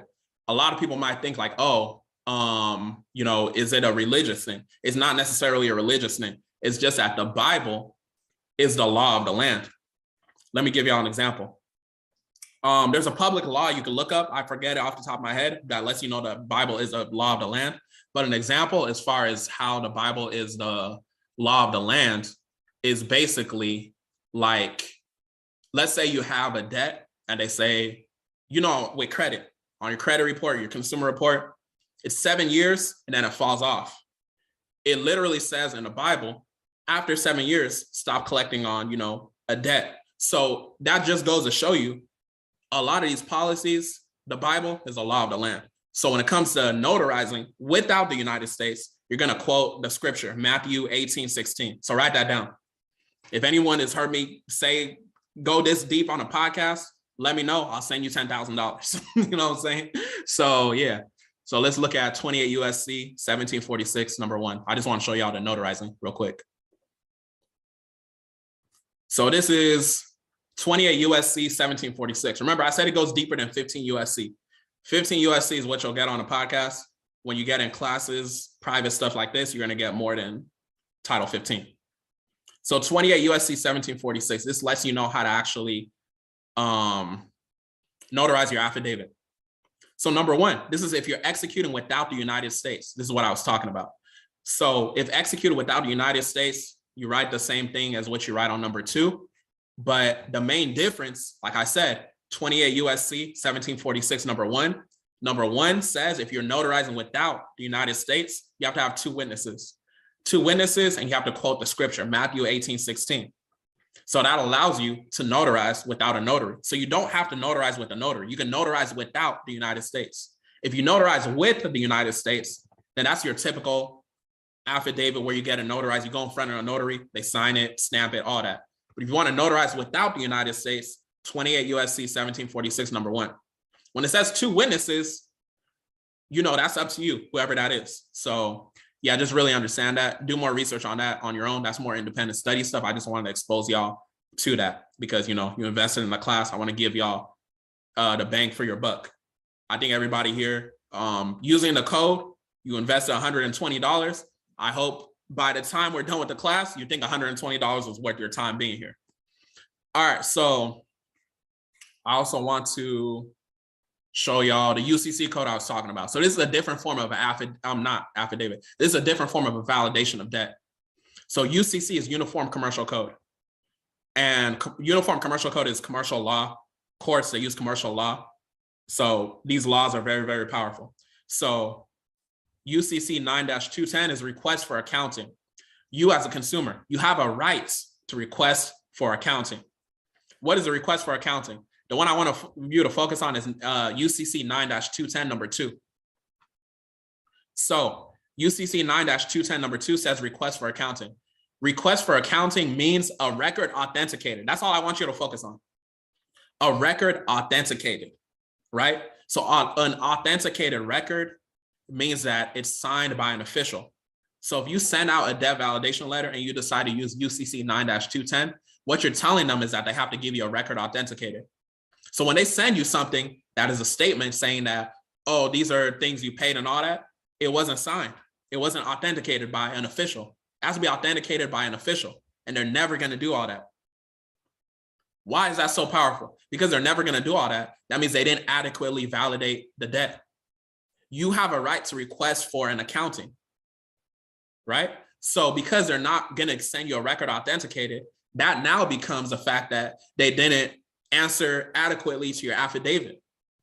So you put this in your affidavit, how they didn't answer it, and now your affidavit stands as a truth. So you can use 15 USC 1692G for your validation of debt and your debt validation letter, or you can go to Uniform Commercial Code. You can use UCC 9-210, request for accounting.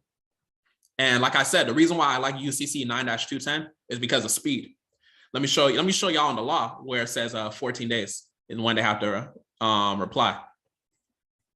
So a person that receives a request for accounting for authenticated record, look right here.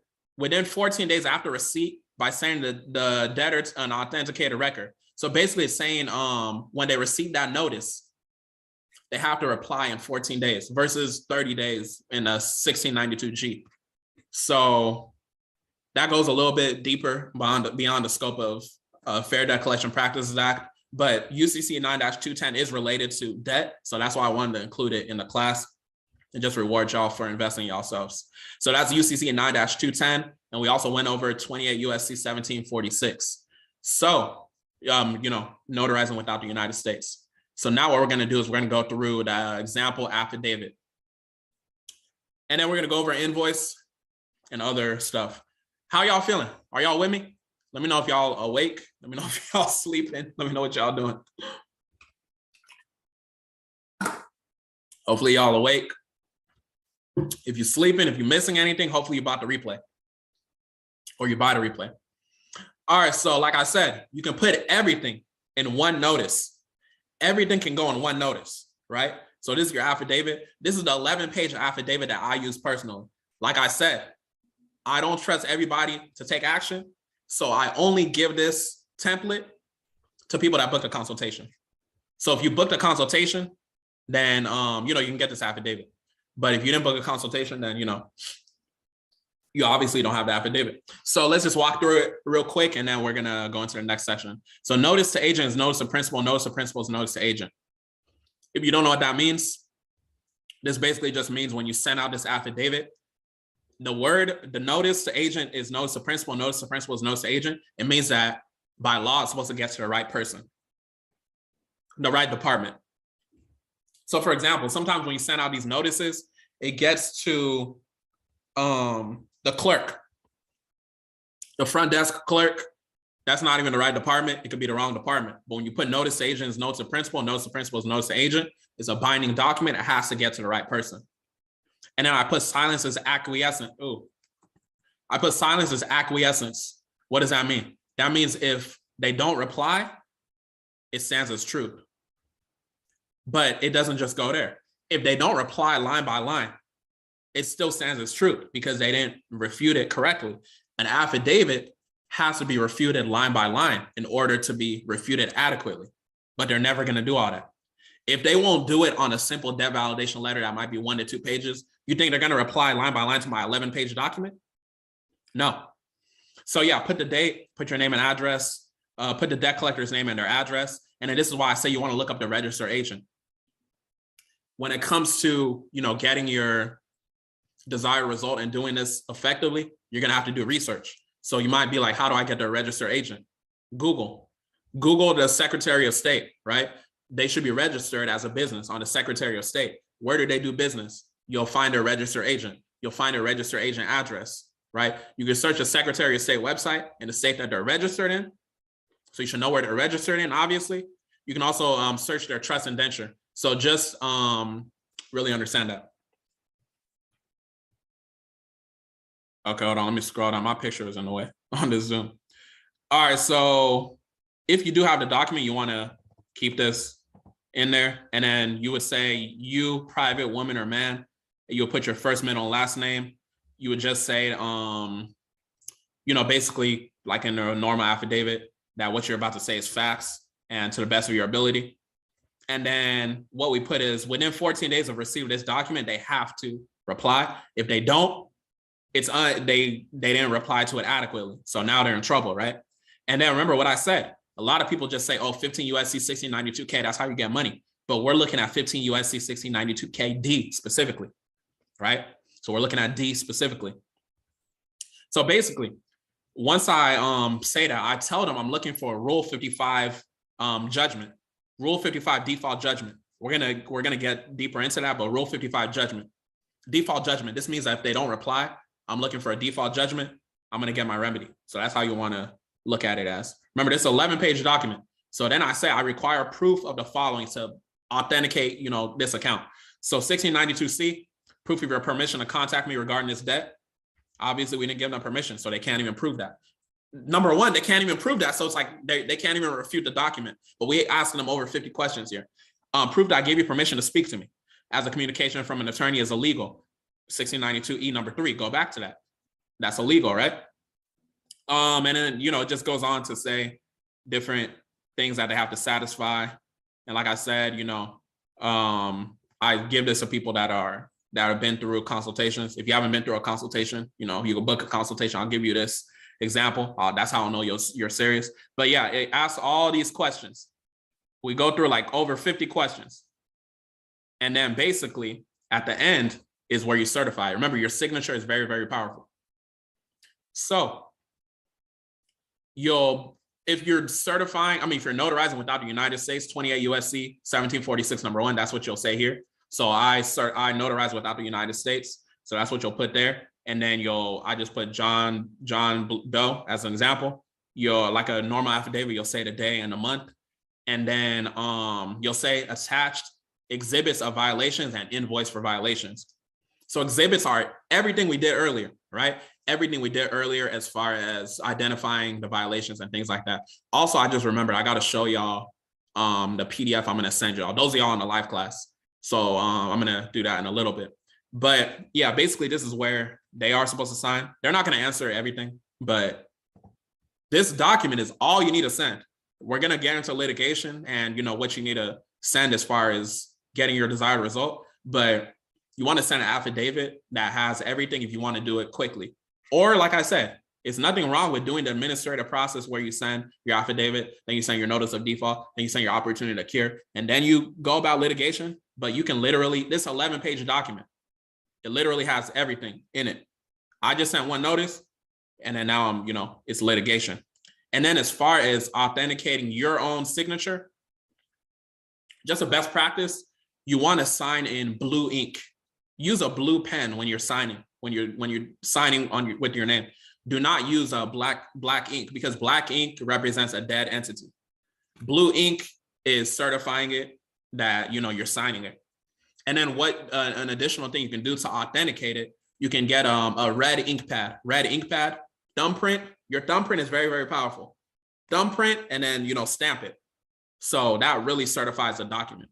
So that's what you send out. Once you send that out, you know they're not going to reply to it within that 14 days. And then that's when we get into litigation. But before we even get into litigation, I want to walk y'all through the whole invoice thing. But before we get into that, I want to show y'all the cheat sheet thing I was talking about. So this document, it literally has everything we talked about today. And I'm going to send it out to y'all.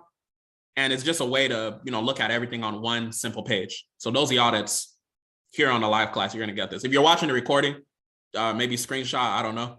But just a treat for the people that came on the live class. So I'm going to email that to you guys when we finish the class. You'll get it within 48 hours. So we went over the affidavit, right? So affidavit is finished.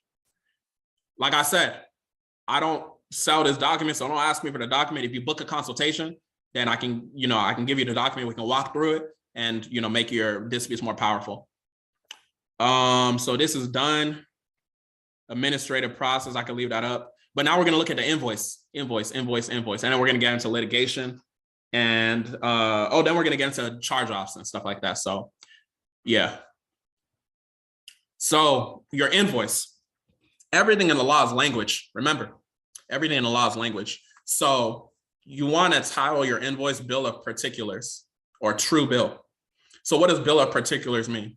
It's just a formal way to present your invoice in common law, which is what we're in.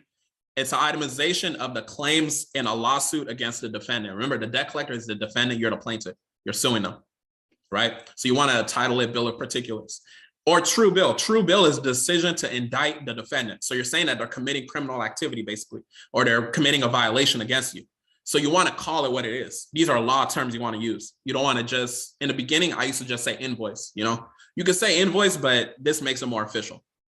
So on the invoice, you'll put the date on the invoice. Then you'll say, these are invoice. This is an invoice for the violations. And you'll let them know, please remit the payment to the address on the true bill within 10 business days. It's up to you. You can do 7 or whatever, but this is an example. And you'll say, attention, debt collector name, and you'll put their address. And you'll put your name and your address. And then this is how I would structure it. You'll put the description of the violation, the quantity, the unit price, and the cost. Someone got caught in my mouth, my bad. So 15 USC 1692B number 2. So if that's a violation, if they violated me 2 times, the unit price is $1,000 per violation. It's 2 of them though, so the cost is $2,000. 15 USC 1692 CC. They violated my cease and desist, right? They did that 5 times. Unit price is, well, it should say unit price is 1,000. That's my bad. Unit price should be 1,000, but that was 5 times. So $5,000 violation. 15 USC 1692 D number 2. 1 time violation, $1,000. $1,000 is how much it costs. Escalator fee, which is basically a late fee. It's up to you what you determine that to be. It could be Sometimes when I put in my letter, I'll be like, it's $50 a day or $1,000 or something like that for the month, right? So you could make it $1,000 and then, you know, that's $1,000. So you'll put the subtotal, and then you'll put the total, and it's $9,000 in this example. Then you'll say, thank you. The remedy is being pursued in relation to Rule 55 of the Federal Rules of Civil Procedure and 28 U.S.C. 2201. When we get into litigation in a little bit, we're gonna get deeper into that. But this is basically how you want to structure your invoice. And then you're going to put your name, beneficiary. In law, beneficiary is a person, you know, receiving the remedy. So that's why you want to structure it like that. Any question on the invoice? Any question on the invoice? How are we feeling? Are we awake? Are we sleeping? Let me know.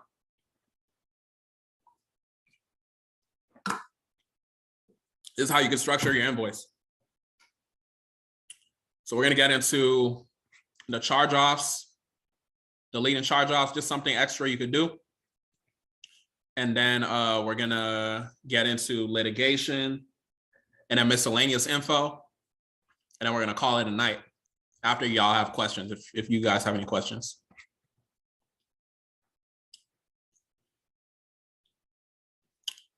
Okay, no, there's a question. Can you invoice them for deletions too? Since it's technically an omission. Oh yeah, that's something I wanted to say. I think I was going to cover it later. But yes, you can invoice them for the deletions, because what you want to do with your invoice, okay, this is what I should have said. What you want to do with your invoice is you want to invoice them as soon as an action happens. So let me expound on that. You want to invoice when an action happens. When you get a deletion, that is admission. So that's when you're invoicing them. But if I don't know if your question is saying if you invoice them before you get a deletion and you invoice them after you get a deletion, I don't do that. I wouldn't do all that. But basically, when you're invoicing them when an action happens. Two actions. One action is they delete the information.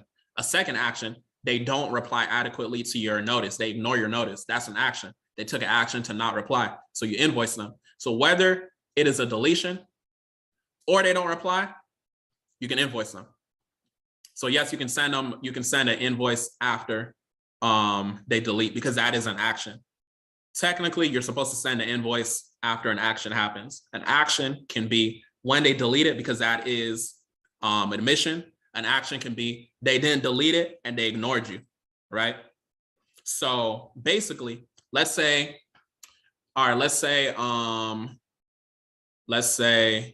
you sent a notice to them and then they didn't delete it and they didn't reply in time. You can send that invoice because them not replying in time is an action. Let's say you send a notice, they do delete it. They admit it. So now you want to go back and invoice them.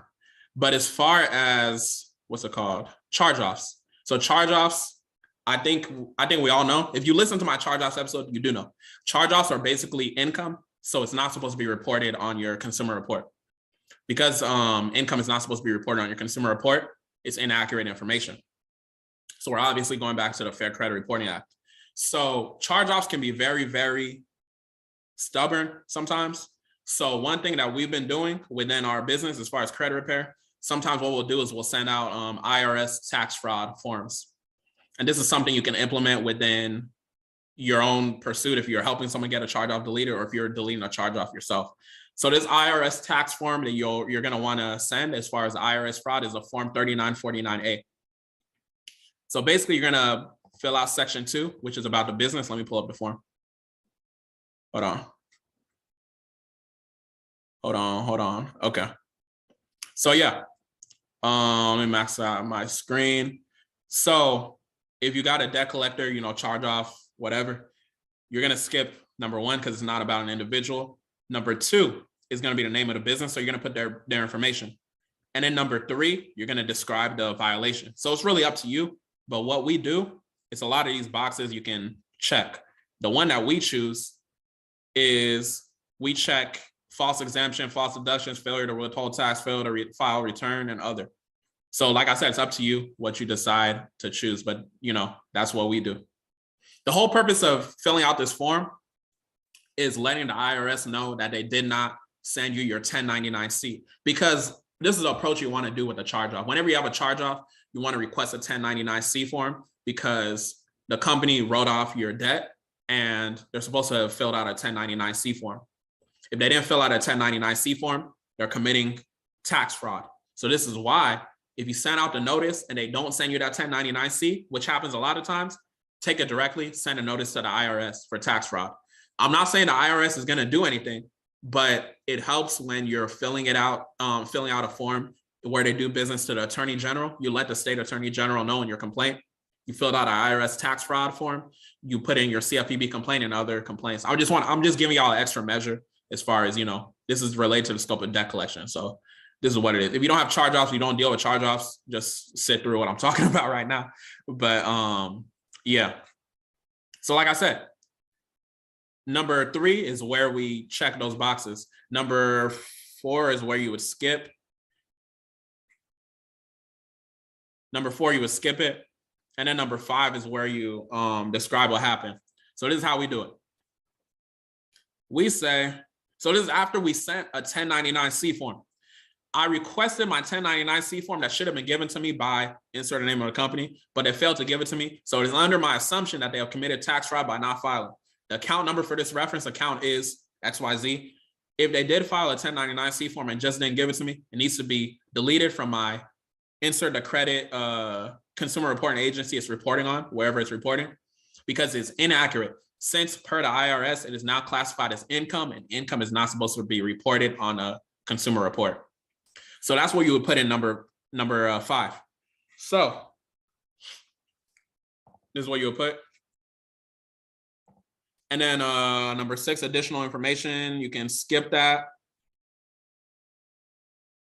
Number 6, you can skip that. And then section C, number 7 is about yourself. So you put your own information, whatever applies. So if you're doing it for a client, put the client's information. And then you're going to print the form and send it to the IRS. So you're going to IRS, can I highlight this? Oh yeah, I can. PO Box 3801 in Ogden, Utah. So you're going to send that out and you have notice that you've sent it out to the IRS. So mail to Internal Revenue Service, PO Box 3801, right? And then once you do that, in my opinion, the next step will be litigation. Because the whole point of litigation is you attempted to resolve the issue that you have with them in private. So this brings me to my next point. Let's talk about litigation. Anybody have any questions about the charge-offs? Let me know. That was just a quick walkthrough. I don't think anyone has questions, but if you do have questions, go ahead and let me know. Or we're gonna get straight to litigation. This is the fun part. We're gonna get straight to suing these people when they're not acting right, which is 99% of the time. All right, so litigation. So when it comes to litigation, I need y'all to really make sure that you built up your case prior to suing. The main thing, your main piece of evidence is in them not replying line by line to your affidavit. When they don't reply line by line to your affidavit, remember that 11-page affidavit I showed? If they don't reply line by line to that, which I've never had a situation where they reply line by line to it, you got yourself a case, you can sue them, right?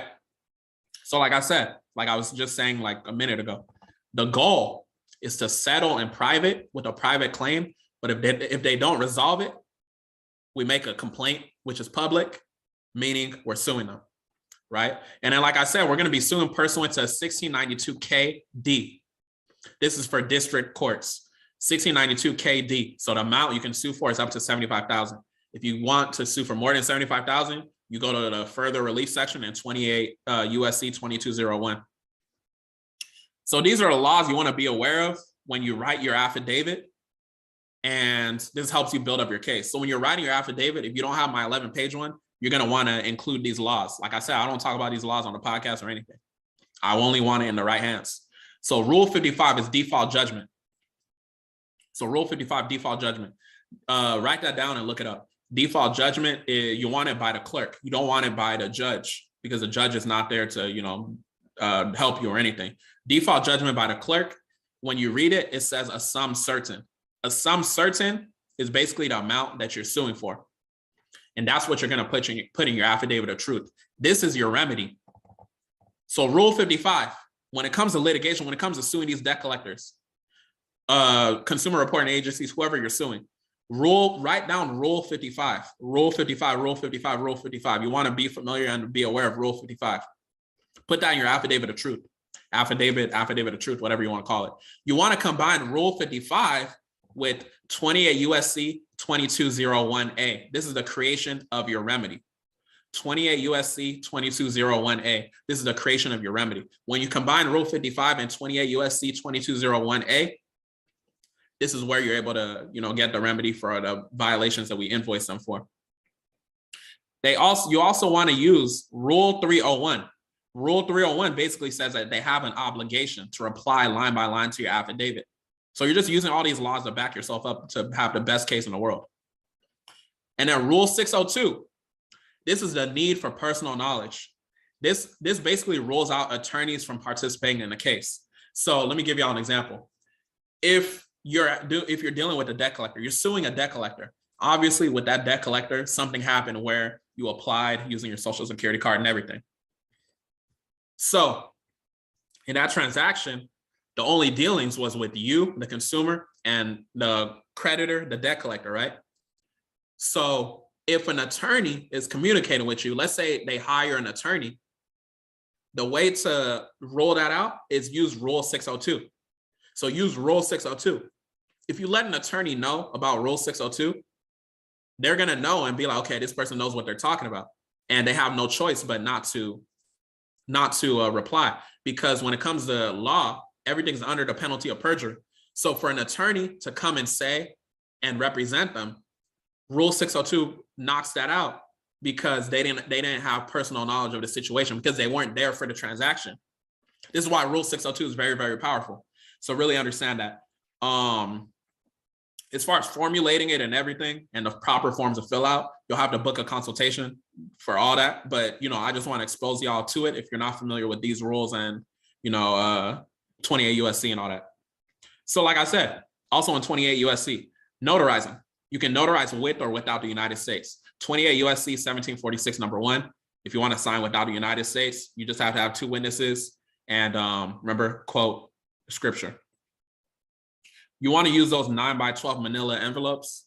So when you're sending out your documentation and everything, use those envelopes. Don't be just using regular envelopes. You don't want to be folding papers. You want those big envelopes so the paper can stand in there and not be folded. You want to take this court stuff serious. And you can sue in small claims court. Usually it'll be like $60 a file, or you can sue in district courts. It's about like $400. If you don't want to pay the $400 to sue, I'm going to give y'all a form. I'm going to reference a form that you can use to fill out to waive that fee, so you can technically sue for free, right?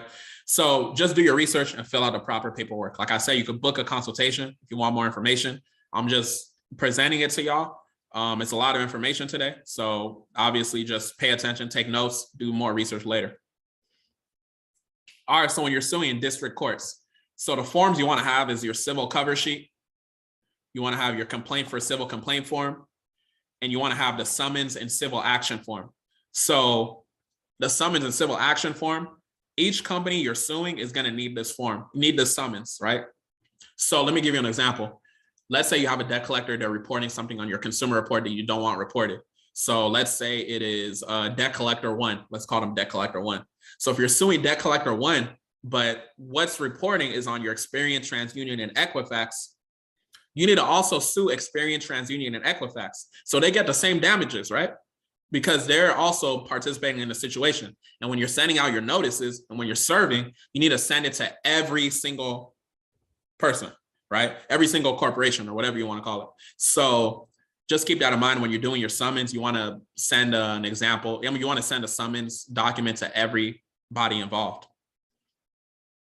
And then, which is optional, this is the form for waiving that $400 fee. So application to proceed in district courts without prepaying, right? So this is what you can submit. These are the forms you basically need to, get this process started for suing, for litigation. And, using these rules, Rule 55, Rule 301, Rule 602, 28 USC 2201. This is how you get the ball rolling. If you want more information, like I said, book a consultation. But this is just presenting it to y'all. As far as like suing Equifax and small claims court, let me give y'all an example. So what you're gonna need a copy of your statement of claim.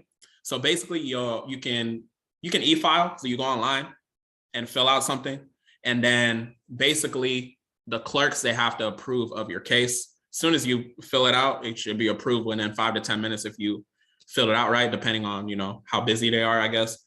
In my experience, like 5 minutes will be approved. And then you have to get 3 copies of the marshal's entry of service document. So you have to send 3 copies of that document. So look up that document, and then you send a $50 money order to the marshals.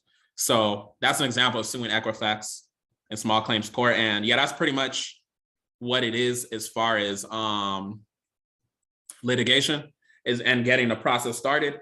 Any questions as far as that before I go on to the miscellaneous section? This is how you want to start the process. This is how you want to start the process of litigation. It can get really deep, but I just wanted to present it to y'all. Y'all do further research. Make sure you're understanding what the FDCPA is actually saying, and then you'll be able to get your desired result. All right, we're gonna go into the miscellaneous section, and then we're gonna be closing it out. If y'all don't have any questions. So there's a litigation. Let me just leave that up. Okay, so there's questions. So miscellaneous.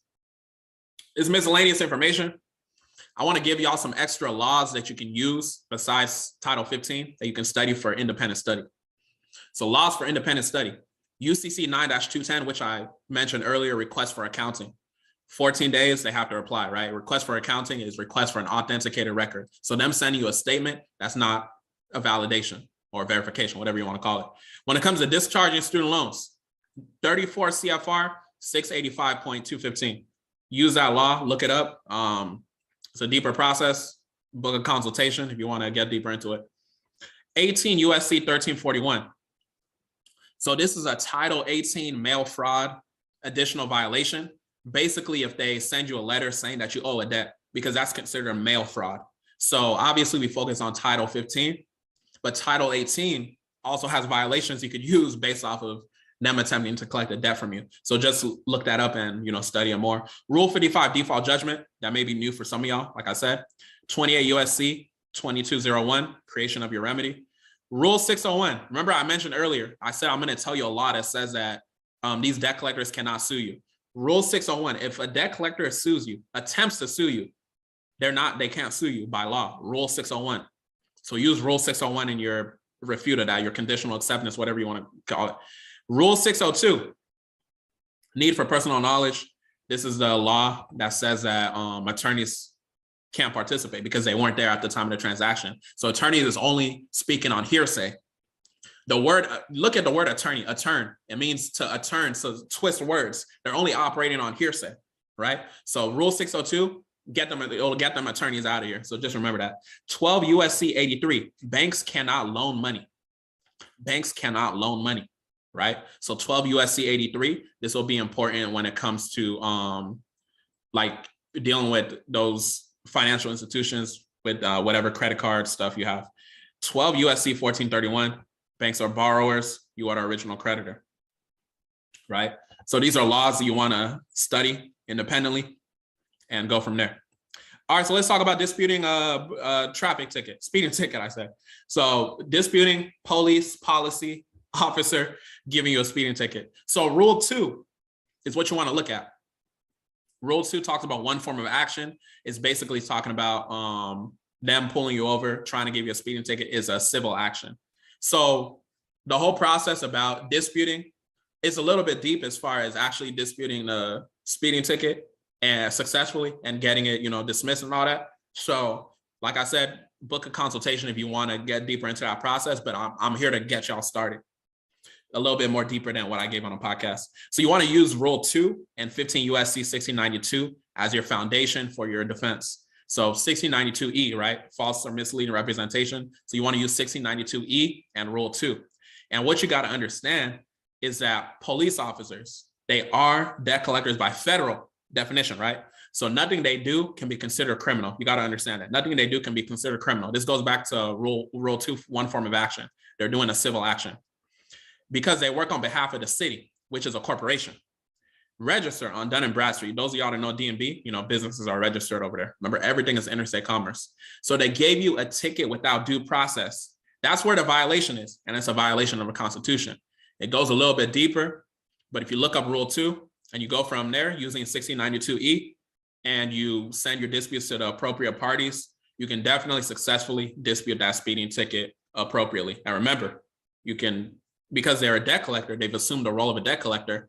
All those violations we talked about, that's money. So yeah, just be patient with yourself in the process and you'll be able to figure it out. All right, so some miscellaneous notes too. I want y'all to remember, sign your documents in blue ink, not black, because that means you're a dead entity. And you want a thumbprint in red ink, like I said before, because that authenticates your signature. Red ink pad authenticates your signature. You can get obviously blue pens from like Office Depot. I got a red ink pad also from Office Depot. So maybe they're at Staples too, but Office Depot, you can get all that. Remember, notarizing without the United States is 28 USC 1746, number 1. You want to quote scripture, Matthew 18:16. You want to have 2 witnesses if you want to sign without a notary. But if you want to just keep it the notary way, that's 28 USC 1746, number 2, which is signing with the United States. If your remedy exceeds $75,000, like I said, there's a further relief section in 28 USC 2202. Remember, you want to use 28 USC 2202A with the Rule 55 default judgment when it comes to getting your remedy pursuant to 1692K. Remember, we're looking at D for district courts. Best practice, send out notices to the registered agent address, like I showed you in the affidavit. This is just reminding you stuff. Invoicing, like I said, should happen after an action. What is an action? An action is they delete that item from your consumer report. An action is it's been 14 days and they didn't reply line by line, right? So that wasn't an adequate response. That is an action. That's when you want to invoice. But if you invoice before that, because you're a consumer, you know, you're allowed to make mistakes. You're so powerful as a consumer. So don't be scared like, oh, dang, I did it wrong. All you got to do, send out an additional invoice. I made a mistake in a previous notice. This is the invoice for you, right? With litigation, you want to go after everyone involved. So that goes back to the example I told y'all with Experian, TransUnion, and Equifax. If they're all reporting that information that the debt collector is reporting on your report, right? Don't just sue the debt collector, sue all of them. And you're gonna see on the forms, they're gonna have defendant 1, it goes up to 4. So you can sue, you know, all parties involved. And then litigation, the venue that you're gonna sue the debt collector in is where the defendant does business. This is why when it comes to litigation, when it comes to being successful with these consumer laws, you have to be good at research as well. And a lot of this research is just Googling the Secretary of State. You can even call them if you want and ask them where they do business. And yeah, look up their registered agent address. So that's pretty much it. If y'all have any questions, let me know. Some final remarks. While I give you guys like, you know, a minute or 2 to ask any questions, I'm going to make some final remarks and then we're going to get out of here. Hopefully y'all got value from tonight. So some final remarks, take action. So there's a lot of information from the literacy to, you know, litigation. I want y'all to have grace for yourselves, but take action.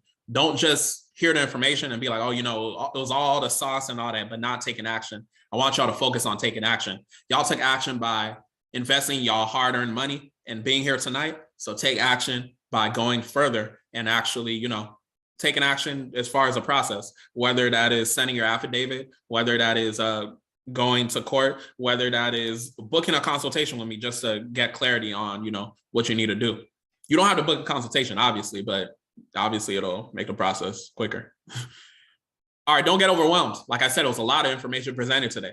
Maybe what you got to do is go back to the foundation, which is understanding the literacy of the Fair Debt Collection Practices Act. We went over so many violations and things like that. So yeah, just really understand that. All right, and then I will send those that purchased the replay within 24 to 48 hours. If you did not purchase a replay and now you change your mind and you want to purchase a replay, just send me an an email, a DM or something, I'll send you the link to actually purchase the replay because it was a lot of information. And I'm going to email y'all, those of y'all that's on the live class. So if you're watching this on the replay, you're not going to get this, but I'm going to email y'all the PDF FDCPA document that I showed y'all that has everything on one page. All right, so that is it for me. Does anyone want to come off mute and give a testimonial just about the process? If you're like shy or something, or if you don't want to, you know, come off mute, what you can do, you can record your testimonial like 30 seconds or something and email it to me separately.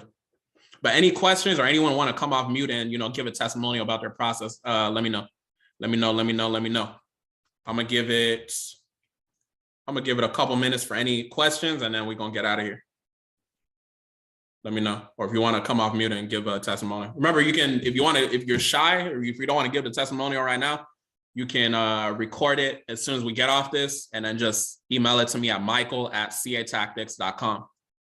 I hope y'all got value from tonight. I hope you learned something. One gem you can implement to help your situation. And yeah, that's basically my hope. I hope that y'all can take action and execute. Any questions? I'm gonna leave 1 minute left if y'all have any questions. If y'all have questions later, I know it's a lot of information to digest, you know, that is something you can do. Somebody said, what did I mean about combining the affidavit? So I think your question is talking about when I said that you can, do I have the administrative thing open? Okay, I don't have it open. But basically, with the affidavit, you can send your notice and default opportunity to cure, everything just in the affidavit. Everything just in the affidavit, your debt validation, everything can be in one notice. You don't have to send it separately, like as a whole administrative process. That's what I meant. Hopefully that helps. Hopefully I answered your question. But if there are no other questions and no one wants to come off mute and give a testimonial, I hope y'all can email me a quick video testimonial. I hope y'all got value from tonight. And yeah, we'll go from there. Y'all have a blessed one. Let me stop sharing and let me stop the recording.